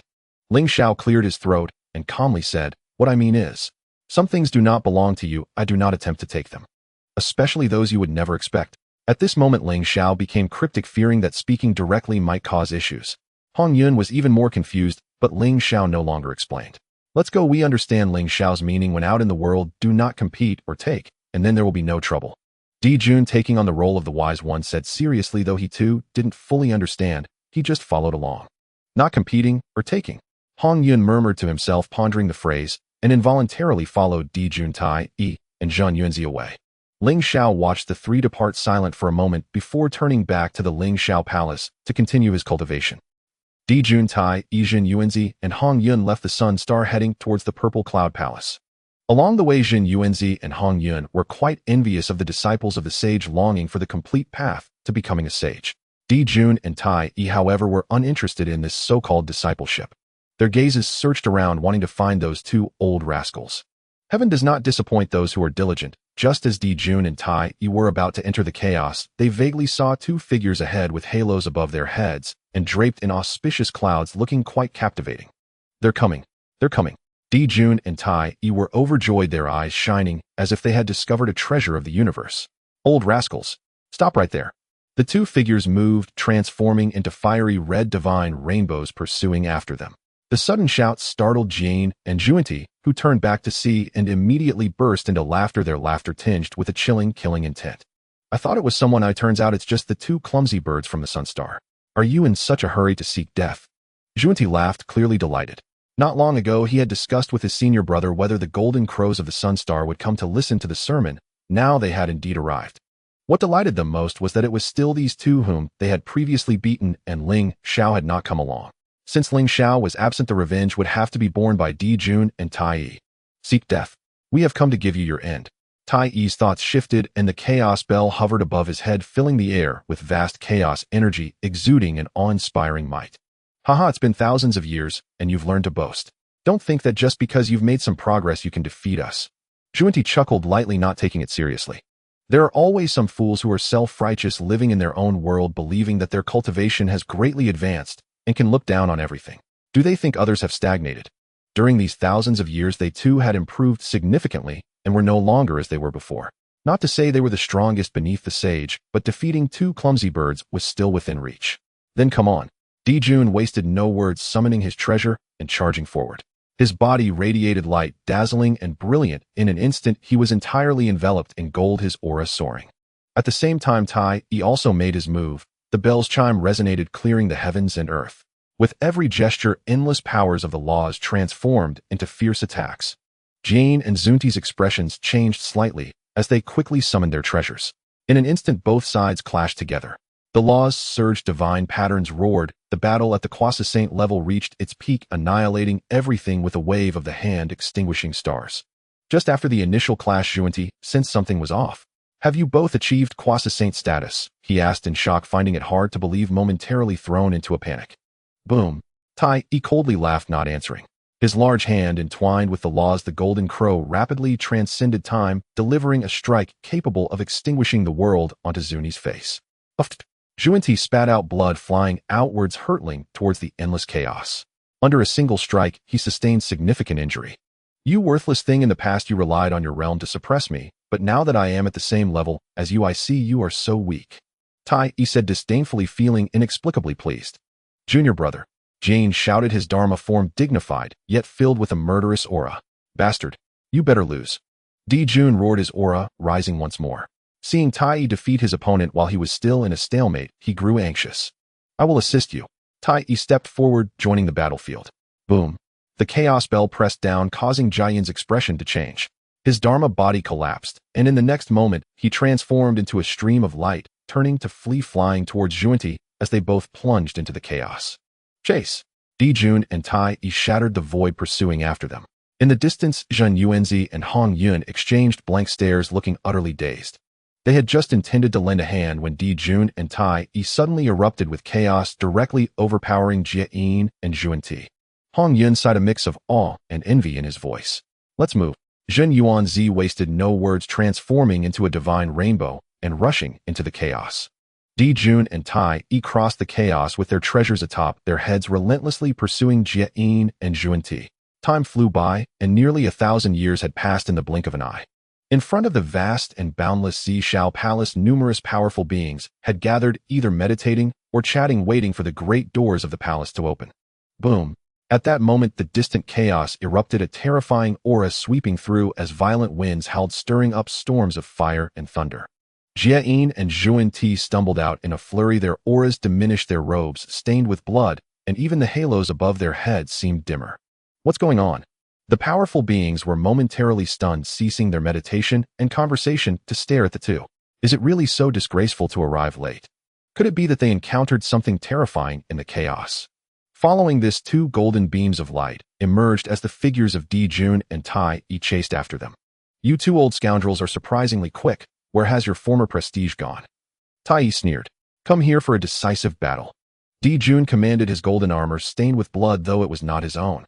Jian and Zunti rushed to the entrance of the Zishao Palace, eager to push the door open and hide inside. "Dijun, Taiyi, you must not be so reckless. How can we engage in violence in such a sacred place, polluting it with filth?" Jian calmed himself, pretending not to want to resort to violence, but it was evident to all that they had just been frightened enough to want to crash through the door.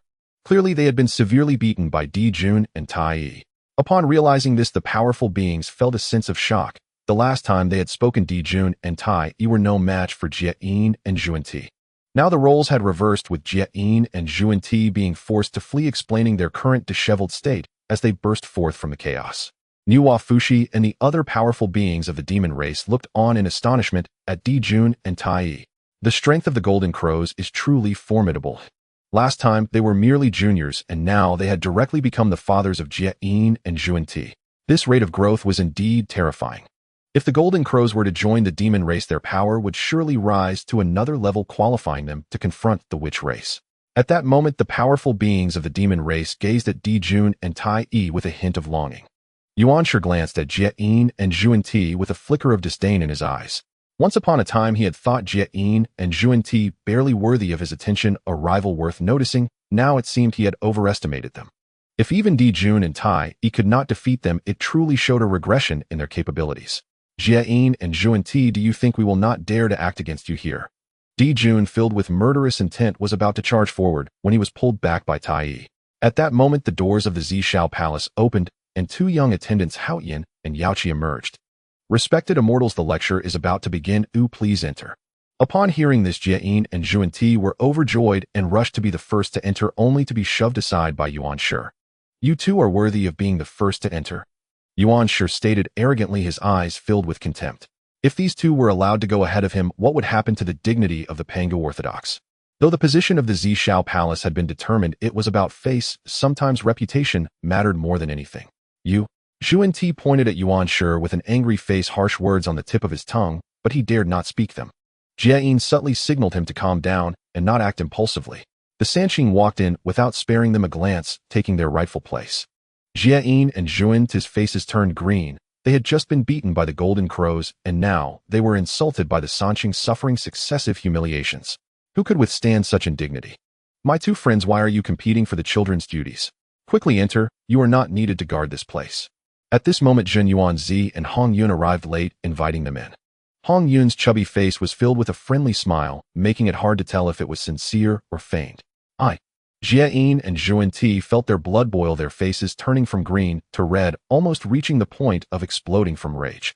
Hong Yun paid no mind to their feelings, dragging them inside, while offering an apologetic smile to Hao Yin and Yaoqi nearby. Watching this scene, Dijun and Taiyi could hardly contain their laughter. Frankly, they could not discern whether Hong Yun was acting intentionally or unintentionally. The powerful beings surged into the Zishao Palace, sitting down obediently, waiting for the arrival of the sage. In this lecture, the witch race was no longer present. After facing two setbacks, Hota finally saw through it all. The powerful beings had expressions of expectation, silently pondering. This would be the last lecture, and also the most important one.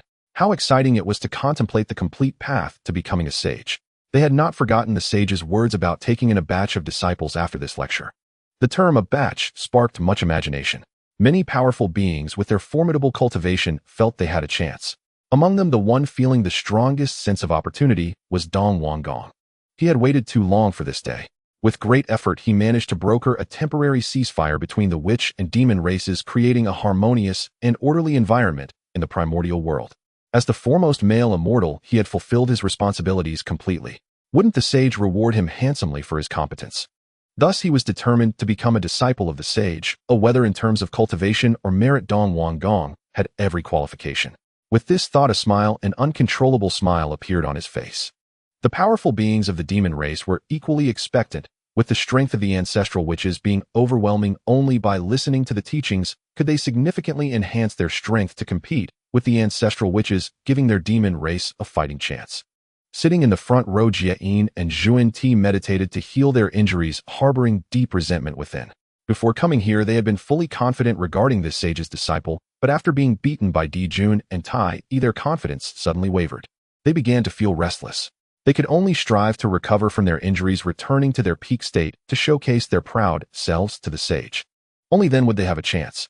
The Sanqing sat in silence, their eyes closed in meditation. What they most wanted to understand was the complete path to becoming a sage, showing little interest in the sage's disciple. Just as the powerful beings were lost in thought, an inexplicable pressure descended, and the figure of Hong Jun gradually appeared. Bow before the sage. Welcome, sage. A powerful being spoke up, their enthusiasm evident as they began to express their reverence. Hong Jun nodded slightly, his gaze sweeping over the assembled powerful beings as it had in the past.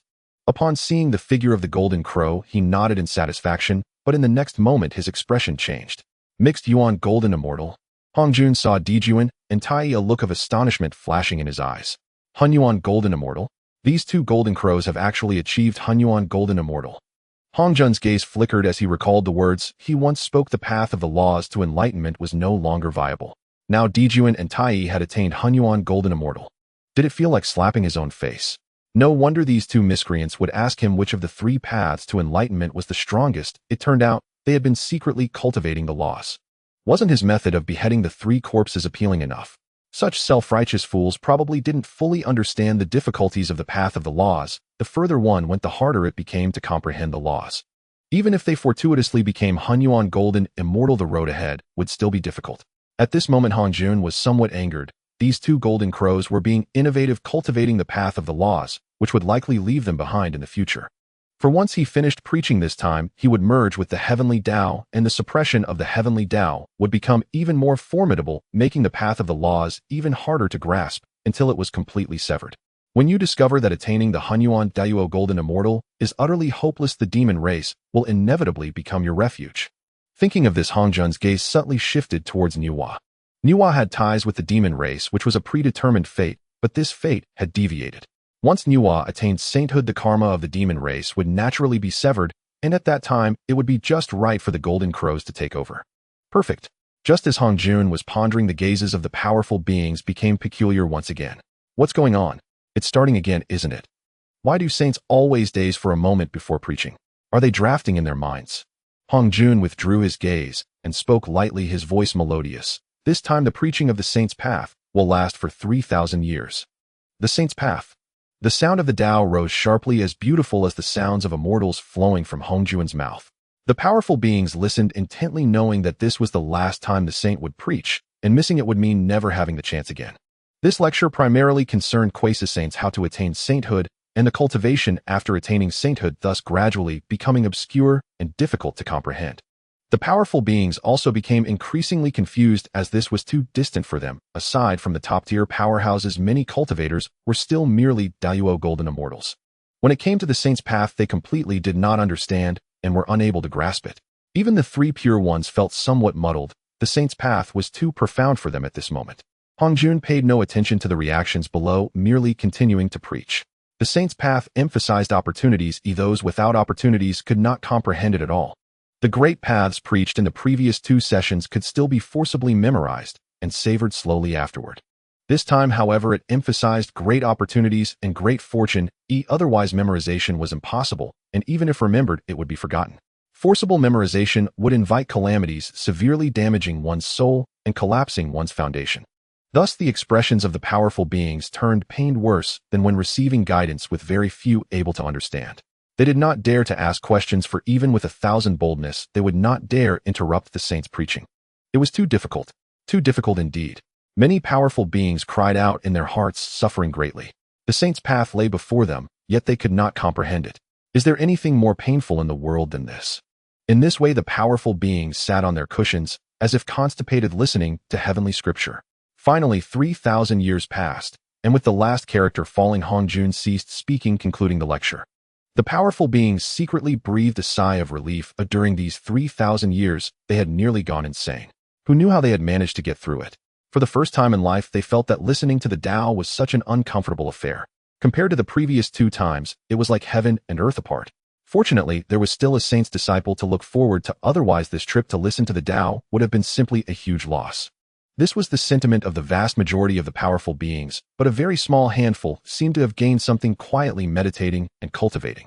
Dijun and Taiyi were indifferent. Hongjun spoke solely of the path of beheading the 3 corpses to attain sainthood, which was somewhat unrelated to them. They just needed to diligently comprehend the laws. After Hongjun finished preaching, he looked around and calmly said, "If any of you have questions, feel free to ask one by one." Upon these words, the powerful beings exchanged glances, unsure of what to ask. They hadn't understood anything, so what could they ask? After a moment of silence, the 3 pure ones, Jane, and other powerful beings gradually asked a few questions. After Hongjun answered, he was about to move on to the next segment.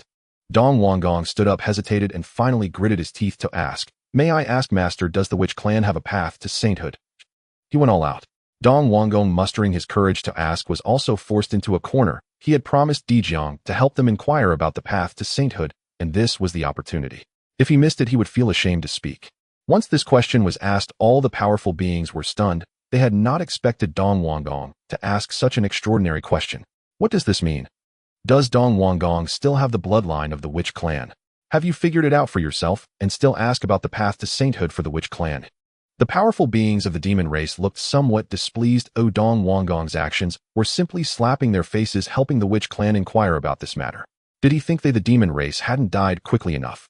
Hongjun frowned, a hint of displeasure flashing in his eyes.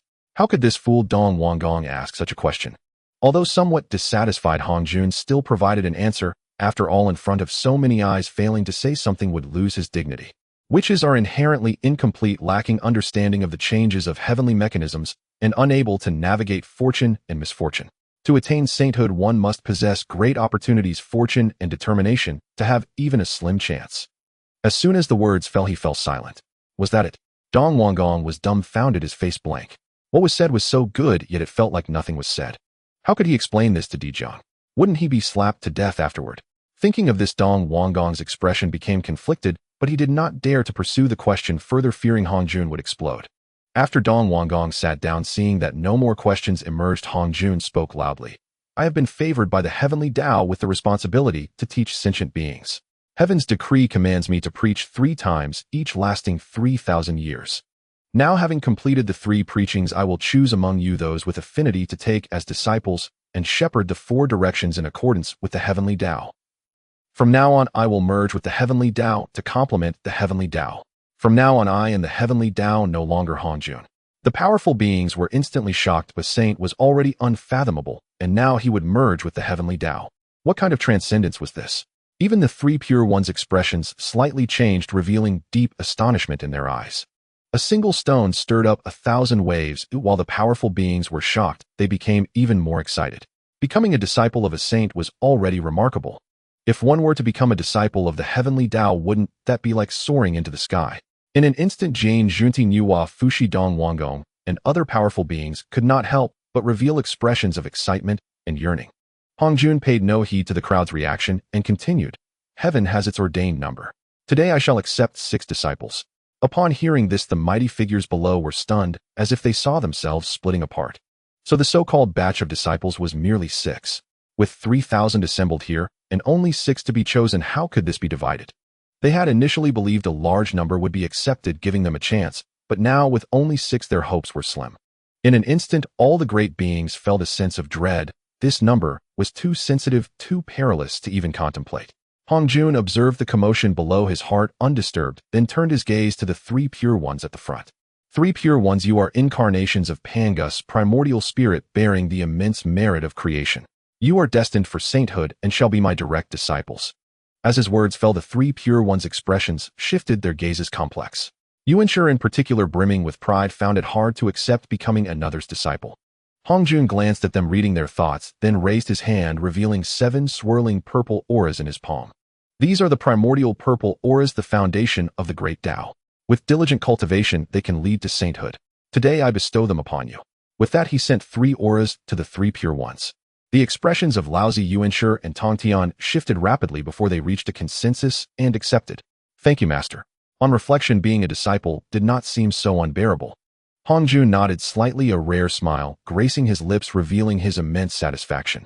Seeing this, the other great beings' breaths quickened. This was genuine reward. Jin Junti Nuwa Fushi Kuanping and others stared at Hongjun with eager eyes. None were more desperate than Dong Wangong, who was on the verge of rising. Surely my performance merits a disciple's position. Dong Wangong thought, it's not too much. Hongjun, after accepting the 3 pure ones, turned to Nuwa and said, Nuwa, your fortune is deep. You shall be my 4th disciple. With these words, he sent a purple aura to Nuwa. Overjoyed, she quickly expressed gratitude. Thank you, Master. Her joy was shared by Fushi, by Zhe, and other demon clan elites. They had thought their chance was lost, but with Nuwa securing a disciple position and a path to sainthood, the Wu clan's threat seemed diminished. In a flash, Hongjun had accepted 4 disciples, leaving only 2 slots. Some great beings began to panic, realizing this might be their only opportunity never to come again. While they hesitated, Jane and Junti acted, kneeling and pleading pitifully. Master, we journeyed from the west, braving hardships, seeking the Tao. Please take pity and accept us. Shameless. Those 2 old scoundrels. The other great beings were enraged, recalling how Jane and Junti had previously tricked their way to front seats at Zixiao Palace with feigned misery. Do they think a sage's disciple selection follows such pleas? They mocked inwardly, even as they fumed. But the next moment they were stunned. Hongjun raised his hand and said, Your connection to me is shallow, but you may become my nominal disciples. Then 2 primordial purple auras flew toward Jane and Junti. Jane and Junti were overjoyed, never expecting their desperate gamble to succeed. Truly, audacity pays off anywhere. Witnessing this, the other great beings wailed in despair. Dong Wangong's face turned green with rage, nearly fainting. Unbelievable. He had been excluded. How was he inferior to those 2 Western scoundrels? In terms of contributions to the primordial world, he could reduce Jane and Junti to insignificance. Those 2 did nothing but seclude themselves in cultivation. Unlike him, who tirelessly worked for the order and peace of the primordial world. After his fury subsided, the more perceptive among the great beings discerned the Tao ancestors' pattern of selection. All were from the 6 cushions in the first row. Could those 6 cushions be the destined saints? Had they known, they would have fought tooth and nail for them. Kunpeng, clad in gray robes, wore a grim expression dark as dripping water. He had once been among those 6 cushions. The chance for sainthood, the position of Tao ancestor's disciple, all gone. Enraged, he glared at Hong Yun, his murderous intent undisguised. Outside, he would have struck already. All because of that fool. If Hong Yun hadn't yielded his seat to Dijun and Taiyi, he wouldn't have been ousted from the 6 cushions. Sensing the killing intent, Hong Yun shuddered and saw Kunpeng staring at him with lethal fury. Though simple Hong Yun was no fool, he understood Kunpeng's resentment. Even he was bewildered. Who could have known those 6 cushions were so crucial? Guiltily, Hong Yun avoided Kunpeng's gaze. Dijun and Taiyi gave him a thumbs up, having heard of Hong Yun's seat yielding at Zhixiao Palace. The implications were enormous, a web of karma. They couldn't help but find it ironic 5 of Hong Jun's 6 disciples had grudges against the Golden Crow clan, 2 of whom they had recently fought. If these 5 rivals became saints, wouldn't that spell disaster? Too reckless. Suddenly, Dijun and Taiyi felt an urgent need to accelerate their cultivation. Otherwise, when their enemies achieved sainthood, the consequences would be dire. Just then they noticed 2 gazes upon them. Jane and Zinti, smiling with ill intent. Jane and Juanti had instantly turned the tables, becoming the Tao ancestors' disciples and receiving the foundation of sainthood, the primordial purple aura. From now on, the Golden Crows would be at their mercy. With such overwhelming advantage, defeat was inconceivable. After accepting his 6 disciples, the great beings noticed Hong Yun still held 1 more primordial purple aura. Could this aura also be bestowed upon us? At this thought, the crowd grew excited again. Even if not disciples, obtaining a primordial purple aura could lead to sainthood. Emboldened by Jane and Zunti's precedent, the great beings began to plead for the Tao ancestor to grant them the aura.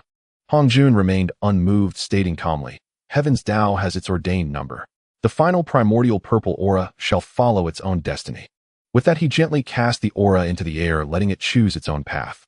In that moment, Hong Yun gave a subtle glance at Hong Yun. The primordial purple aura paused for a moment, then under the gaze of all, descended toward Hong Yun. The primordial purple energy floated and sank like snowflakes, descending towards the red clouds. At this moment, gazing at the approaching primordial purple energy, Hong Yun wore a dazed expression, seemingly unable to believe his extraordinary luck. This is the foundation of becoming a saint. Wait. Hong Yun suddenly awoke, clarity returning to his eyes as he recalled the words spoken to him by Ling Xiao. Do not compete, do not grab. Running fast does not guarantee victory, not falling is success. The scene before him was precisely as his friend Ling Xiao had described. Moreover, Hong Yun noticed that as the primordial purple energy fell towards him, countless murderous gazes were fixated upon him, like a thorn in his back. This purple energy cannot be taken. A chill ran through Hong Yun's heart, and he immediately made a decision. If he took it, he would surely incur the wrath of numerous powerful beings. Thinking of this, Hong Yun raised his hand to release a stream of clear energy, feigning carelessness as he diverted the primordial purple energy aside, allowing it to descend upon Kunpeng. Hong Yun looked down with satisfaction, recalling how he had once given up his seat, causing Kunpeng to lose his mat. Let this primordial purple energy serve to make amends with my friend Kunpeng. With this thought, Hong Yun smiled gently, his plump cheeks resembling a wealthy man. The powerful beings were all stunned, watching as the primordial purple energy changed direction and fell towards Kunpeng, their murderous intent shifting from Hong Yun to Kunpeng. But Kunpeng did not care about this. He was trembling with excitement, his scalp prickling, his gaze fixed firmly on the primordial purple energy. As it approached, he could no longer restrain himself and immediately absorbed it into his body, an expression of immense joy spreading across his face. I'm taking off. He felt as if he were being elevated, excitedly wanting to roar. After his ascension, Kunpeng turned to look at Hong Yun, wearing a satisfied expression. Not bad, kid, you know how to get things done and are quite perceptive. He'll forgive you for the seat issue this time. The powerful beings looked on in despair, filled with envy and jealousy, as they watched Kunpeng, especially the Eastern King, who was on the verge of exploding. Originally thinking the primordial purple energy was within his grasp, it turned out he had overestimated himself, allowing that mixed feathered bird Kunpeng to obtain it. For a moment, the Eastern King cast a cold glare at Kunpeng, joined by other powerful beings like Ming He. Kunpeng did not take it to heart. He was overwhelmed by immense joy. Dijun and Taiyi exchanged glances, both noticing the amusement in each other's eyes. Good. This kid Hong Yun is quite perceptive. Earlier they had worried that Hong Yun might falter and take the primordial purple energy. Fortunately, at the critical moment, he had a sudden epiphany. Hong Yun stared blankly, his eyes narrowed as he observed the primordial purple energy being absorbed by Kunpeng, an unworthy obstacle unaware of the heavenly laws. His gaze lingered on Hong Yun and Kunpeng for a moment before slowly retracting. There are too many variables now. Oh, I must quickly align with the heavenly Tao. With this thought, Hong Jun did not delay, turning his gaze to the Sanqing and Nuwa, saying, "Since you are my disciples, I will grant you some treasures for self-defense." Master is benevolent. The disciples of Sanqing rejoiced. Hong Jun raised his hand and produced several treasures, including a map, a tower, and a banner. Tai Ching is my first disciple today. I grant you the innate treasure Taiji diagram, which is transformed from the face of the heavenly opening axe, capable of stabilizing the elements of earth, water, fire, and wind, suppressing fate. Hearing the mention of innate treasures, the powerful beings were nearly moved to tears, many of whom did not even possess spirit treasures, let alone such innate treasures. Laozi displayed joy. Even though he was cunning and composed, he could not help but show traces of happiness. They were in dire need of treasures. Next, Hong Jun produced several more treasures and said to Yuan Shi, "This is the Panga banner, an innate treasure transformed from the blade of the heavenly opening axe, an exceptional weapon of attack in the wilds, and can also suppress fate." Yuan Shi took it with delight. Although proud, he could not help but be moved by such treasures, his joy evident. Another innate treasure. The powerful beings were envious, feeling as if ants were crawling all over them. They realized more clearly than ever that being a disciple of the Tao ancestor was an immense opportunity. The treasures were endless. The Eastern King had become numb. The pessimism of cultivators is not the same. I just find them very noisy. The only ones who could remain calm might be Dijun and Taiyi. After all, they did not lack in magic treasures. Jie and Zhu Yi were also excitedly rubbing their hands. They too were considered disciples of the Tao ancestor, and they hoped to receive 1 or 2 pieces of innate treasures. After granting treasures to Yuan Shi, Hong Jun looked at Tong Tian, raised his hand, and produced a pile of magical treasures, among which were 4 fiercely murderous swords, particularly eye-catching. These are the 4 swords of the immortal execution, also among the innate treasures. This treasure is transformed from the indestructible spiritual light of the heavenly opening axe. If this sword is used to set up a formation, 4 beings of the same level as you are needed to break it. The only drawback of this treasure is that due to its nature of killing, it cannot suppress fate. With these words, he handed over both the treasure and the formation diagram to Tong Tian. Tong Tian cherished the 4 swords of the immortal execution, stroking them back and forth. As for the inability to suppress fate, he did not care.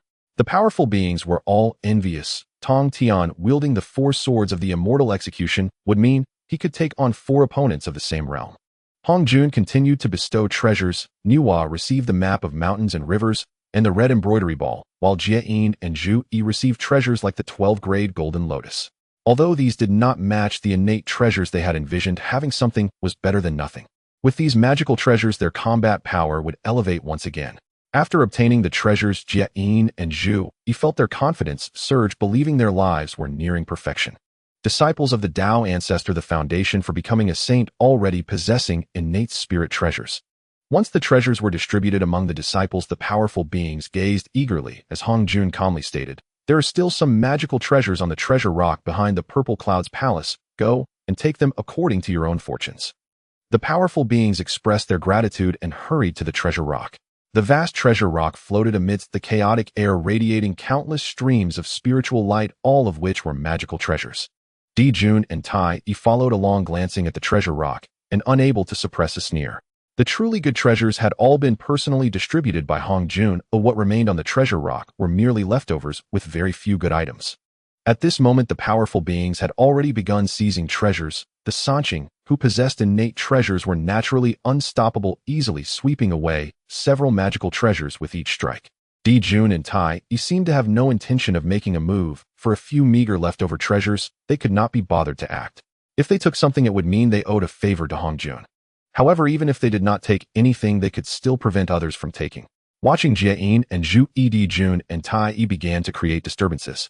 They and Jie and Zhu Yi were irreconcilable enemies. In this case, preventing them from acquiring a few treasures was also a good outcome.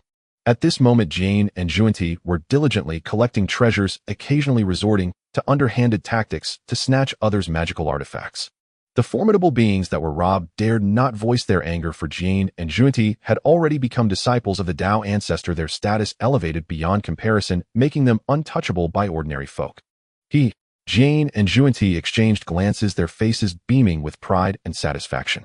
Just as they were about to continue their treasure hunting, Emperor Jun and Taiyi appeared beside them, flanking them like 2 guardians, their faces adorned with mischievous smiles. "Fellow Taoists, you must be tired from taking treasures. Let us assist you." Emperor Juntai, it seems you still haven't grasped the reality. If you wish to find trouble, step aside, I will deal with you later. Junti was initially startled, but quickly regained his composure. There was no need for panic. They were already in a position of power with their precious artifacts, their high status rendering the Jinwu insignificant. Could it be that these two Jinwu were envious of their status as disciples of saints, and had lost their senses daring to provoke them? No need to wait, let's do it now. Emperor Dijun and Taiyi said with smiles, seeing Jane and Junti about to gather treasures. They made their move to create chaos. I don't want the treasures, I just want to play. Outrageous. Are you seeking death? Jane and Junti fumed, witnessing the treasures they were about to seize flying away, their anger mounting. Come, if you dare to strike first, I will dare to kill you. Taiyi stood his ground, ready for confrontation. Jane and Junti were solely focused on the treasures, having no thoughts of fighting. However, every time they attempted to seize treasures, Emperor Jun and Taiyi, quick as lightning, thwarted their efforts at the onset. Although there were many treasures in the treasure distribution rock, the numbers did not help. In the midst of their distractions, the treasures were visibly dwindling. Jane and Junti exerted themselves to the utmost, finally finding a small opening to seize a treasure. Suddenly, the magical artifacts on the treasure distribution rock transformed into spiritual light, scattering in all directions. These artifacts were scattered across the primordial world, waiting for the right moment to emerge. Jane and Junti were dumbfounded, their faces darkened with fury. Before they could take action, the Tao ancestor summoned them. The great beings returned to the Purple Cloud's palace, and Hong Jun surveyed the surroundings, speaking lightly. This matter is settled. I will merge my being with the Tao to restore the balance of the Tao. The expressions of the great beings turned serious, their thoughts returning to the present. If the Tao ancestor merges with the Tao, does that mean there will be no saints suppressing the primordial world for a time? In that case, the primordial world is likely to become turbulent. While the great beings were pondering, Hong Jun waved his hand, his gaze lingering over them briefly, and said lightly, "You may disperse now." The great beings nodded and began to depart. Emperor Jun and Taiyi did not linger either. They were unsure if it was an illusion, but it seemed that the Tao ancestor had cast them a meaningful glance. What does this mean? What is he hinting at? They did not think much of it, and could not comprehend it. After leaving the Purple Cloud's palace, they found Jane and Junti waiting outside, an inexplicable smile on their faces. Prepare to meet your doom. Upon finishing his words, they summoned their newly acquired magical artifacts and launched an attack. Do you think a few pieces of trash artifacts will enable you to defeat us? Emperor Jun sneered, not holding back, invoking the He-Tu and Luo Shu along with the 12th-grade Pure World White Lotus. We haven't come looking for you. You are the ones who delivered yourselves to our door. Did you come here without being beaten enough? Taiyi scolded, his approach simpler. He wielded a chaos bell effortlessly. Boom. The two sides clashed, battling within the chaotic energies, their immense divine might akin to the creation of the heavens and earth. The great beings who had not yet departed paused to watch. With Jane and Junti becoming disciples of the Tao ancestor and acquiring so many magical artifacts, the Jinwu are bound to suffer losses. Before the lecture, the Jinwu chased after Jane and Junti, but now the situation seemed to be reversing. While they were discussing, a loud sound echoed, resembling the collision of heaven and earth, and a figure was seen flying out, leaving a trail of crimson in the sky. It's Junti, a great being exclaimed with surprise. Just after praising him, he was struck away by the Jinwu, bruised and battered, looking a shadow of his former self. Junti was both shocked and furious, unable to accept that despite wielding powerful magical artifacts, he was still no match for Taiyi. Right. That is because Taiyi's Chaos Bell is a supreme innate treasure. He reassured himself, wondering if he had an innate treasure, would he not be able to defeat Taiyi? Buzz.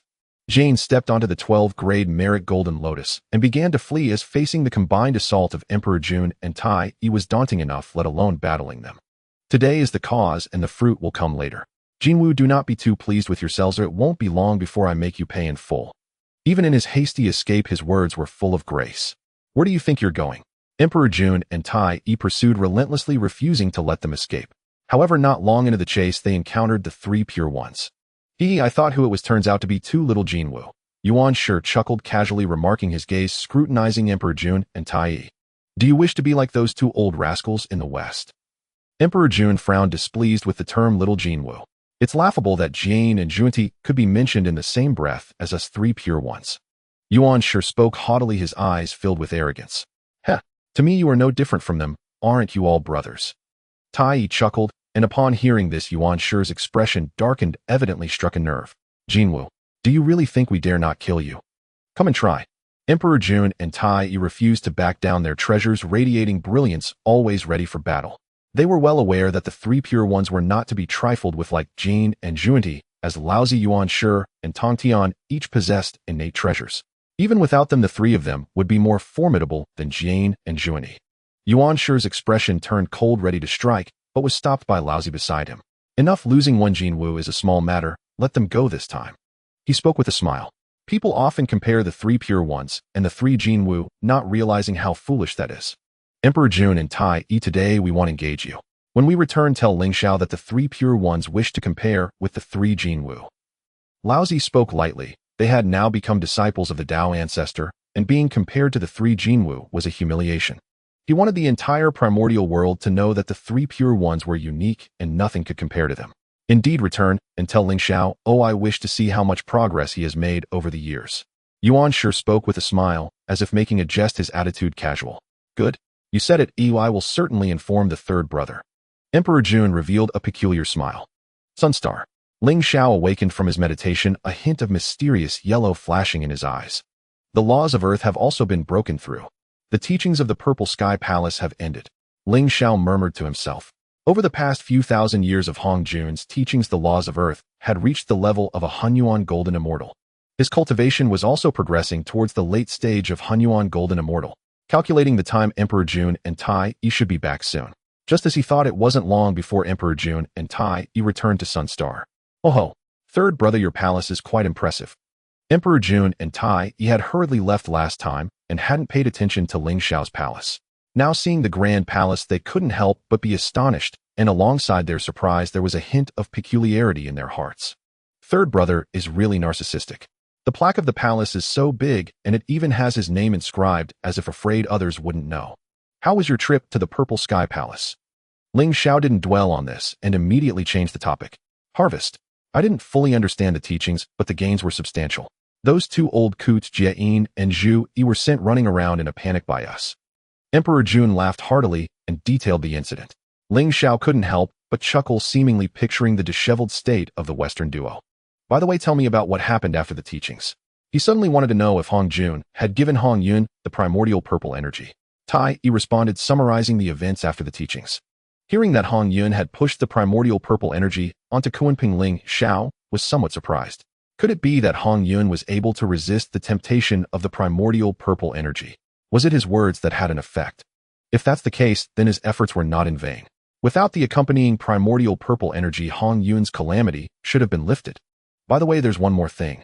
Emperor Jun suddenly said, realizing he had forgotten about it in his excitement. What is it?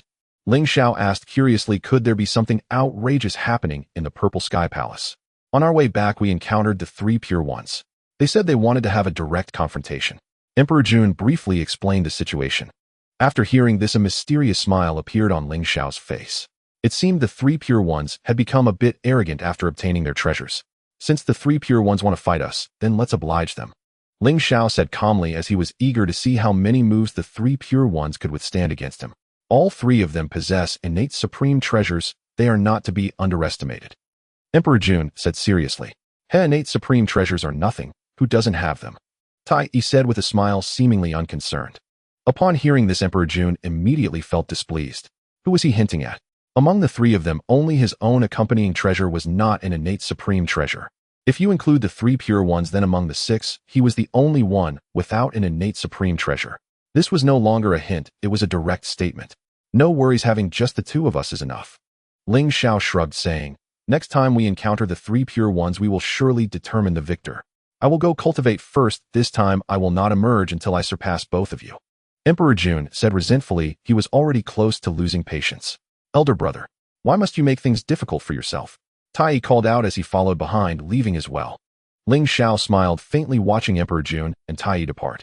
With the three teachings concluded, Hong Jun has merged the Tao. This time point can be said to be the most open period in the entire primordial. There were no saints suppressing, no overwhelming powers restraining. With this in mind, Ling Xiao felt that it was time for him to go out and stretch his legs. After the Tao ancestors' third teaching concluded, many great powers gradually returned to the primordial. The events happening in the Purple Sky Palace also began to spread. Tao ancestor merged the Tao six predetermined saints. In an instant, these 6 disciples of the Tao ancestor, the predetermined saints, became the focus of the entire primordial world. Pengu Temple. The 12 ancestral witches also learned this news, which was like a bolt from the blue for them. The reason was simple: 4 of the 6 predetermined saints were sworn enemies of their witch clan. Competing for the true lineage of Pengu were the 3 pure ones, as well as Nuwa from the demon clan. There was even Kuanpeng, who obtained primordial purple energy and laid the foundation for becoming a saint, also from the demon clan. This news was devastating for them, because once the 3 pure ones and Nuwa became saints, it would be a catastrophic blow for their witch clan. Elder brother, we can't wait any longer. We must expand quickly. Only this way can our witch clan's strength become even stronger, Zhu Rong said somewhat urgently. Being an impatient person, he couldn't sit still upon hearing such news. Indeed, the only option now is to expand these resources and even dominate the entire primordial world. Perhaps only then can we compete with the saints, Zhu Jiuyin said coldly. Upon hearing this, most of the ancestral witches expressed their approval. Expanding territory and seizing resources would be immensely beneficial for them. If they could occupy the entire primordial, it would be unimaginable. At that point, even saints could be challenged. I think that we shouldn't overthink it. The 3 pure ones haven't become saints yet. Why not take this opportunity to eliminate them? Chang Liang said straightforwardly, his voice ringing like a bell. It's not that simple. Since they are predetermined saints, killing them is nearly impossible. Huda spoke up. Having attended the teachings twice, she had some insights on this. That's fine. How can we know if we don't try? Xianming said with a smile, not very concerned. The ancestral witches began to discuss intensely. Di Jiang listened to the opinions of the ancestral witches without expressing any stance. At this moment, he was thinking of someone. Dong Wanggong. Dong Wanggong returned from the Purple Sky Palace after the teachings, and surprisingly didn't come to find him, indicating that the matter of the witch clan's method of becoming saints had fallen through, or perhaps he hadn't helped him inquire at all. That damn thing actually dared to play tricks on me. Di Jiang was filled with anger, and thinking of this, he stood up with a bang. Launch an attack, expand, and while the demon clan hasn't fully matured, we must suppress them in one fell swoop. Additionally, keep an eye on the movements of the 3 pure ones. If there are any discoveries, set off immediately to eliminate them. The hatred between their ancestral witches and the 3 pure ones had already reached a point of no return. So regardless of whether they were future saints, if they could eliminate them, they should. Otherwise, once the 3 pure ones became saints, they would face great trouble. Yes, elder brother. The ancestral witches responded loudly, then left the Pengu temple, returning to their respective tribes to fulfill their duties. Di Jiang also left the Pengu temple, but instead of returning to the tribe, he hurried outside. No one has ever been able to trick me and live well. He was headed for Zifu Island, where Dong Wanggong was located. Zifu Island. Since returning, Dong Wanggong had been contemplating his future plans. With no chance of being a saint's disciple, he had to rely on himself. Fortunately, he still held the title of the foremost male immortal. Dong Wanggong's eyes flickered, gradually formulating his ideas. The Eastern King displayed a contemplative expression. Although he was not a disciple of the Tao ancestor, he was the foremost male immortal appointed by the Tao ancestor, tasked with leading all male immortals and maintaining the order of the primordial world. Such a title should not be wasted. In that case, I will take this opportunity to establish my own power. The Eastern King thought to himself. In fact, he had long held this notion, but he had previously been preoccupied with the title of a disciple of the Tao ancestor, which prevented him from acting on it. Now that hope was shattered, everything would depend on himself. The Tao ancestor once mentioned the heavenly court. Then I shall establish an immortal court. It is quite reasonable for the foremost male immortal to establish an immortal court. The light in the Eastern King's eyes grew increasingly fervent, and within a moment he had already mapped out his future. Without further ado, he stood up, ready to take action. At that moment, a violent shaking occurred, and the entire Purple Mansion Island trembled, as if an unmatched ferocious beast was about to break free from the island. The expression on the Eastern King's face shifted from confusion to shock, and then to fear, as he was all too familiar with this ferocious and violent aura. It could only belong to the ancestral shaman. Boom! With a thunderous sound, the cave residence where the Eastern King had lived for countless years was flattened by a gigantic hand, revealing a massive and hideous face looking down. Eastern King, where do you think you are going? Di Jiang asked with a cold smile, his pupils radiating divine light that distorted the void. The Eastern King felt a chill run down his spine. He instinctively wanted to flee, but upon reconsideration, he suppressed the urge. If he were caught fleeing at this moment, he would undoubtedly be reduced to nothing. The ancestral shamans would not care whether he was the foremost male immortal or not. Haha, Di Jiang, what brings you here? The Eastern King regained his composure and asked with a smile, although his grin appeared somewhat forced. Eastern King, stop pretending. Do you remember what you promised me? Of course I remember. I was just about to seek you out, but I didn't expect you to come personally. The Eastern King trembled internally, yet maintained a calm exterior. Oh, is that really the case? Dijiang's expression turned suspicious, clearly not fully convinced. Absolutely, my friend. Please sit down, and I will explain in detail. The Eastern King said with a beaming smile, though he was panicking inside, pondering his strategy. Dijiang paused for a moment, returned to his normal size, and entered the cave.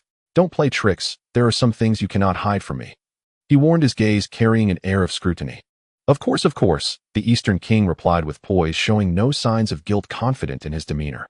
I privately consulted the Tao ancestor in the Purple Cloud Palace about the methods for the shaman tribe to attain sanctity, and the answer I received was. The Eastern King said solemnly, the atmosphere suddenly turning solemn, prompting Dijiang to lean in closer. What is it? Pangu. The Eastern King pronounced heavily, lightly exhaling the two words. The Father God. A flicker of doubt crossed Dijiang's face before it darkened. Eastern King, what does this mean? Dijiang, please remain calm, and allow me to explain.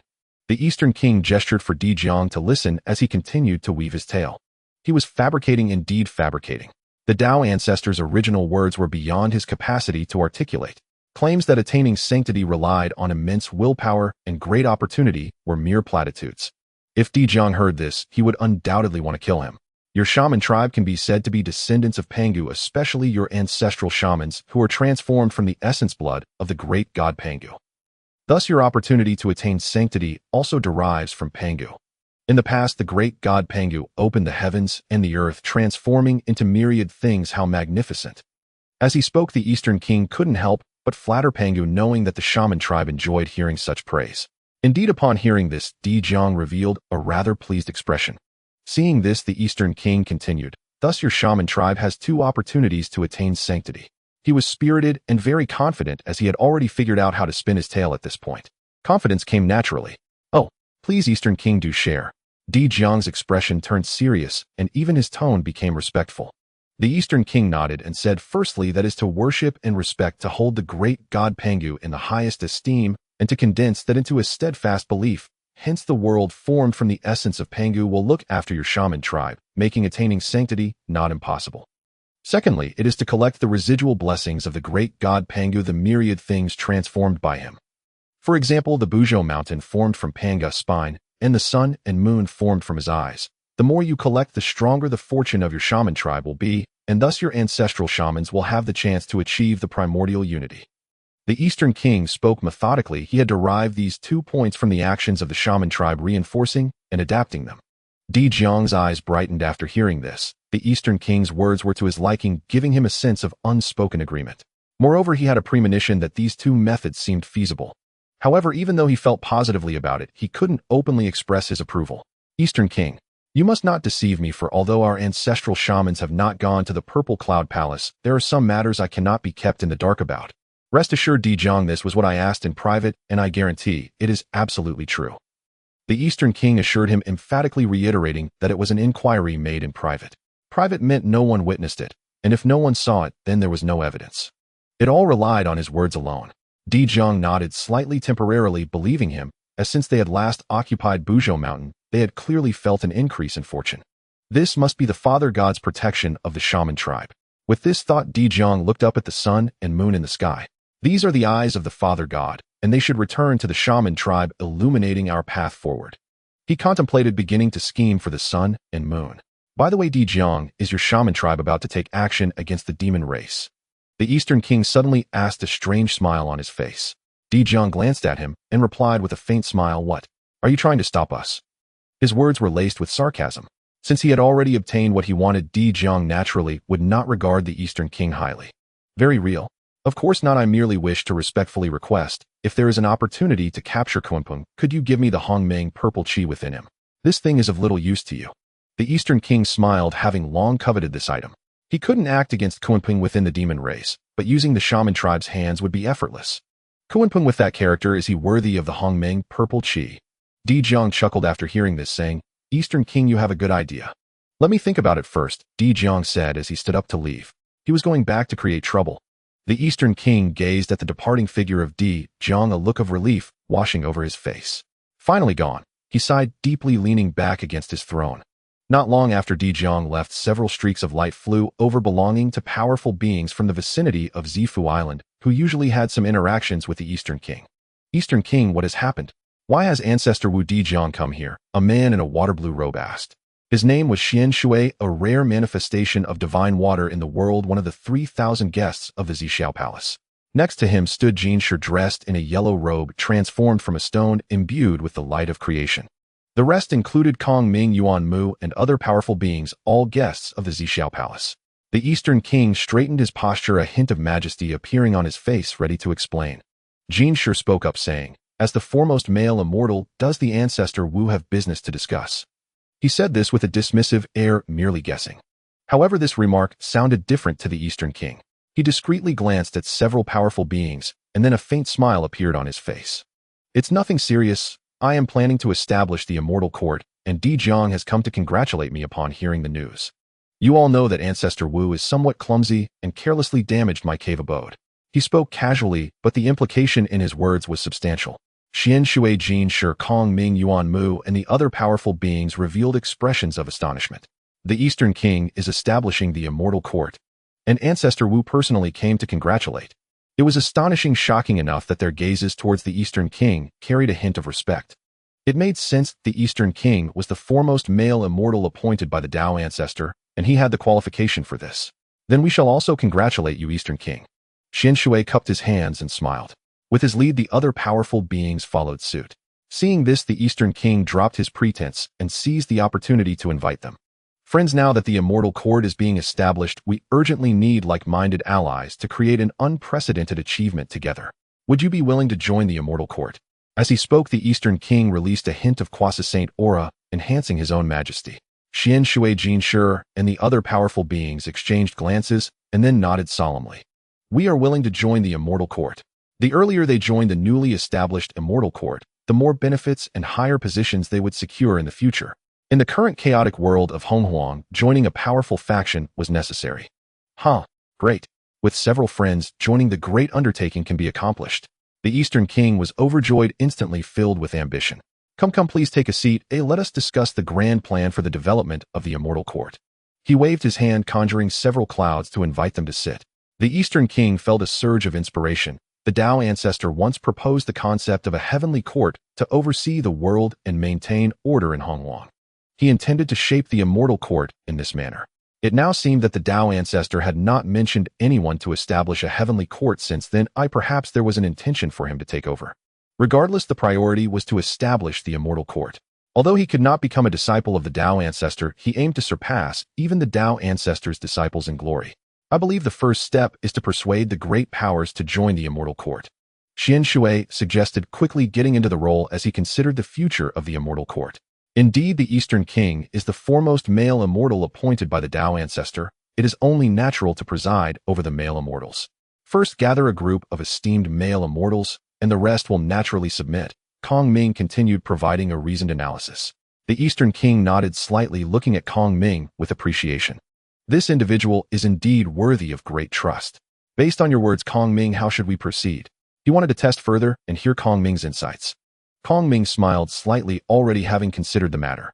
"I believe we can first win over the Sun Star Sen Wu. Their cultivation is remarkable, and if we can recruit them, it would significantly enhance our Immortal Court."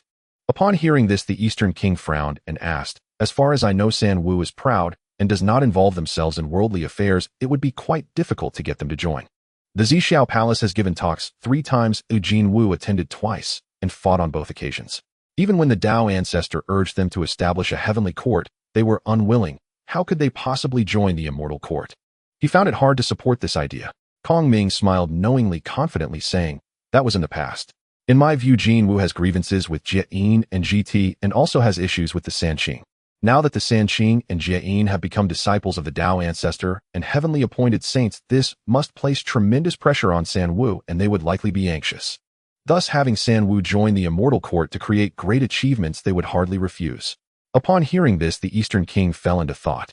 Upon careful consideration, it indeed carried some logic. Faced with several heavenly appointed saints, San Wu could not remain as proud as before. The immense pressure would force them to yield, especially if the Immortal Court invited them.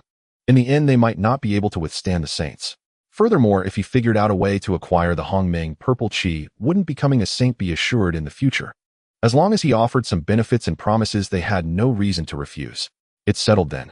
The Eastern King immediately made a decision, speaking decisively. Kongming, please take a trip to the Sun Star. As long as you can persuade San Wu, you shall become my immortal court's immortal teacher, educating countless immortals. Kongming will not fail the trust of the immortal king. Kongming directly referred to the Eastern King as the immortal king, no longer addressing him as a friend. The two exchanged titles of immortal teacher and immortal king, leaving the other friend speechless. They felt like they were losing touch with the rhythm. Immortal king, I shall take my leave now. Kongming was already a bit carried away, eager to head to the Sun Star. Go ahead. The Eastern King nodded heavily, then stood up to escort him out of the cave abode, watching Kongming depart with a look of satisfaction in his eyes. He had not expected that with the establishment of the immortal court, he could attract such a great talent. How could he worry about failing in his ambitions?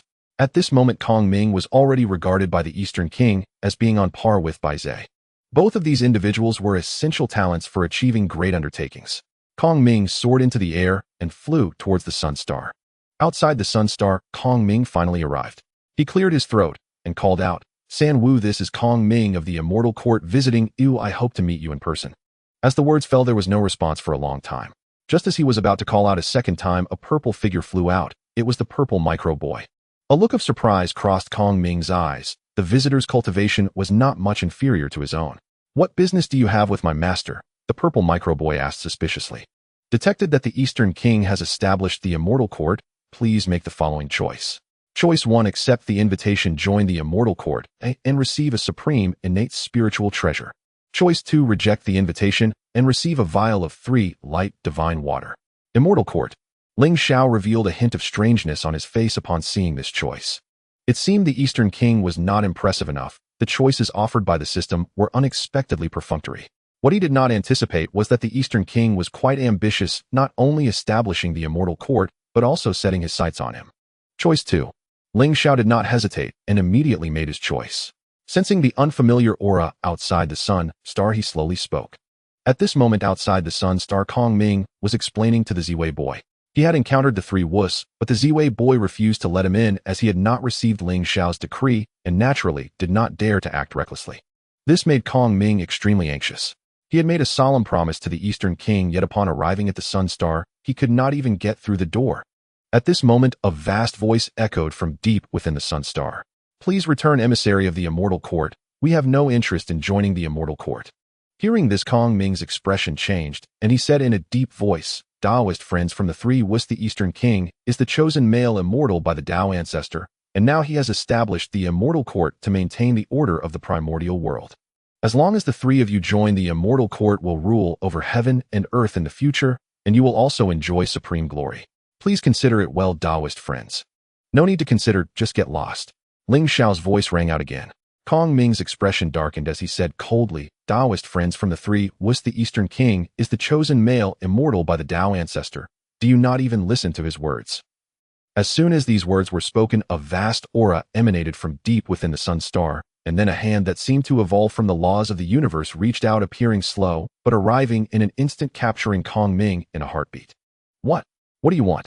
Kongming felt the terror of this hand, his face filled with fear, losing his composure.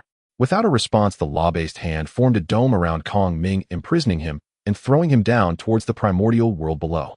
As space twisted and time flowed, Kongming was imprisoned by various forces of law, like a shooting star breaking through the sky, unstoppable, as it hurtled towards Zifu Island. Boom!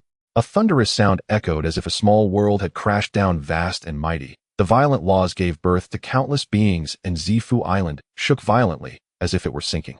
Who dares to wreak havoc here? The Eastern King and his companions instantly flew out of their cave, dwelling on high alert, thinking a terrible being had arrived. At this moment, the terrifying laws above the 3 immortal islands surged for millions of miles, tearing apart the void, and the surface of the Eastern Sea was filled with monstrous waves. It's Kongming. Ooh, I can sense Kongming's aura. Xian Shui said with a strange expression. Didn't this guy just go to the Sun Star? The Eastern King's divine sense covered the entire Zifu Island, locating Kongming, who was barely alive. After some efforts to heal him, Kongming struggled to open his eyes. Kongming, I sent you to the Sun Star. How did it end up like this? The Eastern King's expression grew stern as he inquired, feeling somewhat displeased. If Kong Ming had fallen into their hands, the consequences would have been unimaginable. He could have wiped them all out. I went there and got thrown down. Kong Ming said, still in shock, unable to imagine that just a casual toss nearly cost him his life. The owner of that hand must be extraordinarily powerful. He had reached the perfection of the great Luo Golden Immortal. In other words, even if the Eastern King grabbed him and hurled him down from the sun, it would never produce such an effect. He wouldn't be able to achieve it, even if he exhausted himself. The three was refused. The Eastern King's expression turned somewhat displeased, as he had given Kong Ming hope only to have him disappointed. He initially thought there was a 7,080 chance of success, given how overly confident Kong Ming was. But was this the outcome? Did you mention that I sent you? Did you mention that I, the Eastern King, am the chosen male immortal by the Tao ancestor? The Eastern King asked somewhat unwillingly. Kong Ming nodded with difficulty, a pained expression on his face as he said, I did, and that's why I got thrown down. This is outrageous. The Eastern King was enraged, feeling somewhat humiliated. The Golden Crow was too disrespectful. The messenger he sent was treated like this, clearly not taking him seriously. Despite his anger, the Eastern King did not lose his rationality. He knew that he could not resolve the three was alone. Once my immortal court grows stronger, I will make you understand what true cruelty is. He secretly vowed in his heart. Boom. The overwhelming waves caused by Ling Xiao's law power had yet to dissipate, spreading like the thunder of creation above the Eastern Sea, changing the skies and the clouds. Hey, look over there, it seems something is about to emerge. At this moment, the Jinshi Daoist with sharp eyes discovered that in a distant sea area something was spewing out immortal light, like a fountain on the ocean, growing more intense. This is... The Eastern King looked over and above the endless sea. The space there was twisting, as if the entire surface of the sea was covered by a layer of barrier. Thinking of this, the Eastern King raised his hand to strike, and his dragon head staff shot out a golden divine light, crashing forward. Buzz! A sound of shattering echoed as the entire sea trembled violently. The endless, immortal spiritual energy erupted violently, illuminating the world with divine radiance. A myriad of auspicious colors swirled, spinning the forces of creation. There on the vast and boundless surface of the Eastern Sea, the projections of three islands gradually materialized from the void like a mirage, sitting atop the endless sea with their reflections visible in the water. These are 3 islands, Jinshi exclaimed in shock. The sudden appearance of these 3 colossal entities on the illusory sea surface would astonish anyone. The Eastern King scrutinized the 3 islands without blinking, and the colors in his eyes gradually intensified. Flowing springs and cascading waterfalls filling the ground with mist. On the islands, dense chaotic spiritual energy existed completely out of place with the primordial world, and in addition 3 innate great formations enveloped them, containing boundless killing intent. Triggered by the earlier laws, the innate great formations had caused the 3 immortal islands to reveal themselves prematurely. In other words, they were smashed out by Kong Ming. What they were seeing now was the projections of the 3 immortal islands. The real immortal islands were still within the endless Eastern Sea. The Eastern Sea was immensely vast, spanning billions of miles, capable of accommodating countless worlds. The 3 immortal islands seemed very close, but all of this was an illusion, like the mirage projected in the primordial world. This is actually 3 immortal islands formed from chaotic fragments, not yet fully emerged. The Eastern King quickly deduced the origin of these 3 immortal islands, his lips trembling with excitement. Such massive 3 immortal islands were not yet fully emerged. How many opportunities and treasures could be hidden within? But soon the Eastern King's expression turned grim. Such an earth-shattering phenomenon would surely attract the attention of powerful beings across the primordial world who were hastening towards the Eastern Sea. On Yujing Mountain, Laozi Yuanshi and Tongtian gazed at the extraordinary phenomena in the heavens and earth, their faces displaying astonishment.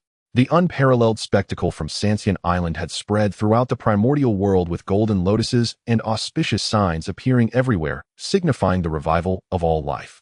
A great opportunity has emerged in the East Sea, and I can sense the aura of chaos.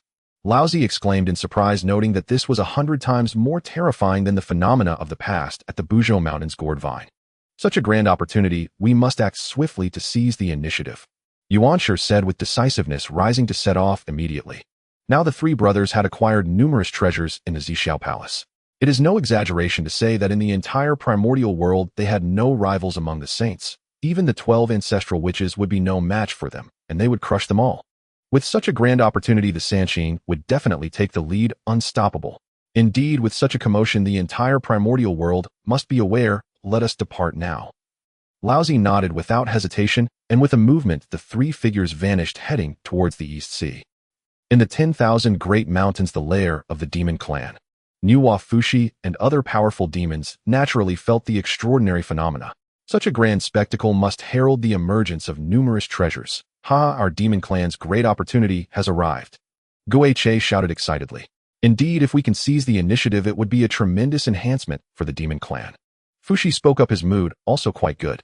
Any such extraordinary treasures would represent opportunities for them, as the Witch clan is utterly incompetent in utilizing treasures. With this, they would have the capital to contend with the Witch clan. Currently, the demon clan was rising swiftly, their momentum like a rainbow, especially with Nuwa attaining the position of a predetermined saint, which filled them with boundless hope for the future.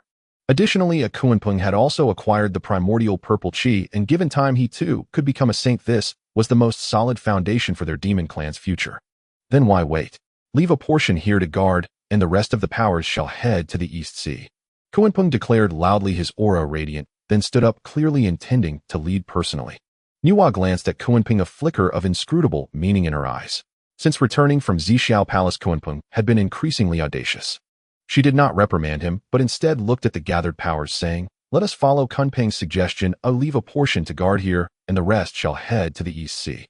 Yes. The assembled demon powers nodded, each delegating tasks. Soon after, a great multitude of demons set off towards the East Sea. In the Pangu Shrine, the heavenly phenomena suggest a great opportunity is emerging. Should we not also take a look? Zhu Rong said, eager to join the excitement. Of course we must go. I suspect the demon clan has already set off, and even if we cannot utilize treasures, we cannot allow them to obtain them easily. Zhu Jiuyin said solemnly. Let's go. Chang Liang had already risen, his voice like thunder. Not everyone needs to go. This is the best time to attack the demon clan. We should split into two groups, one to engage the demon clan, and the other to seize the opportunity. Di Jiang stood up, issuing commands. Thus the Witch clan also began to move rapidly, and with an aura of aggression. In the western Shumi Mountain, Jian and Juanti felt the extraordinary phenomena, and immediately stood up, laughing heartily, saying, "Look at this opportunity. The auspicious signs are unending golden lotuses fill the sky. We must have a connection with the West."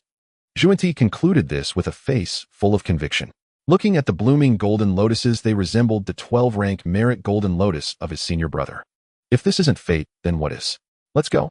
Our journey is long, and we must hurry. We cannot afford any delay. Jane nodded slightly, speaking earnestly.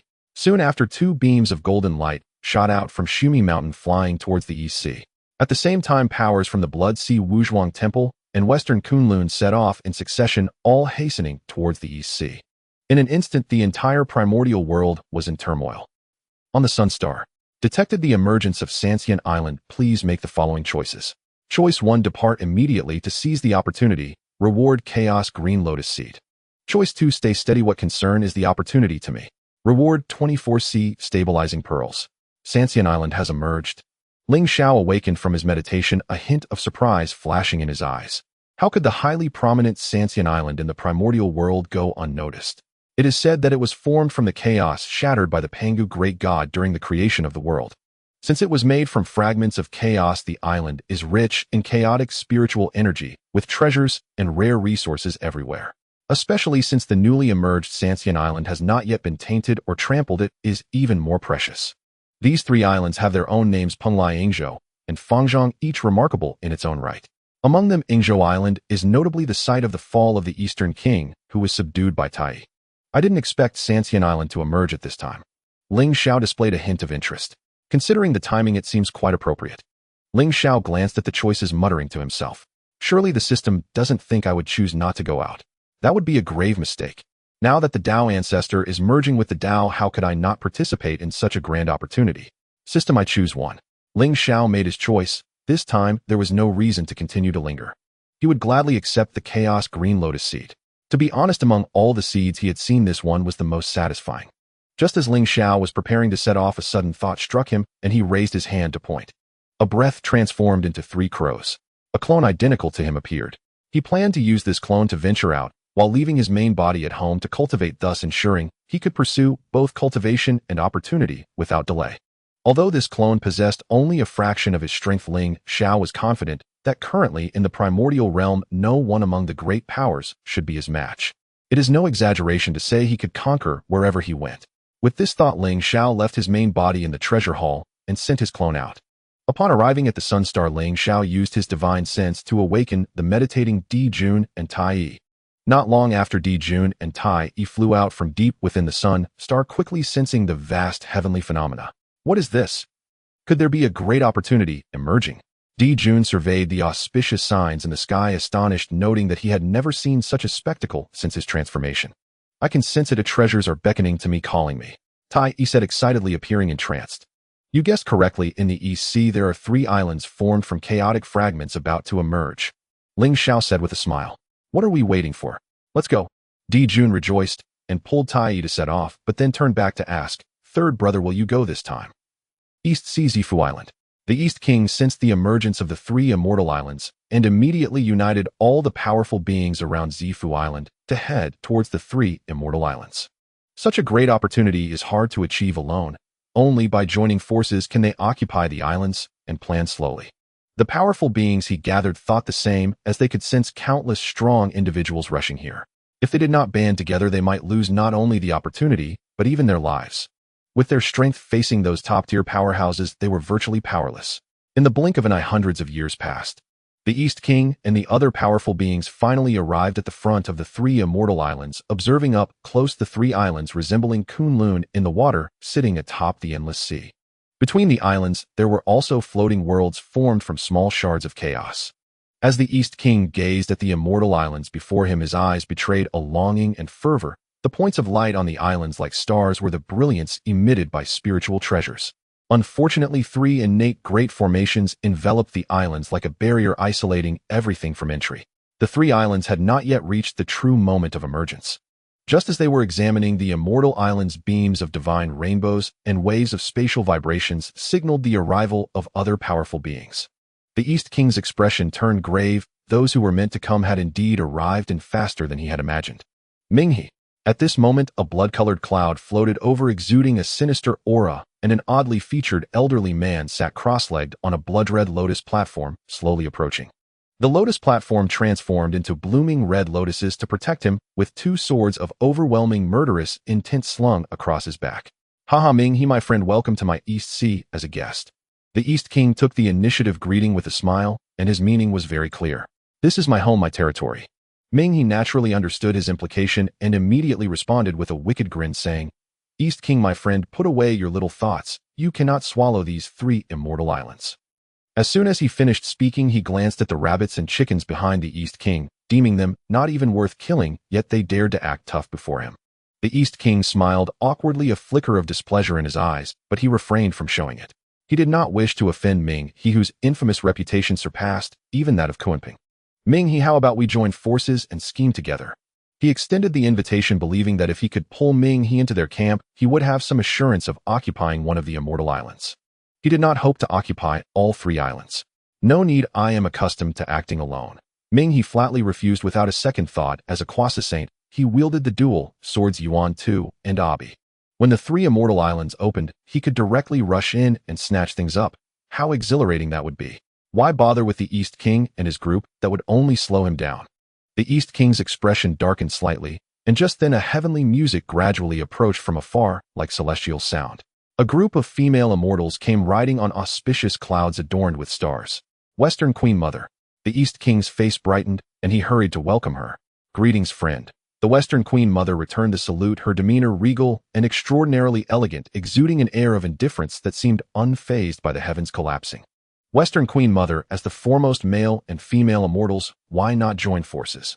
When the immortal islands emerge, we can seize the opportunity together. The Western Queen Mother surveyed the 3 immortal islands with her phoenix eyes and replied, Is that really necessary? It is better to rely on our own fortunes. Although her words were light, they carried an undeniable firmness. The East King hesitated, ultimately refraining from further persuasion, secretly cursing the Western Queen Mother's foolishness in his heart. Meanwhile, more and more powerful beings arrived, the mighty from the primordial world, like moths to a flame, increasing in number, a dazzling starry spectacle. Laozi Yuan Shi and Tong Tian's arrival exuded a pressure akin to an ocean, openly declaring their sovereignty. They directly approached the vicinity of the 3 immortal islands, studying the innate great formations, attempting to dismantle them, disregarding the other powerful beings, as if they were invisible. No one dared express dissatisfaction. Even the East King did not dare to act boastfully, for the three pure ones were not only powerful, but also disciples of the Tao ancestor destined saints. Not long after the three pure ones arrived, the powerful beings of the demon clan, led by Nuwa, also showed up. The gathered aura was vast and boundless, hardly weaker than that of the three pure ones. At this moment, seeing the black-robed elder among the demon clan's powerful beings, Ming, he the East King, and the others revealed deep murderous intent in their eyes. The primordial purple energy has arrived. Ming he discreetly hid at the back, gazing at the figure of Kunpeng through the endless beings. In his view, no matter how good the opportunity of the three immortal islands was, it could not compare to the primordial purple energy. Compared to achieving sainthood, everything else was trivial.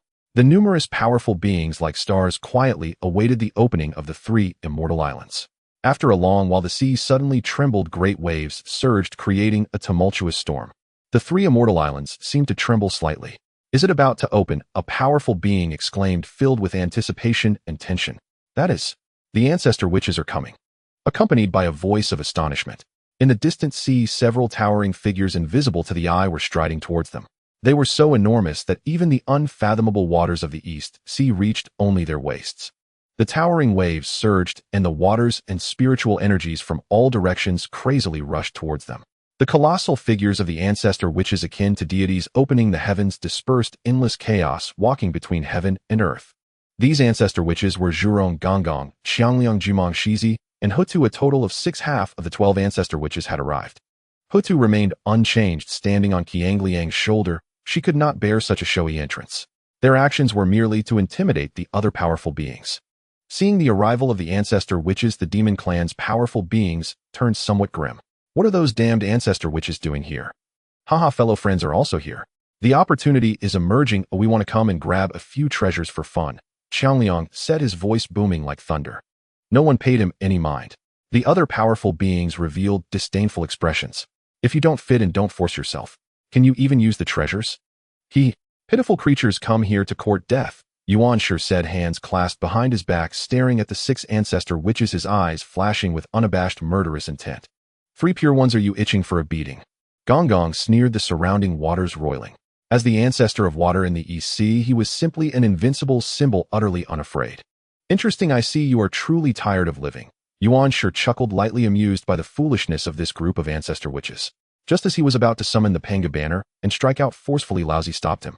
"Don't be hasty, something even more interesting is coming." In the void above, 3 golden figures slowly descended. The 3 crows of the sun star finally arrived. When Yuan Shi met Ling Xiao, Dijun and Taiyi, the smile on his face grew even wider. Double happiness arrived. Not only was there a great opportunity, but also the chance for revenge to clear all karmic ties. Yuan Shi laughed heartily and said with an arrogant expression, "Sen Wu, I didn't expect you to dare come. Do you not know we are present?" "Truly commendable courage." Ling Xiao maintained his usual demeanor and replied nonchalantly, "Aren't you the ones who wanted to compete with us? Now that we have arrived, we shall fulfill your wish." Upon hearing these words, the powerful beings around could not help but show expressions of astonishment. They had not anticipated that there was such an agreement between San Wu and San Qing. What surprised them even more was that San Wu actually dared to show up for the appointment.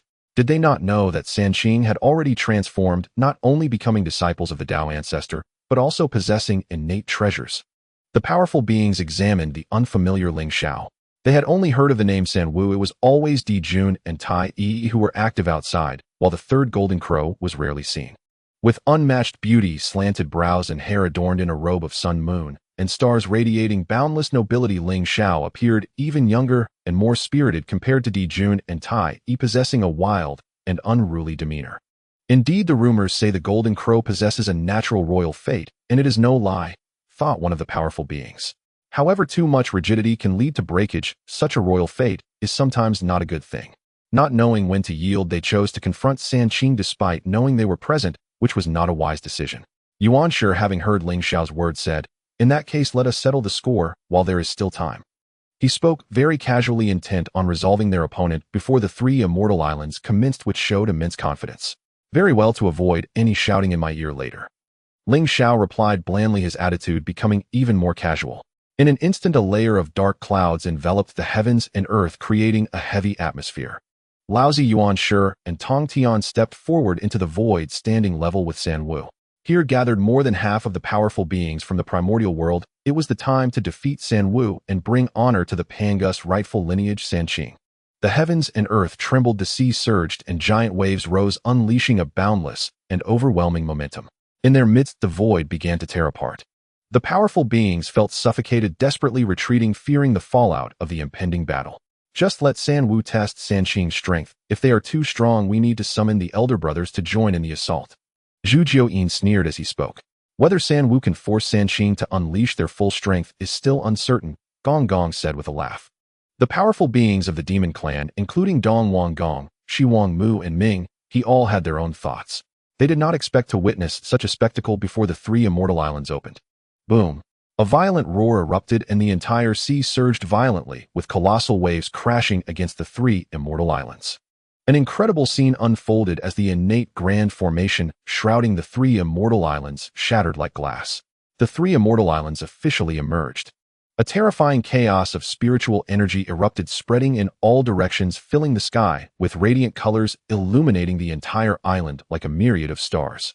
Auspicious aura spewed out purple mist, golden light rolled like a rainbow. This sudden scene stunned all the powerful beings in the world, who then burst forth like divine rainbows, rushing towards the three immortal islands. The sea's surface, spanning millions of miles, was in a state of boiling.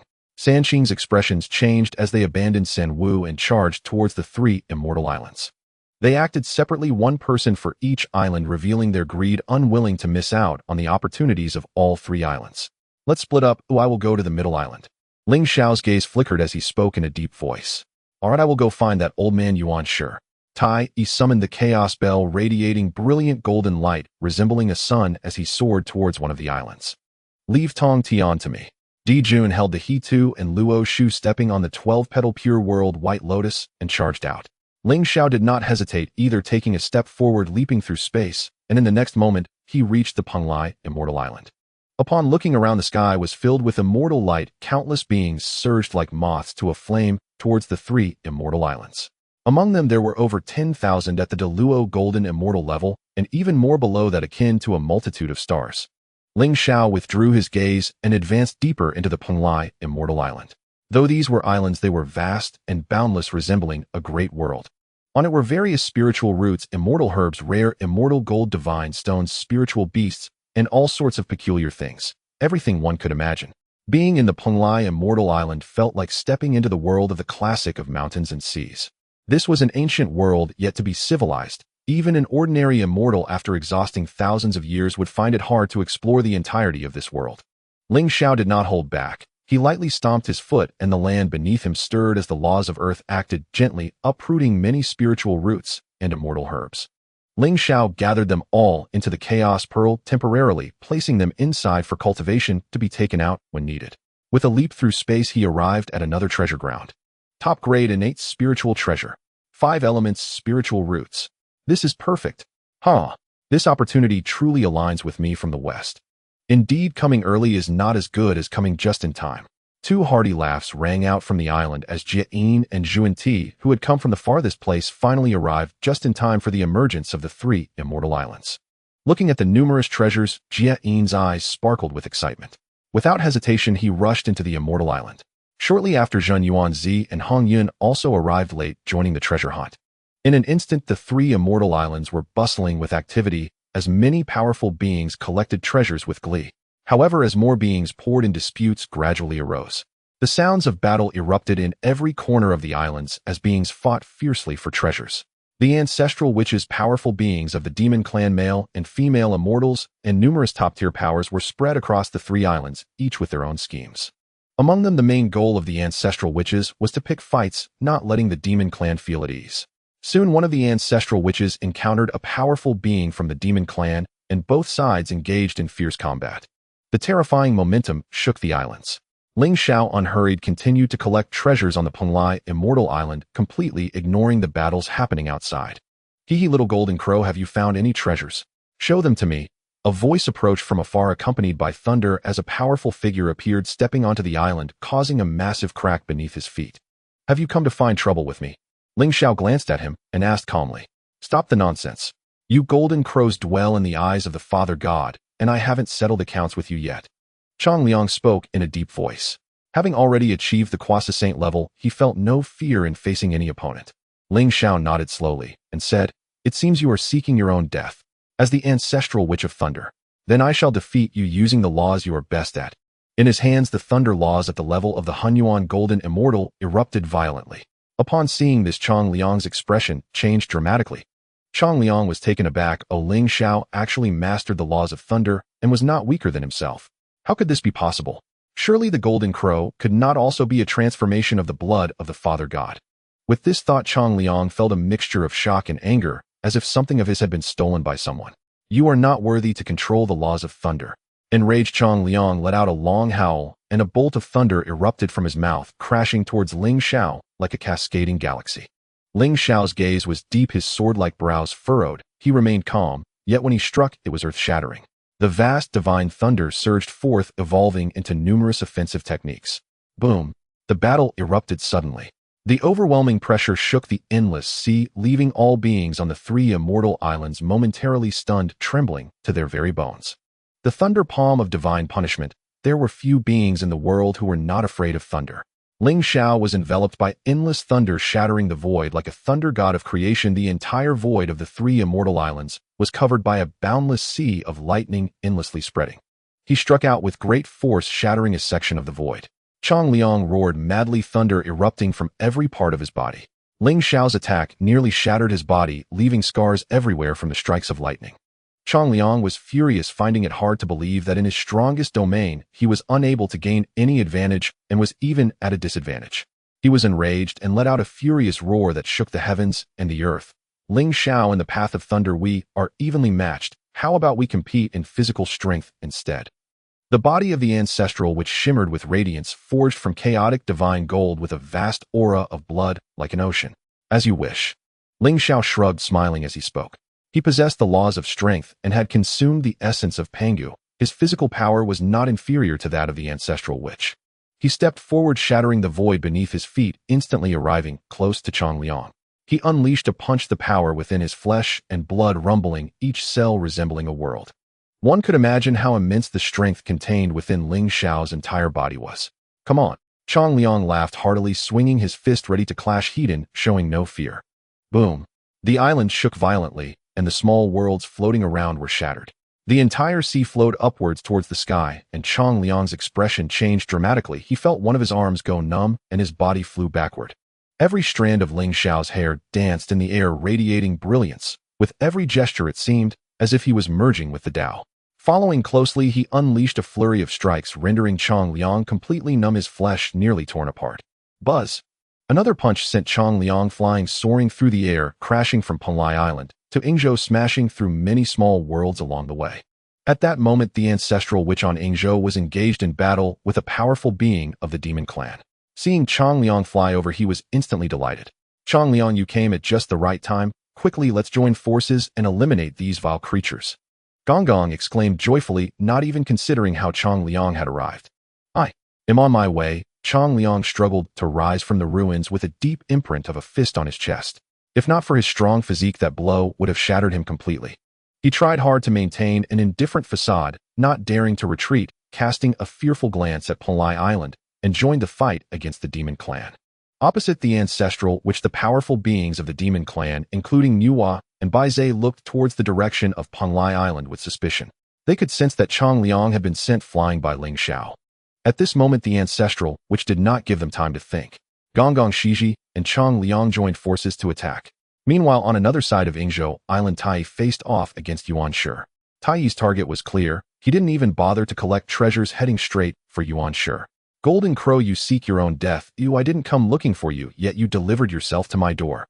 You are seeking death," Yuan Shi said coldly, his mind moving as he summoned the Panga banner. Instantly, chaotic energy enveloped the area, and the aura of destruction descended. The Panga banner possessed the power to tear apart the primordial chaos, shatter the heavens and time, create boundless paths, dominate the mysteries of all laws, and open up the universe. At this moment, Yuan Shi had not fully mastered the Panga banner, but it was still not to be underestimated. Taiyi stood unyielding beneath the chaotic bell, firmly positioned in a place of innate invincibility. "Yuan Shi, I have come to deliver your end." As he spoke, the chaotic bell above his head rang out, shaking the universe and shattering time and space. You are looking for death. Yuan Shi's expression turned cold as he gently shook the Panga banner, pressing it down towards Taiyi. Today I will see whether your Panga banner is more powerful or my chaotic bell. Radiating brilliant golden light, Taiyi's body was enveloped in the true fire of the sun. He stepped forward, the laws and order intertwining, pressing down towards Yuan Shi. The sound of the bell reverberated through the cosmos as the clash between the chaotic bell and the Panga banner suppressed the world and the endless sea.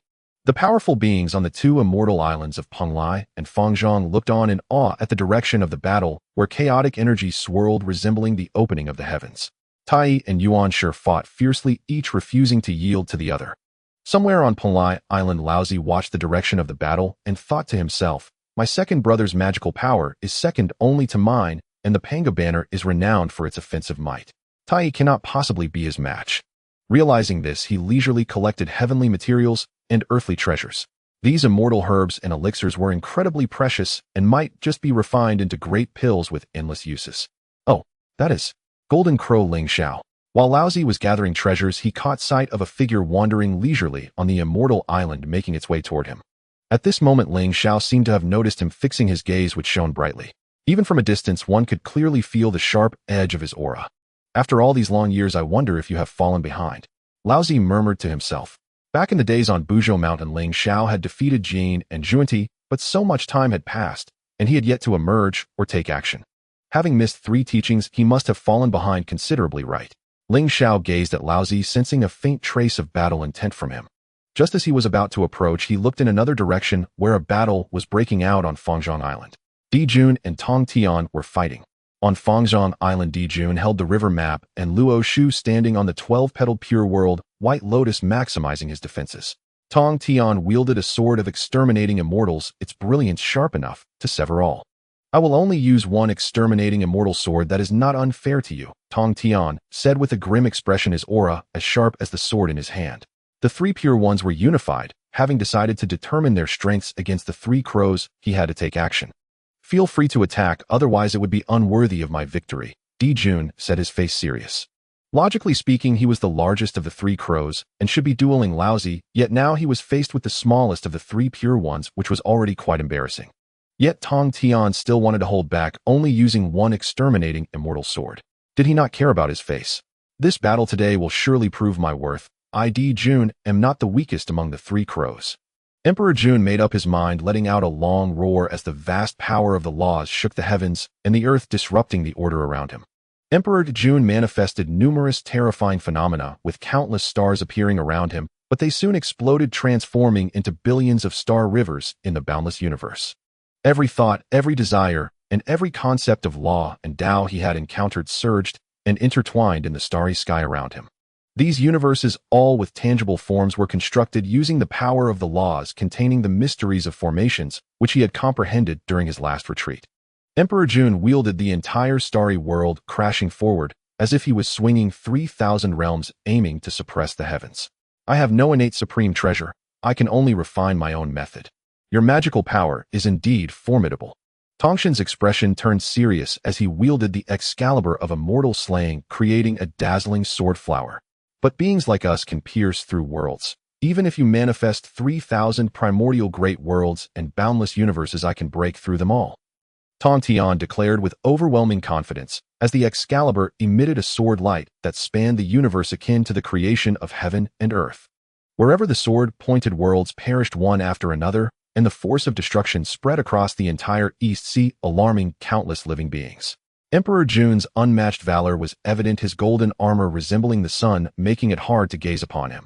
Around him, towering figures began to emerge from one large star after another, surpassing the stars beneath them, awakening in the world, rising from ruin akin to chaotic divine demons descending from before the creation of the world. These were all manifestations of the laws and formations, exuding tremendous divine might. Tongtian, wielding a single sword, instantly slashed out millions of swords, each embodying profound meanings and infinite sword intent.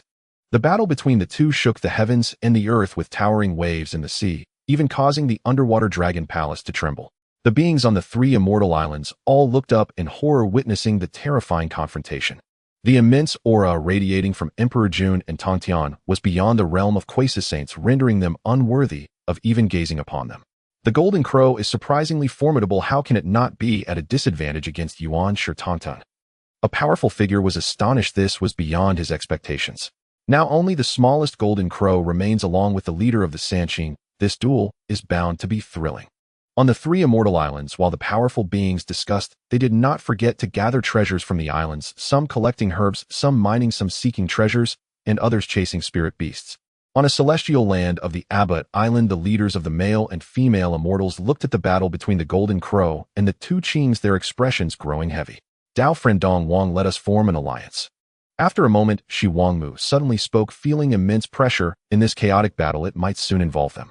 Forming an alliance with Dong Wang would provide stable strength to seize more opportunities.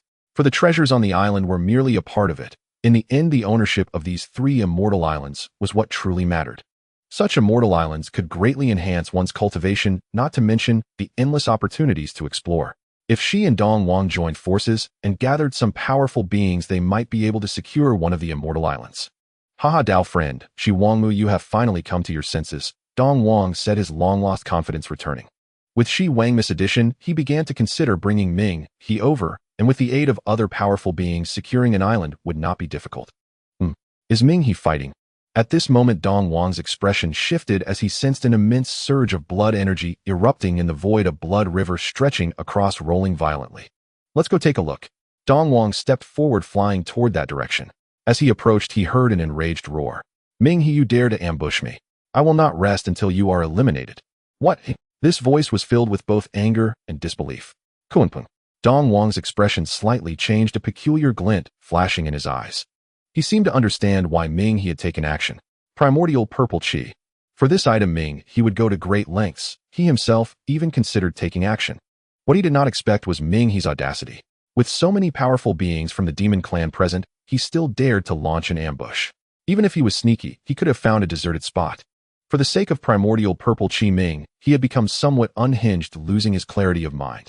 At that moment, Kunpeng was filled with uncontrollable rage, a deep wound on his back that was visible to the bone, difficult to heal.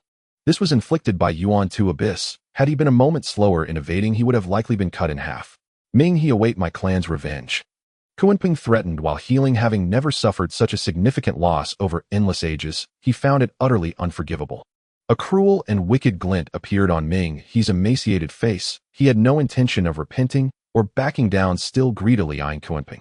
Hand over the Primordial Purple Qi to me. He was not particularly afraid of Kunpeng's threats. With his strength and attributes, there was almost no one below the saints who could kill him. You scoundrel, you think you're the only one who can obtain the Primordial Purple Qi. Do you think this lord is easy to bully? You ask foolishly. I ask yourself if you are worthy of this Primordial Purple Qi. Ming He replied with a sneer, pointing out that the other 6 who obtained the Primordial Purple Qi were all destined saints and disciples of Dao ancestors. Unless he was looking for death, he wouldn't dare offend them. Kunpeng, hearing this, laughed in anger. Ming He, am I unworthy? How could your filthy blood be worthy? Let's go, let's harm each other. Regardless, I am still a part of Panga the Great. That is far better than you, a mere feathered beast. Ming He said with a grin, brandishing dual swords as he charged at Kunpeng. Once he secured the Primordial Purple Qi, he would hide away and not emerge until he became a saint. Kunpeng let out a long roar, transforming into his true form, plunging into the east sea, stirring up tremendous waves. Ming He, if you have the ability, then come chase me. Just so you know, I have help. The arrogant voice of Kunpeng echoed from the deep sea as he swam toward the Yenzhou Immortal Island to meet up with Nuwa and the others. Ming He's expression turned grim. After his failed ambush, he realized that killing Kunpeng would be exceedingly difficult. Leaving aside anything else, if that beast truly wanted to escape, finding someone in the entire Honghuang who could catch him would be akin to finding a needle in a haystack. I can only re-strategize. Ming He muttered softly to himself, his gaze flickering uncertainly. Dao friend Ming He, why not join forces with me to hunt down Kunpeng? At that moment, Dong Wang appeared, his words causing Ming He's heart to race. The Mingyi stirred momentarily but quickly regained his composure, sneering at Dong Wangong, saying, even if we were to slay Kunpeng, how shall we divide the Hongmeng Purple Qi? Dong Wangong did not hesitate and replied earnestly, at that time we shall rely on our own abilities. How about that? He was straightforward and sincere, showing no intention of trickery. Mingyi hesitated for a moment, remaining silent, which could be interpreted as tacit agreement. In terms of strength, he was confident he could suppress Dong Wangong. Mingyi, my friend, the urgent matter is to join forces and seize Sanxian Island. Dong Wangong continued, attempting to draw Mingyi onto his side. Mingi paused briefly, casually stating, "Although there is nothing on Sanxian Island that truly attracts me, I can lend you a hand." At this moment, he was solely focused on obtaining the Hongmeng purple qi, showing little interest in other worldly possessions. Dong Wang Gong nodded, a surge of confidence emerging. At that instant, the entire Sanxian Island trembled violently, and from the center of Penglai Island, a vast surge of chaotic energy erupted, vanishing into the endless deep sky. Within this chaotic energy, a group of chaotic spiritual light slowly rose. It was a treasure casting light and evolving the heavenly mechanism, with endless starlight descending from the heavens. The flower of the laws of the Tao danced wildly in the sky, swirling around Penglai Island. Is this a congenital supreme treasure or a chaotic spiritual treasure? Dong Wang Gong exclaimed in shock, his face filled with astonishment, his eyes revealing an excited and greedy glow. Sanxian Island was formed from fragments of chaos. It was conceivable for it to give birth to a chaotic spiritual treasure. Beside him, the ancestor of Mingi was left dumbfounded. He had just said that there was nothing worth his attention on Sanxian Island, and now this appeared. At this moment, all beings on the three immortal islands ceased their activities, raising their heads to gaze at the divine object floating above Penglai Island. It was enveloped in rich, chaotic spiritual energy. Although its true form was not revealed, anyone with keen insight knew it was a supreme treasure, far surpassing the top-grade congenital spiritual treasures. It was difficult to determine exactly which level it had reached. What a treasure! I can feel a connection to it through my bloodline. This object is fated to be with my Western faction. In a corner of Yingzhou Island, Junti gazed longingly at the sky above Penglai Island, saying, "I suspect this treasure is either a congenital supreme treasure or a chaotic spiritual treasure. My Western faction is in dire need of such a treasure to stabilize our fortune." Jane spoke similarly, his eyes rarely showing excitement. Now all three of the three pure ones possess congenital supreme treasures, two of which can stabilize fortunes, while the West has none. By this calculation, this treasure should belong to the Western faction. This treasure could serve as the clan's treasured artifact for the demon race, Nuwa said solemnly. This treasure signifies auspiciousness with profound fortunes. It is immensely important for our demon race, and we must obtain it. Baizhe, sensing the situation, excitedly said. The ancestral which they were battling also paused, looking at the treasure in the void, and proclaimed loudly, "What a treasure! Let's seize it and hang it at the temple entrance." Indeed, hanging it on Buzhou Mountain is also acceptable. We cannot allow the demon race to obtain it. Let's seize it and make them furious. Gong Gong laughed heartily, showing no hint of restraint, causing the demons to turn green with anger. These worthless beings who could not even wield a treasure dared to covet such a supreme artifact. Laozi on Penglai Island felt the most about the supreme treasure. In his view, although it was enveloped in chaotic spiritual light, he could still sense the vast pressure emanating from it. This treasure must be obtained. Laozi emitted a powerful aura, sending a message to Yuan Shi and Tong Tian, urging them to temporarily set aside their conflicts and come to Penglai Island to seize the treasure together. If the three pure ones joined forces, they would have no rivals, not only on Sanxian Island, but throughout the entire Hongwang world. This treasure would surely be theirs. On Yingzhou Island, Fang Zhang and Yuan Shi received their elder brother's message and immediately abandoned Dijun and Taiyi, shattering the void and heading towards Penglai Island. This scene changed the expressions of many powerful beings, seeing the three pure ones' momentum, who could stand against them in their pursuit of this treasure. Next, Dijun and Taiyi followed closely behind, flying towards Penglai Island to meet with Ling Xiao. At this moment, somewhere on the immortal island, Ling Xiao was observing the treasure in the void with great interest. He did not expect such a treasure to appear on Sanxian Island. That vast chaotic spiritual light might very well be a chaotic spiritual treasure. Just as he was using his divine sense to probe the treasure, the group of spiritual light enveloped in chaotic energy suddenly burst forth with dazzling brilliance akin to the first light after the creation of heaven and earth, illuminating the entire world. As the flower of the Tao blossomed, the heavens and earth resonated, and the sounds of laws colliding echoed everywhere. This treasure belongs to me. A powerful being could no longer contain himself and transformed into a streak of light rushing towards the treasure. Impudence! Bold! Shouts echoed, and instantly dozens of attacks surged forth like a tidal wave, aiming to suppress him. That powerful being rushed to the front of the treasure, but was suddenly repelled by an invisible force, resulting in being obliterated by dozens of attacks, turning into nothingness. The divine object has appeared, it belongs to the fated ones. Jane and Junti, surrounded by circular light, stepped onto the golden path of the Tao, arriving at the periphery of Penglai Island. They spoke of the fated ones, but did not take any rash actions. Now whoever strikes first shall meet their demise and be attacked by the masses. The tension in the atmosphere was palpable. Huh. If no one else takes it, I shall gladly accept it. A thunderous voice resonated and a massive hand descended from the void reaching for the divine object, seeking death. A great battle was about to erupt as many powerful beings could no longer restrain themselves, rushing in like moths to a flame. The momentum of over 10,000 great Luo golden immortals was about to overturn the entire Eastern Sea. This was a contest among powerful beings. Those below the great Luo golden immortal dared not even gaze upon it, feeling helpless despite their desires. Boom. It was as if the heavens and earth were being split open, the Tao being torn apart, with divine abilities, laws, and treasures colliding together, resulting in a terrifying spectacle. In an instant, Primordial Island became the source of destruction, blinding light rampaging everywhere. All powerful beings were striving to ascend forward, with Dong Wang Gong and Shi Wangmu joining forces, leading the multitude of immortals, holding top-grade congenital spiritual treasures and facing few adversaries. The demon race was fierce and numerous, gaining the upper hand. The 6 ancestral witches were also unwilling to show weakness, their towering bodies standing like pillars in the Eastern Sea, capable of annihilating countless foes with a mere gesture. Among them, the most ferocious were the 3 pure ones. Merely discarding a congenital supreme treasure would secure their invincibility. This was a chaotic battle where all powerful beings were using all their means. To not strive for such a treasure of this caliber would be a heavenly punishment. Ling Xiao, Dijun, and Taiyi summoned their treasures, transforming into a great sun, descending onto the battlefield, flooding the area with golden light, sending countless contenders flying. Their appearance drew countless gazes. Ling Xiao, Dijun, and Taiyi entered like 3 great suns, intimidating all directions, instantly clearing a vast area, leaving ordinary powerhouses hesitant to approach. The 3 crows joined forces, pushing forward toward the peak of the immortal island, advancing toward the divine object in the boundless deep space. This was a grand chaotic battle. Any being that approached the divine object would suffer fierce attacks from all powerhouses. Ling Xiao held the Hongmeng Ding above his head, effortlessly repelling numerous powerhouses with every gesture, like a breeze sweeping through the clouds. In comparison, the 3 pure ones had no opponents at all, crushing everything in their path. Suddenly, a powerhouse cried out, "The supreme treasure has appeared." Is it a mirror? They saw the chaotic spiritual light floating above the peak of the immortal island, which then dispersed and shattered, revealing a mirror entwined with chaotic energy that shone brilliantly. This ancient chaotic mirror spun endlessly, its mirror light radiating dazzling brilliance, scattering everywhere.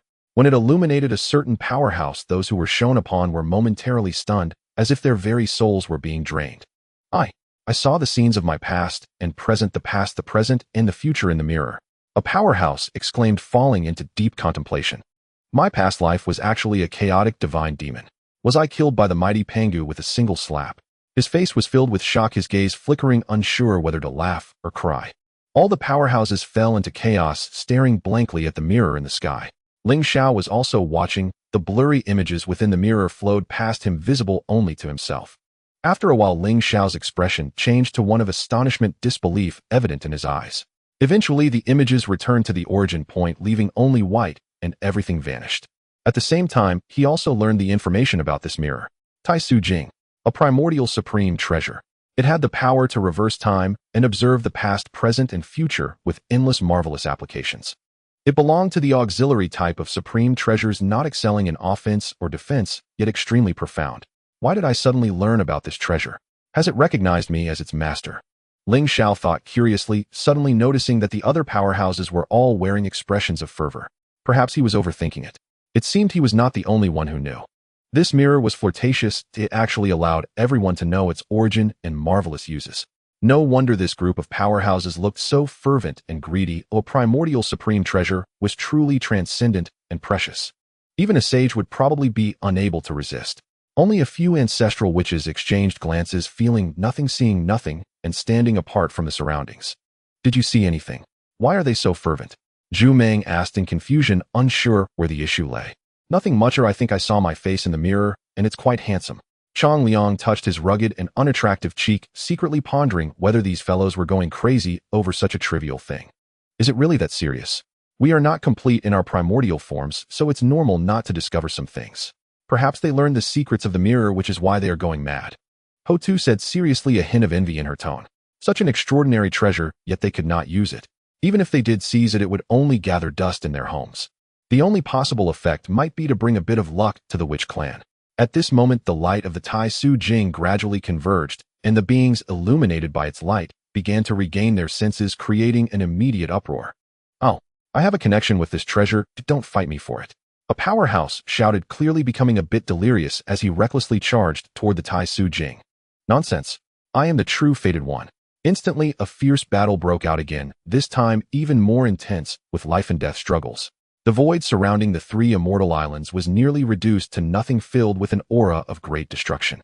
Even Quasi-Saint-level powerhouses ceased holding back as the three pure ones, the demon clan male and female, immortals, the Western duo, the ancestral witches, and others fiercely engaged. The multitude of powerhouses, like countless stars, were continuously driven into the Eastern Sea, stirring up towering waves. As more and more powerhouses were sent flying, the number of contenders dwindled. Ling Xiao also took action, repelling those who dared to seek trouble. Around him, the power of the laws surged, causing his body to glow, and with every gesture, he wielded immeasurable divine power, cutting through the 3,000 realms. Soon he encountered the Eastern King and the Western Queen, the male and female immortals working together, unstoppable in their advance. "Jinwu, weren't you the one who attacked Kong Ming in the past?" "Indeed," the Eastern King said, holding a dragon head staff, deducing from Kong Ming's words that it was Ling Xiao who had struck him. That one called Ziwei was the attendant by Ling Xiao's side. "So what?" Ling Xiao replied casually, his gaze drifting elsewhere as Dijun and Taiyi engaged with the duo of Jin and Zhu, battling fiercely, causing the heavens to darken and the sun and moon to lose their light. Fortunately, they held the upper hand. The Western duo was no match for them. "Ling Xiao, you actually ignore me." The Eastern King's face turned grim. "Do you still consider the male and female immortals worthy of your attention?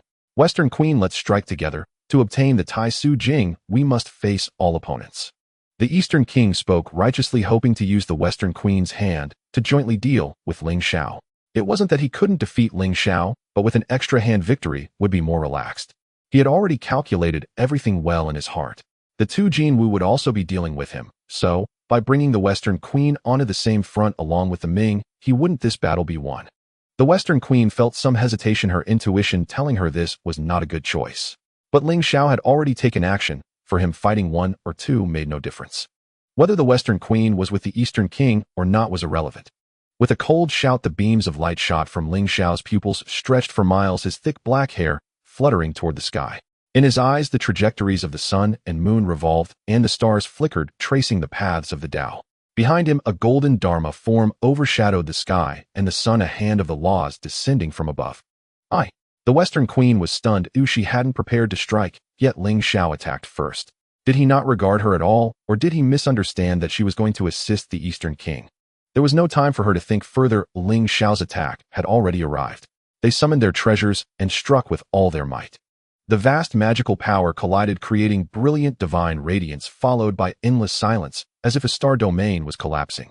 The dazzling light caused all beings to close their eyes, and the terrifying darkness made the weak beings' souls nearly sink into despair.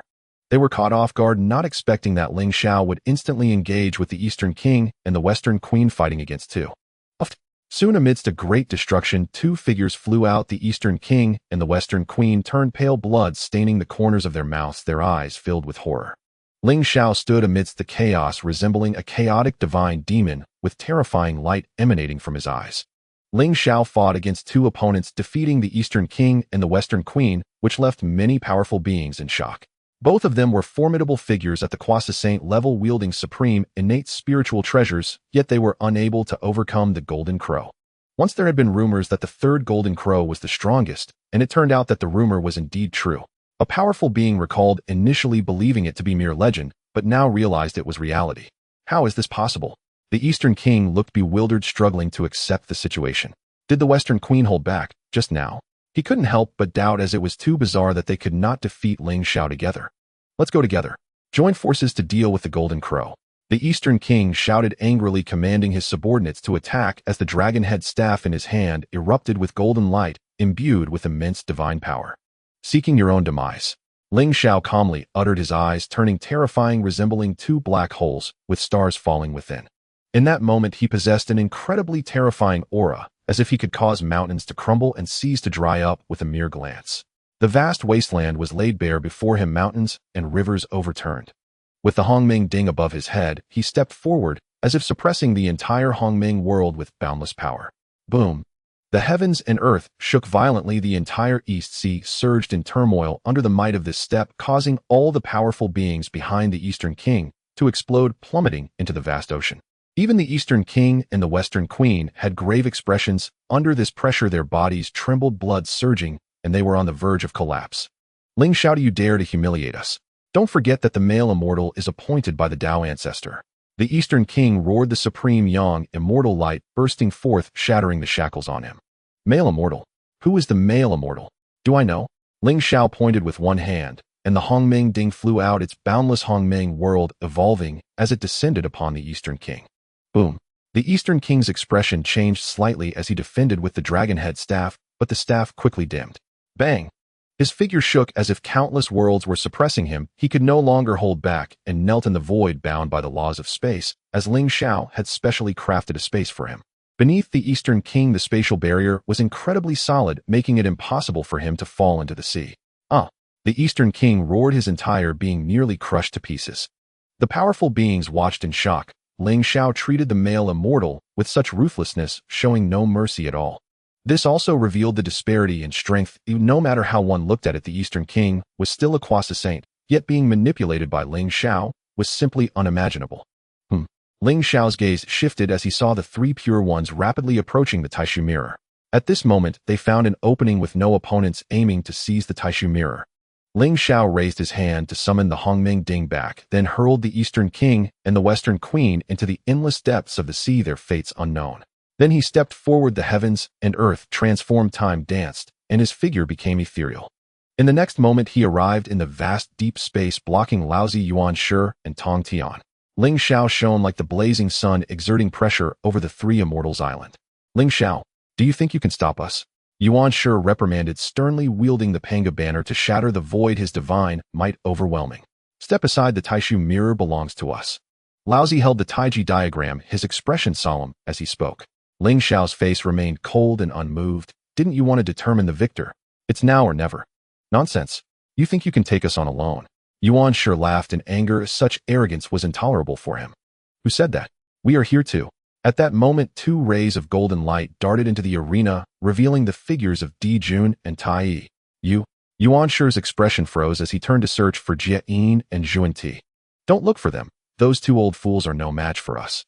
Taiyi discerned Yuan Shi's intentions and said with a laugh. Upon hearing this, the faces of the three pure ones turned grim. There was no other meaning. They purely felt that Jie and Zhuan were too incompetent and unworthy to be considered disciples of the Tao ancestor. They couldn't even hold off two golden crows. What use are they? If that's the case, then it's even better. Today we will gain treasures and compete without delay. Yuan Shi set aside his prejudice against Jie and Zhuan for the moment, speaking with great ambition. This is what we wanted to say too. Dijun replied, coldly, unwilling to show weakness. In an instant, an immense killing intent surged between the three pure ones, and the three crows, all present, held their breath, awaiting this earth-shattering duel. Boom.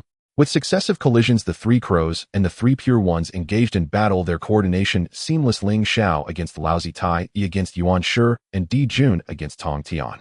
Dijun and Taiyi understood that Laozi was the strongest among the three pure ones, and did not seek to show off naturally, leaving the strongest among them, the third brother, to face him. With the Hongmeng Ding above his head, one hand wielding thunder techniques, and the other manipulating time, the thunder roared, chaotic energy surged, and brilliant electric arcs danced, each one spanning the 9 heavens, immense in size, shocking countless beings. Laozi stood upon the Taiji diagram, stabilizing the earth, fire, water, and wind, balancing the yin and yang. Wherever he stood, he was invincible. From their first exchange, Ling Xiao could sense that Laozi's power surpassed that of the Eastern King and the Western Queen combined. He was undoubtedly the strongest aside from Ling Xiao himself. Moreover, with the innate treasure, even if Ling Xiao's power exceeded Laozi's, it would be difficult to defeat him in a short time unless he summoned his true body to crush him with absolute strength. Overall, the enhancement provided by the innate treasure was far too significant and comparable to innate spiritual treasures. Unless one's realm surpassed many, it was impossible to crush with absolute strength. Fortunately, he also possessed an innate treasure. A strong person brings a powerful treasure. Dong! The Hongmeng Ding erupted with primordial energy, each strand possessing immense divine might, spinning endlessly, its body shimmering with light. Settled upon the Taiji diagram, it inhaled and exhaled the essence of heaven and earth, possessing the capability to refine the universe as countless stars in the endless deep space dimmed with its every breath. On the three immortals' island, all beings gasped in awe, whether they were great Luo golden immortals or some Quasi-saints. All felt a deep sense of shock. They recognized the Taiji diagram in the void as an innate treasure and were astonished to find that Ling Xiao's Ding was also extraordinary, inhaling primordial energy and evolving a miniature version of the Hongming world. Such divine might was surprisingly not inferior to the Taiji diagram. Its grandeur was overwhelming. If they were struck, they would not only die, but suffer severe injuries, just like the Eastern King, who had yet to resurface from the sea, leaving them uncertain of his fate. Is this also an innate treasure? They wondered, looking at the Hongmeng Ding, their eyes revealing envy, merely envy, and not daring to harbor any inappropriate thoughts. Boom. The Hongmeng Ding suppressed the Taiji diagram. With every gesture Ling Xiao made, he transcended time, evolving various laws, his attacks unmatched. Laozi was forced to summon the heavenly yellow Linglong Tower, yet was still sent flying by a punch from Ling Xiao at the peak of power. Laozi's expression changed greatly, losing all semblance of calm. The heart of Laozi was shaken as his Taiji diagram was suppressed by Ling Xiao's cauldron, with the two treasures entangled, leaving him unable to use the Taiji diagram for defense, quickly finding himself at a disadvantage. Even more astonishing was that Ling Xiao's magical power was even more formidable than his own. How is this possible? How could he be ahead without even listening to the Tao? He remembered that back on Mount Buzhou, Ling Xiao's cultivation level was even inferior to his own. If it weren't for that cauldron, he would have dealt with him back then. What have I been listening to in my 3 Tao teachings? Laozi felt a sense of doubt about life. He even wondered if there was something wrong with the Tao that the Tao ancestor preached. Why was Ling Xiao, who never listened to the Tao, stronger than him? Isn't this a problem? At that moment, Ling Xiao had already arrived, not giving Laozi much time to think. In a flurry, Laozi summoned the heavenly and earthly mysterious yellow Linglong Tower and also summoned the ground flight flame light banner. Seeing this, Ling Xiao was unceremonious, raising his hand to summon the Hongming Liang Tian Qi, which appeared in his hand, radiating a galactic brilliance as it struck fiercely. Laozi was enveloped in the light of Ta Qing, protecting his body, yet he was still struck and flew away. He pointed his finger, summoning the Ta Qing divine thunder, which split the heavens and covered the earth, shaking the universe as if it had fallen from chaos, completely engulfing Ling Xiao.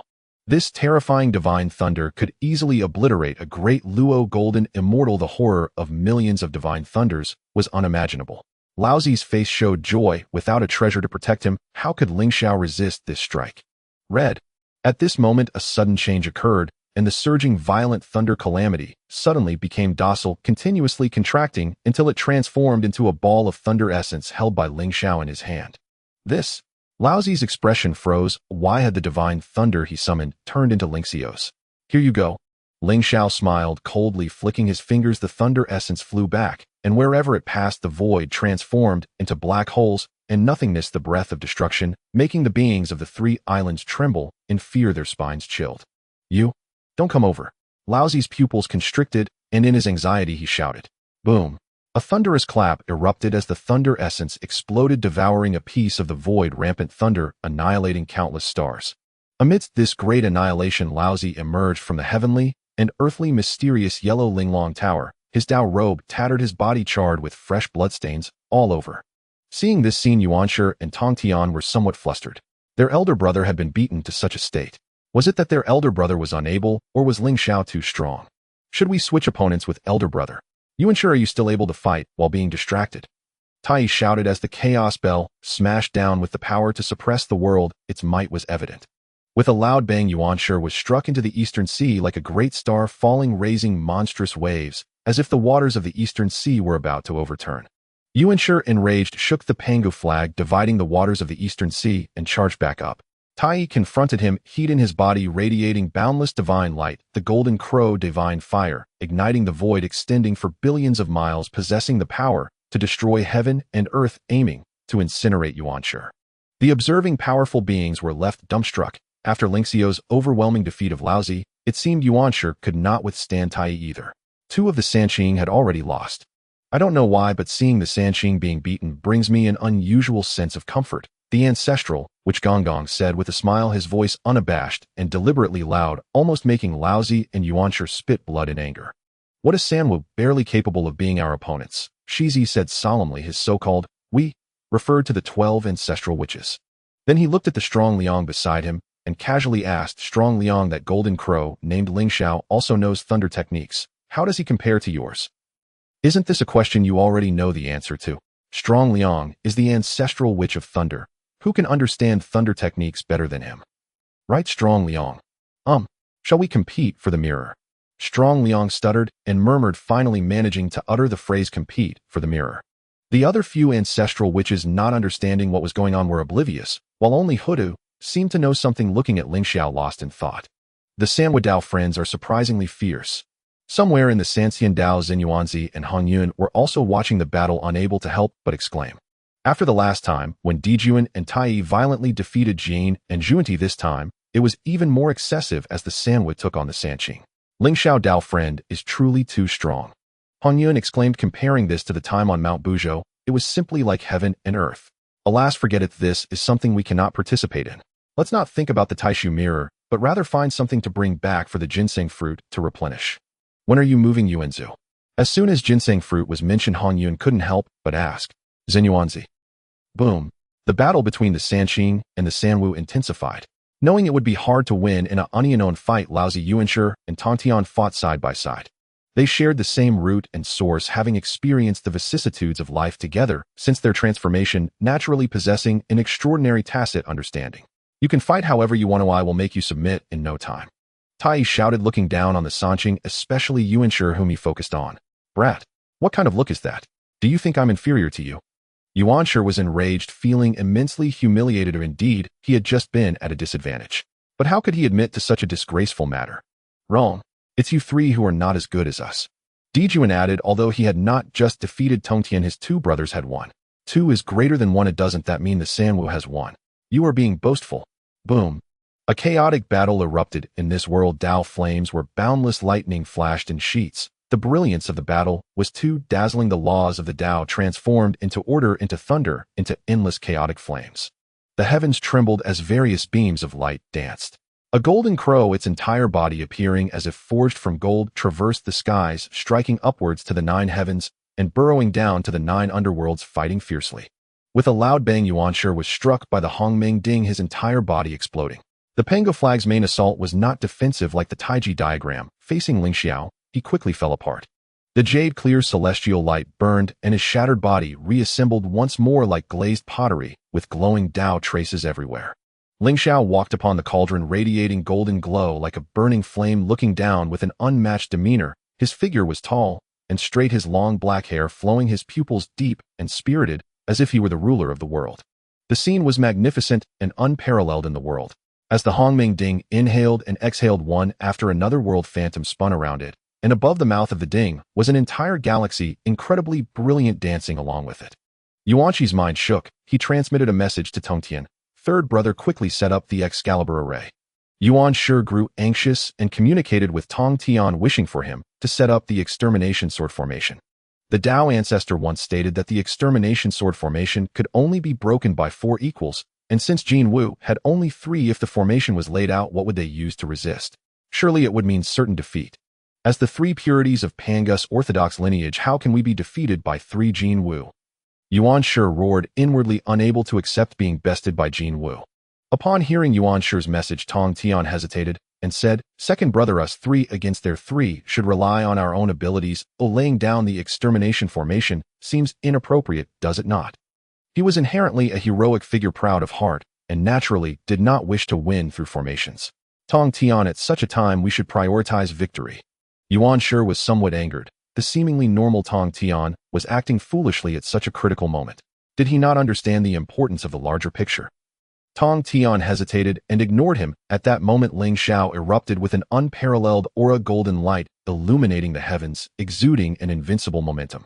The Hongming Ding hovered overhead, pressing forward, its every movement immense, and overwhelming laws transforming into offensive techniques, instantly striking Yuanshi away, his body exploding into eternal fireworks. The Hongming Ding suppressed the Taiji diagram, and Ling Xiao's massive hand struck out, sending Laozi flying for countless miles, passing through the 3 islands, and crossing the 9 heavens, entering the vast sea of clouds. At the same time, Tongtian was being struck by the combined forces of Dijun and Taiyi, causing his scalp to tingle. He dared not linger and transformed into a divine rainbow, to flee racing to rescue his elder and younger brothers. Ling Xiao waved his hand to retract the Hongmeng Ding, intending to take aim at the Taiji diagram, but it tore through the void and vanished. Upon witnessing this, all living beings were shaken. The three purities faced defeat, unable to contend against the three Wu, ultimately beaten into obscurity, their fates unknown. The Dao ancestors' disciples possessing supreme treasures surprisingly faced defeat. This outcome was beyond their expectations. In this case, will the Taishan mirror not fall into the hands of the three Wu? The powerful beings thought, thus unwilling to accept the situation. This was a primal treasure, and should they obtain it, they would soar to greatness. Jane and Junti looked grim, bearing the weight of radiant light, gazing at the Taishan mirror above Penglai, Immortal Island. So close yet so far with the three Wu, they dared not attempt to seize it. Initially, they thought the three purities and three Wu would engage in a deadly struggle, both suffering losses, allowing them to seize the opportunity and obtain the Taishan mirror. Little did they expect the three purities to suffer such a crushing defeat, barely even grazing the three Wu. Truly useless, how could they be worthy of being the Dao ancestors' personal disciples? Damn it, clearly destined to the west with me, yet I cannot take you away. Oh, I can only watch helplessly as you fall into the clutches of evil.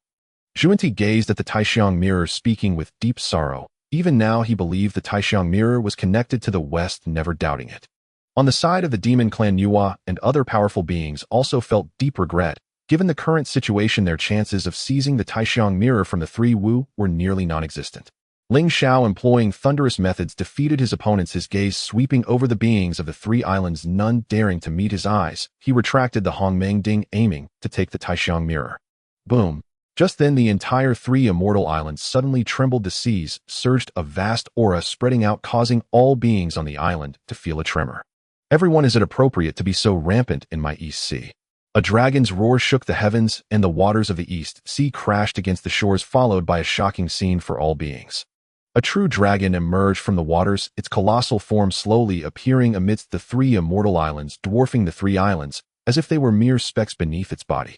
The sudden change caused the expressions of all powerful beings to shift slightly, especially due to the overwhelming aura and pressure, which was terrifying and left them shaken.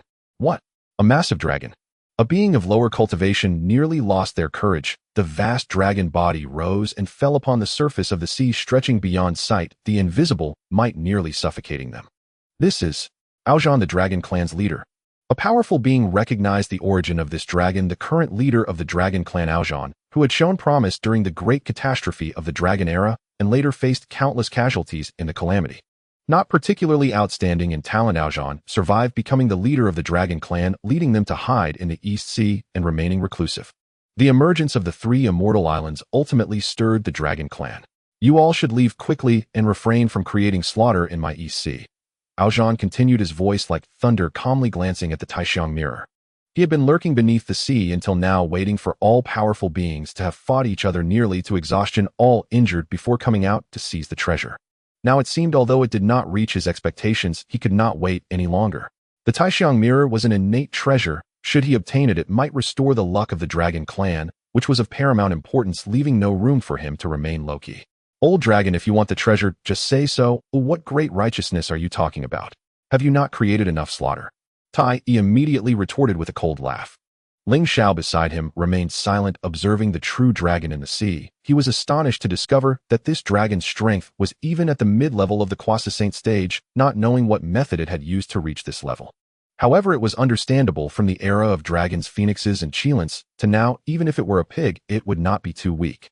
Rascal little Jin Wu, when my dragon clan ruled over the heavens and earth, you were still a drop of liquid on the sun. Oh, what qualifications do you have to comment on us? Aozhan roared angrily, causing the three immortal islands to tremble. His divine power was boundless and immeasurable. As these words left his mouth, Ling Xiao and the three Wu exchanged glances and subsequently raised their treasures in unison, hurling them into the air.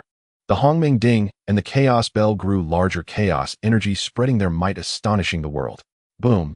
Aozin's entire body radiated light, each dragon scale appearing as a small world, exuding boundless might. It stirred the waters of the East Sea, bracing against the falling Hongmeng Ding and Chaos Bell.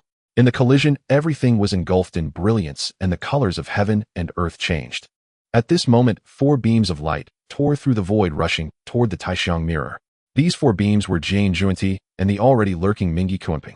The 4 of them coincidentally reached the Taishan mirror, ready to make a move to seize it. However, at this time, the exterior of the Taixiang mirror was sealed and bound, merging with the void, requiring refinement to be taken. These four were fellow practitioners. Exchanging glances, they spoke in unison, each relying on their own abilities. Whoever refines it first will claim it as theirs.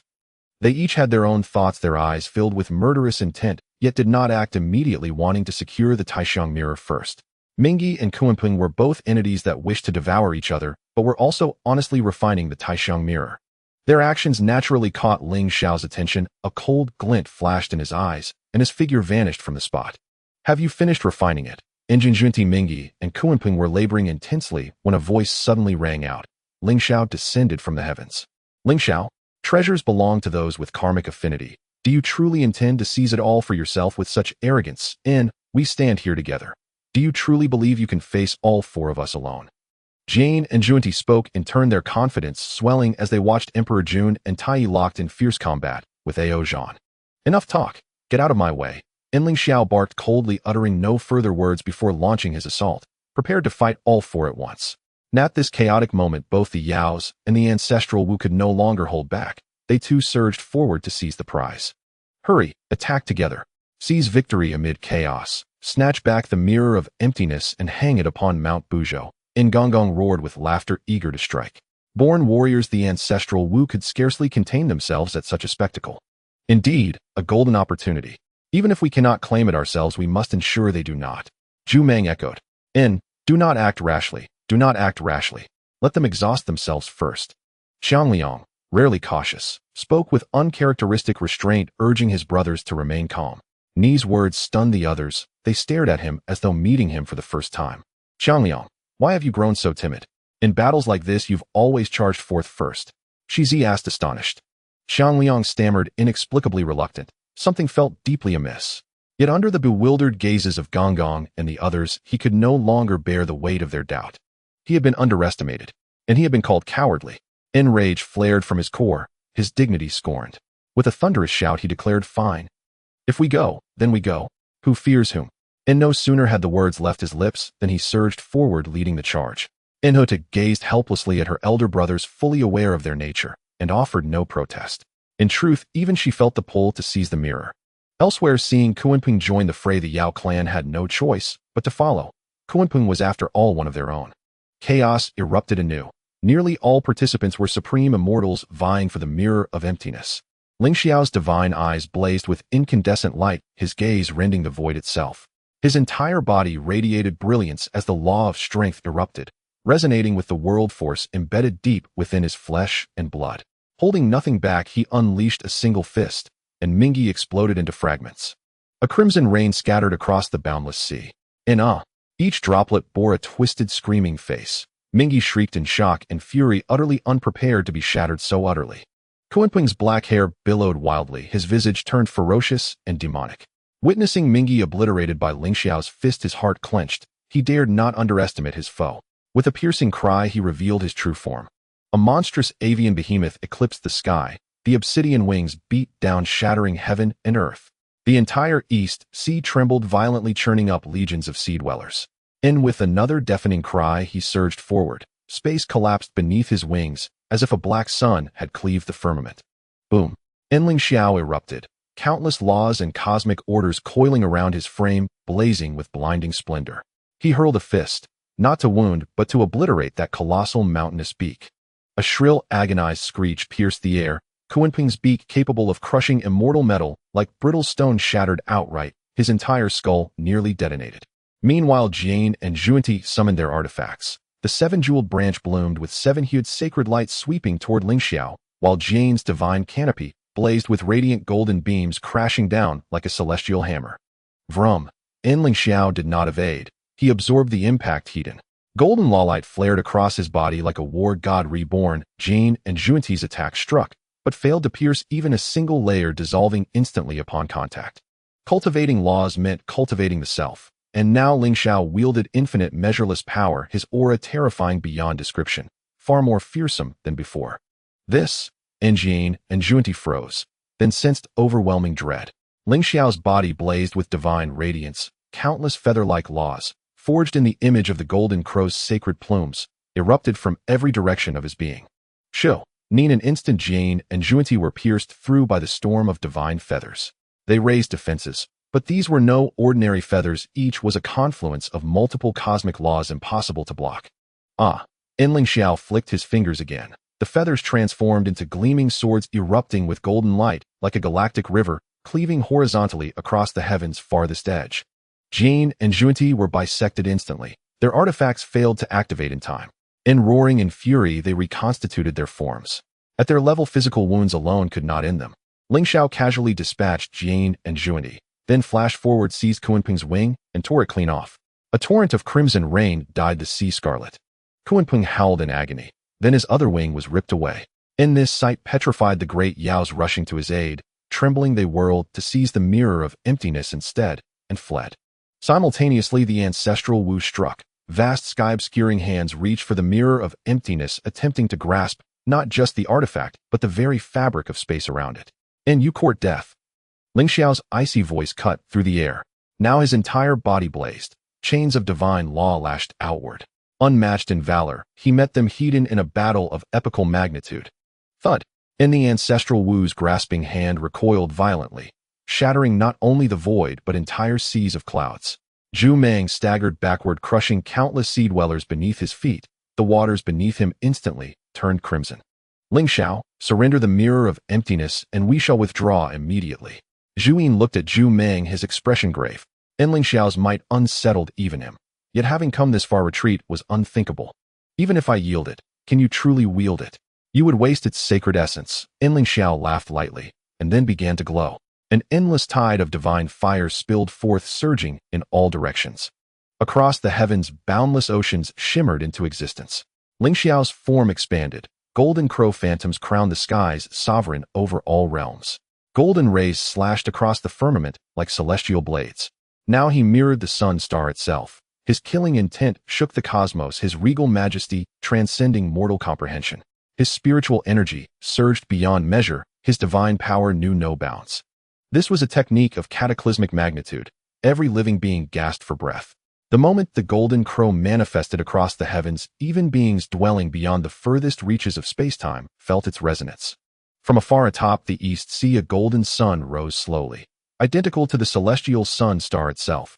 Its terrifying aura and lethal intent pervading all realms, bathing the world in merciless light. The great Yaos instantly melted, reduced to dust. Some perished utterly, their very souls erased.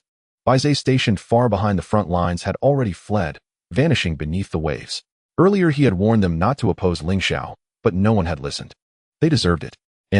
I shall return to the Yao clan to uphold order. I warned you, and none heeded me. Do not blame me when you die. Baizhe thought bitterly as he streaked 10,000 li away, fleeing toward the shores of the Honghuang continent without a backward glance. Nua's face darkened, her teeth clenched tight. Watching the Yao clan's elite meld away, she gazed upon Ling Xiao's towering divine form suspended between heaven and earth, powerless, torn between intervention and withdrawal. Nua struggled within her heart, hesitating for a moment before casting aside the map of mountains and rivers, taking with it a portion of the remnants of the demon race, and turning to leave. The intuition of the female deity warned her that if she took action, something dreadful would surely ensue. In contrast, the Wu clan lacked such awareness, oblivious to the changes in destiny, uncomprehending in their pursuit of fortune and evasion of calamity.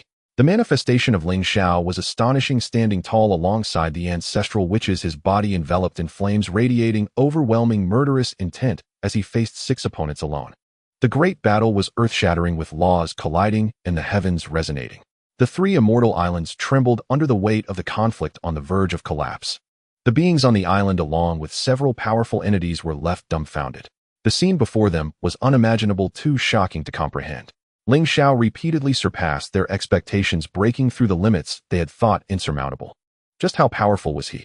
Was there no end to his strength?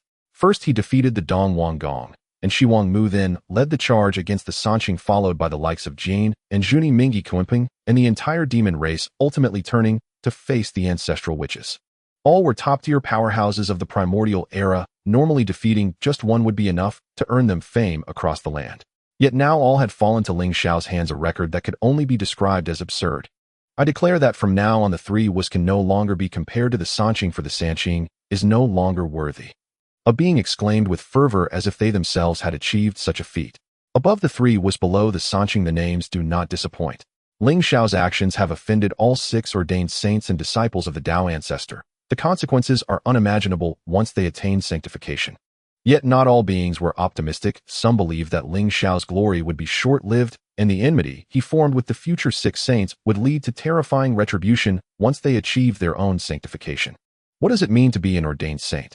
It means being one of the 6 who are destined to attain holiness as decreed by the heavenly path.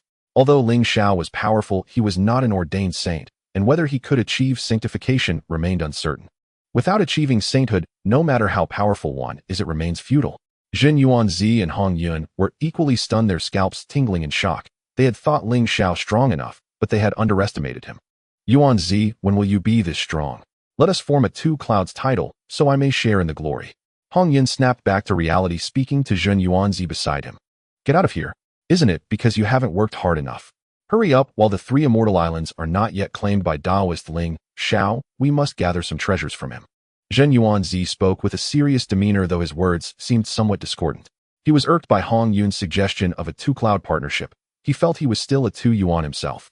Meanwhile, Emperor Jun and Taiyi alongside the Hongming Ding were entangled in battle with Ao Zhan and several powerful entities of the dragon race. Ao Zhan had long coveted the opportunity to refine the Taishu mirror, but Emperor Jun and Taiyi would not allow it. With a supreme treasure in hand, they unleashed chaotic force upon him. Ao Zhan was infuriated and desperate, unable to contend with Emperor Jun and Taiyi, watching helplessly as Ling Xiao swept through his opponents with an invincible momentum. Yet he was unwilling to give up the Taishu mirror. In his view, this object appeared on the 3 immortal islands which were born in the East Sea and thus belonged to the dragon race, who could be more destined for it than them. At this moment, the battle between Ling Xiao and the ancestral witches had reached its peak. An ancestral witch of the same rank was far stronger than an ordinary quasi-saint powerhouse. He resonated with blood and qi, the laws vibrating as he clashed with the ancestral, which using sheer physical strength. Ling Xiao resembled a primordial divine demon, his black hair dancing wildly, exuding overwhelming battle energy, his every move radiating immeasurable divine power, as if he were splitting the heavens. Boom! A world-shattering punch was unleashed, and the body of Zhu Meng exploded, his entire arm disintegrating into a mist of blood, flesh obliterated. Ling Xiao coalesced 5 laws within his fingertips, sparing no effort as he directly pierced through them. Radiance passed through Zhu Meng's body, illuminating millions of miles before crashing into the sea with a thunderous sound. With this single blow, Ling Xiao nearly obliterated Zhu Meng's entire physical form, the 5 laws of power annihilating from within outwards. Zhu Meng. Upon witnessing this scene, the other ancestral witches were livid, roaring in fury. You should have anticipated this moment when you chose to act. Ling Xiao coldly remarked, continuing his assault, igniting Gong Gong with the law of fire. This was the law he had mastered at the highest level, its power evident. Once Gong Gong was ignited, he went berserk. His water laws could barely extinguish the flames consuming him. He plunged into the sea, causing the water to boil instantaneously. In that moment, the creatures within the sea frantically fled, unable to endure the heat. Stop! This must end here. Zhu Jiuyin shouted, his eyes reflecting the flow of time, the dance of years, as he sought to heal Gong Gong and Zhu Meng. The law of time is not solely yours. Ling Xiao's gaze shifted as he too employed the law of time, causing chaos throughout space and time, intertwining moments. Zhu Jiuyin's expression drastically changed, disbelief flickering in his eyes as he realized Ling Xiao's law of time was not weaker than his own.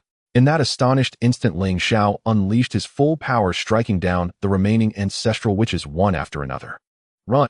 Zhu Jiuyin roared, fully activating the law of time, urging the remaining ancestral witches to flee in a frenzy. Ling Xiao did not pursue, instead flying to the side of the Taishu mirror, utilizing the space law to meld with the void, grasping the Taishu mirror in his hand. This time no one could stop him. With the Taishu mirror in hand, Ling Xiao swiftly moved to Emperor Jun and Taiyi's side, seizing the Hongming Ding, intent on crushing Ao Zhan and the remaining dragon powerhouses. At this moment, Ao Zhan was in utter distress. He had not anticipated that the Golden Crow could be this formidable. He had initially intended to pick up scraps, but now found himself caught in the fray. Without any warning or preparation. Just as Ao Zhan felt despair, a massive dragon had suddenly emerged from the sea, embodying the weight of ancient ages, timeless and vast. Its emanating aura surpassed even Ao Zhan's, carrying an ancient energy that spoke of countless years etched with the marks of time in his gaze. Ao Zhan was instantly overjoyed, his heart shouting for salvation. Golden Crow friend Ao Zhan has erred, please spare him this once. The old dragon spoke. Atop its head stood the ethereal figure of a primordial Dao body, an elderly man with white hair and a long beard. Ling Xiao sized up the old dragon, intrigued, and asked, "Who are you, Zhu Long?" "The ancestral dragon." He sensed the old dragon's immense power. Though appearing frail and aged, the vast strength within him was beyond Ao Zhan's comparison. Such grand ancient power could only belong to the progenitors of dragons. That is of no importance now. All is in the past. Golden Crow friend, would you grant me a favor and cease hostilities? The old dragon smiled serenely, exuding confidence from within. His weathered gaze appraised Ling Xiao before continuing, "If I am not mistaken, this is merely a manifestation of your avatar." The old dragon chuckled, his words strikingly insightful, instantly discerning that this form of Ling Xiao was merely a clone. By saying this, he demonstrated a sense of boastfulness, showcasing his own power. Upon hearing this, the beings present were instantly stunned, their minds exploding. How ridiculous! It turns out to be just a clone. Then how powerful must the true body be? They were utterly shocked, suddenly recalling the mighty beings who had been defeated by Ling Xiao, who had long since left. If they knew that their conqueror was merely a clone, would their mentality crumble? Even Dijun and Taiyi were left bewildered, realizing that after all this time their third brother had merely come as a clone. This aligned perfectly. Their third brother was still the same, still attached to home, unwilling to leave the Sun Star. However, this was simply too powerful. They had thought that the gap between them and Ling Xiao was gradually closing, that it wasn't so absurd. But now it seemed the distance was even greater. Ling Xiao was slightly surprised, not expecting the old dragon to see through this point, indicating a considerable level of skill. "So what if you've seen through my true nature? Is this to show your own strength? Do you want me to fight you with all my might?" He sneered, not buying into this act. If the old dragon was going to play tricks, he would simply summon his true self and unleash a rampage. The domineering words made the old dragon's corner of his mouth twitch, hastily saying, Friend, I have no intention of fighting. Now that I am of advanced age, I have grown weary of fighting and killing. I cultivate a peaceful heart and do not seek dominance." He spoke eloquently, his face bearing an expression of detachment from worldly affairs, very ethereal. Upon hearing this, the dragon clan leader Ao Zhan looked at the old dragon in surprise, as if unable to believe it. Ling Xiao shrugged calmly, saying, "Your dragon clan initiated the provocation. Surely we can't just settle with a word of peace." The old dragon smiled awkwardly. In fact, their plan was to make a grand entrance, sweep through the surroundings, and seize treasures. After all, typically no beings could match them. They never anticipated Ling Xiao as an exception. He couldn't see through Ling Xiao's cultivation level, only knowing that this was a manifestation, and he couldn't determine how strong Ling Xiao's true body was, so he didn't want to take risks. The dragon clan was no longer as powerful as before. After the great calamity, they needed to be extremely cautious, otherwise they might face extermination. "Ling Xiao friend, this is all a misunderstanding. From now on, these 3 immortal islands will belong to you. You may dispatch the surrounding dragon clan as you wish, no need to be polite. Consider it our dragon clan's compensation to you. From now on, the dragon clan and the Golden Crow clan will be one family." "Huh, how wonderful." The old dragon laughed heartily, his expression kind and harmless. "Who said we are one family? Not wonderful at all." Dijun immediately opposed. Their Golden Crow clan consisted of only 3 members, all elites among elites. How could they be lumped with the dragon clan? "All right, let this matter rest. From now on, without our permission, no one is allowed near the 3 immortal islands." Ling Xiao waved his hand, signaling the dragon clan to leave. The old dragon's strength was unfathomable. There was no need for pointless conflict, and besides, he had already obtained what he wanted. "Very well, my 3 friends from the Golden Crow clan, we shall be neighbors from now on. Do come visit my dragon palace when you have the chance." The old dragon laughed heartily, reaching out to capture Ao Zhan and the other dragons, sinking into the sea. Indeed, there is something to this. Ling Xiao's gaze shifted. Just this action alone allowed him to discern the old dragon's methods, which were indeed exceptional. What a cunning old mudfish. After the dragon clan left, Tai immediately stood up to clean the battlefield. "Friends, from now on, these 3 immortal islands shall be the Taoist grounds of our Golden Crow clan. Without permission, no one may intrude. Please leave." The multitude of beings could not help but feel regret, but there was nothing they could do. They could only leave obediently. Even those top-tier powerhouses could not match the Golden Crow clan, let alone themselves. "Congratulations, friends from the Golden Crow clan." Xinyuanzi and Han Yun arrived full of smiles, presenting 3 ginseng fruits as gifts. They looked at Ling Xiao as if he were a monster. In any case, from the beginning until now, they had been so shocked that they were almost numb. No need for formality. Dijun accepted the ginseng fruits and distributed them. Xinyuanzi friend, Han Yun friend, feel free to come to the 3 immortal islands to discuss Dao anytime. No need to be polite. Ling Xiao said with a smile, taking a bite of the ginseng fruit instantly filled with a fragrant taste he had never experienced before. Accompanied by the sea breeze, there was a hint of saltiness. Hee Ling Xiao friend, I think it would be more appropriate to call these 3 immortal islands the 3 Crow Islands, Han Yun suggested with a smile, seemingly quite talented in naming matters. In fact, he was not being polite with Xinyuanzi. He had just gathered a considerable amount of treasures and felt he should contribute something. Meanwhile, Xinyuanzi had a black line on his face, thinking if you can't speak properly, then don't speak at all. What a ridiculous name. Ling Xiao couldn't help but chuckle casually, saying, it's all the same. We'll discuss this later. They then entered the island, exploring and conversing. The 3 immortal islands were too vast. Even normal gathering would take thousands of years to fully explore. Meanwhile, at Yujing Mountain, Tong Tian had finally rescued Yuan Shi and Lao Zi after much effort. Lao Zi was fine, but Yuan Shi was severely wounded, having been injured at the source. Coupled with the humiliation of defeat, he fainted several times from rage. It took a long time for his emotions to gradually stabilize. Damn it, how could we lose to 3 golden crows? We are the authentic descendants of Pangu. Yuan Shi sat cross-legged on a mat, his breath weak, faint traces of Dao scars visible on his body, remnants of the injuries Ling Xiao had left behind. If not treated promptly, this might affect his foundation in the future. Physical injuries were minor, psychological wounds were the real issue. He found it hard to come to terms with it. I underestimated the Golden Crows. If I am not mistaken, the Golden Crows follow the path of the laws to achieve Dao. Lao Zi said with a solemn expression. Cultivating laws. No wonder their combat power is so strong. Tong Tian said, somewhat surprised. Haha, they are strong, but their path has reached its end. Lao Zi said with a faint smile, which puzzled Tong Tian. Elder brother, why do you say that?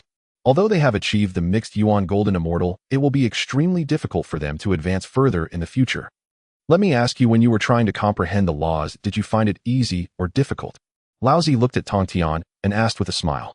Tong Tian paused for a moment and said, difficult, it is naturally extremely difficult. That's right. Lao Zi nodded and continued. This precisely proves that this path is impassable. Even if they can achieve mixed Yuan Golden Immortal, it will be extremely difficult for them to progress further. We are transformed from Pangus, primordial spirit. Regardless of our roots or comprehension, we are the strongest. If you and I find it difficult, then the Golden Crows have even less hope. He analyzed with a sense of confidence, as if he held a pearl of wisdom. He had long attempted to comprehend the laws, but had made slow progress. Even during the Great Luo Golden Immortal period, it was challenging, let alone in the mixed Yuan Golden Immortal realm. As for achieving Dao to become a mixed Yuan Great Luo Golden Immortal, that was even less likely.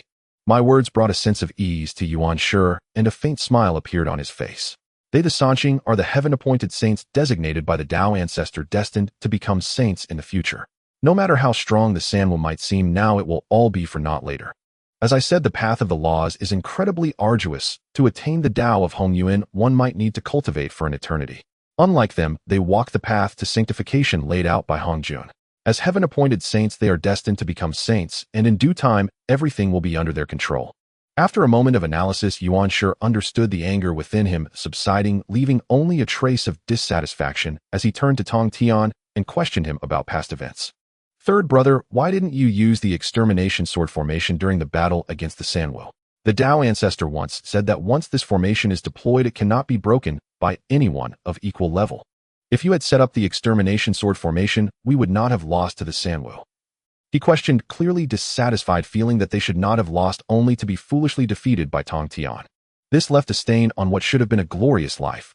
Even if he becomes a saint in the future and kills the Sanwu, this fact cannot be erased. All beings will remember that they once lost to the Sanwu. Upon hearing Yuan Shi's inquiry, Tong Tian paused and replied, second brother, the situation was urgent, and there was no time to set up the extermination sword formation. Moreover, our 3 against 3 was a fair battle. Formations are external tools, and winning without them does not diminish my capabilities. He spoke proudly, his sword-like eyebrows furrowing, revealing a sense of defiance. Yuan Shi's words were overly simplistic. Even if he wanted to set up a formation, would the Sanwu simply stand by and wait? Foolish. Yuan Shi shouted angrily, the first time he had ever lost his temper at Tong Tian. Part of his anger stemmed from being furious, while another part was genuinely provoked by Tong Tian's words. If you are so capable, why couldn't you defeat the Sanwu? Second brother, your words are out of line. I have my reasons for doing this, so what is wrong with that? Tong Tian's brow furrowed, growing somewhat angry as he disagreed with Yuan Shi's remarks. Especially the part where he was called foolish, which he found particularly uncomfortable. Having been beaten, he found his anger directed at him. Such behavior was truly inappropriate. Yuan Shi glared angrily, about to reprimand loudly, when Laozi, who had remained silent, could no longer bear it, and intervened. Enough, stop arguing. Tong Tian, what your second brother said is not without merit. In a life-and-death battle, one must use all available means, even formations, as they are part of your capabilities. Battles should not be driven by emotions, the overall situation must take precedence. If formations are available, should we wait until we are dead to use them? By then it would all be too late. I hope you remember this, and next time do not act impulsively. Laozi spoke methodically, his voice soft, yet carrying a reprimanding tone. He naturally agreed with Yuan Shi, feeling some dissatisfaction with Tong Tian's previous actions. Both he and Yuan Shi were nearly stunned, while Tong Tian still hesitated and dwelled on it. To put it bluntly, it was uncertain whether they would end up dead at Tong Tian's hands. This was far too dangerous. He must change this perilous mindset. Elder brother, I did not say not to use formations, but rather that it takes time to set them up. In the heat of battle, when is there time to set up a formation? Tong Tian explained, somewhat displeased, still holding firm. Laozi chuckled lightly and said, your second brother and I will naturally help you buy time. Tong Tian looked at Laozi and Yuan Shi and could only nod in agreement, unable to retort. With the conversation reaching this point, what else could he say?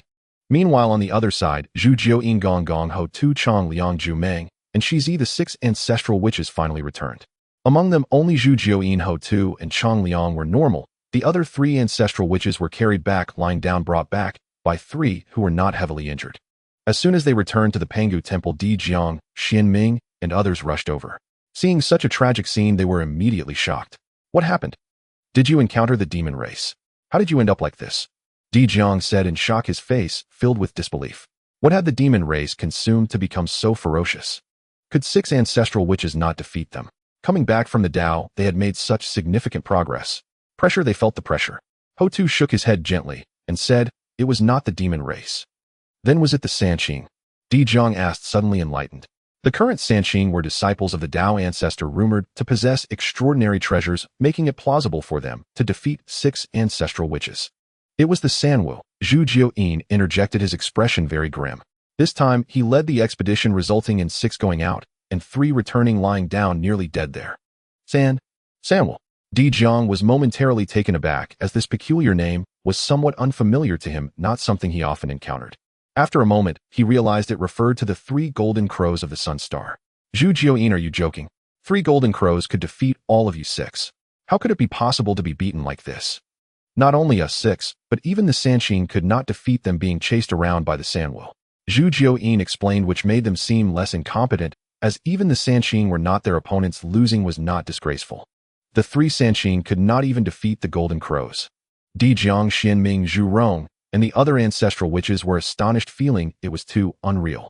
The Sanqing had fought multiple times, and these 3 old fellows had only grown stronger with each encounter.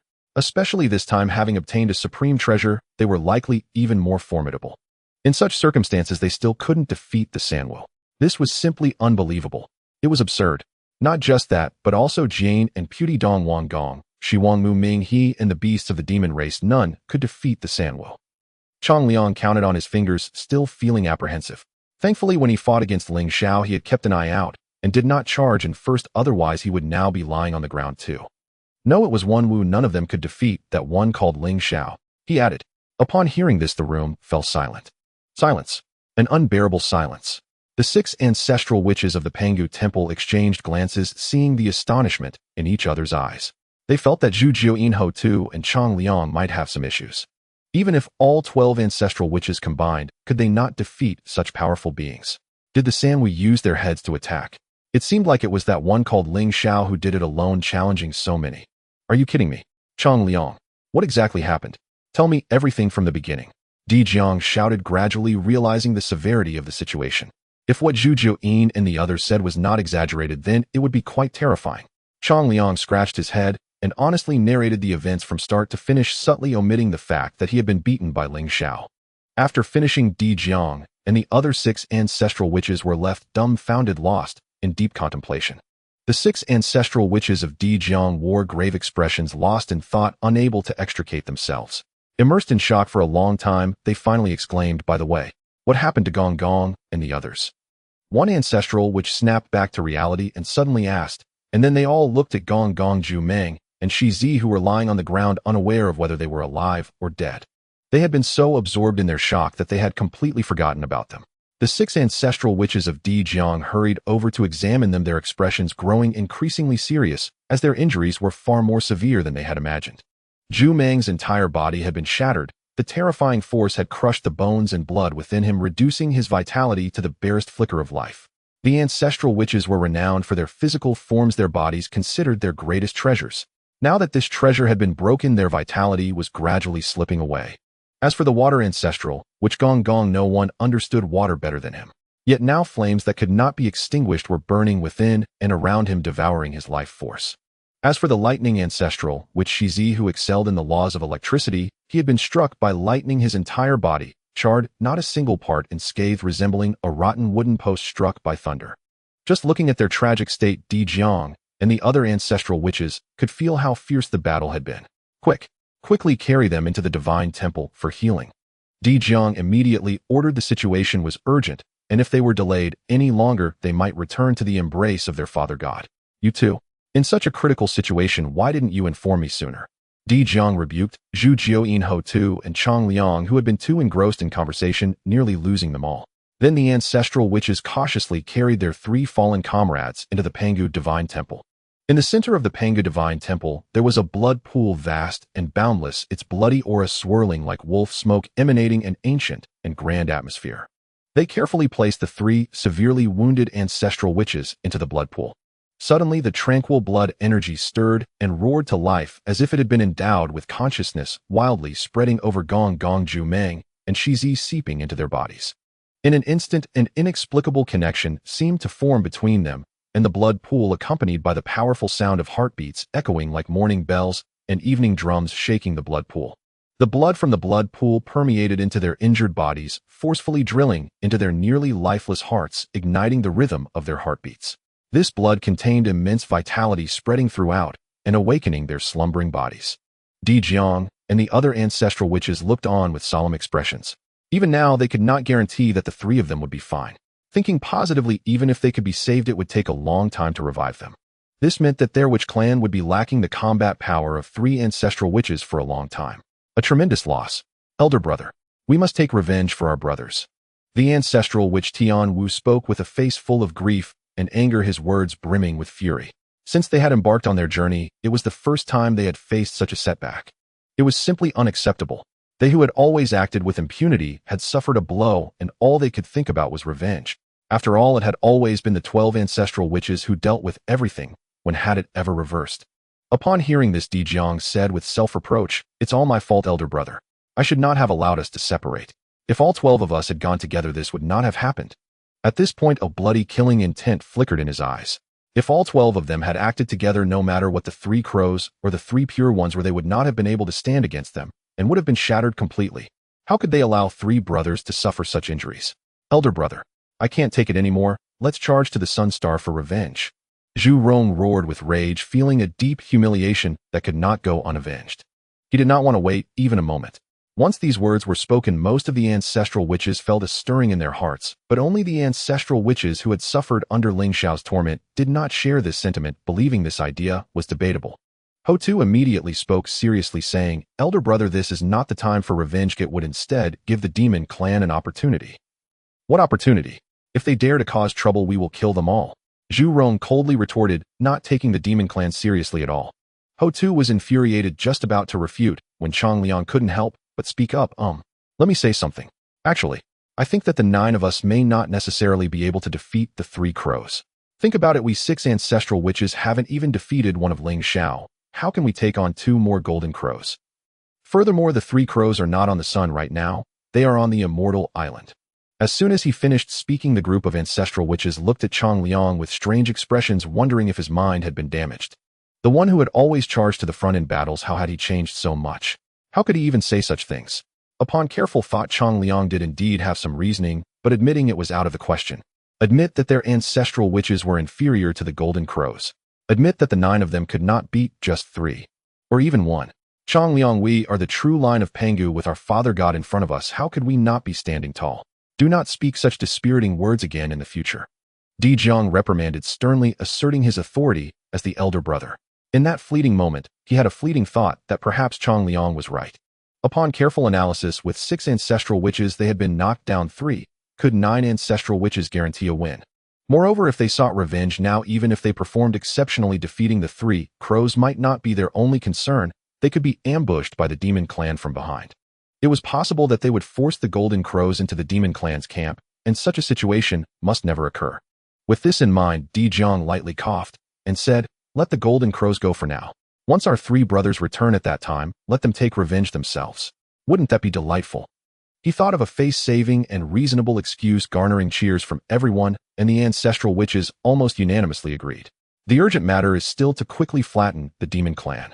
Chang Liang mentioned that in the battle at Immortal Island the demon clan also suffered heavy losses. "This is our opportunity," Dijun declared, his eyes flickering with a sharp light. "Good. Let's eliminate the demon clan. If it weren't for them, we wouldn't have gone to Immortal Island." Chang Liang was immediately invigorated and eager to take the lead. The other ancestral witches also felt some logic in this, and their killing intent towards the demon clan grew even stronger. Meanwhile, at the Great Mountains, the demon clan's stronghold, the atmosphere was quite heavy. The once full hall now had many vacant seats. Kunpeng had been torn apart, and until now had not returned, not knowing where he had hidden. Of the 10 great demons, some would never return, having been melted by Ling Xiao into the great sun during battle, their forms and spirits annihilated. Fei Dan, Xin Yuan, Ci Tai, and Shang Yang had all perished on the spot. The remaining 6 were Bai Zhe, Ji Ming, Ing Zhao Fei, Lian Guiche, and Zhou. These 10 great demons were the most powerful of the demon clan, second only to Niuhua, Kunpeng, and Fuxi. Now with 4 missing at once, the loss was indeed severe. Fuxi, who remained behind to maintain order at the stronghold, could never have imagined that such a thing would happen. The already impoverished demon clan had been dealt another blow. Fuxi surveyed the surroundings, finally fixing his gaze on Baze, who was holding a feather fan. "Baze, why did you return first?" His eyes carried a hint of reproach, struggling to comprehend why Baze had chosen to come back ahead of everyone else. This time he remained at the demon race's stronghold and did not go to the Sancian Island, thus he was unaware of certain matters. As these words were spoken, the other demons cast their gazes, some displaying dissatisfaction. While they were in the midst of a fierce battle, Baze had run off first without looking back, leaving them with a sense of betrayal. Baze shook his feather fan, his expression unperturbed, showing no signs of guilt. Instead, he appeared entirely justified. "I warned you all long ago not to confront the Sanwu, but to befriend them, yet no one listened to me. What is this look in your eyes? Do you think I have betrayed you? We should have been able to befriend the Sanwu, giving them a chance to join the demon race, yet you have ruined this sole opportunity for us. Now you turn around and blame me. I haven't even blamed you yet." Baze reprimanded, showing no mercy, pointing at each one with his feather fan. He had always favored the Sanwu, wanting to draw them into the demon race, but some foolish teammates simply refused to cooperate with him. Although Niuhua was the leader of the demon race, she sometimes lacked sufficient decisiveness, being too soft-hearted, and being in the midst of the situation, it was inevitable to become lost and make erroneous judgments. Calm down, Ji Ming said flatteringly, showing great trust in Baze. If they could persuade the Sanwu to join the demon race, then the witch race would be of no concern, and together with these great demons they could wreak havoc. However, there were those who were dissatisfied. Guiche snorted coldly and said dismissively, "You make it sound easy, but that is a congenital treasure. Do you understand what it means to possess a congenital treasure? If we could obtain it, we might not have to fear the witch race anymore. The Sanwu may be powerful, but I do not believe the importance of the congenital treasure is any less than theirs. Moreover, you cannot guarantee that the Sanwu will join the demon race." Guiche shrugged, believing that all of this was uncertain. Baze was being overly optimistic. If convincing them was possible, he would have done so from the start. Why wait until now? He did not speak this directly, leaving Baze with some shred of dignity. Baze glanced at Guiche and said, "Everything must be tried. There was originally a chance, but now it is completely gone. Why should we bolster the Golden Crow's prestige while undermining our own ambitions? Does the fate of our demon race have to be controlled by outsiders? Are we truly that inferior?" Guiche stood up, his aura fierce, with 9 phantom heads rising behind him. Baze shrugged, not speaking plainly as some words were too damaging to pride. Guiche was sensitive, and sensing Baze's contempt, immediately became enraged. Seeing that they were about to argue, Niuhua finally broke her silence and spoke. "This matter ends here. Although we did not befriend the Sanwu, there is no great enmity. It can still be salvaged. For now, we must first find Kunpeng and also guard against the witch race's attacks. What we demons need is time," she said somewhat helplessly, having faced setbacks since the founding of the demon race. She still did not quite understand what purpose Ling Xiao had in suggesting Baze come to her. She had always wanted to ask Ling Xiao face to face, but there had never been an appropriate opportunity. It was like a thorn in her heart that could not be removed. The demons nodded lightly in response to Nua's words, understanding what she meant when she spoke of needing time. Because Nua was a disciple of the Tao ancestor of being destined to achieve sanctity in the future once she became a saint, the 12 ancestor witches would be like ants, and the witch race would be a handful of dust easily scattered by a breath. This was the greatest hope and reliance of their demon race. Even if they were not capable of contending with the witch race, now one day the situation would surely reverse. Afterward, the great powers of the demon race acted separately, each fulfilling their duties. They sought Kunpeng to counter the witch race. Shortly after the events at Sanxian Island gradually spread throughout the Honghuang world. The 3 islands formed from the fragments of Honghuang contained countless opportunities and treasures, with more than half of the great powers of the entire Honghuang rushing to compete for fortune. Subsequently, a congenital treasure was born, attracting countless great powers to battle for it. Even without seeing it with their own eyes, many beings could imagine how fierce the battle would be. What all beings did not expect was that this would not be a chaotic battle of multiple factions vying for supremacy, but rather it evolved into a one-sided situation. With the participation of the demon race, the ancestor witches, the Sanqing Jian Juanti, the foremost male immortals, and the female immortals, it was the 3 golden crows that swept all. Especially one named Ling Xiao. In a decisive battle atop the eastern sea, the waters turned color with blood staining the sea. In the end, he alone dominated the 3 islands and obtained the congenital treasure. He went from being silent to making a resounding impact. From then on, the name of the Sanwu echoed throughout the entire Honghuang world, remembered by countless beings. Previously, the most they had heard was of the Sanqing. The so-called Sanwu was only mentioned occasionally when discussing the Sanqing, merely in passing. They had no concrete understanding of how powerful the Sanwu truly were. Now they could grasp the overwhelming strength of the Sanwu, realizing how extraordinary it was. This level of combat power was entirely unique, requiring no comparison with any other existence.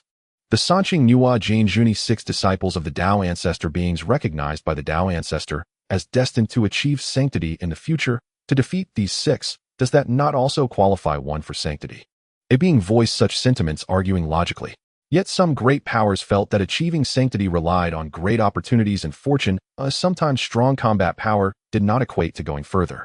For instance, the once illustrious demon ancestor Luo, who in terms of combat power was absolutely stronger than the Tao ancestor, yet ultimately met his demise.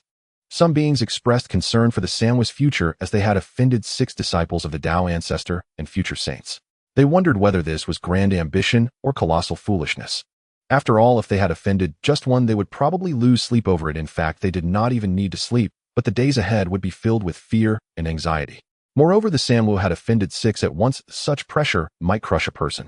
Having witnessed the might of a saint, they understood profoundly that there was a world of difference between a saint and those beneath. Those who had been to the Zhixiao Palace understood better that saints were invincible. Even if 3,000 listeners of the Tao at Zhixiao Palace joined forces, they would not be a match for Hongjun's mere glance. At that moment, while the Honghuang world was in turmoil on Sanxian Island, Ling Xiao and his companions conversed with Xinyuanzi and Hongyun, enjoying the scenery of the island until it was finally time to part. Xinyuanzi and Hongyun had gained a lot from this trip, undoubtedly the ones who benefited the most aside from Ling Xiao and his companions. Others who came to Sanxian Island either died or fled, having had no time to gather treasures. Sanwa Dao friends, we take our leave. Xinyuanzi and Hongyun waved goodbye from the clouds and departed. Watching Jun Yuanzi and Hongyun depart, Dijun laughed heartily, saying, "The 3 celestial islands are finally ours, my brothers. More than the 3 celestial islands, what pleases me most is defeating the Sanqing and seeing if that old fellow Yuan sure dares to flaunt his power before us again. Do you think he is shameless? Insisting on measuring himself against us to be mentioned in the same breath as the Sanqing is indeed a great honor for him." Taiyi smiled broadly, recalling the day they returned from the Zhixiao Palace, where they were confronted by the Sanqing acting all high and mighty. Now being publicly humiliated by them felt remarkably comfortable. It brought him more joy than acquiring any treasure. Indeed, I wholeheartedly agree, and those 2 old rascals Jijin and Juni were also suppressed by our 3rd brother. Dijun echoed in agreement, appearing relaxed, but soon his expression turned serious. Speaking of the Sanqing and Jijin, Juni both are destined to become saints in the future. What if they become saints? Wouldn't we be doomed then? He spoke earnestly, contemplating this serious question. Once the Sanqing or Jijin Juanti achieved sainthood, wouldn't they strip them of their power? Upon hearing this, Taiyi's expression froze for a moment. Then he turned to Ling Xiao and asked, "Third brother, do you think this is possible?" Ling Xiao chuckled silently, his gaze profound and distant. Absolutely impossible. I will certainly achieve Hunyuan before them. Though his words were light, they were imbued with unwavering determination, showcasing immense confidence. The Sanqing and Jiejing Junti have endless years to attain sainthood, with the precondition being Nuwa creating humanity. Only when Nuwa has created humans will they begin to ascend to sainthood one after another. As long as he achieves the Hunyuan Daluo Jingxian, before that point in time, everything will be within his control. Only then will he truly stand tall. Even if faced with the Taoist Hongjuan, it would be difficult to subdue him. If he can't win, he can always retreat into chaos. Becoming a Hunyuan Daluo Jingxian means that even if he were to kill the Sanqing and Jiejing Junti, it would be of no real consequence. Great. Since that's the case, we must strive harder. Third brother, you have given me immense confidence. Dijun nodded earnestly, constantly motivating himself. In the battle against the Sanqing, Taiyi and Ling Xiao had both defeated their opponents, yet he had no means to deal with them. Once again, he became the one lagging behind. The battle for recognition had not been entirely successful. Elder brother, are you going to retreat again, not to emerge until you become a Hunyuan Daluo Jingxian? Taiyi brought up past events, smiling as he joked. Oh, what you said is quite unfair. My last retreat was not by choice, but because the third brother called for me. You can't blame me for that. Dijun spoke earnestly without a trace of embarrassment, for it was indeed as he said. He was passively drawn out this time. Each time he had prepared himself not to break through or emerge, yet he was disturbed every time. Listening to their conversation, Ling Xiao couldn't help but chuckle, saying, "First, let's gather the 3 celestial islands, then return to the Sun Star to retreat." Good. Dijun and Taiyi nodded, and then the 3 of them each took an island and got busy. Ling Xiao took Penglai, Taiyi took Yingzhou, and Dijun took Fangzhong, distributing the islands reasonably. Meanwhile, in the North Sea, a great battle was unfolding. Mingyi, you truly are insatiable. Do you think that just because I am injured you can defeat me and seize the Hongmeng purple qi? In the skies above the North Sea, the winds roared and the earth darkened. Endless gusts swept across the land, and the atmosphere of battle reverberated throughout the universe. 2 Quasi-Saints clashed, showcasing the pinnacle of combat strength in the Hongluang world, with the resulting spectacle being unimaginable. The one who let out this furious roar was naturally Kunpeng. Facing him was Mingyi, whose face bore a sinister smile drenched in blood. How about we test that? But you are currently heavily injured, so you probably can't defeat me. Just obediently hand over the Hongmeng purple qi, and I might spare your life. Mingyi said with a smile, greed evident in his eyes. Kunpeng's current state was thanks to Ling Xiao. Though he had also been badly injured, his true body remained in the blood sea, so the damage was not severe. But Kunpeng was different. Being flesh and blood, he naturally couldn't compare to such a special existence. When it came to recovery and vitality throughout the Hongluang, he would claim second place, and nobody would dare to claim first. A mere feathered beast, how could it compare to him? Thus, after witnessing Kunpeng being violently beaten by Ling Xiao, Mingyi had been secretly tailing him, waiting for the opportune moment to strike. Filthy waste, do you think you can obtain the Hongmeng purple qi just because you are injured? Don't think that just because I'm hurt I can't deal with you. Kunpeng roared furiously, his aura overwhelming, appearing as if he were invincible in the world. On the surface he seemed the strongest, yet in reality he was merely putting on a facade. Internally, he was not so glorious. He had been injured by Ling Xiao at the core, and was originally recuperating in his lair in the north sea, only to find that Mingyi had stealthily followed him. If it hadn't been for his quick reflexes, he would have suffered greatly. Stop wasting words. If you do not hand over the Hongmeng purple qi, then prepare to die. Mingyi shouted, coldly shattering the void, as the Yuan 2 Ubi dual sword struck out, transforming into a blood-red rainbow rushing straight towards Kunpeng. He could not wait any longer, not wanting to delay for even a moment. Heaven knows how intense his desire for the Hongmeng purple qi was. You are the one who should be damned.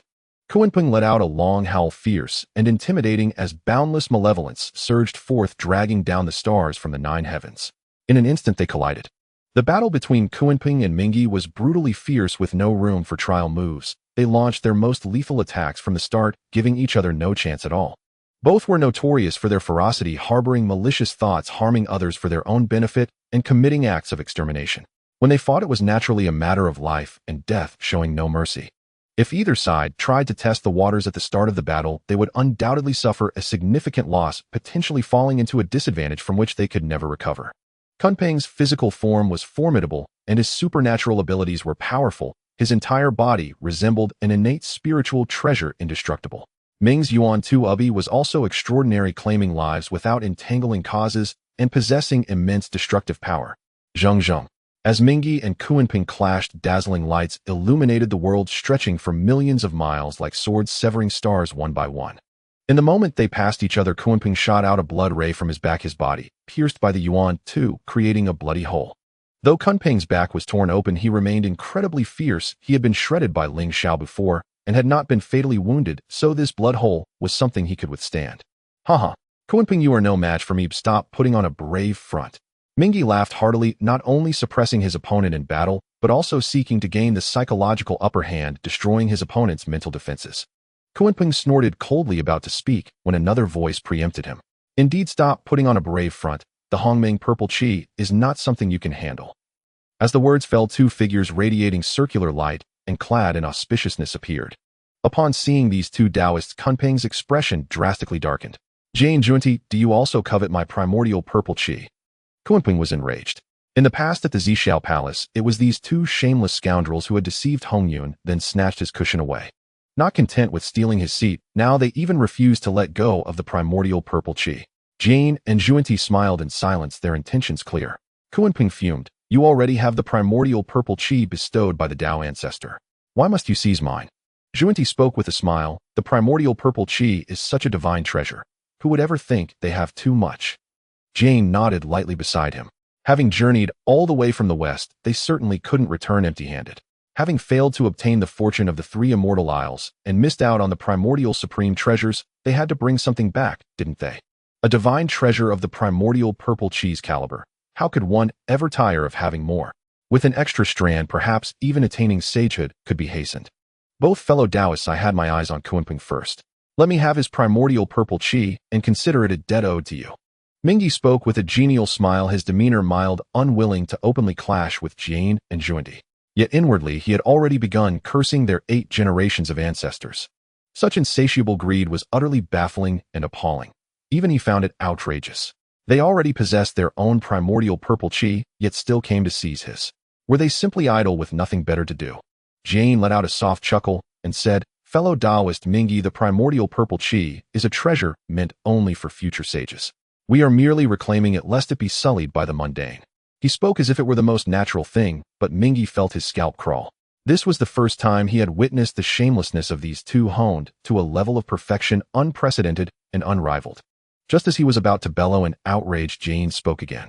However, exceptions can be made for those who are fated. But having come such a long way, it would be somewhat improper to return empty-handed. As he said this, Jiayin's gaze fell unblinkingly upon the twin swords Abi and Yuantu in Ming's hands. A blatant, almost desperate hint. A mere toll fee would settle the matter. Mingyi was stifled, wanting nothing more than to impale these two shameless wretches. They spun a whole elaborate tale only to end up coveting his Abi and Yuantu. Those two swords were his very lifeblood. He hadn't even secured the primordial purple qi yet. Was he supposed to lose them as well? While Mingyi pondered, Kunpeng stood frozen in a mix of bewilderment and fury. He was still right there, and these 3 filthy beings had already begun discussing how to divvy him up, treating him like thin air. At this thought, Kunpeng could no longer contain himself. In an instant he transformed into his true form, spread his wings, and took flight. His speed was swift, his reaction lightning fast, smooth as silk without a single hitch. But Jane Junti and Mingyi were far too cunning. They had long anticipated this move. The moment Kunpeng assumed his true form, the 3 struck simultaneously. Fierce attacks descended like a deluge, blotting out the sky and crushing down. Boom! With a deafening, earth-shattering roar, Kunpeng let out an agonized cry. His colossal, sky-obscuring body, like a black sun, was blasted into the North Sea, sending up towering waves. Kunpeng was amphibious, adept at both flying and swimming, a master of both realms. Gritting through the pain, he transformed into a flying fish in the water, darting 10,000 li in a single motion, a dizzying blur of speed. Where do you think you're going? Jane Junti and Mingyi set off, simultaneously shattering the void in pursuit. Wounded, Kunpeng's speed in the sea was nowhere near as astonishing as in the sky. On the verge of being caught, Kunpeng's heart seethed with fury and despair. He had finally obtained the primordial purple qi destined for future sagehood, only to face such calamity. How could he accept this? A future sage perishing midway. Who could possibly resign themselves to that? Kunpeng, you are a being of great renown. Why not grant yourself a dignified end?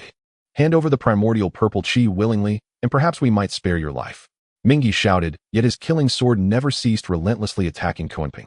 Daydreaming. Kunpeng roared. He knew the nature of his foes. Even if he voluntarily surrendered the primordial purple qi, his fate would only be death. He understood it all too well. If the roles were reversed, he wouldn't show mercy either. As his words fell, Kunpeng fled for his life. Suddenly his gaze froze, then blazed with ecstatic joy. I am saved.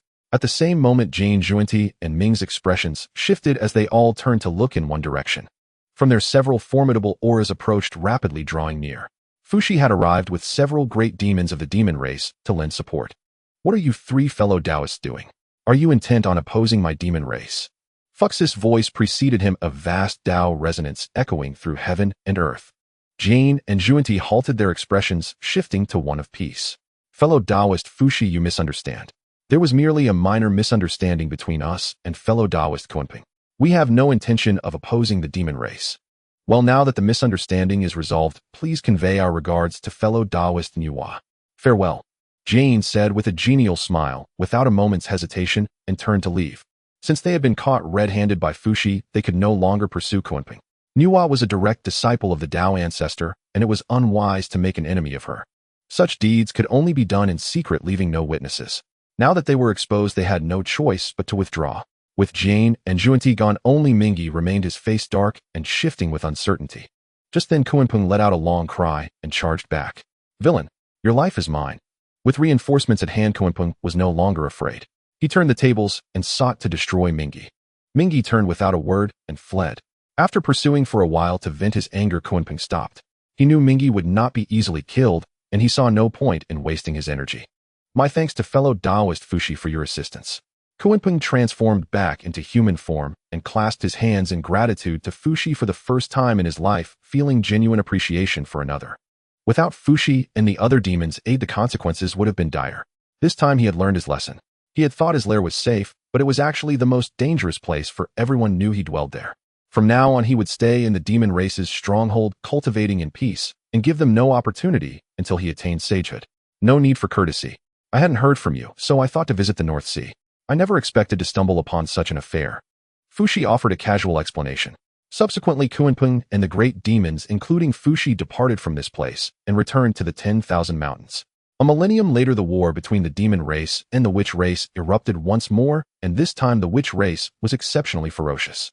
Elsewhere, Ling Xiao, Dijun and Taiyi had finally finished plundering the 3 immortal isles. We shall return to seclusion and not emerge until we have attained the mixed yuan primordial golden immortal realm. Dijun reiterated that oath.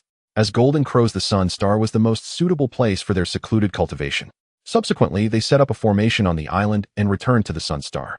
Ling Xiao returned to the Ling Xiao Palace, and the two Ling Xiao exchanged a smile, merging into one. Finally back. It's much more reassuring to be in my true form. Ling Xiao murmured softly to himself, stretching his limbs like a newborn. This time out, it could be said to be a bountiful harvest. Not only did he acquire the 3 immortal islands, but he also brought back a piece of innate treasure. Although it might be a bit too ostentatious, it was all worth it. In the future, I won't go out unless necessary. I want to focus on my seclusion. Ling Xiao secretly resolved. With Hongjun's 3 teachings concluded according to the original plot, the next event would be the creation of humanity by Nuwa, followed by the emergence of the 6 saints. Of course, this period might still be far off, as Nuwa was currently in charge of the demon race, likely preoccupied with how to develop them and having little leisure to think of anything else.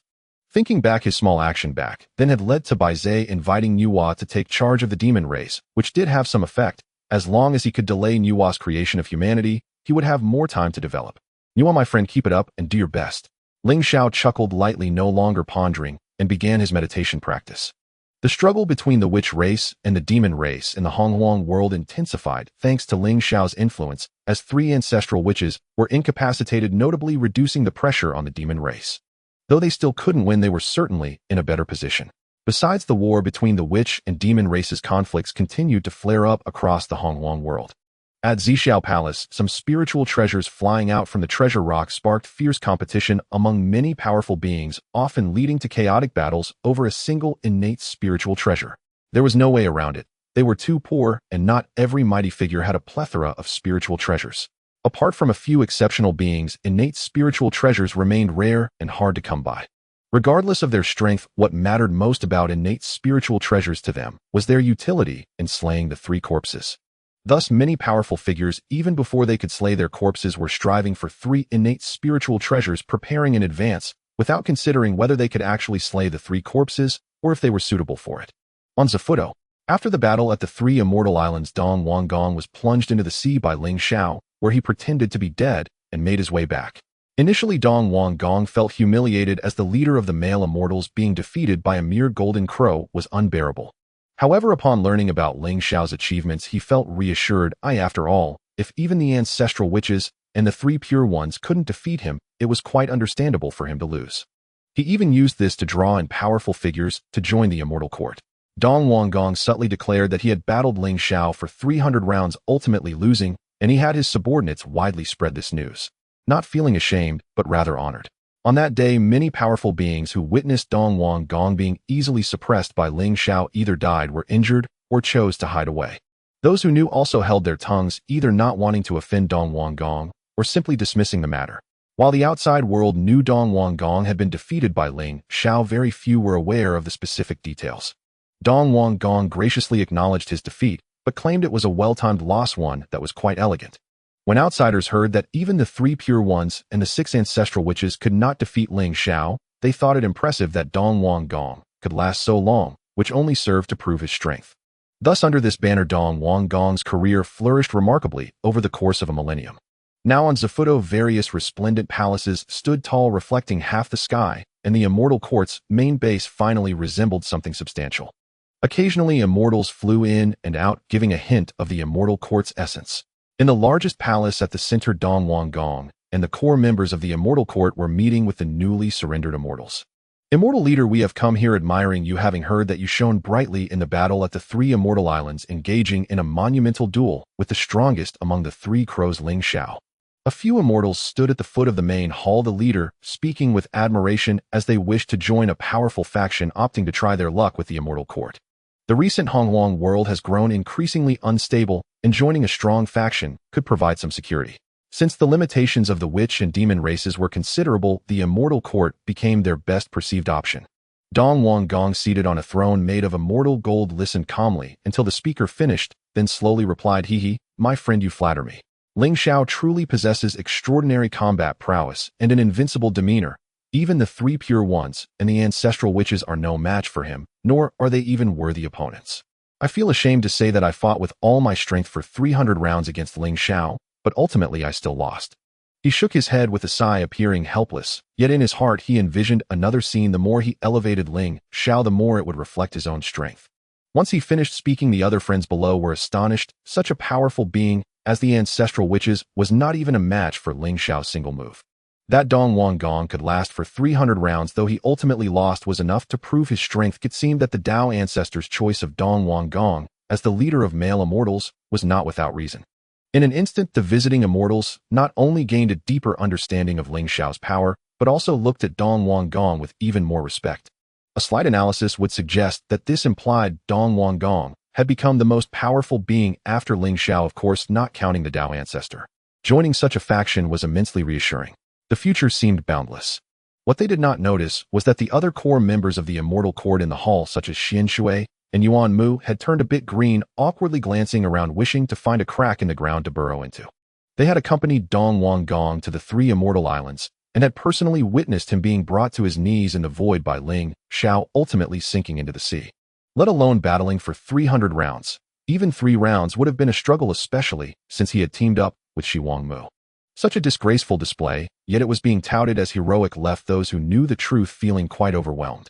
Although it wasn't their first encounter with such a situation, there was always a unique sense of shame. Whenever a powerful figure came to pledge allegiance, Dong Wanggong would always highlight his achievements to showcase his strength. Each time it sounded fresh, yet the lingering feeling of embarrassment remained unchanged. However, as core members of the immortal court, they naturally would not expose the truth and would instead fully cooperate. The honor and disgrace of the immortal court were intricately tied to them. Dong Wanggong's actions were also aimed at drawing in more powerful beings to join the immortal court.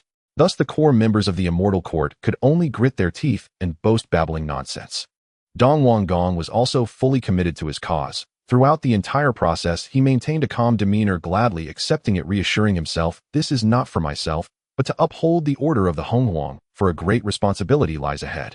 As the celestial court gradually grew stronger and more prosperous, the Eastern King became increasingly ambitious. Everything was developing in the direction of his fantasies. If this momentum continued, it was only a matter of time before the celestial court unified the entire primordial world, commanding all under heaven. None would dare to disobey. Now it seemed the only flaw was the opportunity to become a saint. If only I could obtain the primordial purple energy from the Kunping, everything would be perfect. Sitting on the throne, the Eastern King thought to himself, his gaze flickering as he pondered. Because only achieving sainthood would provide the greatest assurance. Remembering the past of the three immortal islands, he felt both anger and frustration. As the foremost male immortal, he had been beaten like a grandson by Ling Xiao. This was an indelible shame. If he had powerful strength or had become a saint, how could he be so passive? He wouldn't need to rely on Ling Xiao's reputation to recruit talented immortals to join the celestial court. Thus, his current lack of strength was his greatest shortcoming, and it needed to be remedied. Therefore, the Eastern King subtly shared this thought with Kong Ming, hoping he could come up with a plan. Although Kong Ming had performed poorly last time, the Eastern King still wanted to hear his opinion. Kong Ming did not disappoint. He immediately began to devise strategies, and the two engaged in a heated discussion on the matter. On this day, a rumor stirred quite a commotion in the primordial world. During the incident at the three immortal islands, the fearsome Ling Xiao who swept away everything turned out to be merely a clone. According to the mysterious powerhouse of the Dragon Clan, that was just Ling Xiao's clone, not his true body. When this news broke, all beings were left dumbfounded, especially those who had been to the three immortal islands. Having personally experienced Ling Xiao's terror, they could hardly believe that it was merely a clone. Many died in that battle, and those who escaped were few and far between. When the old dragon revealed Ling Xiao's identity, many powerful beings had already departed, leaving only a handful of lesser beings, so the number of creatures aware of this news was not large. Now these powerful beings could hardly believe it upon hearing this news. It was too shocking and unbelievable. Of course, the vast majority of creatures found the authenticity of this news questionable. After all, rumors are very unreliable. There were once rumors claiming that the three crows were inferior to the three pure ones and unworthy of comparison. What happened then? In the aftermath of that battle, the situation reversed. At Yujing Mountain, upon learning this news, the three pure ones exploded with rage. Their opponent, whom they had exerted their utmost efforts against and still could not defeat, turned out to be just a clone. If the true body were to come, wouldn't they be annihilated in an instant? Impossible, absolutely impossible. Yuan Shi's face was filled with shock and anger. He could not believe this was true, unable to accept it. Losing was already humiliating enough, but to find out that they lost to a mere clone was something no one could bear. His pride had suffered a severe blow. Calm down, second brother, this is just a rumor, do not take it seriously. Laozi, seeing that Yuan Shi was acting strangely, quickly tried to console him. After finally recovering from the last failure, receiving such news again was unbearable for the proud second brother. If not adjusted in time, it might lead to an inner demon. There are also rumors that the Eastern King fought with Ling Xiao for 300 rounds and ultimately lost. Could that be true as well? Laozi chuckled softly. When he first heard this news, it had made him laugh. Wasn't this even more absurd than the clone rumor? Upon hearing this, Yuan Shi's expression froze and his face gradually relaxed. Upon careful reflection, it indeed made sense. He had been somewhat biased earlier. Second brother, you must remember we are the saints appointed by the Tao ancestor, and we will surely become saints in the future. Do not be overly fixated on the present. Achieving sainthood is our primary goal. Once we become saints, everything will be mere fleeting clouds. By then, would the golden crows still matter? Laozi earnestly taught, not only addressing Yuan Shi, but also speaking to Tong Tian. As the elder brother, he was always so diligent. Upon hearing this, Yuan Shi's mind gradually became clear, as if a lock had been opened, breaking free from the shackles and dispelling the gloom. He raised his fighting spirit once more. His elder brother was right. He had been too focused on the present. Little did he know that the one who laughs last is the true winner. Once he becomes a saint, it would be a whole new world. Now we need to train diligently and quickly eliminate the remaining 2 corpses. Laozi said solemnly, his expression serious. He never treated cultivation lightly. Yuan Shi and Tong Tian nodded heavily. Although they were the future saints chosen by the Tao ancestor, they still needed to cultivate. In the west at Mount Shumi. Upon hearing this news, Jian and Zhuanti stood up immediately. Brother, is this really possible? Is it true that the one we fought against was merely a clone of Ling Xiao? Zhuanti asked with uncertainty, recalling the scene at the time. His heart could not help but shudder. They were slaughtered by Ling Xiao as if they were cutting vegetables, yet it turned out the opponent was just a clone. Jane appeared thoughtful, his gaze flickering. He too was confused and could not discern truth from falsehood. After a moment, he could only speak slowly. This rumor might have been spread by the Golden Crow itself, but judging by various signs, Ling Xiao's cultivation is likely far beyond ours, and he follows the path of the laws. He said this while repeatedly pondering in his heart. The laws. Xuanti was shocked and hurriedly asked, didn't the Tao ancestors say that the path of the laws cannot be traveled? Why is Ling Xiao's power so high? He found it hard to understand. Jane smiled faintly and said, it's not necessarily impossible. I suspect the Golden Crow might possess some treasure or opportunity which allows him to cultivate so rapidly. The path of the laws is indeed difficult, but it doesn't mean it cannot be traveled. The Tao ancestor likely said that in order to promote the method of severing the 3 corpses. He thought this and did not directly voice it, fearing it would bring trouble upon himself. Treasure opportunity. Xuanti murmured, somewhat agreeing with what Jane said. If that's the case, are we not hopeless for revenge? His face turned grim from the first encounter with the 3 crows until now he had hardly ever won. Every time he thought of revenge, he would be beaten ruthlessly, new grudges and old grievances piled up, yet he was powerless to retaliate. This feeling was too painful. Achieving sainthood. Jane softly uttered 2 words. First, we must eliminate the 2nd corpse. As long as we become saints, we need not fear that we cannot take revenge. Xuanti nodded upon hearing this, and immediately fell silent, sitting down to cultivate. Apart from Mount Shumi in the west, the various powerful beings of the demon clan, which clan and others had their own opinions on this matter. Some believed it, some did not, but without exception, they all felt pressure. On the Sun Star. Upon learning this news from the Ziwei boy Ling Xiao couldn't help but feel a mix of laughter and tears. My clone has been exposed. Ling Xiao felt a mixture of amusement and despair upon learning that his avatar had been exposed. Although it was not a secret, the news had stirred a great uproar across the entire primordial world, which was unexpected for him. Is it really necessary? This goes against the path of steadiness. It is not low-key enough. With this thought, Ling Xiao summoned the chaotic blue lotus seed he had received as a reward from the system and placed it into the chaos pearl for nurturing. I wonder if it can give birth to another Pangu. Ling Xiao mused. If one day this chaotic blue lotus were to produce a Pangu, wouldn't that mean the chaos pearl would be opened? Such an absurd thought made him chuckle. A divine object of the level of the chaotic blue lotus would take an eternity to bloom and bear fruit. After planting the seed into the chaos, Ling Xiao glanced at the black gourd, which had become increasingly terrifying, brewing a surging aura with signs of taking shape. I wonder what this black gourd will give birth to. The chaotic blue lotus seed was hard to expect, but this gourd could be anticipated. Oh, perhaps it would come to fruition sooner than expected.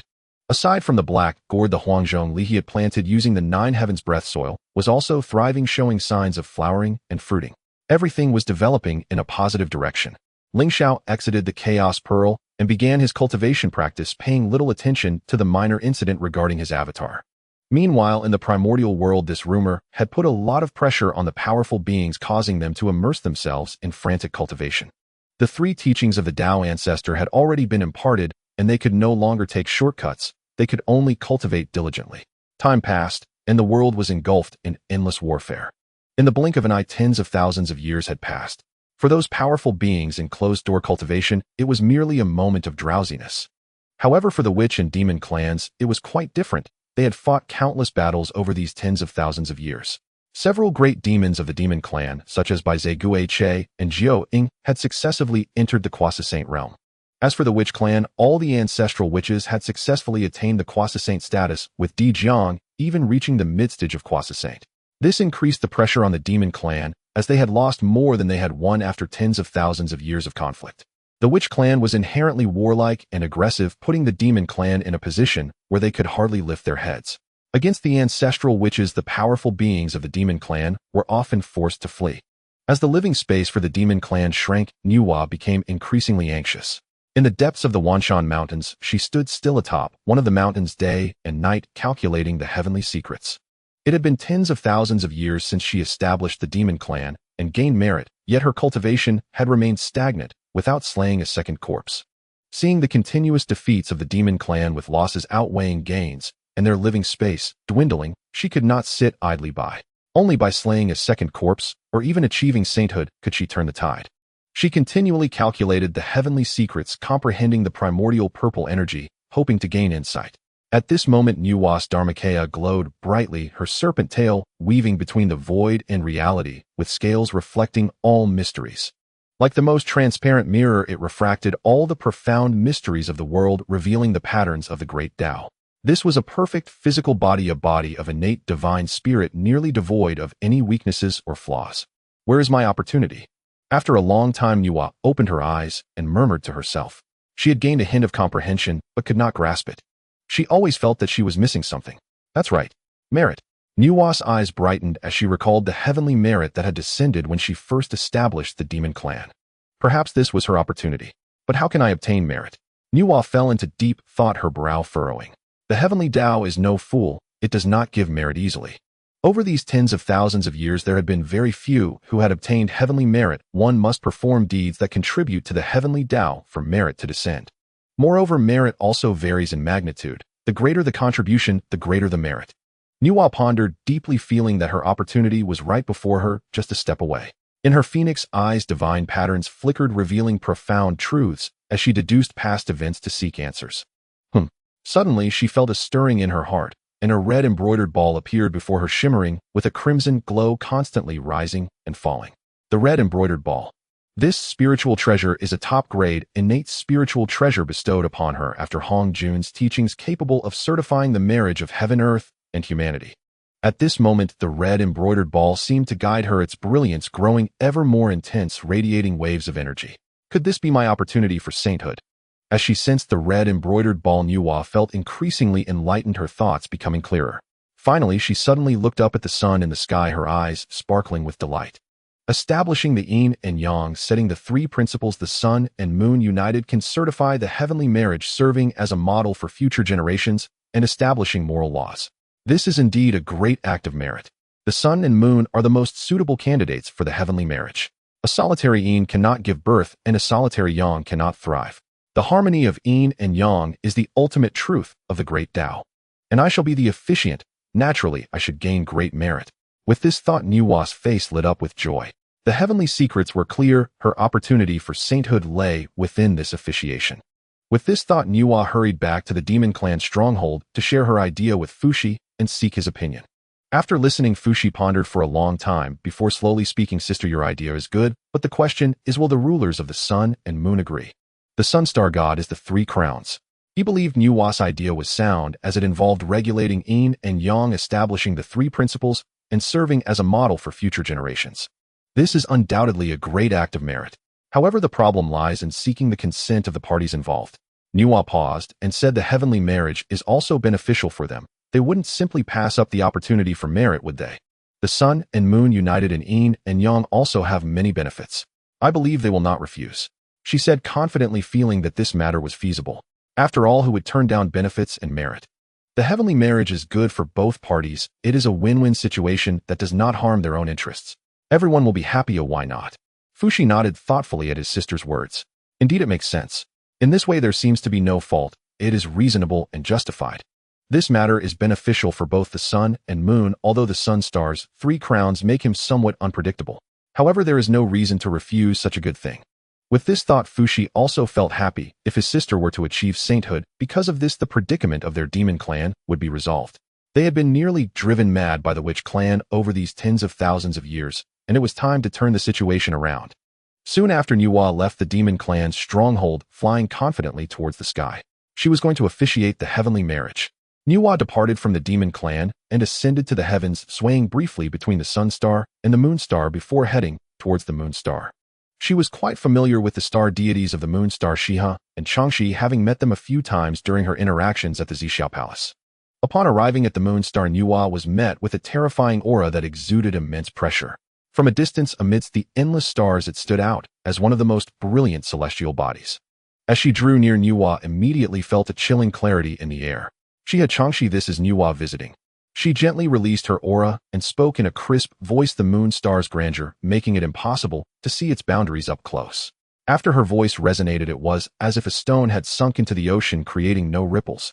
Shortly after, two ethereal figures, one tall and one short, emerged from within. With delicate features and flawless skin, each possessed their own charm. Nuwa, what brings you here? Please come inside, Shiha and Changshi said, with warm smiles, inviting Nuwa in. Given that she was now the leader of the demon clan and a powerful being, her unexpected visit took them by surprise. My dear sisters, it's been a while. How have you been? Nuwa casually inquired as she stepped into the moon star. Upon hearing this, a hint of helplessness appeared on the lovely faces of Shiha and Changshi. We're quite well, but our cultivation has stagnated, which worries us a bit, Shiha said somewhat ruefully. After hearing the teachings of the Zixiao Palace, 3 times they had been in seclusion ever since their cultivation already at the peak of the Great Luo Golden Immortal stage, yet they struggled to break through to the Croissant level, remaining stuck at this point. In the journey of cultivation, encountering obstacles can feel like being trapped in a cul-de-sac, making it difficult to find a way out for a long time. You two have yet to break through to the Croissant level? Nuwa asked in surprise, her astonishment genuine, not a hint of mockery. Considering that their peer the Sun Star deity Sanwu had long since swept through the wilderness undefeated. How could it be that the deities of the Moon Star couldn't even break through to Croissant? It shouldn't be possible. She sighed. Perhaps we were too greedy, wanting to explore other methods to become Croissant, which led to a significant waste of time. This insight stemmed from the battle at the 3 Immortal Islands tens of thousands of years ago, where it was said that Jinwu Lingxiao became powerful due to his mastery of the laws. Of course, this was no secret, any capable individual could see it. At that time, Shiha and Changshi inexplicably attempted to master the laws to achieve sainthood, which took them 10,000 years, and only when it became impossible did they think of severing the 3 corpses, yet they found it equally challenging. Thus the 2 sisters had gained some understanding, but lacked depth, causing their breakthrough time to extend indefinitely, as if trapped in a quagmire, making it hard to escape. Upon hearing this, Nuwa smiled, saying, "From my experience in breaking through, what suits you best is truly the best, and sometimes a bit of opportunity is also necessary.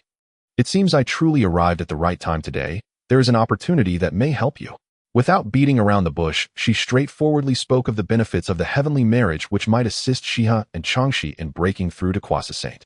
"Sister, what opportunity is that?" Changshi inquired with bright eyes and a joyful smile, as she had been struggling with her cultivation for so long that her mindset was nearly causing her problems. Seeing her peers of similar cultivation consistently break through to Croissant while they remained at the Great Luo Golden Immortal stage, how could they not feel anxious? She shot her sister a glare, then smiled at Nuwa, saying, "Sister, let's talk inside." Nuwa nodded, and the 3 women entered the Guanghan Palace, where they arranged spiritual springs and celestial fruits. Only then did Shiha slowly speak. "Sister, could you elaborate on the opportunity you mentioned?" Though she felt joy, uncertainty lingered in her heart, knowing that Nuwa likely came for this opportunity. What kind of opportunity would require Nuwa to visit personally? Would she come just to deliver an opportunity, without any ulterior motives? Unlike Changshi, who was naively cheerful, Shiha knew that even if Nuwa brought an opportunity, it would surely come with a request, so she needed to clarify. Nuwa smiled calmly, showing no signs of concealment, and said, "Sisters, to be frank, I have come today regarding the matter of the heavenly marriage." Heavenly marriage. Shiha and Chang's expressions shifted slightly, their understanding of its meaning momentarily eluding them. Indeed, the union of yin and yang is a fundamental principle of the Tao. Following the ebb and flow of yin and yang, defining the 3 relationships according to heaven's will, is a monumental virtue. Nuwa's serene face continued, "What you mean is?" Zai's gaze froze for a moment before she reacted, subtly looking towards the direction of the Sun Star. As someone of significant cultivation, she had a vague sense of something beyond the surface. Meanwhile, Changshi was somewhat puzzled, lost in her own thoughts. Nuwa smiled and nodded. "Just as you think the combination of the moon and the sun can validate the heavenly marriage, yielding great merit. At that time, breaking through to Croissant will be no challenge for you. Isn't that an opportunity? Does sister mean for us to, with the Sun Star deity?" At this moment, Changshi finally grasped the implication, letting out an exclamation, then fidgeting with her clothing, becoming lost in her own daydream. Zai's expression darkened, and she gave her foolish sister a light smack on the head, feeling embarrassed by her antics in front of others. Then she turned to Nuwa, asking with a hint of doubt, "Sister, isn't this a bit inappropriate?" Seeing this, Nuwa secretly chuckled. She didn't outright refuse, indicating she was also considering the idea. "Sister, as the saying goes, one cannot thrive in solitary yin or solitary yang. The harmony of yin and yang is the essential truth of heaven and earth." At this point, Nuwa took out the red embroidered ball and continued, "This item, I believe you are aware of, was bestowed by the Tao ancestor to validate the marriage of heaven, earth, and humanity. Not long ago, I felt a sense of insight. Using it to validate the heavenly marriage will yield immense merit. The combination of the moon and the sun is the best choice, which will greatly benefit you both." She was very candid, presenting the red embroidered ball without any concealment, as it was a straightforward good deed benefiting both sides. "As long as the heavenly marriage is validated, I believe breaking through to Croissant will be effortless for you." Nuwa tucked away the red embroidered ball and added. Shiha fell silent, wanting to refuse verbally, but feeling reluctant in her heart. "Sister, have you been to the Sun Star?" she suddenly asked, as if recalling something. Nuwa shook her head slightly and said, "Not yet. However, as long as you agree, Dao friend Sanwu is unlikely to refuse. Her beautiful face expressed confidence. Shiha nodded, her expression turning thoughtful as she asked, there are 3 from the sun and 2 from the moon. How should they be paired? Shihi spoke with an odd expression, and upon her words Niuhua was taken aback for a moment. After a short while she slowly opened her mouth and asked, what do you think, my 2 sisters? Shihi and Chang, she exchanged glances, unsure of what to say at that moment. Although they remained silent, they both had a common goal in their hearts. Seeing her sister's shy demeanor, Shihi smiled helplessly. She then turned her gaze to Niuhua. In front of her a thought sprang to mind, and she couldn't help but voice it. Sister, there are 3 suns and only 2 moons, why don't you join us? Wouldn't that be just perfect? She said with a smile as if joking, but also with a touch of seriousness. Upon hearing this, Niuhua was stunned, startled by Shihi's outrageous suggestion. She had come to officiate the celestial marriage. Could it be that she would have to involve herself in it as well? A path she had never imagined. Shihi, you are joking. How can I officiate the celestial marriage as a moon? The sun and the moon, embodying both rigidity and softness, harmonizing yin and yang, is the supreme path. Besides, if I were to join, who would officiate the marriage for you? Niuhua explained somewhat reluctantly. It was all too sudden, leaving her at a loss. Shihi smiled gently. Her previous thought had indeed been a whimsical impulse, and she naturally knew it was a bit abrupt, so she didn't take it to heart. Since that's the case, let my sister be the one to marry the sun Ling Xiao. Oh, I will not participate, she said with a serious expression, already having a plan in her heart, as one representative from the moon and sun would suffice. Over the years, she had naturally understood that her sister had an inexplicable affection for Ling Xiao, which stemmed from their first encounter when Ling Xiao had struck her. Since then, every time she mentioned Ling Xiao, her sister Chang, she would react strangely, just like now. Upon hearing this, Chang, she looked up in surprise, about to deny it. But she was interrupted by Shihi, who earnestly asked Chang, she's sister, what do you think? Just answer honestly, you opportunities like this won't come again. As long as you say it, sister will agree to it. Chang, she twisted her clothing corners, struggling greatly internally, and finally mustered the courage at the critical moment. I don't want to leave you, sister. I want you to marry Ling Xiao with me. The sun star. Ling Xiao awakened from his meditative state, his gaze directed towards a certain spot in the sun star. He sensed 2 faint yet growing auras drawing ever closer. Have they broken through? Ling Xiao murmured to himself, a hint of surprise in his tone. After tens of thousands of years, Dijun and Taiyi had finally advanced to the mid-stage of the Primordial Golden Immortal. One must say, once reaching the Primordial Golden Immortal realm, the speed of comprehending the laws was not as swift as before. It was akin to building a tower. The higher it goes, the harder it becomes, and at the very top each step is arduous. However, I am nearing perfection. A faint smile appeared on Ling Xiao's lips. His mastery of the fire laws had already reached the late stage of the Primordial Golden Immortal, with perfection just within reach. Once he achieved perfection, taking another step would allow him to attain the status of a Primordial Dao Golden Immortal. It's coming soon, everything is nearing completion. Ling Xiao's eyes shone with incredible brilliance, eagerly anticipating that day. Only by reaching the status of a Primordial Dao Golden Immortal could he gradually transform from a mere chess piece into the one who controls the game. Setting aside everything else, at least he wouldn't need to worry excessively about his own safety. At that moment, Ling Xiao's eyes shifted, a strange expression appearing on his face. There are anomalies within the Chaos Pearl. He focused his mind and entered the Chaos Pearl, only to be startled by the sight before him. What is this? Has the gourd gone mad? Ling Xiao exclaimed in shock as he saw the black gourd in the endless chaos, seemingly stimulated, frantically devouring everything around it. Like a vast black hole, the chaotic gale swept forth, forming a gigantic vortex that crazily surged towards the gourd's mouth. Ling Xiao's divine gaze flickered. The scene was terrifying, and he stared intently at the black gourd, wanting to investigate further. This gourd actually possesses the power of the devouring laws. And the world's laws. Ling Xiao was utterly shocked. He sensed multiple laws' powers emanating from the black gourd.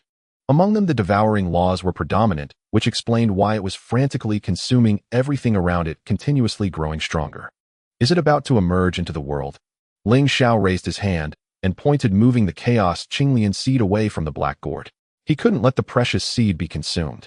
Immediately, Ling Xiao took action to begin refining the black gourd, pouring in all the heavenly materials and treasures he had gathered from the fairy island, including several common innate spiritual treasures. As the black gourd devoured the surrounding energy, its burgeoning might grew stronger. During this process, if sufficient energy could be provided, it would have immense potential for growth. Ling Xiao's eyes sparkled with vitality as he clearly sensed the state of the black gourd. Heavenly materials and treasures were continuously swallowed, and he could feel that the multiple laws contained within the gourd were also being perfected and strengthened. Especially the devouring laws, the aura it emitted left Ling Xiao in awe. The devouring laws are undoubtedly one of the top-tier laws among the 3,000 great Tao laws. It is akin to the laws of destruction, both being tremendously powerful and destructive in nature. After a long while, the heavenly materials and treasures collected from the three immortals' island were nearly consumed, and the aura of the black gourd grew ever more potent. There's still more room to devour. Ling Xiao focused on refining, sensing the condition of the black gourd. At once, he sent a message to the sequestered Dijun and Taiyi. In truth, they would have emerged from their seclusion regardless. After breaking through their realms, they naturally needed to come out and stretch their legs. Soon they arrived at Ling Xiao's treasure hall. Elder brother, second brother, let me borrow the heavenly materials and treasures you collected from the three immortal island for a while. Ling Xiao stated directly. Dijun and Taiyi, upon hearing his words, did not hesitate for an instant and immediately presented them all. The treasures flowed in continuously, nearly filling the treasure hall. With a mere thought, Ling Xiao gathered them all into the chaos pearl, transforming them into a long dragon-like stream that surged into the black gourd. It was like an endless abyss, accepting all without rejection, feeding frantically, leaving nothing, not even the chaotic energy behind. Gourd, oh gourd, having fed you such fine treasures, do not disappoint me. Ling Xiao thought to himself, up to this point, he still couldn't ascertain what level of treasure the black gourd would ultimately metamorphose into. Not long after seeing that the heavenly materials and treasures were nearly consumed, Ling Xiao gritted his teeth and decided to go all in, taking out a shard of the creation jade plate and tossing it in. Since it had already devoured so much, he might as well take a gamble to see how far this gourd could grow. Once the shard of the creation jade plate was consumed by the gourd, an explosion of billions of immortal lights burst forth. A wisp of chaotic aura spread out. The black gourd emitted an innate, indestructible divine light infused with chaotic energy, and after swallowing the fragments of the creation jade disc, it underwent a tremendous transformation. Ling Xiao observed this scene, unable to hide the excitement in his expression. He could sense the aura of a chaotic spiritual treasure emanating from the black gourd. Not bad, it wasn't in vain to feed you so much. Ling Xiao was overjoyed, intending to offer it more treasures, but he discovered that the black gourd was already saturated and about to take shape. Feeding it more might have adverse effects. He raised his hand and pointed, continuing to refine it, assisting the black gourd in completing its final transformation. Generally speaking, if a chaotic spiritual treasure were to appear in the primordial age, it would likely incur heavenly wrath. However, within the chaos pearl, it faced no such fears. Even heavenly tribulations were absent. After a long while, everything settled. The divine light and strange phenomena gradually faded, and Ling Xiao summoned the black gourd into his hand. His divine sense permeated, meticulously perceiving everything about the black gourd. Chaotic spiritual treasure, the heaven-swallowing gourd. Also known as the Great Thousand Gourd, it can swallow 3,000 great thousand worlds. It swallows everything. Ling Xiao gazed at the gourd in his hand, a little shocked. This gourd was fiercely powerful, belonging to an extreme type of treasure, much like the four swords of extermination, possessing formidable killing power, yet its fierce aura was too heavy, preventing it from stabilizing fortune. Beyond its overwhelming killing power, it also possessed many profound abilities of creation. For example, the gourd could produce innate spiritual water, which could accelerate the growth of innate spiritual roots. It was also beneficial to those like Huangzhong Li and the chaotic green lotus within the chaos pearl. In other words, possessing this item could indefinitely shorten the growth time of the chaotic green lotus. It could allow the chaotic green lotus to mature in an extremely short time. However, outside of the chaos pearl, this black gourd would likely be destroyed by the heavenly Tao before it could take shape. Thinking of this, Ling Xiao returned the black gourd to the chaos for nurturing. Although this item was incredibly powerful, it should not be brought into the world lightly unless absolutely necessary. Later, Ling Xiao withdrew his divine sense and left the chaos pearl. Third brother, what do you need so many heavenly materials and treasures for? In the great hall, upon seeing Ling Xiao finish Dijun and Taiyi, he couldn't help but ask. The pile of heavenly materials and treasures that had formed a mountain had all been consumed by the third brother, leaving them all quite curious about what he was up to. It's nothing, him cultivating a spiritual treasure, and it has quite an appetite, Ling Xiao responded with a smile. A spiritual treasure that can eat. Dijun and Taiyi was momentarily stunned, wondering what kind of treasure could consume food. Are you sure you are not cultivating a spiritual beast? Ling Xiao shrugged and did not elaborate further. Then with a thought, he took out the Taisu mirror. Eldest brother, you can use this treasure. He handed it to Dijun, casually saying that since he had too many treasures now, it was better to lend it to Dijun to increase his combat power. Upon hearing this, Dijun was taken aback, staring blankly at the Taisu mirror in front of him. Third brother, I can't accept this. You worked hard to obtain it, so keep it for yourself. Honestly, I didn't expect Ling Xiao to give him such a precious treasure. This is an innate supreme treasure. It was something that countless mighty beings in the primordial age fought for, yet the third brother so casually offered it to him. Although he did want an innate supreme treasure, he found it hard to accept the Tai Su mirror in front of him. Eldest brother, don't be stubborn. I know you've always wanted an innate supreme treasure. My own treasures are far more powerful than the Tai Su mirror, so I have no need for it. Ling Xiao smiled and waved the Tai Su mirror in front of Dijun. Dijun gritted his teeth and said solemnly, how about this? Consider it a loan from me. When you need it, I will return it to you. With that, he took the Tai Su mirror in one swift motion. It was just a way to indulge in the experience of borrowing an innate supreme treasure. He would return it to the third brother when needed. Dijun thought to himself, having made up his mind. Sometimes the more one lacks something, the more they desire it. Once obtained, they might not want it anymore. This was a perfect opportunity to study the innate supreme treasure, and once thoroughly understood, he might lose interest. Good. Ling Xiao nodded, not saying much more. As long as Dijun took it, that was enough. On the other side, Nuwa left the Taiyin star and flew directly toward the sun, her face filled with conflict and helplessness. The sisters Shiha and Changshi had agreed, but were unwilling to separate. In response to their request, Nuwa could only promise to do her best. It's no exaggeration to say that this was her first time hearing such a request. After a long while, Nuwa arrived outside the sun star. Unlike the Taiyin star, it was incredibly hot here, and the pressure was even greater. Logically, the Taiyin and sun should be balanced, but Nuwa could distinctly feel that the sun star was much stronger than the Taiyin. This might be attributed to the star gods of the two stars. Dao friend Sanwen, Nuwa has come to visit. Nuwa adjusted her expression and spoke aloud, her voice resonating deeply, echoing into the depths of the sun star. After a long while, a young boy dressed in a purple Dao robe flew out. Upon seeing Nuwa, he clasped his hands and inquired, "What business do you have with my lord?" What a formidable child! Nuwa was taken aback. This young boy was actually not weaker than the gods of the Taiyin star Shiha and Changshi. He had already reached the perfection of the great Luo golden immortal. She suddenly felt that Shiha and Changshi seemed to be somewhat unworthy of Ling Xiao. The balance between the sun and Taiyin was disrupted. The strength of the two women was comparable to that of this child beside him. Please inform your lord that Nuwa has important matters to discuss. Nuwa bowed slightly, showing no hint of disdain for the Ziwei child. With such a cultivation background, he would be a well-known powerhouse in the outside world. After all, there weren't many Quasi-Saints in the current Primordial World. The Ziwei child nodded, turned, and left, arriving at Ling Xiao's palace to inform him of Nuwa's arrival. In fact, it was unnecessary for him to report a Ling Xiao, and the others had already sensed Nuwa's arrival. What could Nuwa want at this time? Ling Xiao appeared contemplative, then waved his hand at the Ziwei child, saying, "Let her in." "As you command." The Ziwei child withdrew. "Third brother Nuwa isn't coming to invite us to join the demon clan, is she?" At this moment, Dijun couldn't help but ask, still toying with the Tai Su mirror, clearly reluctant to part with it. As long as she's smart, she won't do that. What she specifically wants will be clear once she comes in. Ling Xiao shrugged and didn't think much more. After a long while, the Ziwei child brought Nuwa into the great hall. As soon as she stepped into Ling Xiao's palace, Nuwa immediately sensed a powerful suppressive force. Her cultivation and magical power seemed to be restricted. At the front of the hall sat 3 golden figures. Ling Xiao sat in the center with Tai Yi and Dijun on either side, resembling 3 small suns radiating vast pressure. Nuwa felt a chill in her heart, becoming somewhat apprehensive. "I have met the 3 Dao friends." She bowed her hands and said with a smile, "Dao friend Nuwa, what brings you here?" A calm voice resonated throughout the hall. Nuwa paused for a moment and stated frankly, "I have come to discuss the heavenly marriage for the sake of yin and yang harmonization in accordance with heavenly will." As her voice fell, the previously calm hall echoed with Dijun's voice. "Heavenly marriage? What do you need that for?" As soon as Nuwa spoke, Ling Xiao suddenly realized that she had come to be a matchmaker. He had overlooked the matter of the heavenly marriage. Nuwa could be said to be the earliest matchmaker in history. To Ling Xiao's surprise, even without establishing the heavenly court, Nuwa would still come to witness the heavenly marriage. Is it truly that the essence remains unchanged amidst all transformations?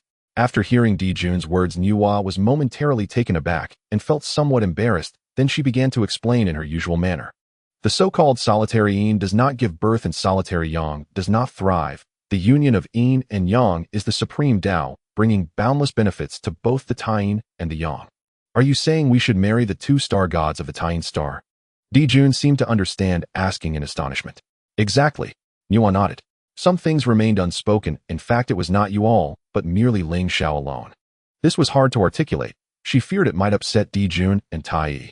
However, to her surprise upon hearing her words, Dijun immediately sneered and said, "I want Mary, but would affect my cultivation speed." Then Taiyi also nodded and said, "Me neither." The two of them promptly rejected her without a hint of hesitation, for they had previously clashed with He and Chang, and held no fondness for these two star gods. Now both of them only wished to focus on their cultivation and quickly catch up with their third brother. Nuwa felt a surge of joy as she was not angered by Dijun and Taiyi's refusal, as this heavenly marriage was never aimed at them. Their rejection was precisely in line with her wishes. Otherwise, she would not know how to broach the subject, fearing to hurt the pride of either of these two, for she was well aware of the close relationship among the three Wu and did not wish to offend any one of them lest it affect the others. Nuwa's gaze turned to Ling Xiao, and at the same time Dijun and Taiyi also looked over, all awaiting his response. Ling Xiao did not rush to reply, as the choice from the system had arrived again. Detected that Nuwa has come to witness the heavenly marriage. Please make the following choice. Choice 1. Agree to the heavenly marriage and marry the star god of Taiyin. Reward 1 fragment of the yin-yang law. Choice 2. Refuse the heavenly marriage. Women will only affect my cultivation speed. Reward a random fragment of the law. Choice 3. I want them all. Say to Nuwa, you came just in time. Let's invite you to the heavenly marriage. Reward 1 fragment of the yin-yang law, 1 fragment of the devouring law, half of the merit of becoming a saint. Damn it, system, are you even human? When Ling Xiao saw the third choice, he couldn't help but crack a smile. He and Chang, weren't enough. Now he had to add Nuwa. You came just in time. Isn't this a famous scene from a certain film in my past life? However, no matter what, this heavenly marriage is definitely something I cannot agree to. He was cultivating the path of laws. What use would heavenly merits have? Even if there were no costs involved, he would not accept it. Once he took Hong Jun's heavenly merits, he would be tainted, and it might leave behind a handle for others. The third choice seemed to offer rich rewards, yet it was not indispensable. He already possessed the law of Yang. He just needed the law of Yin for the opportunity to create the yin-yang law. As for the devouring law, he could obtain it from the devouring gourd, and with the chaotic pearl, as long as he wished to comprehend it, it wouldn't be too difficult.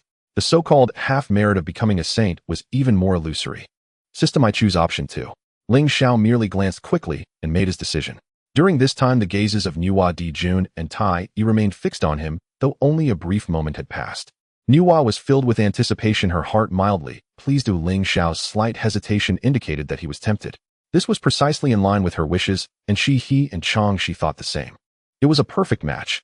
Fate is like this, indescribably wonderful. But in the next moment, Nuwa was stunned. Ling Xiao's following words sent her plummeting from the clouds. We appreciate the good intentions of Taoist Nuwa, but as the three brothers, our cultivation is still weak. How can we establish a family? Weak cultivation. Nuwa felt somewhat breathless, stammering.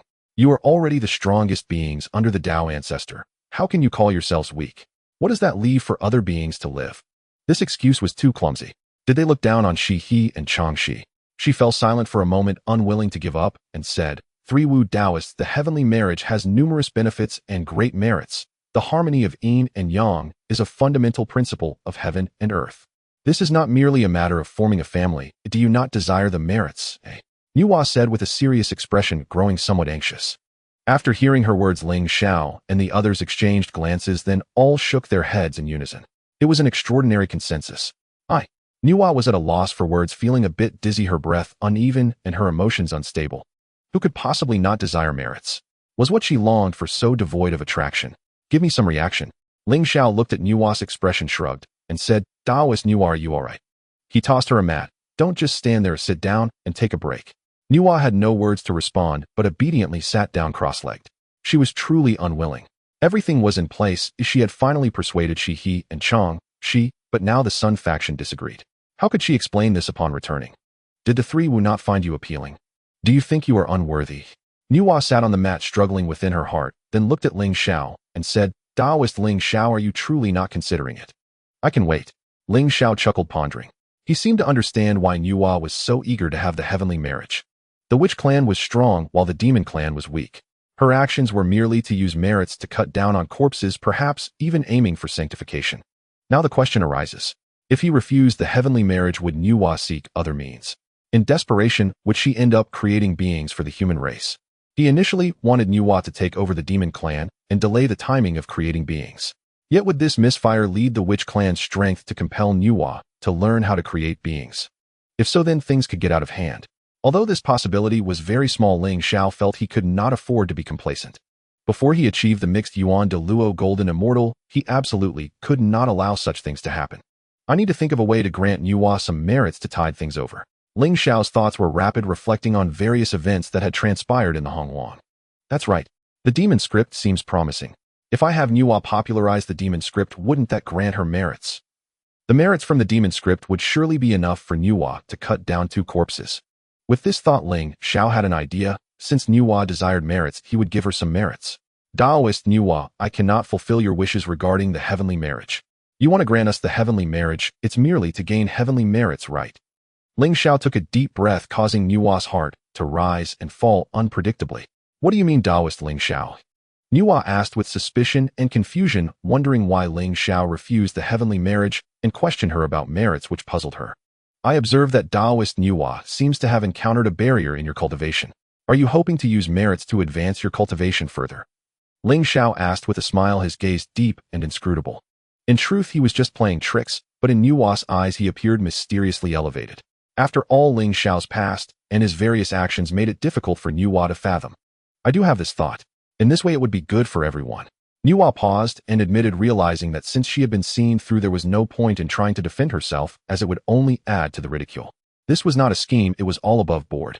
Actually, I believe that one does not necessarily need to achieve a heavenly marriage to obtain merits. Ling Xiao continued. Upon hearing this, Nuwa's expression changed, and she exclaimed, What do you mean by this, Taoist Ling Xiao? She sensed that Ling Xiao's words hinted at an opportunity. If it were someone else saying such things to her, Nuwa might not have thought much of it. However, the person before her was nearly universally recognized as the foremost figure beneath the saints in the current primordial world. What he said was particularly convincing. As the leader of the demon race, overseeing myriad demons, have you ever considered creating or popularizing a script that belongs to the demon race? Ling Xiao said, slowly observing Nuwa's reaction. A script belonging to the demon race. Demon script?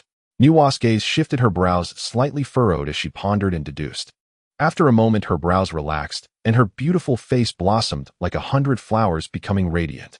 Through deduction and intuition, she felt that this might indeed be a significant opportunity. Taoist Ling Xiao, could you elaborate for me? Nuwa looked directly at Ling Xiao with her phoenix eyes sparkling with anticipation. She had an inkling of an idea, but was unsure how to implement it. You two chat, we are going back to cultivate. Just as Ling Xiao was about to speak, Emperor Dijun and Taiyi stood up, pushing and shoving each other, while hastily walking out, their backs appearing strangely hurried. There was a sense of secrecy. What are they doing? Ling Xiao raised his hand to call them back, but then let it drop. Clearly it was a serious topic, so why did it suddenly feel a bit unusual because of them? Nuwa did not think too much about it, her gaze still eagerly fixed on Ling Xiao, bright, as if a galaxy of stars had fallen. Her thoughts were entirely on how to create the demon script, waiting for Ling Xiao's explanation, and she did not even glance at Emperor Dijun and Taiyi's strange behavior. Ling Xiao lightly coughed, straightened his expression, and began to speak, conveying his understanding. In truth, he did not know what the demon script was like, but he imagined it to be similar to the pictographs from his past life. That was the essence of it. Regardless of what script it was, all writing originally began with pictographs. Only a very few low-level civilizations did not follow this rule.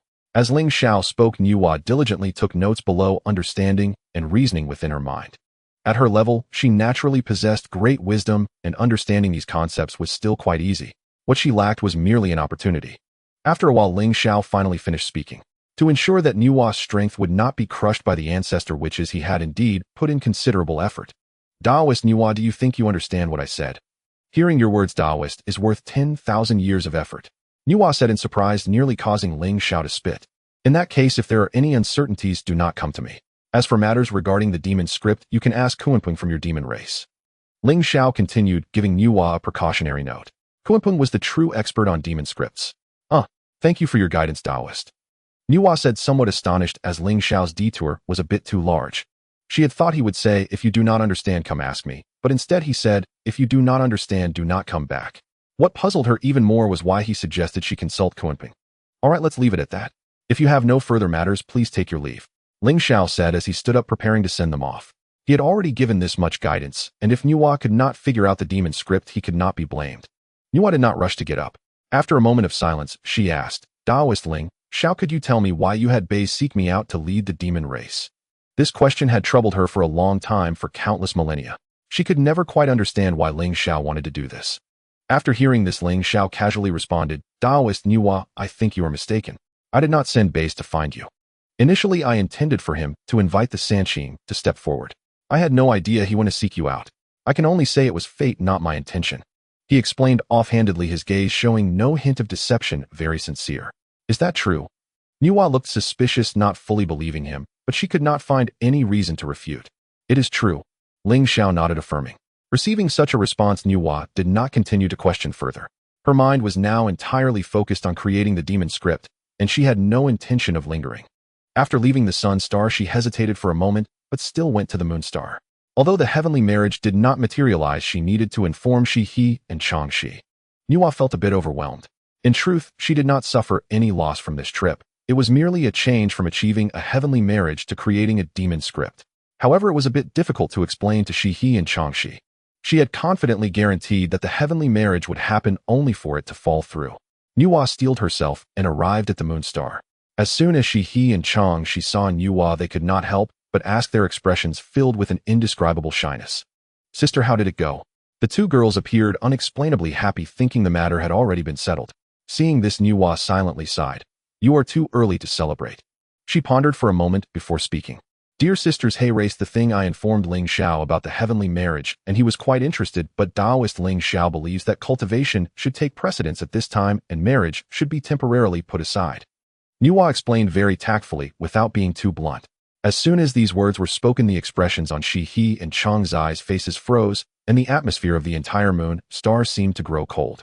They were not fools and naturally knew what this meant. To put it plainly, they had been rejected and found unattractive. Dear sisters, this is my oversight. Please accept these two innate spirit treasures as my apology. Niwa felt guilty and took out 2 innate spirit treasures to give to Shi He and Changxi before leaving the Moon Star. Niwa left behind 2 spiritual treasures and departed from the Taiyin Star, hurrying back to busy herself with demonic scripts. Shiha and Changxi wore grim expressions, their moods shifting like the weather, filled with anger, resentment, and humiliation, resembling a pie chart. Changxi, straightforward and candid, asked with a bitter expression, Sister, does Ling Xiao think our cultivation is too weak and therefore despises us? She raised her voice, searching for reasons within herself, believing that Ling Xiao's reluctance to marry her was precisely due to this. Sister, do not belittle yourself. Your heart is in turmoil, she has said, calming her agitated feelings, her demeanor as dignified as ever. If he is unwilling, then he is unwilling. Oh, why must you find reasons within yourself? If there is blame to be placed, it should be on Niwa, for she made promises to you that were not fulfilled, leaving you in vain hopes. Though she felt both anger and frustration, a significant part of it was directed towards Niwa, who had spoken so positively only to leave them disappointed. Isn't this just playing with them? Changxi was speechless, her rationality slipping away due to the overwhelming disparity. I will return to seclusion. Since you believe your cultivation is low, then work hard to prove yourself. Shiha stated solemnly, her expression cold as she turned and walked towards the Guanghan Palace. Changxi watched her sister's retreating figure, inexplicably sensing a chill. She knew that although her sister appeared calm on the surface, her heart was undoubtedly troubled. In other words, her sister cared about this matter even more than she did. Meanwhile, on the Sun Star, Ling Xiao was opening a magic box, eager to see what random law fragments the system would reward him with. As his divine sense sank into the fragments, he immediately sensed a vast life force, lush and vibrant. The green power of the laws spread across the sky, bestowing life upon all things. The law of wood. After sensing the power of the law, Ling Xiao felt slightly disappointed, thinking he would unlock a top-tier law, but it turned out to be the rather mundane law of wood. However, it was comforting to know that the law of wood was one of the 5 elemental laws. Now he had already grasped the laws of earth, fire, and water. As long as he comprehended the law of metal, the 5 elemental laws would soon be within reach. With this thought, Ling Xiao began to absorb the law fragments. Meanwhile, on the other side, Niwa returned to the 10,000 Great Mountains. Fuxi noticed his sister's joyful expression and felt her mood seemed quite good, so he couldn't help but ask, Sister, has the celestial marriage been successful? At that moment, the pressure in his heart seemed to lighten considerably. If the celestial marriage succeeded, his sister would enjoy boundless merits. Just as she said, perhaps she would even attain sainthood. In Fux's surprised gaze, Niwa slowly shook her head. The celestial marriage has fallen through. The Sun Star deity is unwilling to marry. She said this with a smile, which left Fuxi somewhat bewildered. How could she be so happy if the marriage had failed? Could it be that she was somewhat disoriented from the blow? Sister, don't take it too hard. If the celestial marriage has fallen through, then it has fallen through. We can think of other methods. Fushi consoled his heart, feeling pressured again, sensing that the demon clan's future was dim and hopeless. Brother, how do you know there are other methods? Nuwa said with a smile, instantly rendering Fushi speechless. Sister, is there really? Are you alright? Of course I'm fine. Although Lingxiao Daoist friend rejected the celestial marriage, he has given me other insights presenting a great opportunity and immense merits.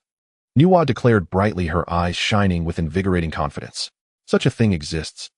Fushi exclaimed in surprise, standing up. Sister, quickly tell me. Nuwa nodded, not hiding anything, and recounted the entire incident in detail. After listening, Fushi fell silent for a moment, feeling a hint of envy. The two goddesses of the Taiyin were willing to marry Lingxiao, yet he surprisingly rejected them. Even more unexpected was that he could propose the creation of demonic scripts. Fushi pondered internally and quickly realized that this matter was indeed feasible. It was truly a great opportunity and immense merits. It not only benefited Nuwa, but also had great advantages for their entire demon clan. Currently, some major demons possessed innate spiritual light and divine powers, enabling them to cultivate independently.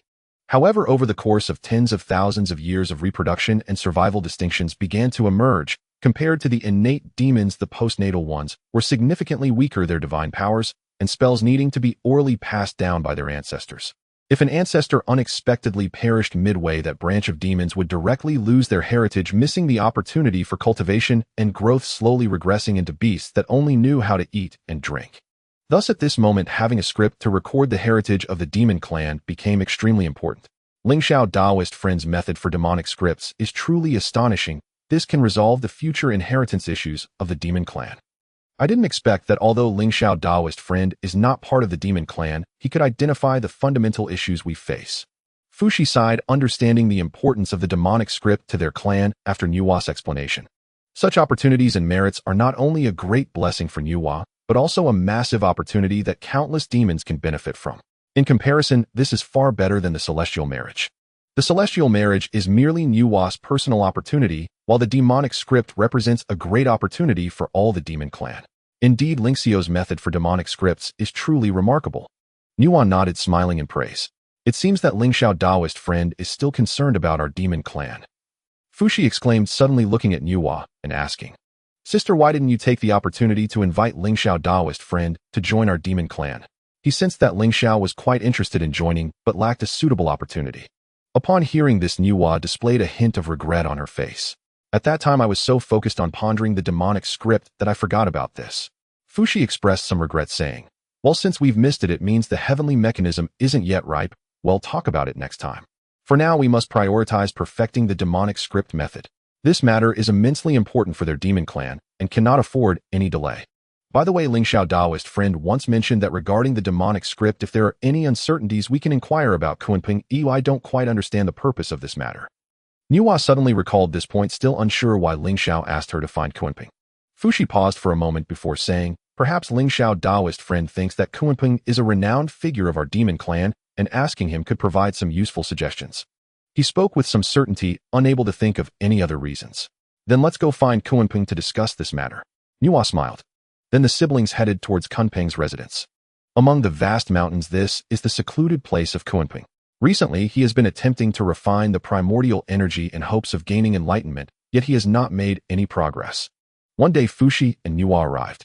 Kunping sensed their presence and felt puzzled. What could these siblings be doing here? Could it be that the demon tribe and the shaman tribe are about to engage in a great battle?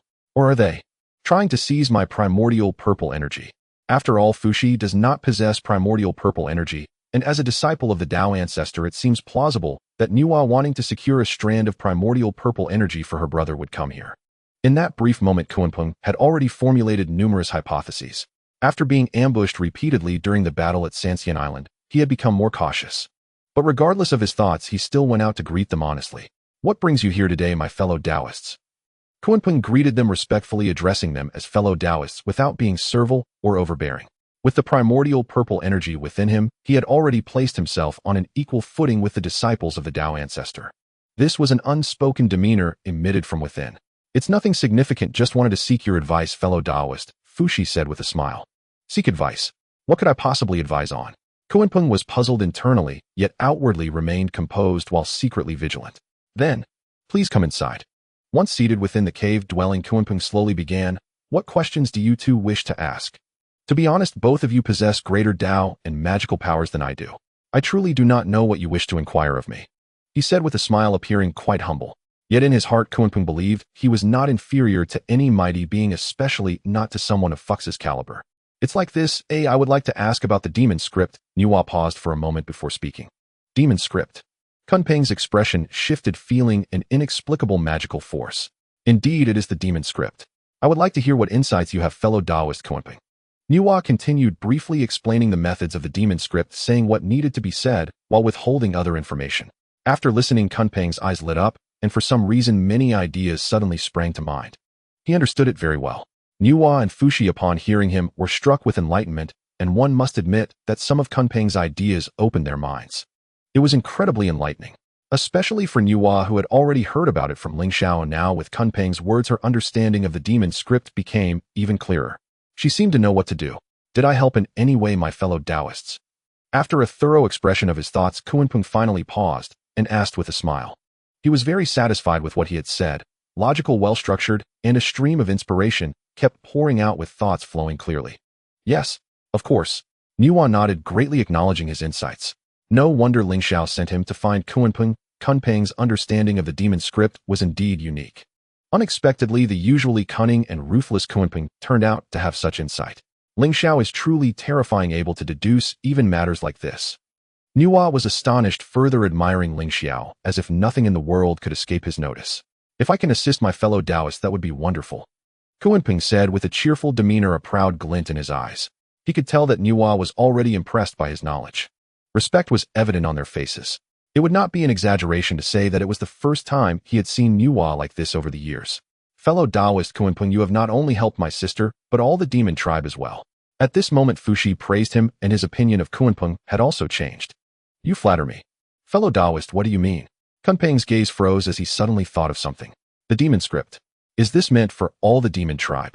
Is it that Niwa intends to popularize the demon script among all the demon tribe to gain the merits of the heavenly Tao? Kunpeng shifted his thoughts, stepping out of his earlier self-satisfaction, quickly understanding Niwa and Fux's intentions. He also realized that if the demon script were to be disseminated among all the demon tribe, it would be a monumental merit. Do you not understand, fellow Taoist? The demon script was created for our demon tribe. With it, countless issues of inheritance among the demon tribe would be resolved, Fushi said with a smile, expressing gratitude. However, this smile seemed to Kunpeng to be a mockery of himself. He felt as if he had been used. You didn't mention earlier that this was created for the demon tribe. Kunpeng was angry inside, but outwardly remained calm. To Fux's words, he merely smiled slightly and said, It is my greatest honor to contribute to the demon tribe. With fellow Taoist Kunpeng, it is indeed a blessing for our demon tribe. Fushi responded with admiration. You flatter me, you flatter me. Kunpeng waved his hand, chuckling, as he declined. Yet this smile appeared somewhat stiff, with a flicker of odd light passing through his eyes, remaining unnoticed. After you leave, I will be the first to establish the demon script and spread it among the demon tribe. Then this opportunity will be mine. He had already made plans. How could he let such a great merit and chance slip away to Niwa? As long as he established the demon script first and gained the merits of the heavenly Tao, he could even sever his second corpse and possibly attain sainthood. At that time, the entire demon tribe would be at his command. If Niwa and Fushi dared to defy him, he would suppress them with a flick of his hand. The merit of this demon script will ultimately be mine. Kunpeng pondered, already forming ideas. He could sense that this was his opportunity, one that would not come again. No wonder he had been racking his brain and finding no solutions. That turned out this opportunity was knocking at his door. Then, fellow Taoist, please continue with your tasks. We shall take our leave first. Niwa and Fushi stood up, smiling as they spoke. Farewell, farewell. Kunpeng said politely, eager to send them off and get started on the establishment of the demon script. Soon after, Niwa and Fushi exited Kunpeng's cave dwelling. At that moment, the demon script in Niwa's heart had been thoroughly perfected. She immediately raised her head, her eyes shining brilliantly, radiating divine light. Heavenly Tao above, I Niwa, feeling the difficulty of cultivation among the demon tribe today, create the demon script to pass down the methods of cultivation. Niwa's voice was resounding, echoing in all directions as golden light shot from her brow, manifesting the 3,000 demon scripts. The heavenly Tao responded, and under a wave of influence, countless demons across the vast land of the wilderness felt a connection with 3,000 demon scripts appearing in their minds. Then in the endless void, golden light flowed, and the vast light of merit descended, bringing life to all things, with countless phenomena rising and falling. Most of this immense merit was directed towards Nuwa, while the rest was distributed among Fushi Kuanping, many great demons, and all the demon tribe. In an instant, the fortune and strength of the entire demon tribe skyrocketed. The Kuanping bathed in the golden light of merit, gradually increasing in strength, yet he felt no joy, only shock and anger on his face. He was dumbfounded, never expecting that Nuwa would start establishing the demon script as soon as she stepped out. Why the urgency? He had originally planned to wait for Nuwa and Fushi to leave before perfecting the demon script, and then secretly taking action for an unexpected strike. But as soon as Nuwa stepped out, she began without any buffer. It was too sudden. Is she afraid I will get the jump on her? Kunpeng's expression darkened, his eyes blazing with astonishing fury. Although he was a notable figure among the demon clan, he had also gained a small portion of merit, and his long stagnant cultivation was gradually improving. If just the tiniest portion brought such benefits, what if he had received the majority of the merit like Nuwa? Damn it! These merits were supposed to be mine. Kuanpeng, infuriated, pounded his chest in frustration, wishing he could flatten 100,000 mountains. Seeing such a significant benefit slip away, how could he endure it? As the demon script emerged, the heavenly Tao bestowed great merit, illuminating the vast wilderness. In an instant, the fortune of the entire demon race began to rise rapidly. The cultivation levels of many great demons surged alongside this change. It was not merely Nuwa's merit, but a grand celebration for the entire demon clan. Nuwa, who claimed the majority of the merit, was enveloped in a multitude of divine lights, her elongated divine form completely shrouded in nine-colored brilliance. Her cultivation was also rapidly advancing, soon approaching the mid-stage of Saint. Nuwa's expression was solemn and sacred, her crimson lips pressed tightly together with golden clouds swirling above her head. A giant serpent coiled around her, swaying its head and tail, devouring immeasurable merit and soaring up, aiming to consume the heavens. The spiritual energy of the entire 100,000 mountains converged towards Nuwa, gathering in great amounts to form a massive cloud of spiritual energy. Nuwa gently inhaled, and the vast cloud of spiritual energy, which could block out the sun, was effortlessly drawn into her mouth. Then she lifted her jade hand and waved it gracefully in the air. In a hazy moment, a palace-dressed girl resembling Nuwa emerged, appearing younger and somewhat innocent. She bowed to Nuwa, her face radiant like a blooming flower. Nuwa returned the gesture, and the girl nodded, gently transforming into a beam of golden light that entered Nuwa's body. Instantly, Nuwa's aura surged dramatically, her cultivation officially entering the mid-stage of Saint, and it continued to grow as she absorbed the remaining merit. A boundless sacred aura radiated, reaching far and wide. Countless demons bowed in reverence towards Nuwa, grateful and wholeheartedly admiring her. All the various demons within the 100,000 mountains erupted in excitement. Nuwa's enhanced strength boosted their confidence, dispelling the shadows cast by their previous defeats to the Witch clan. A blessing for the demon clan. Even Baizé expressed his admiration, having also benefited greatly from the merit of the heavenly Tao, increasing his own cultivation. Recently, he learned from Fushi that Nuwa had gone to the Taiyin and Sun to marry for the heavenly decree. He never expected that the heavenly marriage would not be established, but rather that she would establish the demon script. This made him ponder and even foresee that this matter might be related to Ling Xiao. In Baizé's view, with Nuwa's intelligence, creating the demon script would likely pose some difficulty. Without external guidance, it would certainly be no easy feat. The demon clan is thriving. Guo Jiao and Ji Meng and other powerful figures could not contain their excitement, feeling a bright future ahead for the demon clan. With the merit from establishing the demon script, Nuwa achieved the mid-stage of Saint. With such cultivation and immense merit, she was likely the strongest being beneath a saint. Not only did Nuwa gain immense enhancement, but their own cultivation also saw significant growth, allowing them to face the Witch clan without feeling so passive, even preparing to confront them heated. The demon clan rejoiced, a scene of jubilation. In an instant, the entire wilderness became lively as Nuwa severed her second corpse, achieving the mid-stage of Saint, her vast pressure sweeping across the endless desolate land. Numerous powerful beings sensed this grand aura. Yujing Mountain, Laozi Yuan Shi and Tong Tian awakened from their meditative state, gazing towards the same direction. Nuwa's junior sister has severed her second corpse. Tong Tian exclaimed in surprise, sensing an invisible pressure. Haha, it's merit again. Nuwa seems to have a special affinity for merit. Indeed, Yuan Shi replied with a faint smile, his words carrying a hint of disdain. In his view, severing the corpse with merit seemed somewhat opportunistic and not truly impressive. Nuwa had already received merit enhancement twice, walking further down this path. Not bad. Nuwa's ability to sever the corpse with merit is enough to prove her great fortune and immense merit, which should not be underestimated. Laozi nodded, a calm smile on his face, showing no signs of pressure regarding Nuwa severing her second corpse. This calmness surprised Yuan Shi and Tong Tian, and soon they seemed to have guessed something. Brother, could it be that you also want to? Laozi stroked his shining white beard, smiling as he said, indeed, I will also sever my second corpse. As soon as he spoke, black and white auspicious clouds rose above Laozi's head, forming a virtual image of a Taiji disc with the essence of Taiji spreading around. A Taoist with a stern and somewhat ruthless demeanor emerged, his face bearing some resemblance to Laozi, yet appearing somewhat defiant and cold. Yuan Shi and Tong Tian were shocked, never expecting that after spending so much time together their brother had secretly reached this point and severed his second corpse. In the west on Shumi Mountain, Jane and Junti were startled by the aura of Nuwa severing her corpse. The two brothers with circular halos above their heads exchanged glances, both seeing the astonishment in each other's eyes. Nuwa actually borrowed merit to sever her second corpse. Junti said somewhat enviously, his words revealing deep admiration. Unknowingly, Nuwa had severed her second corpse. Nuwa has profound insights into the way of merit standing ahead of us. Indeed, she is extraordinary, Jane said in a calm tone, though his inner feelings were filled with envy. Fortunately, we are not the last. We have the Sanqing accompanying us, Junti said with a smile, somewhat comforting himself. Even though Nuwa severed her second corpse, at least the Sanqing was still together, making it seem like they were not that far behind. Hearing this, Jane nodded slightly in agreement. They had always liked to compare themselves with the Sanqing. Since the Sanqing had not yet severed their second corpse, their psychological pressure was not so great. What is this? Suddenly, Jane and Junti looked towards a certain direction, sensing a vast aura similar to that of Nuwa severing her second corpse not long ago. Did Laozi sever his second corpse?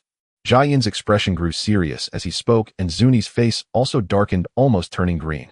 Just a moment ago, they were lamenting that the Sanqing was in the same situation as them, and now they were slapped in the face.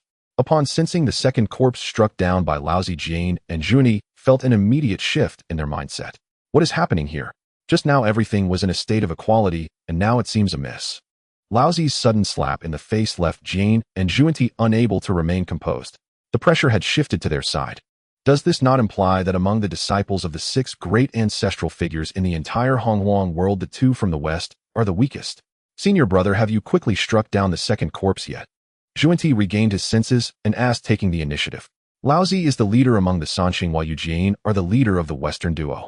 If you do not strike down the corpse, who will? Jiayan's expression stiffened as he replied. Soon. I am already 80% certain that the second corpse will be struck down sooner or later. He spoke up, estimating a vague response which was quite ambiguous and unreasonable. Junti nodded and smiled, saying, that's good, my brothers, and I must not allow the Sanqing to fall behind. Upon hearing this, Jane shot him a glance, internally scoffing. If you don't want to fall behind, why don't you put in the effort? Laozi's act of striking down the corpse indeed put immense pressure on Jane, far exceeding the pressure brought by Nuwa.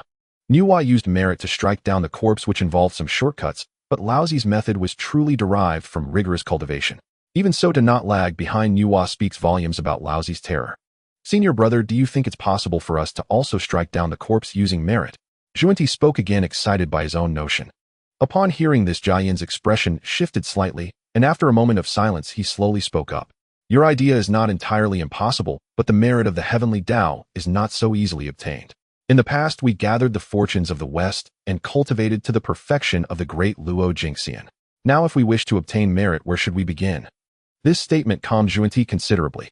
As Jane said, the merit of the heavenly Tao is not easily acquired and requires consideration of many factors, including alignment with heavenly will. Otherwise, it would all be in vain. Focus on your cultivation and ensure that you strike down the corpse before Yuan Shi and Tong Tian. Jane continued, assigning a heavy task. Fortunately, Yuan Shi and Tong Tian have not yet struck down their corpses, giving them some space to catch up, otherwise their faces would be utterly shamed. Junti nodded heavily, setting aside thoughts of how to acquire heavenly merit and instead focusing on his meditation and cultivation. Penga Divine Hall. The ancestral shaman naturally sensed the movements of the demon clan. Dijun looked towards a certain direction and slowly spoke. Nuwa has actually created the demon script, and the heavenly Tao has bestowed merit. The fortunes of the demon clan have indeed improved significantly. Struggling at the brink of death is truly amusing. Once this was said, the other ancestral shamans also scoffed coldly, not taking the demon clan's rise in fortune seriously. Over the years, the battles between the Wu clan and the demon clan have made the Wu clan increasingly powerful, growing bolder, with every battle unafraid of the demon clan strengthening. In their view, no matter how strong the demon clan becomes, they will never be a match for the Wu clan. The demon clan has created the demon script. I wonder if we can imitate it and create a shamanic script. Unlike the other ancestral shamans, Ho2 was considering whether they could follow suit and create a shamanic script belonging to their Wu clan. Upon hearing this, the other ancestral shamans displayed strange expressions, seemingly taken aback by Ho2's idea. Sister Ho2, our Wu clan survives through battle. Why would we need a shamanic script? Zhu Rong chuckled, feeling that it was unnecessary for their Wu clan to use such things. They were all rough people who did not need to engage in such delicate work. Indeed, we only honor our Father God and do not need the merit of the heavenly Tao. Creating a shamanic script is simply redundant. Zhu Jiuyin said nonchalantly, looking down on the so-called merit of the heavenly Tao, stating that even if it were offered to him, he would not accept it. In my opinion, creating a demon script is also unnecessary. The demise of the demon clan is only a matter of time. Xianming said coldly, her formidable strength giving her confidence. Over these thousands of years, she had already reached the mid-stage of Quasi-Saint, second only to Dijiang. Although she was the youngest besides Ho2, her strength was already among the top, surpassing many of her brothers. Listening to the words of the ancestral shamans, Dijiang displayed a contemplative expression. Zhu Jiuyin's words provided a clue, prompting him to suddenly recall a long-overlooked issue. Worshipping the Father God. Once Dong Wanggong told him that the paths to sanctification for the ancestral shamans were nothing more than two: one is to worship the Father God, and the other is to collect the remnants of the Father God. For so long he had yet to implement this. Now, with the demon clan borrowing the merit of the heavenly Tao to enhance their power and fortunes, he felt an idea forming in his mind. The blood pool seems to be moving. Could it be that Gong Gong and the others are reviving? At this moment, Zhu Rong suddenly spoke, and the other ancestral shamans also began to notice this. Since the battle at Sanxian Island, Gong Gong, Zhu Meng, and Shi Zi had been recuperating in the blood pool without any movement. Now that the blood pool was showing signs of change, they were surely about to emerge. Immediately, the 9 ancestral shamans rushed to the blood pool, witnessing 3 waves of blood energy rising. 3 powerful heartbeats resounded like celestial drums, causing the blood pool to boil over, surging like an ocean, stirring up monstrous waves. Then 3 gigantic figures stood up, exuding astonishing malevolence. Gong Gong, Zhu Meng, and Shi Zi had completely awakened, breaking through and advancing further in their cultivation. Haha, great! My brothers have finally returned. Chang Liang exclaimed thunderously, feeling extraordinarily happy to see that the 3 of them were safe. After all, they had gone to Sanxian Island together.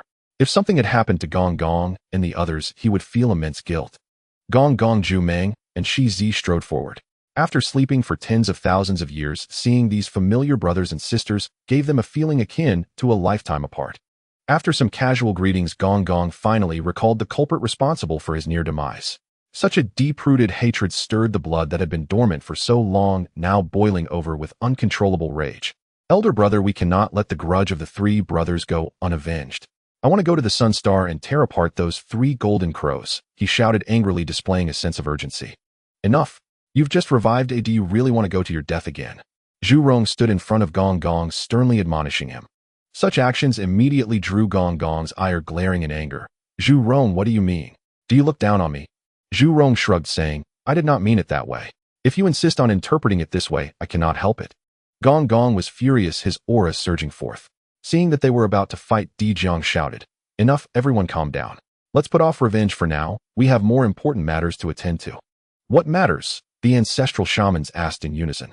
Worshipping the Father God, Dijiang said solemnly. As Emperor Jiang's words echoed, the ancestral witches were momentarily taken aback, caught off guard by the sudden declaration. To worship the Father God and seek blessings, the heavenly Tao grants merit to the demon clan, and I believe the Father God will bestow blessings upon the witch clan as well. Emperor Jiang spoke in a deep voice, his expression serious and solemn, even carrying a hint of fervor. Indeed, it is our duty to worship the Father God. Let us go, time is of the essence, we must act now. The ancestral witches immediately echoed in agreement, showing no sign of dissent. They would never disagree on such matters, fully supportive of the decision. By the way, where shall we worship? This entire primordial world is the manifestation of the Father God, asked Chang Liang, voicing his confusion. Nonsense, it must be Mount Buzhou. Mount Buzhou is the backbone of the Father God, best representing his indomitable will. Moreover, it is right at our doorstep, making worship convenient. Xianming immediately responded. Upon hearing this, the other ancestral witches nodded in agreement, casting strange looks at Chang Liang, as if he were the only one unaware of the obvious. What kind of gaze is that? I was simply asking what's wrong with that. Chang Liang said defensively. Emperor Jiang glanced at the ancestral witches and commanded, "Gather the tribes and head to Mount Buzhou to worship the Father God together." "Yes, elder brother." The remaining 11 ancestral witches responded in unison. Soon after they left the Pangu temple, returning to their respective tribes to summon their people. The current 12 ancestral witch tribes were all gathered around Mount Buzhou, very close to its vicinity. Before long, millions of witches led by the 12 ancestral witches surged towards Mount Buzhou in a grand procession. Behind the 12 ancestral witches were the elite witches from various tribes, distinguished in this myriad of years of battles, their prestige second only to the 12 ancestral witches within the witch clan. Qi Yu Xing Tian Dai Qua Fu Jiu Feng and other prominent witches had already reached the realm of Great Luo, Golden Immortal, their combat prowess unmatched, having slain countless demons during the Witch-Demon War. The earth shook with their approach. An uncountable number of witches gathered together, the overwhelming momentum tearing through the void as the atmosphere over countless miles became shrouded in ominous energy. The massive figures of the 12 ancestral witches shook the mountains and rivers, the ominous energy swirling like a true dragon soaring into the sky. Among the ancestral witches, Huta noticed that Gong appeared displeased, seemingly still troubled by the earlier incident, and stepped forward to offer comfort. "Brother, are you still worried about what happened just now?" She felt it necessary to speak with Gong, otherwise holding it in might create a rift between the brothers. Of course, Gong spoke frankly, showing no intent to conceal his feelings, readily admitting it.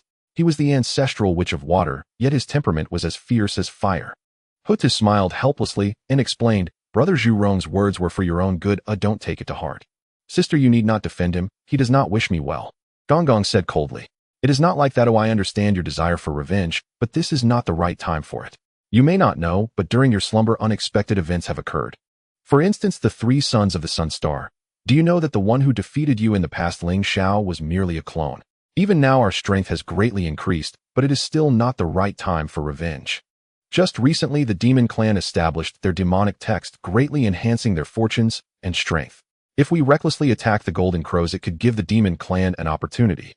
Hutu patiently explained, wanting to avoid any lingering resentment from Gong. "What? A clone? The one who defeated us on the 3 Immortals Island was merely a clone of Ling Xiao." Gong was taken aback. Upon hearing this news, he felt a chill run down his spine. If even a clone could be that formidable, how powerful must the original be? Thinking of this, he seemed to understand why no brothers responded to his earlier desire to rip the Golden Crows apart. In the past, they would have rallied to his side without hesitation. No wonder he has been so cautious. Upon reflection, avenging this grudge is certainly not that simple. Elder brother means we should first defeat the demon clan and strengthen our cultivation before dealing with the 3 sons. That is the most prudent approach. Hutu further clarified. Upon hearing this, Gong finally understood. The memories lost during these thousands of years of slumber were gradually becoming clear. He was now aware of the current situation. However, understanding aside, Zhu Rong's earlier attitude still left him somewhat dissatisfied. Gong did not voice this discontent, merely burying it deep within. Soon the 12 ancestral witches led their people to the foot of Mount Buzhou. Gazing at the majestic and towering Mount Buzhou, Emperor Jiang raised his voice, which echoed in all directions. "Father God above, today Emperor Jiang leads the descendants of the Father God to offer worship." As his voice fell, the other 11 ancestral witches shouted in unison, followed by millions of witches bowing before the mountain, which was formed from the backbone of Pangu. They do not worship the heavenly Tao, nor do they venerate the sages. They only honor Pangu. Subsequently, a great witch prepared offerings. The corpses of formidable demon beasts, each spanning thousands of feet, were displayed before Mount Buzhou, as billions of witches chanted ancient incantations, performing a mysterious ritual. Centered around Mount Buzhou, this grand commotion reverberated throughout the heavens and earth, sweeping across the boundless land and echoing in the vast depths of space. For a moment, in the eastern part of the primordial world, many powerful beings were drawn to this grand spectacle, and upon witnessing the actions of the witch clan, they couldn't help but burst into laughter. Is the witch clan imitating the demon clan? The demon clan established the demon text, receiving the rewards of the heavenly Tao, and now the witch clan also begins to worship the great god Pangu, attempting to gain his protection. The demon clan's acquisition of the heavenly Tao's merits may have pressured the witch clan, prompting them to worship Pangu. After all, in the eyes of the ancestral witches, Pangu is superior to all. He is their heaven. On the sun star, Ling Xiao, having just absorbed fragments of the laws of wood, was coincidentally disturbed by the commotion raised by the witch clan.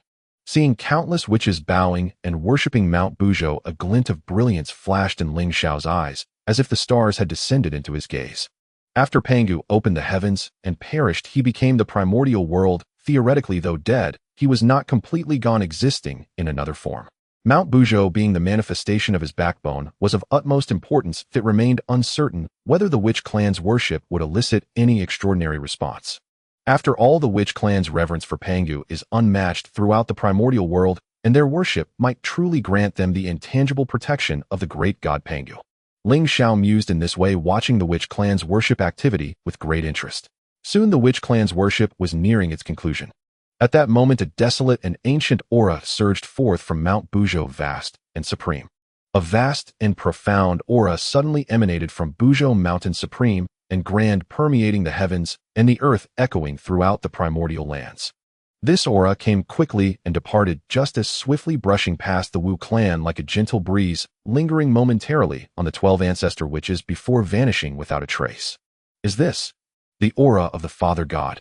The 12 ancestor witches were stunned, gazing blankly at Buzhou Mountain.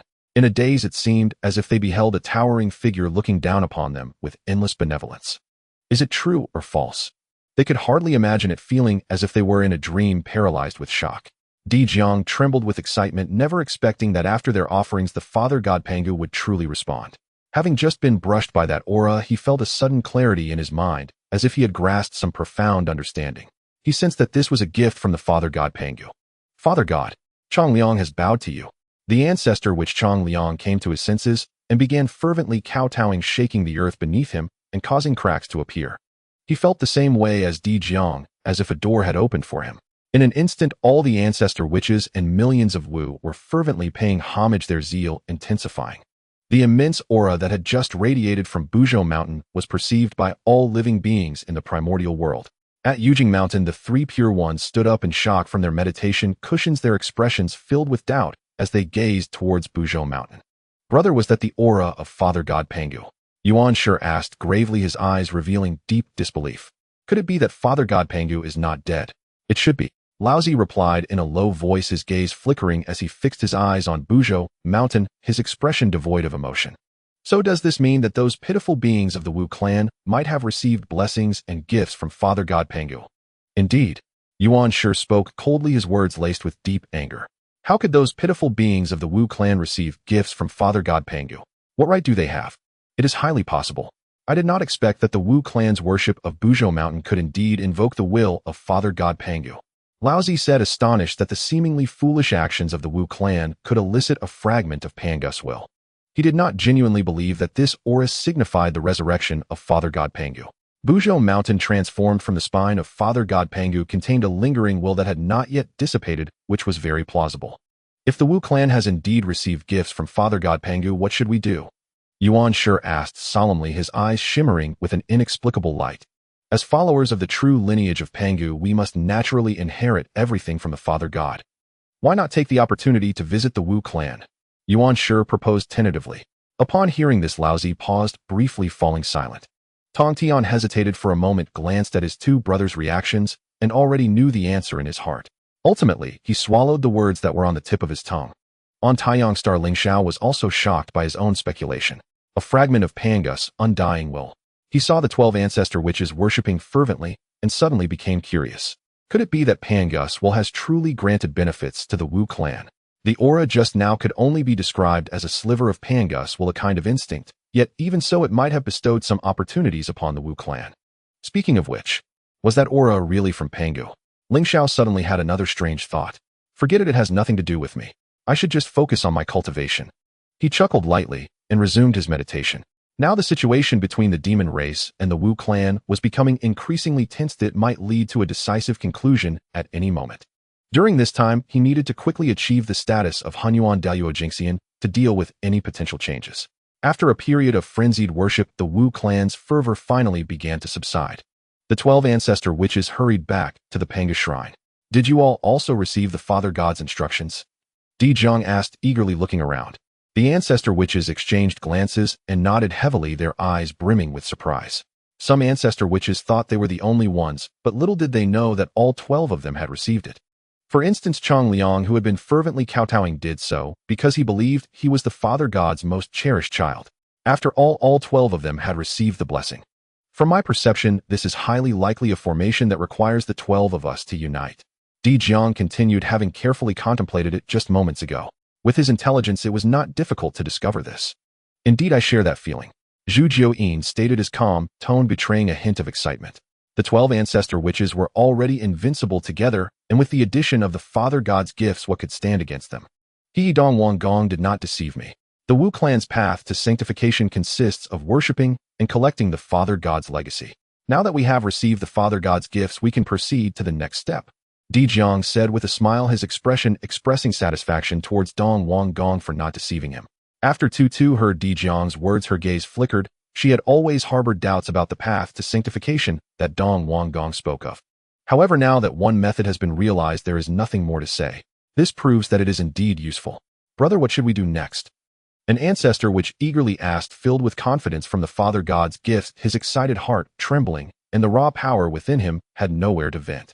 A smile of astonishment appeared at the corner of Dijun's mouth as he said, "Naturally, we must collect the Father God's legacy." "Great. Let's do it. Where should we start?" Upon hearing this, the other ancestor witches unanimously agreed. At this moment, if asked to attack the Zixiao Palace, they would do so without hesitation, driven by fervor. I propose we first conquer Dijun and Taiyi stars. These are the Father God's eyes and carry great significance. Zhu Meng spoke with a hint of personal vendetta. Since we are to collect the Father God's legacy, we should start from the beginning. Dijun and Taiyi indeed make for a good choice. His suggestion was immediately met with overwhelming approval from the majority of the ancestor witches. In the past, they lacked 3 brothers, but now with the 12 ancestor witches gathered again, who in the primordial world could stand against them? Eldest brother, I believe we should take our time with Dijun and Taiyi. The golden crows of Taiyi Star are not easy to deal with.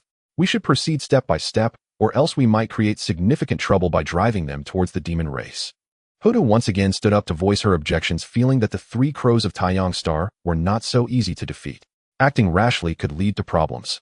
Sister, you are overthinking it. An ancestor witch said with a laugh, dismissing her concerns. Subsequently, the ancestor witches turned to Dijun, waiting for their eldest brother to give the command. The remaining 11 ancestral witches looked at Dijun. Wherever their elder brother directed, they would strike. As long as there was an enemy to fight, that was enough. Dijun sensed the eager gazes of his younger siblings and knew that this matter was unavoidable. A war must commence. After pondering for a moment, he devised a plan in his heart. Just as Ho-Tu had said, the Sun Star was temporarily not to be touched, as the strength of the Golden Crows was formidable and should not be underestimated. If they acted rashly, even if they won, it would come at a significant cost. Until the demon race was quelled, the Golden Crows were best left undisturbed, or perhaps they could wait until they comprehended the formation before acting. The formation bestowed by their Father God was surely not ordinary. As long as the 12 ancestral witches could work together, its might would be unimaginable. After some consideration, Dijun had a target in mind, and immediately spoke aloud, "Let us begin with Mount Buzhou. The first target is the Western Kunlun." Upon hearing this, some of the ancestral witches felt slightly disappointed that their elder brother did not choose the Sun Star. However, it was comforting that as long as they took the first step, the rest would follow quickly, and once they had gathered enough of the Father God's legacy, they would eventually turn to the Sun Star. The Western Kunlun and Eastern Kunlun both belong to the Buzhou mountain range, one in the east and one in the west, linking to the heavenly pillar of Buzhou, not too far apart. Now the Eastern Kunlun of the 3 clear ones had already been occupied by them. Seizing the Western Kunlun was indeed a wise choice. The ancestral witches had not thought much and immediately reached a unanimous agreement.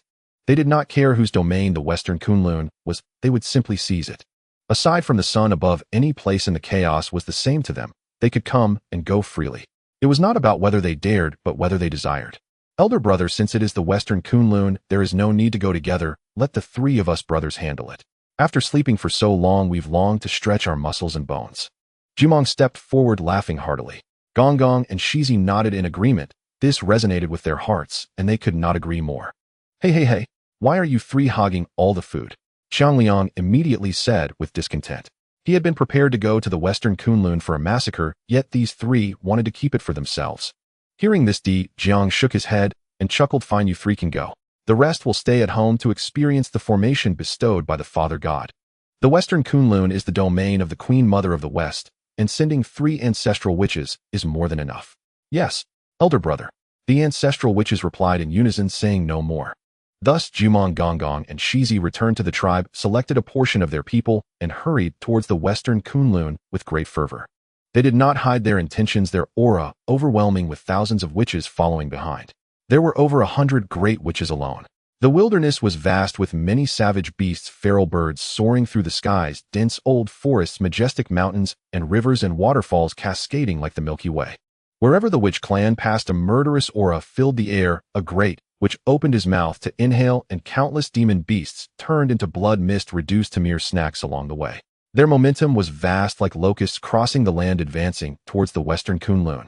This grand spectacle startled many powerful beings who saw 3 ancestral witches leading countless tribesmen towards the western Kunlun. The Queen Mother of the West, residing in the western Kunlun, naturally sensed this commotion. She stepped out of her domain, standing on the mountainside, solemnly gazing at the fiercely approaching witches. "Fellow Taoists, what business brings you to my western Kunlun?" The voice of the Queen Mother of the West resonated through the heavens and the earth, inquiring about the witches' intentions. In truth, she understood in her heart that the witches had come with ill intent and were certainly not merely passing by. "Haha, let's cut the nonsense. The western Kunlun is coveted by our witch clan. Pack up and leave quickly," Gong Gong shouted, and although they were still quite far away, his booming voice pierced through the clouds, reverberating with immense pressure. The beings atop the western Kunlun felt a deep sense of dread, trembling uncontrollably. "Dear fellow Taoists, this is my domain. It would be best for you to withdraw," the Queen Mother of the West said with a stern expression, while the female immortals behind her turned pale. The ancestral witches were approaching, and the murderous aura almost suffocated them. Facing this group of beings, they could hardly muster the courage to fight. Haha, what a joke. The western Kunlun is adjacent to Mount Bujo, which is the backbone of our Father God. You dare to occupy this place without our consent. Now we are reclaiming this place. Do you have any objections? Gong Gong continued reasoning with confidence, showing no signs of feeling inappropriate, in a posture of having the right. This was not him deliberately being unreasonable. He genuinely felt this way from the bottom of his heart. Not long ago, the emergence of Pangus will made the ancestral witches feel even more like the only descendants of the great Pangu, the most beloved offspring. Thus they felt even more that this entire wilderness belonged to them. Fellow Taoists, your words seem a bit inappropriate, don't they? This entire wilderness world is transformed by the great Pangu. Could it all belong to your witch clan? The Queen Mother of the West's expression darkened as she asked, her voice tense. The ancestral witch's tyranny and unreasonable behavior left her speechless, unable to reason with these barbarians. Yet she knew that the situation was stronger than the individual. Even defeating a single ancestral witch with her cultivation was difficult, let alone 3, and there were 12 in total. It was still preferable to reason if possible. However, the Queen Mother of the West seemed to have yet to understand that reasoning with the witch clan was the most unreasonable. The witch clan's reasoning was only through strength. Whoever had the hardest fist had the right. Haha, you're right. Gong Gong nodded repeatedly, very much in agreement, not even picking up on the sarcasm in the Queen Mother's words. Stop wasting words with her, occupying our witch clan's territory while being unreasonable. It's time to fight, Shizi said impatiently, already showing signs of wanting to act, as if he had suffered a great loss. The Queen Mother of the West was taken aback, wanting to say something, but finding it impossible to voice her thoughts. She felt a bit dizzy with anger, her chest rising and falling violently, and a violent aura tore through the clouds. Immediately, she summoned her magical treasures and launched an attack. Today, even if she could not defeat them, she would make the witch clan pay a price, if only to vent her anger. Seeking death. You were given a chance, but did not cherish it. You dare to snatch from us and still act fierce. The 3 ancestral witches were enraged and immediately struck out, their overwhelming ferocity and murderous aura shaking the entire western Kunlun. The unmatched brute force and powerful rule-based energy transformed into a supreme offensive technique, instantly drowning the Queen Mother of the West. You all go first. The Queen Mother of the West shouted, her plain cloud banner blooming with a wondrous spectacle, illuminating the heavens and the earth, impervious to all laws. The female immortals hesitated for a moment, but resolutely departed, as their cultivation could only hold them back. At this moment, the great witches also led their people to charge forward, enveloping the entire western Kunlun in a shroud of blood and killing cries. Boom! With a loud crash, the plain cloud banner was shattered by the brute force of the 3 ancestral witches, and the Queen Mother of the West was sent flying, blood splattering into the void. Having flown 10,000 li, the Queen Mother of the West was already wounded, her phoenix eyes revealing deep shock and dread. Even wielding a supreme innate spiritual treasure, she could not withstand a few moves against the combined assault of 3 ancestral witches. This also meant she was no match for even a single ancestral witch. It reminded her of the great battle on 3 Immortal Island. How had Ling Xiao single-handedly defeated 6 ancestral witches? Retreat. Immediately the Queen Mother of the West dared not linger. Using the plain cloud banner, she swept up the female immortals still locked in bitter struggle, tore through the void, and fled. Haha, you brought this upon yourself. If you had left earlier, you wouldn't have needed a beating. Shizi laughed. The three ancestral witches did not pursue eagerly. Though formidable in combat, they were not skilled in chasing. Moreover, the purpose of their journey had already been achieved, and that was what mattered most. From now on, West Kunlun is part of our Wu clan's territory. Gong Gong proclaimed to heaven and earth, his vast voice echoing for millions of li sweeping across all directions. This was a warning uttered to every living being. His Dharma form was terrifying, a python-headed human body clad in black scales, feet treading a black dragon, hands entwined with green serpents, surrounded by dark primordial water, flowing like silken ribbons, ceaselessly swirling like a mountain stream. Instantly, the countless beings around West Kunlun fell silent, trembling with fear and unease, already contemplating relocation. The Wu clan's territory was by no means a livable place, though one might become their food at any time. The Queen Mother of the West's defeat came as no surprise to the great powers watching this battle. With three ancestral witches present, unless she could split into three of herself, she had no chance of victory. The Queen Mother of the West fled all the way, her beautiful face, frosty teeth, grinding with rage.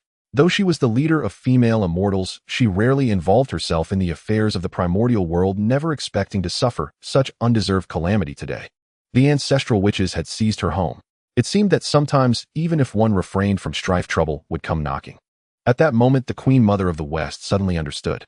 She felt she could no longer remain as passive as before. She had to take action, lest she encounter another undeserved disaster. Most importantly, the Wu clan's rise had become an unstoppable force. If this continued, the entire primordial world would likely be dominated by them. She had once thought little of it, but now she suddenly realized the crisis. Once the Wu clan grew powerful enough, the consequences would be far more severe. From the earlier clash, the Queen Mother of the West had understood clearly. These ancestral witches regarded the entire primordial world as their own, arrogantly believing themselves to be the sole descendants of Pangu. In other words, they had come to see occupying the primordial world as a matter of course.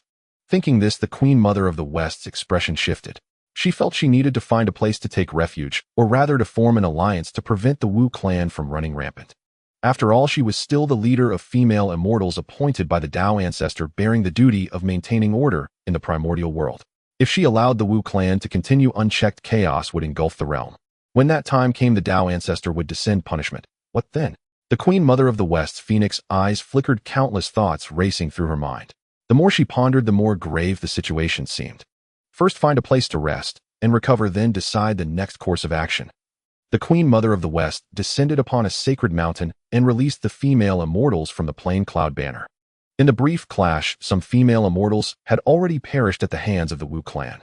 These immortals, who had come to pledge allegiance over the past tens of thousands of years, numbered over 10,000, with cultivation levels ranging from Golden Immortal to Great Luo Golden Immortal. Such cultivation bases were considered elite across the primordial world, yet they were still no match for the Wu clan. This showed how terrifying the Wu clan had become, and this was only a small fraction of their power. If all the Wu clan were mobilized, it would be even more unimaginable. Lady, West Kunlun has been taken by the Wu clan. Where should we go? A fairy in green robes asked, with a bitter face, still shuddering from the ordeal. The Queen Mother of the West's expression was solemn. After a moment of silence, she said, "First recover a bit, then well decide." The primordial world was vast and boundless, with countless places to go. Yet the Queen Mother of the West already had a plan. She would seek refuge with her good sister Nuwa to jointly oppose the Wu clan. Thinking this, the Queen Mother of the West's phoenix eyes glinted with frost, her jade countenance regal, the noble bearing of the leader of female immortals fully displayed. Time flew, and on this day the Queen Mother and her immortals, having finished their rest, were about to depart for the 10,000 mountains. Just then a familiar aura appeared nearby. The Queen Mother of the West looked up and saw a group of immortals riding auspicious clouds. Leading them was a figure adorned in gold and silver, radiating opulence, his face full of benevolence and prosperity, an aura of nobility swirling around him. Duke of the East. The Queen Mother of the West was startled, uncertain whether it was his sudden arrival or his long-absent dramatic transformation that surprised her. The Duke of the East was now exceedingly magnificent, brimming with high spirits. "Taoist friend, Queen Mother, hearing of your oppression by the Wu clan, I came to assist. Alas, I am a little late." The Duke of the East descended from the clouds, speaking with a look of remorse. "How did you know we were here?" The Queen Mother of the West composed herself and asked coolly. She did not fully trust his words. It seemed more likely he had come to gloat. The Duke of the East chuckled wryly. Taoist friend, as the leader of male immortals, I do have some subordinates to handle affairs. The Queen Mother of the West nodded. State your purpose plainly. I wish to invite you to join the Immortal Court, to jointly uphold order in the Primordial World. The Wu clan acts tyrannically, slaughtering, wantonly disrupting the natural order. You and I are the leaders of male and female immortals appointed by the Tao ancestor, bearing the duty of maintaining order. Alone we are insufficient to oppose the Wu clan. Why not unite and advance together? The Duke of the East spoke earnestly, though a flicker of unease stirred within him. It was not hard to guess that the Wu clan's seizure of the Queen Mother's West Kunlun was part of their collection of Pangus legacy, confirming what he had once said. In other words, he was complicit, indirectly causing her dojo to be taken. Fortunately, the Queen Mother was unaware of this, or she would likely have come to blows with him. Upon hearing this, the Queen Mother of the West paused. Maintaining order in the Primordial World does not require cooperation with you. The Demon Clan is powerful, and I am on good terms with Nuwa. Why not ally with them? She asked with a faint smile, sensing that the Duke of the East had ulterior motives and was not keen to collaborate with him. The Duke of the East maintained a composed expression. Taoist friend, what you say has merit, but do not forget our identities. The Demon Clan are ultimately demons. They will not truly accept an outsider unless you join them. Even if you join the Demon Clan, you will not have the final say. But joining the Immortal Court is different. I am willing to govern it with you as equals without hierarchy. The East King spoke earnestly, his gaze untainted. The Celestial Court was developing rapidly, but still lacked high-end combat power. Now that the West Queen Mother was in trouble, it was the perfect opportunity to invite her to join the Celestial Court. With the addition of the female immortals under the West Queen Mother, the Celestial Court could further expand. Thus it was only a matter of time before the Celestial Court became the true heaven, ruling the world and unifying the vast wilderness. Inviting the West Queen Mother to join was a crucial step. After hearing the East King's words, the West Queen Mother appeared contemplative, momentarily wavering. The East King's words indeed held merit. If she sought cooperation with the Demon Clan, she would merely become a vassal of the demons. However, joining the Celestial Court, if it could truly be, as the East King said, governing together as equals, would be a commendable affair. East King, are your words true? The West Queen Mother asked in a deep voice, her mind calculating. There is potential. The East King rejoiced inwardly, but maintained a calm demeanor, responding solemnly, there is not a word of falsehood. You and I, as the foremost of male and female immortals, are inherently equal. The Celestial Court belongs to all male and female immortals. His meaning was clear. One would govern the male immortals, while the other governed the female immortals, each with their own merits. Though the East King spoke sincerely, he showed no intention of swearing a heavenly oath on this matter, leaving room for maneuver. The West Queen Mother seemed unaware of this and did not deliberate on it. After a brief silence, she made her decision. East King, if that is your will, then we shall join the Celestial Court and jointly uphold the order of the vast wilderness. She spoke seriously, her face grave, her eyes commanding. After so many years as the foremost female immortal, she had naturally developed an air of regal elegance. Excellent. Truly excellent. The West Queen Mother's decision is a blessing for all beings in the vast wilderness. The East King praised, elevating the West Queen Mother's inclusion in the Celestial Court to an infinitely high status, as if she had saved all sentient beings. Oh, without her the vast wilderness would face destruction. This statement left the male and female immortals behind them feeling awkward, glancing around. It was indeed excessive. No need for flattery or empty words to please me. I am merely doing what I ought to do. The West Queen Mother furrowed her brow and spoke calmly, though her true thoughts remained known only to herself. Haha, straightforward. From now on we shall join forces to uphold the order of the vast wilderness. The East King laughed heartily. Following this, they departed towards the Purple Mansion Island in the East Sea. 1,000 years after the Witch Clan occupied the Western Kunlun. On this day, the Witch Clan launched another attack on the Demon Clan. Unlike before, this assault was particularly fierce and grand. Previously, due to the absence of the three ancestral witches, Zhu Manggong and Shizi, the Witch Clan had been relatively restrained. Now, with all 12 ancestral witches gathered, they were fearless. The 12 ancestral witches took turns to fight, leading their clansmen to expand outward. In a mere 10,000 years, the Witch Clan nearly swallowed the entire eastern region of the vast wilderness, with flames of war spreading across the heavens and earth. All beings could feel that this time the Witch Clan was even more unrestrained, displaying a determination that they would not cease until victory was achieved. On this day, several major witches of the Witch Clan clashed with a host of demon gods from the Demon Clan. Baizai Jimeng Jiu and Gui Che, Fei, Lianing Zhao, and a number of newly risen powerful demons. When the titans of both clans met, they engaged in battle without a second thought, holding nothing back. The atmosphere was charged with blood surging and divine rainbows piercing the sky, their blood pressure overwhelming. In an instant, they unleashed their strongest moves using their ultimate divine powers. Boom! The heavens shattered and the cries of ghosts and gods echoed. Such a level of battle was unimaginable, causing the heavens and earth to roar with laws intertwining as if a new heaven was being opened. This battle made all beings tremble.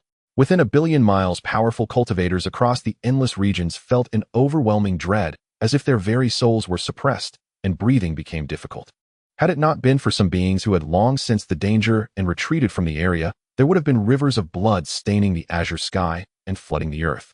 They soared into the skies, battling beyond the realm, even reaching the edge of chaos, engaging in life and death struggles, with several figures entangled together, forming an extreme divine light that interwove and twisted. Their attacks were swift and fierce, pushing the battle to a boiling point, with blood splattering continuously, tainting a whole star domain. Bang! Worlds surrounding the vast wilderness erupted one after another.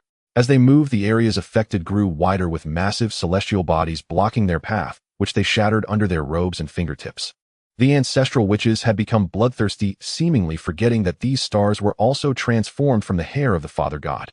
On the demon side, although they had numerical superiority, the siege against several ancestral witches yielded no advantages. Some were even battered to the point of their bodies exploding, nearly on the verge of death. The physical bodies of the great demons were formidable, yet they appeared exceedingly fragile when facing the ancestral witches. The forms of the ancestral witches and great demons stood tall, absorbing and exhaling vital energy, dimming certain star rivers. This scene shook the heavens and earth. Many powerful beings watched this battle, through formations, their scalps tingling in terror. Such a terrifying battle nearly stopped their breaths. In this fierce clash of life and death, no quarter was given. A bunch of beasts.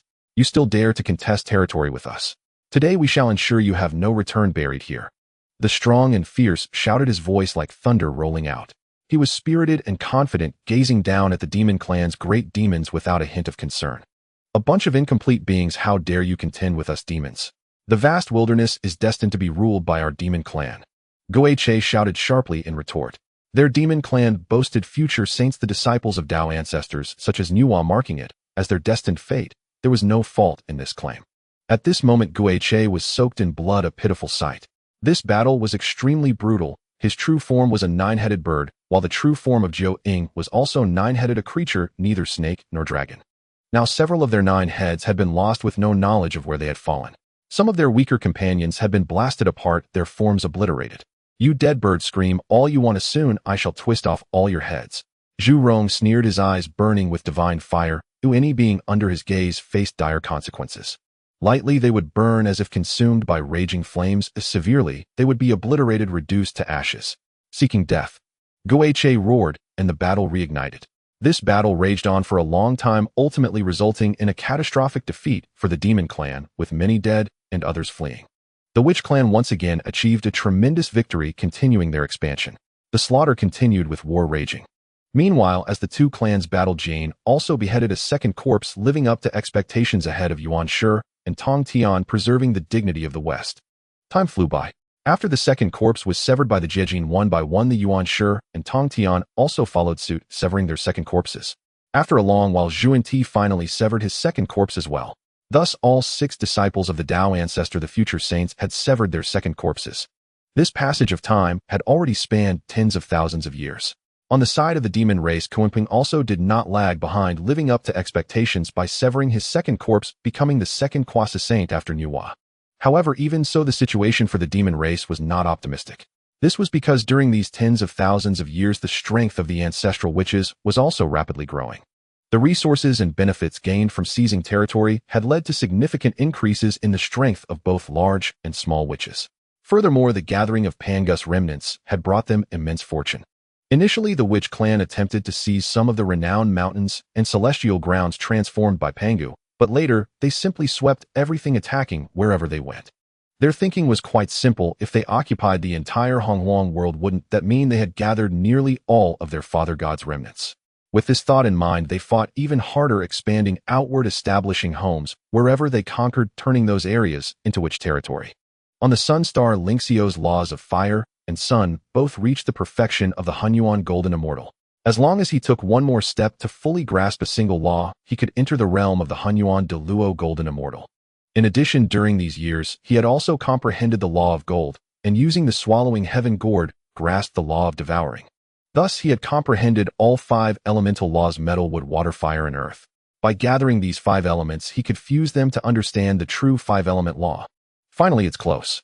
Just one step away from the Hunyuan de Luo Golden Immortal.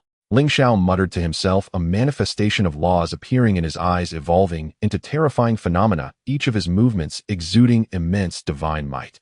Now he had perfected his cultivation as a Hunyuan Golden Immortal, with only one barrier separating him from the Hunyuan de Luo Golden Immortal. Breaking through that barrier would lead him into a new realm.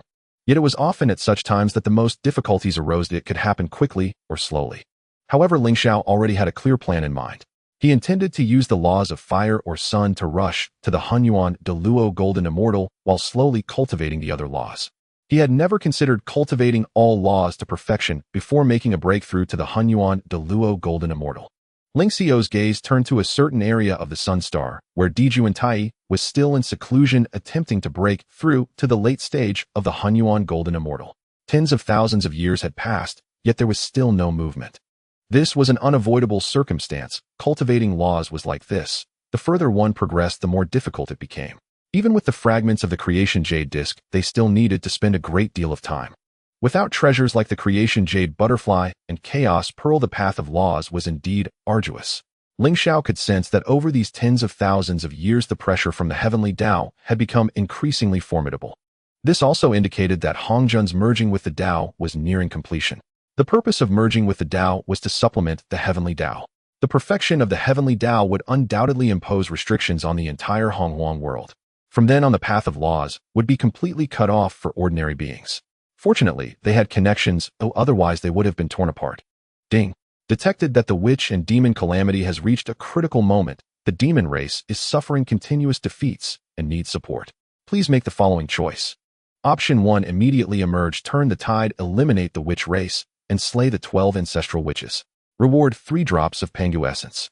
Option 2. Stay steady and do not enter the calamity. Reward 1 innate spiritual treasure.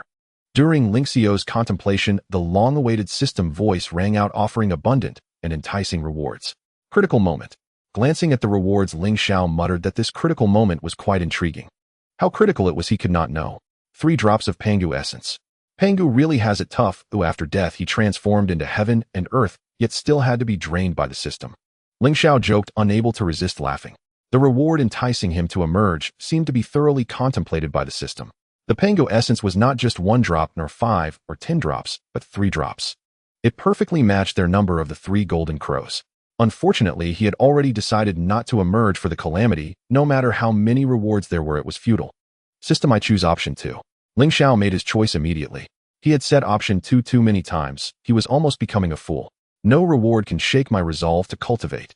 Ling Xiao declared with determination, no longer thinking of anything else, and began his cultivation in a steady state. In the 10,000 great mountains, the demon race's stronghold. The witch race's attacks have become increasingly fierce. If this continues, we may not even be able to hold the 10,000 great mountains. Kunpeng's frustrated voice rang out, his expression extremely grim.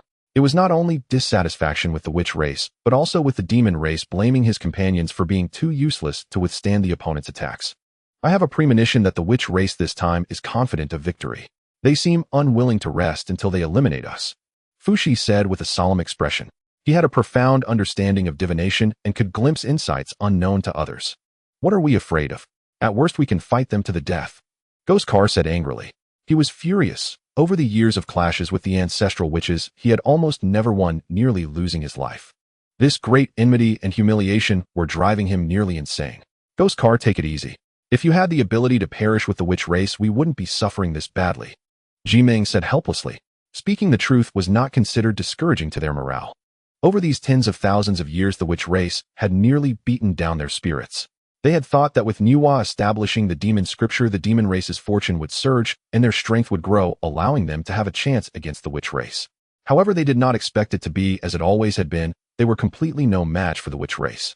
While they grew stronger, the witch race seemed to be growing even faster. Niwa listened to the discussions of the great demons, her expression solemn with a hint of gravity and displeasure.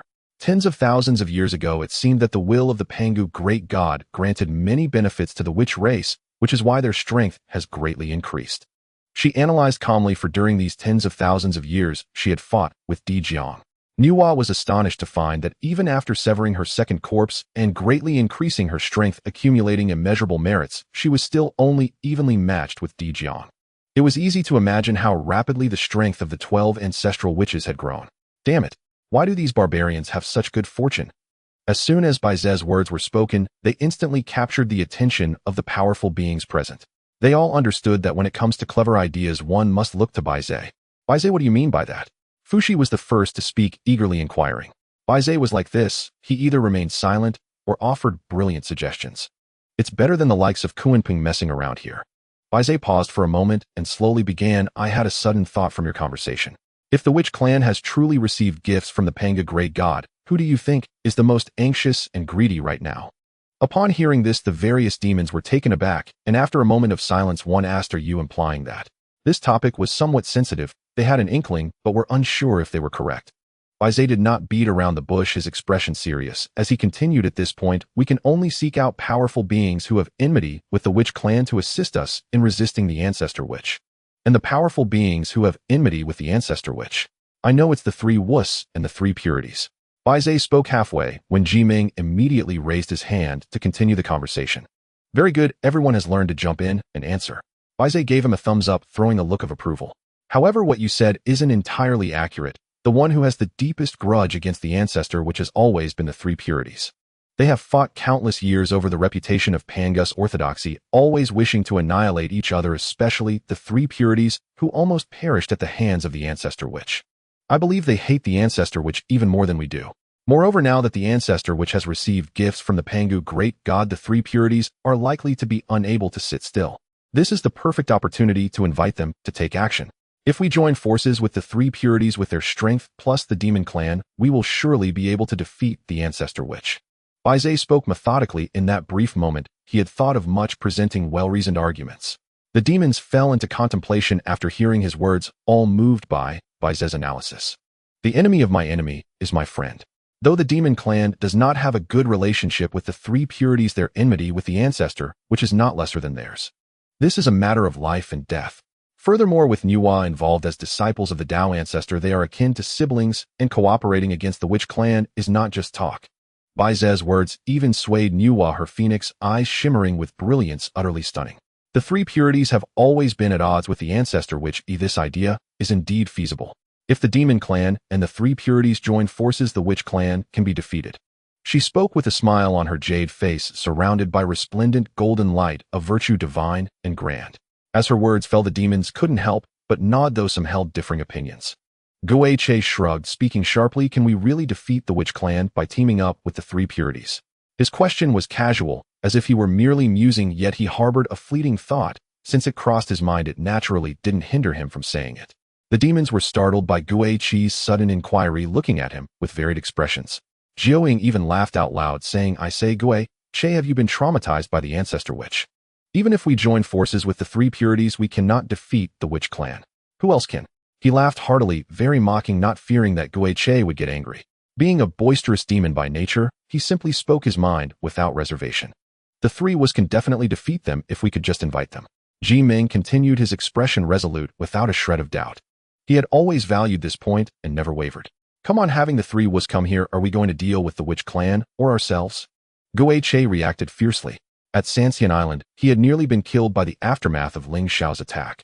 The 3 Wus have no mortal enmity with the witch clan. In my view, it would be very difficult for them to intervene, while the 3 Purities have compelling reasons to take action.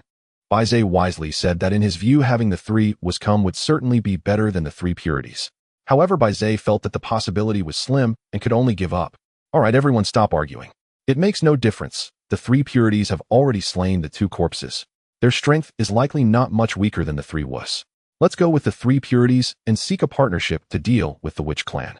Kuanping slapped his hand decisively, carrying a tone of finality, even unsure if the 3 Purities would agree, directly announcing it unilaterally. He had lost his patience. He initially joined the demon clan for benefits, but it now seemed that the effort and benefits were not commensurate. He had been in a protracted battle without results, and had even been beaten up. Moreover, he now bore the Hongming purple qi and would be better off retreating to the North Sea to cultivate in peace. Staying with the demon clan was too much of a hindrance to his cultivation. If he couldn't become a saint in the future, the demon clan would be primarily responsible for all the delays. Since you are so confident, Kunpeng, why don't you go and invite the three purities to come? At that moment, Nuwa looked at Kunpeng, speaking with a smile, carrying an inexplicable implication, perhaps a hint of dissatisfaction. Me? I can't do it. Kunpeng immediately shook his head, showing no respect. It would be better for you, Nuwa, to go. You are a junior sister to the three purities and a disciple of the Tao ancestor. You are the most suitable. He was merely talking big, only using his mouth and not his hands. His relationship with the three purities was not good, and with the Hongmeng purple chi to carry, how could he casually go out and show off? Such a thankless task could only be done by someone foolish. Nuwa's expression changed slightly, and her dissatisfaction with Kunpeng grew again. The goodwill she had felt when Kunpeng helped create the demon text was completely lost. Ever since Kunpeng severed the two corpses, his attitude had become increasingly arrogant, showing no regard for her. He was too inflated. The great demons exchanged glances, all perceiving Kunpeng's arrogance and Nuwa's dissatisfaction. The atmosphere instantly grew tense, filled with an inexplicable oppression. At that moment, Fushi noticed his sister's thoughts, cleared his throat, and spoke to ease the situation, breaking the awkwardness. Sister, Kunpeng has a point. The three purities are your senior brothers, and it is more suitable for you to go than for us. The matter isn't settled yet. How can we have internal strife? Only he could persuade in this situation. Although Kunpeng was excessive for the sake of the greater good, they couldn't fall out. They needed to stand united against an external threat. Indeed, Lady Nuwa, let me accompany you to meet the three purities. Baize stood up, his expression serious as he spoke, following up with persuasion. Lady Nuwa is a respectful title that the demon clan uses for Nuwa, the sovereign of the demon clan. His thoughts were similar to Fuxus. The safety of the entire demon clan naturally outweighed everything. If Nuwa, Kunpeng, and the two strongest beings of the demon clan were to fall out, it would be a devastating blow to the demon clan. Nuwa paused for a moment, gently nodded, temporarily setting aside her prejudice against Kunpeng. Kunpeng was the second strongest among the demon clan next to her, and couldn't easily fall out. It settled then. Nuwa and Baize did not linger, and immediately left the main camp, heading towards Yujing Mountain.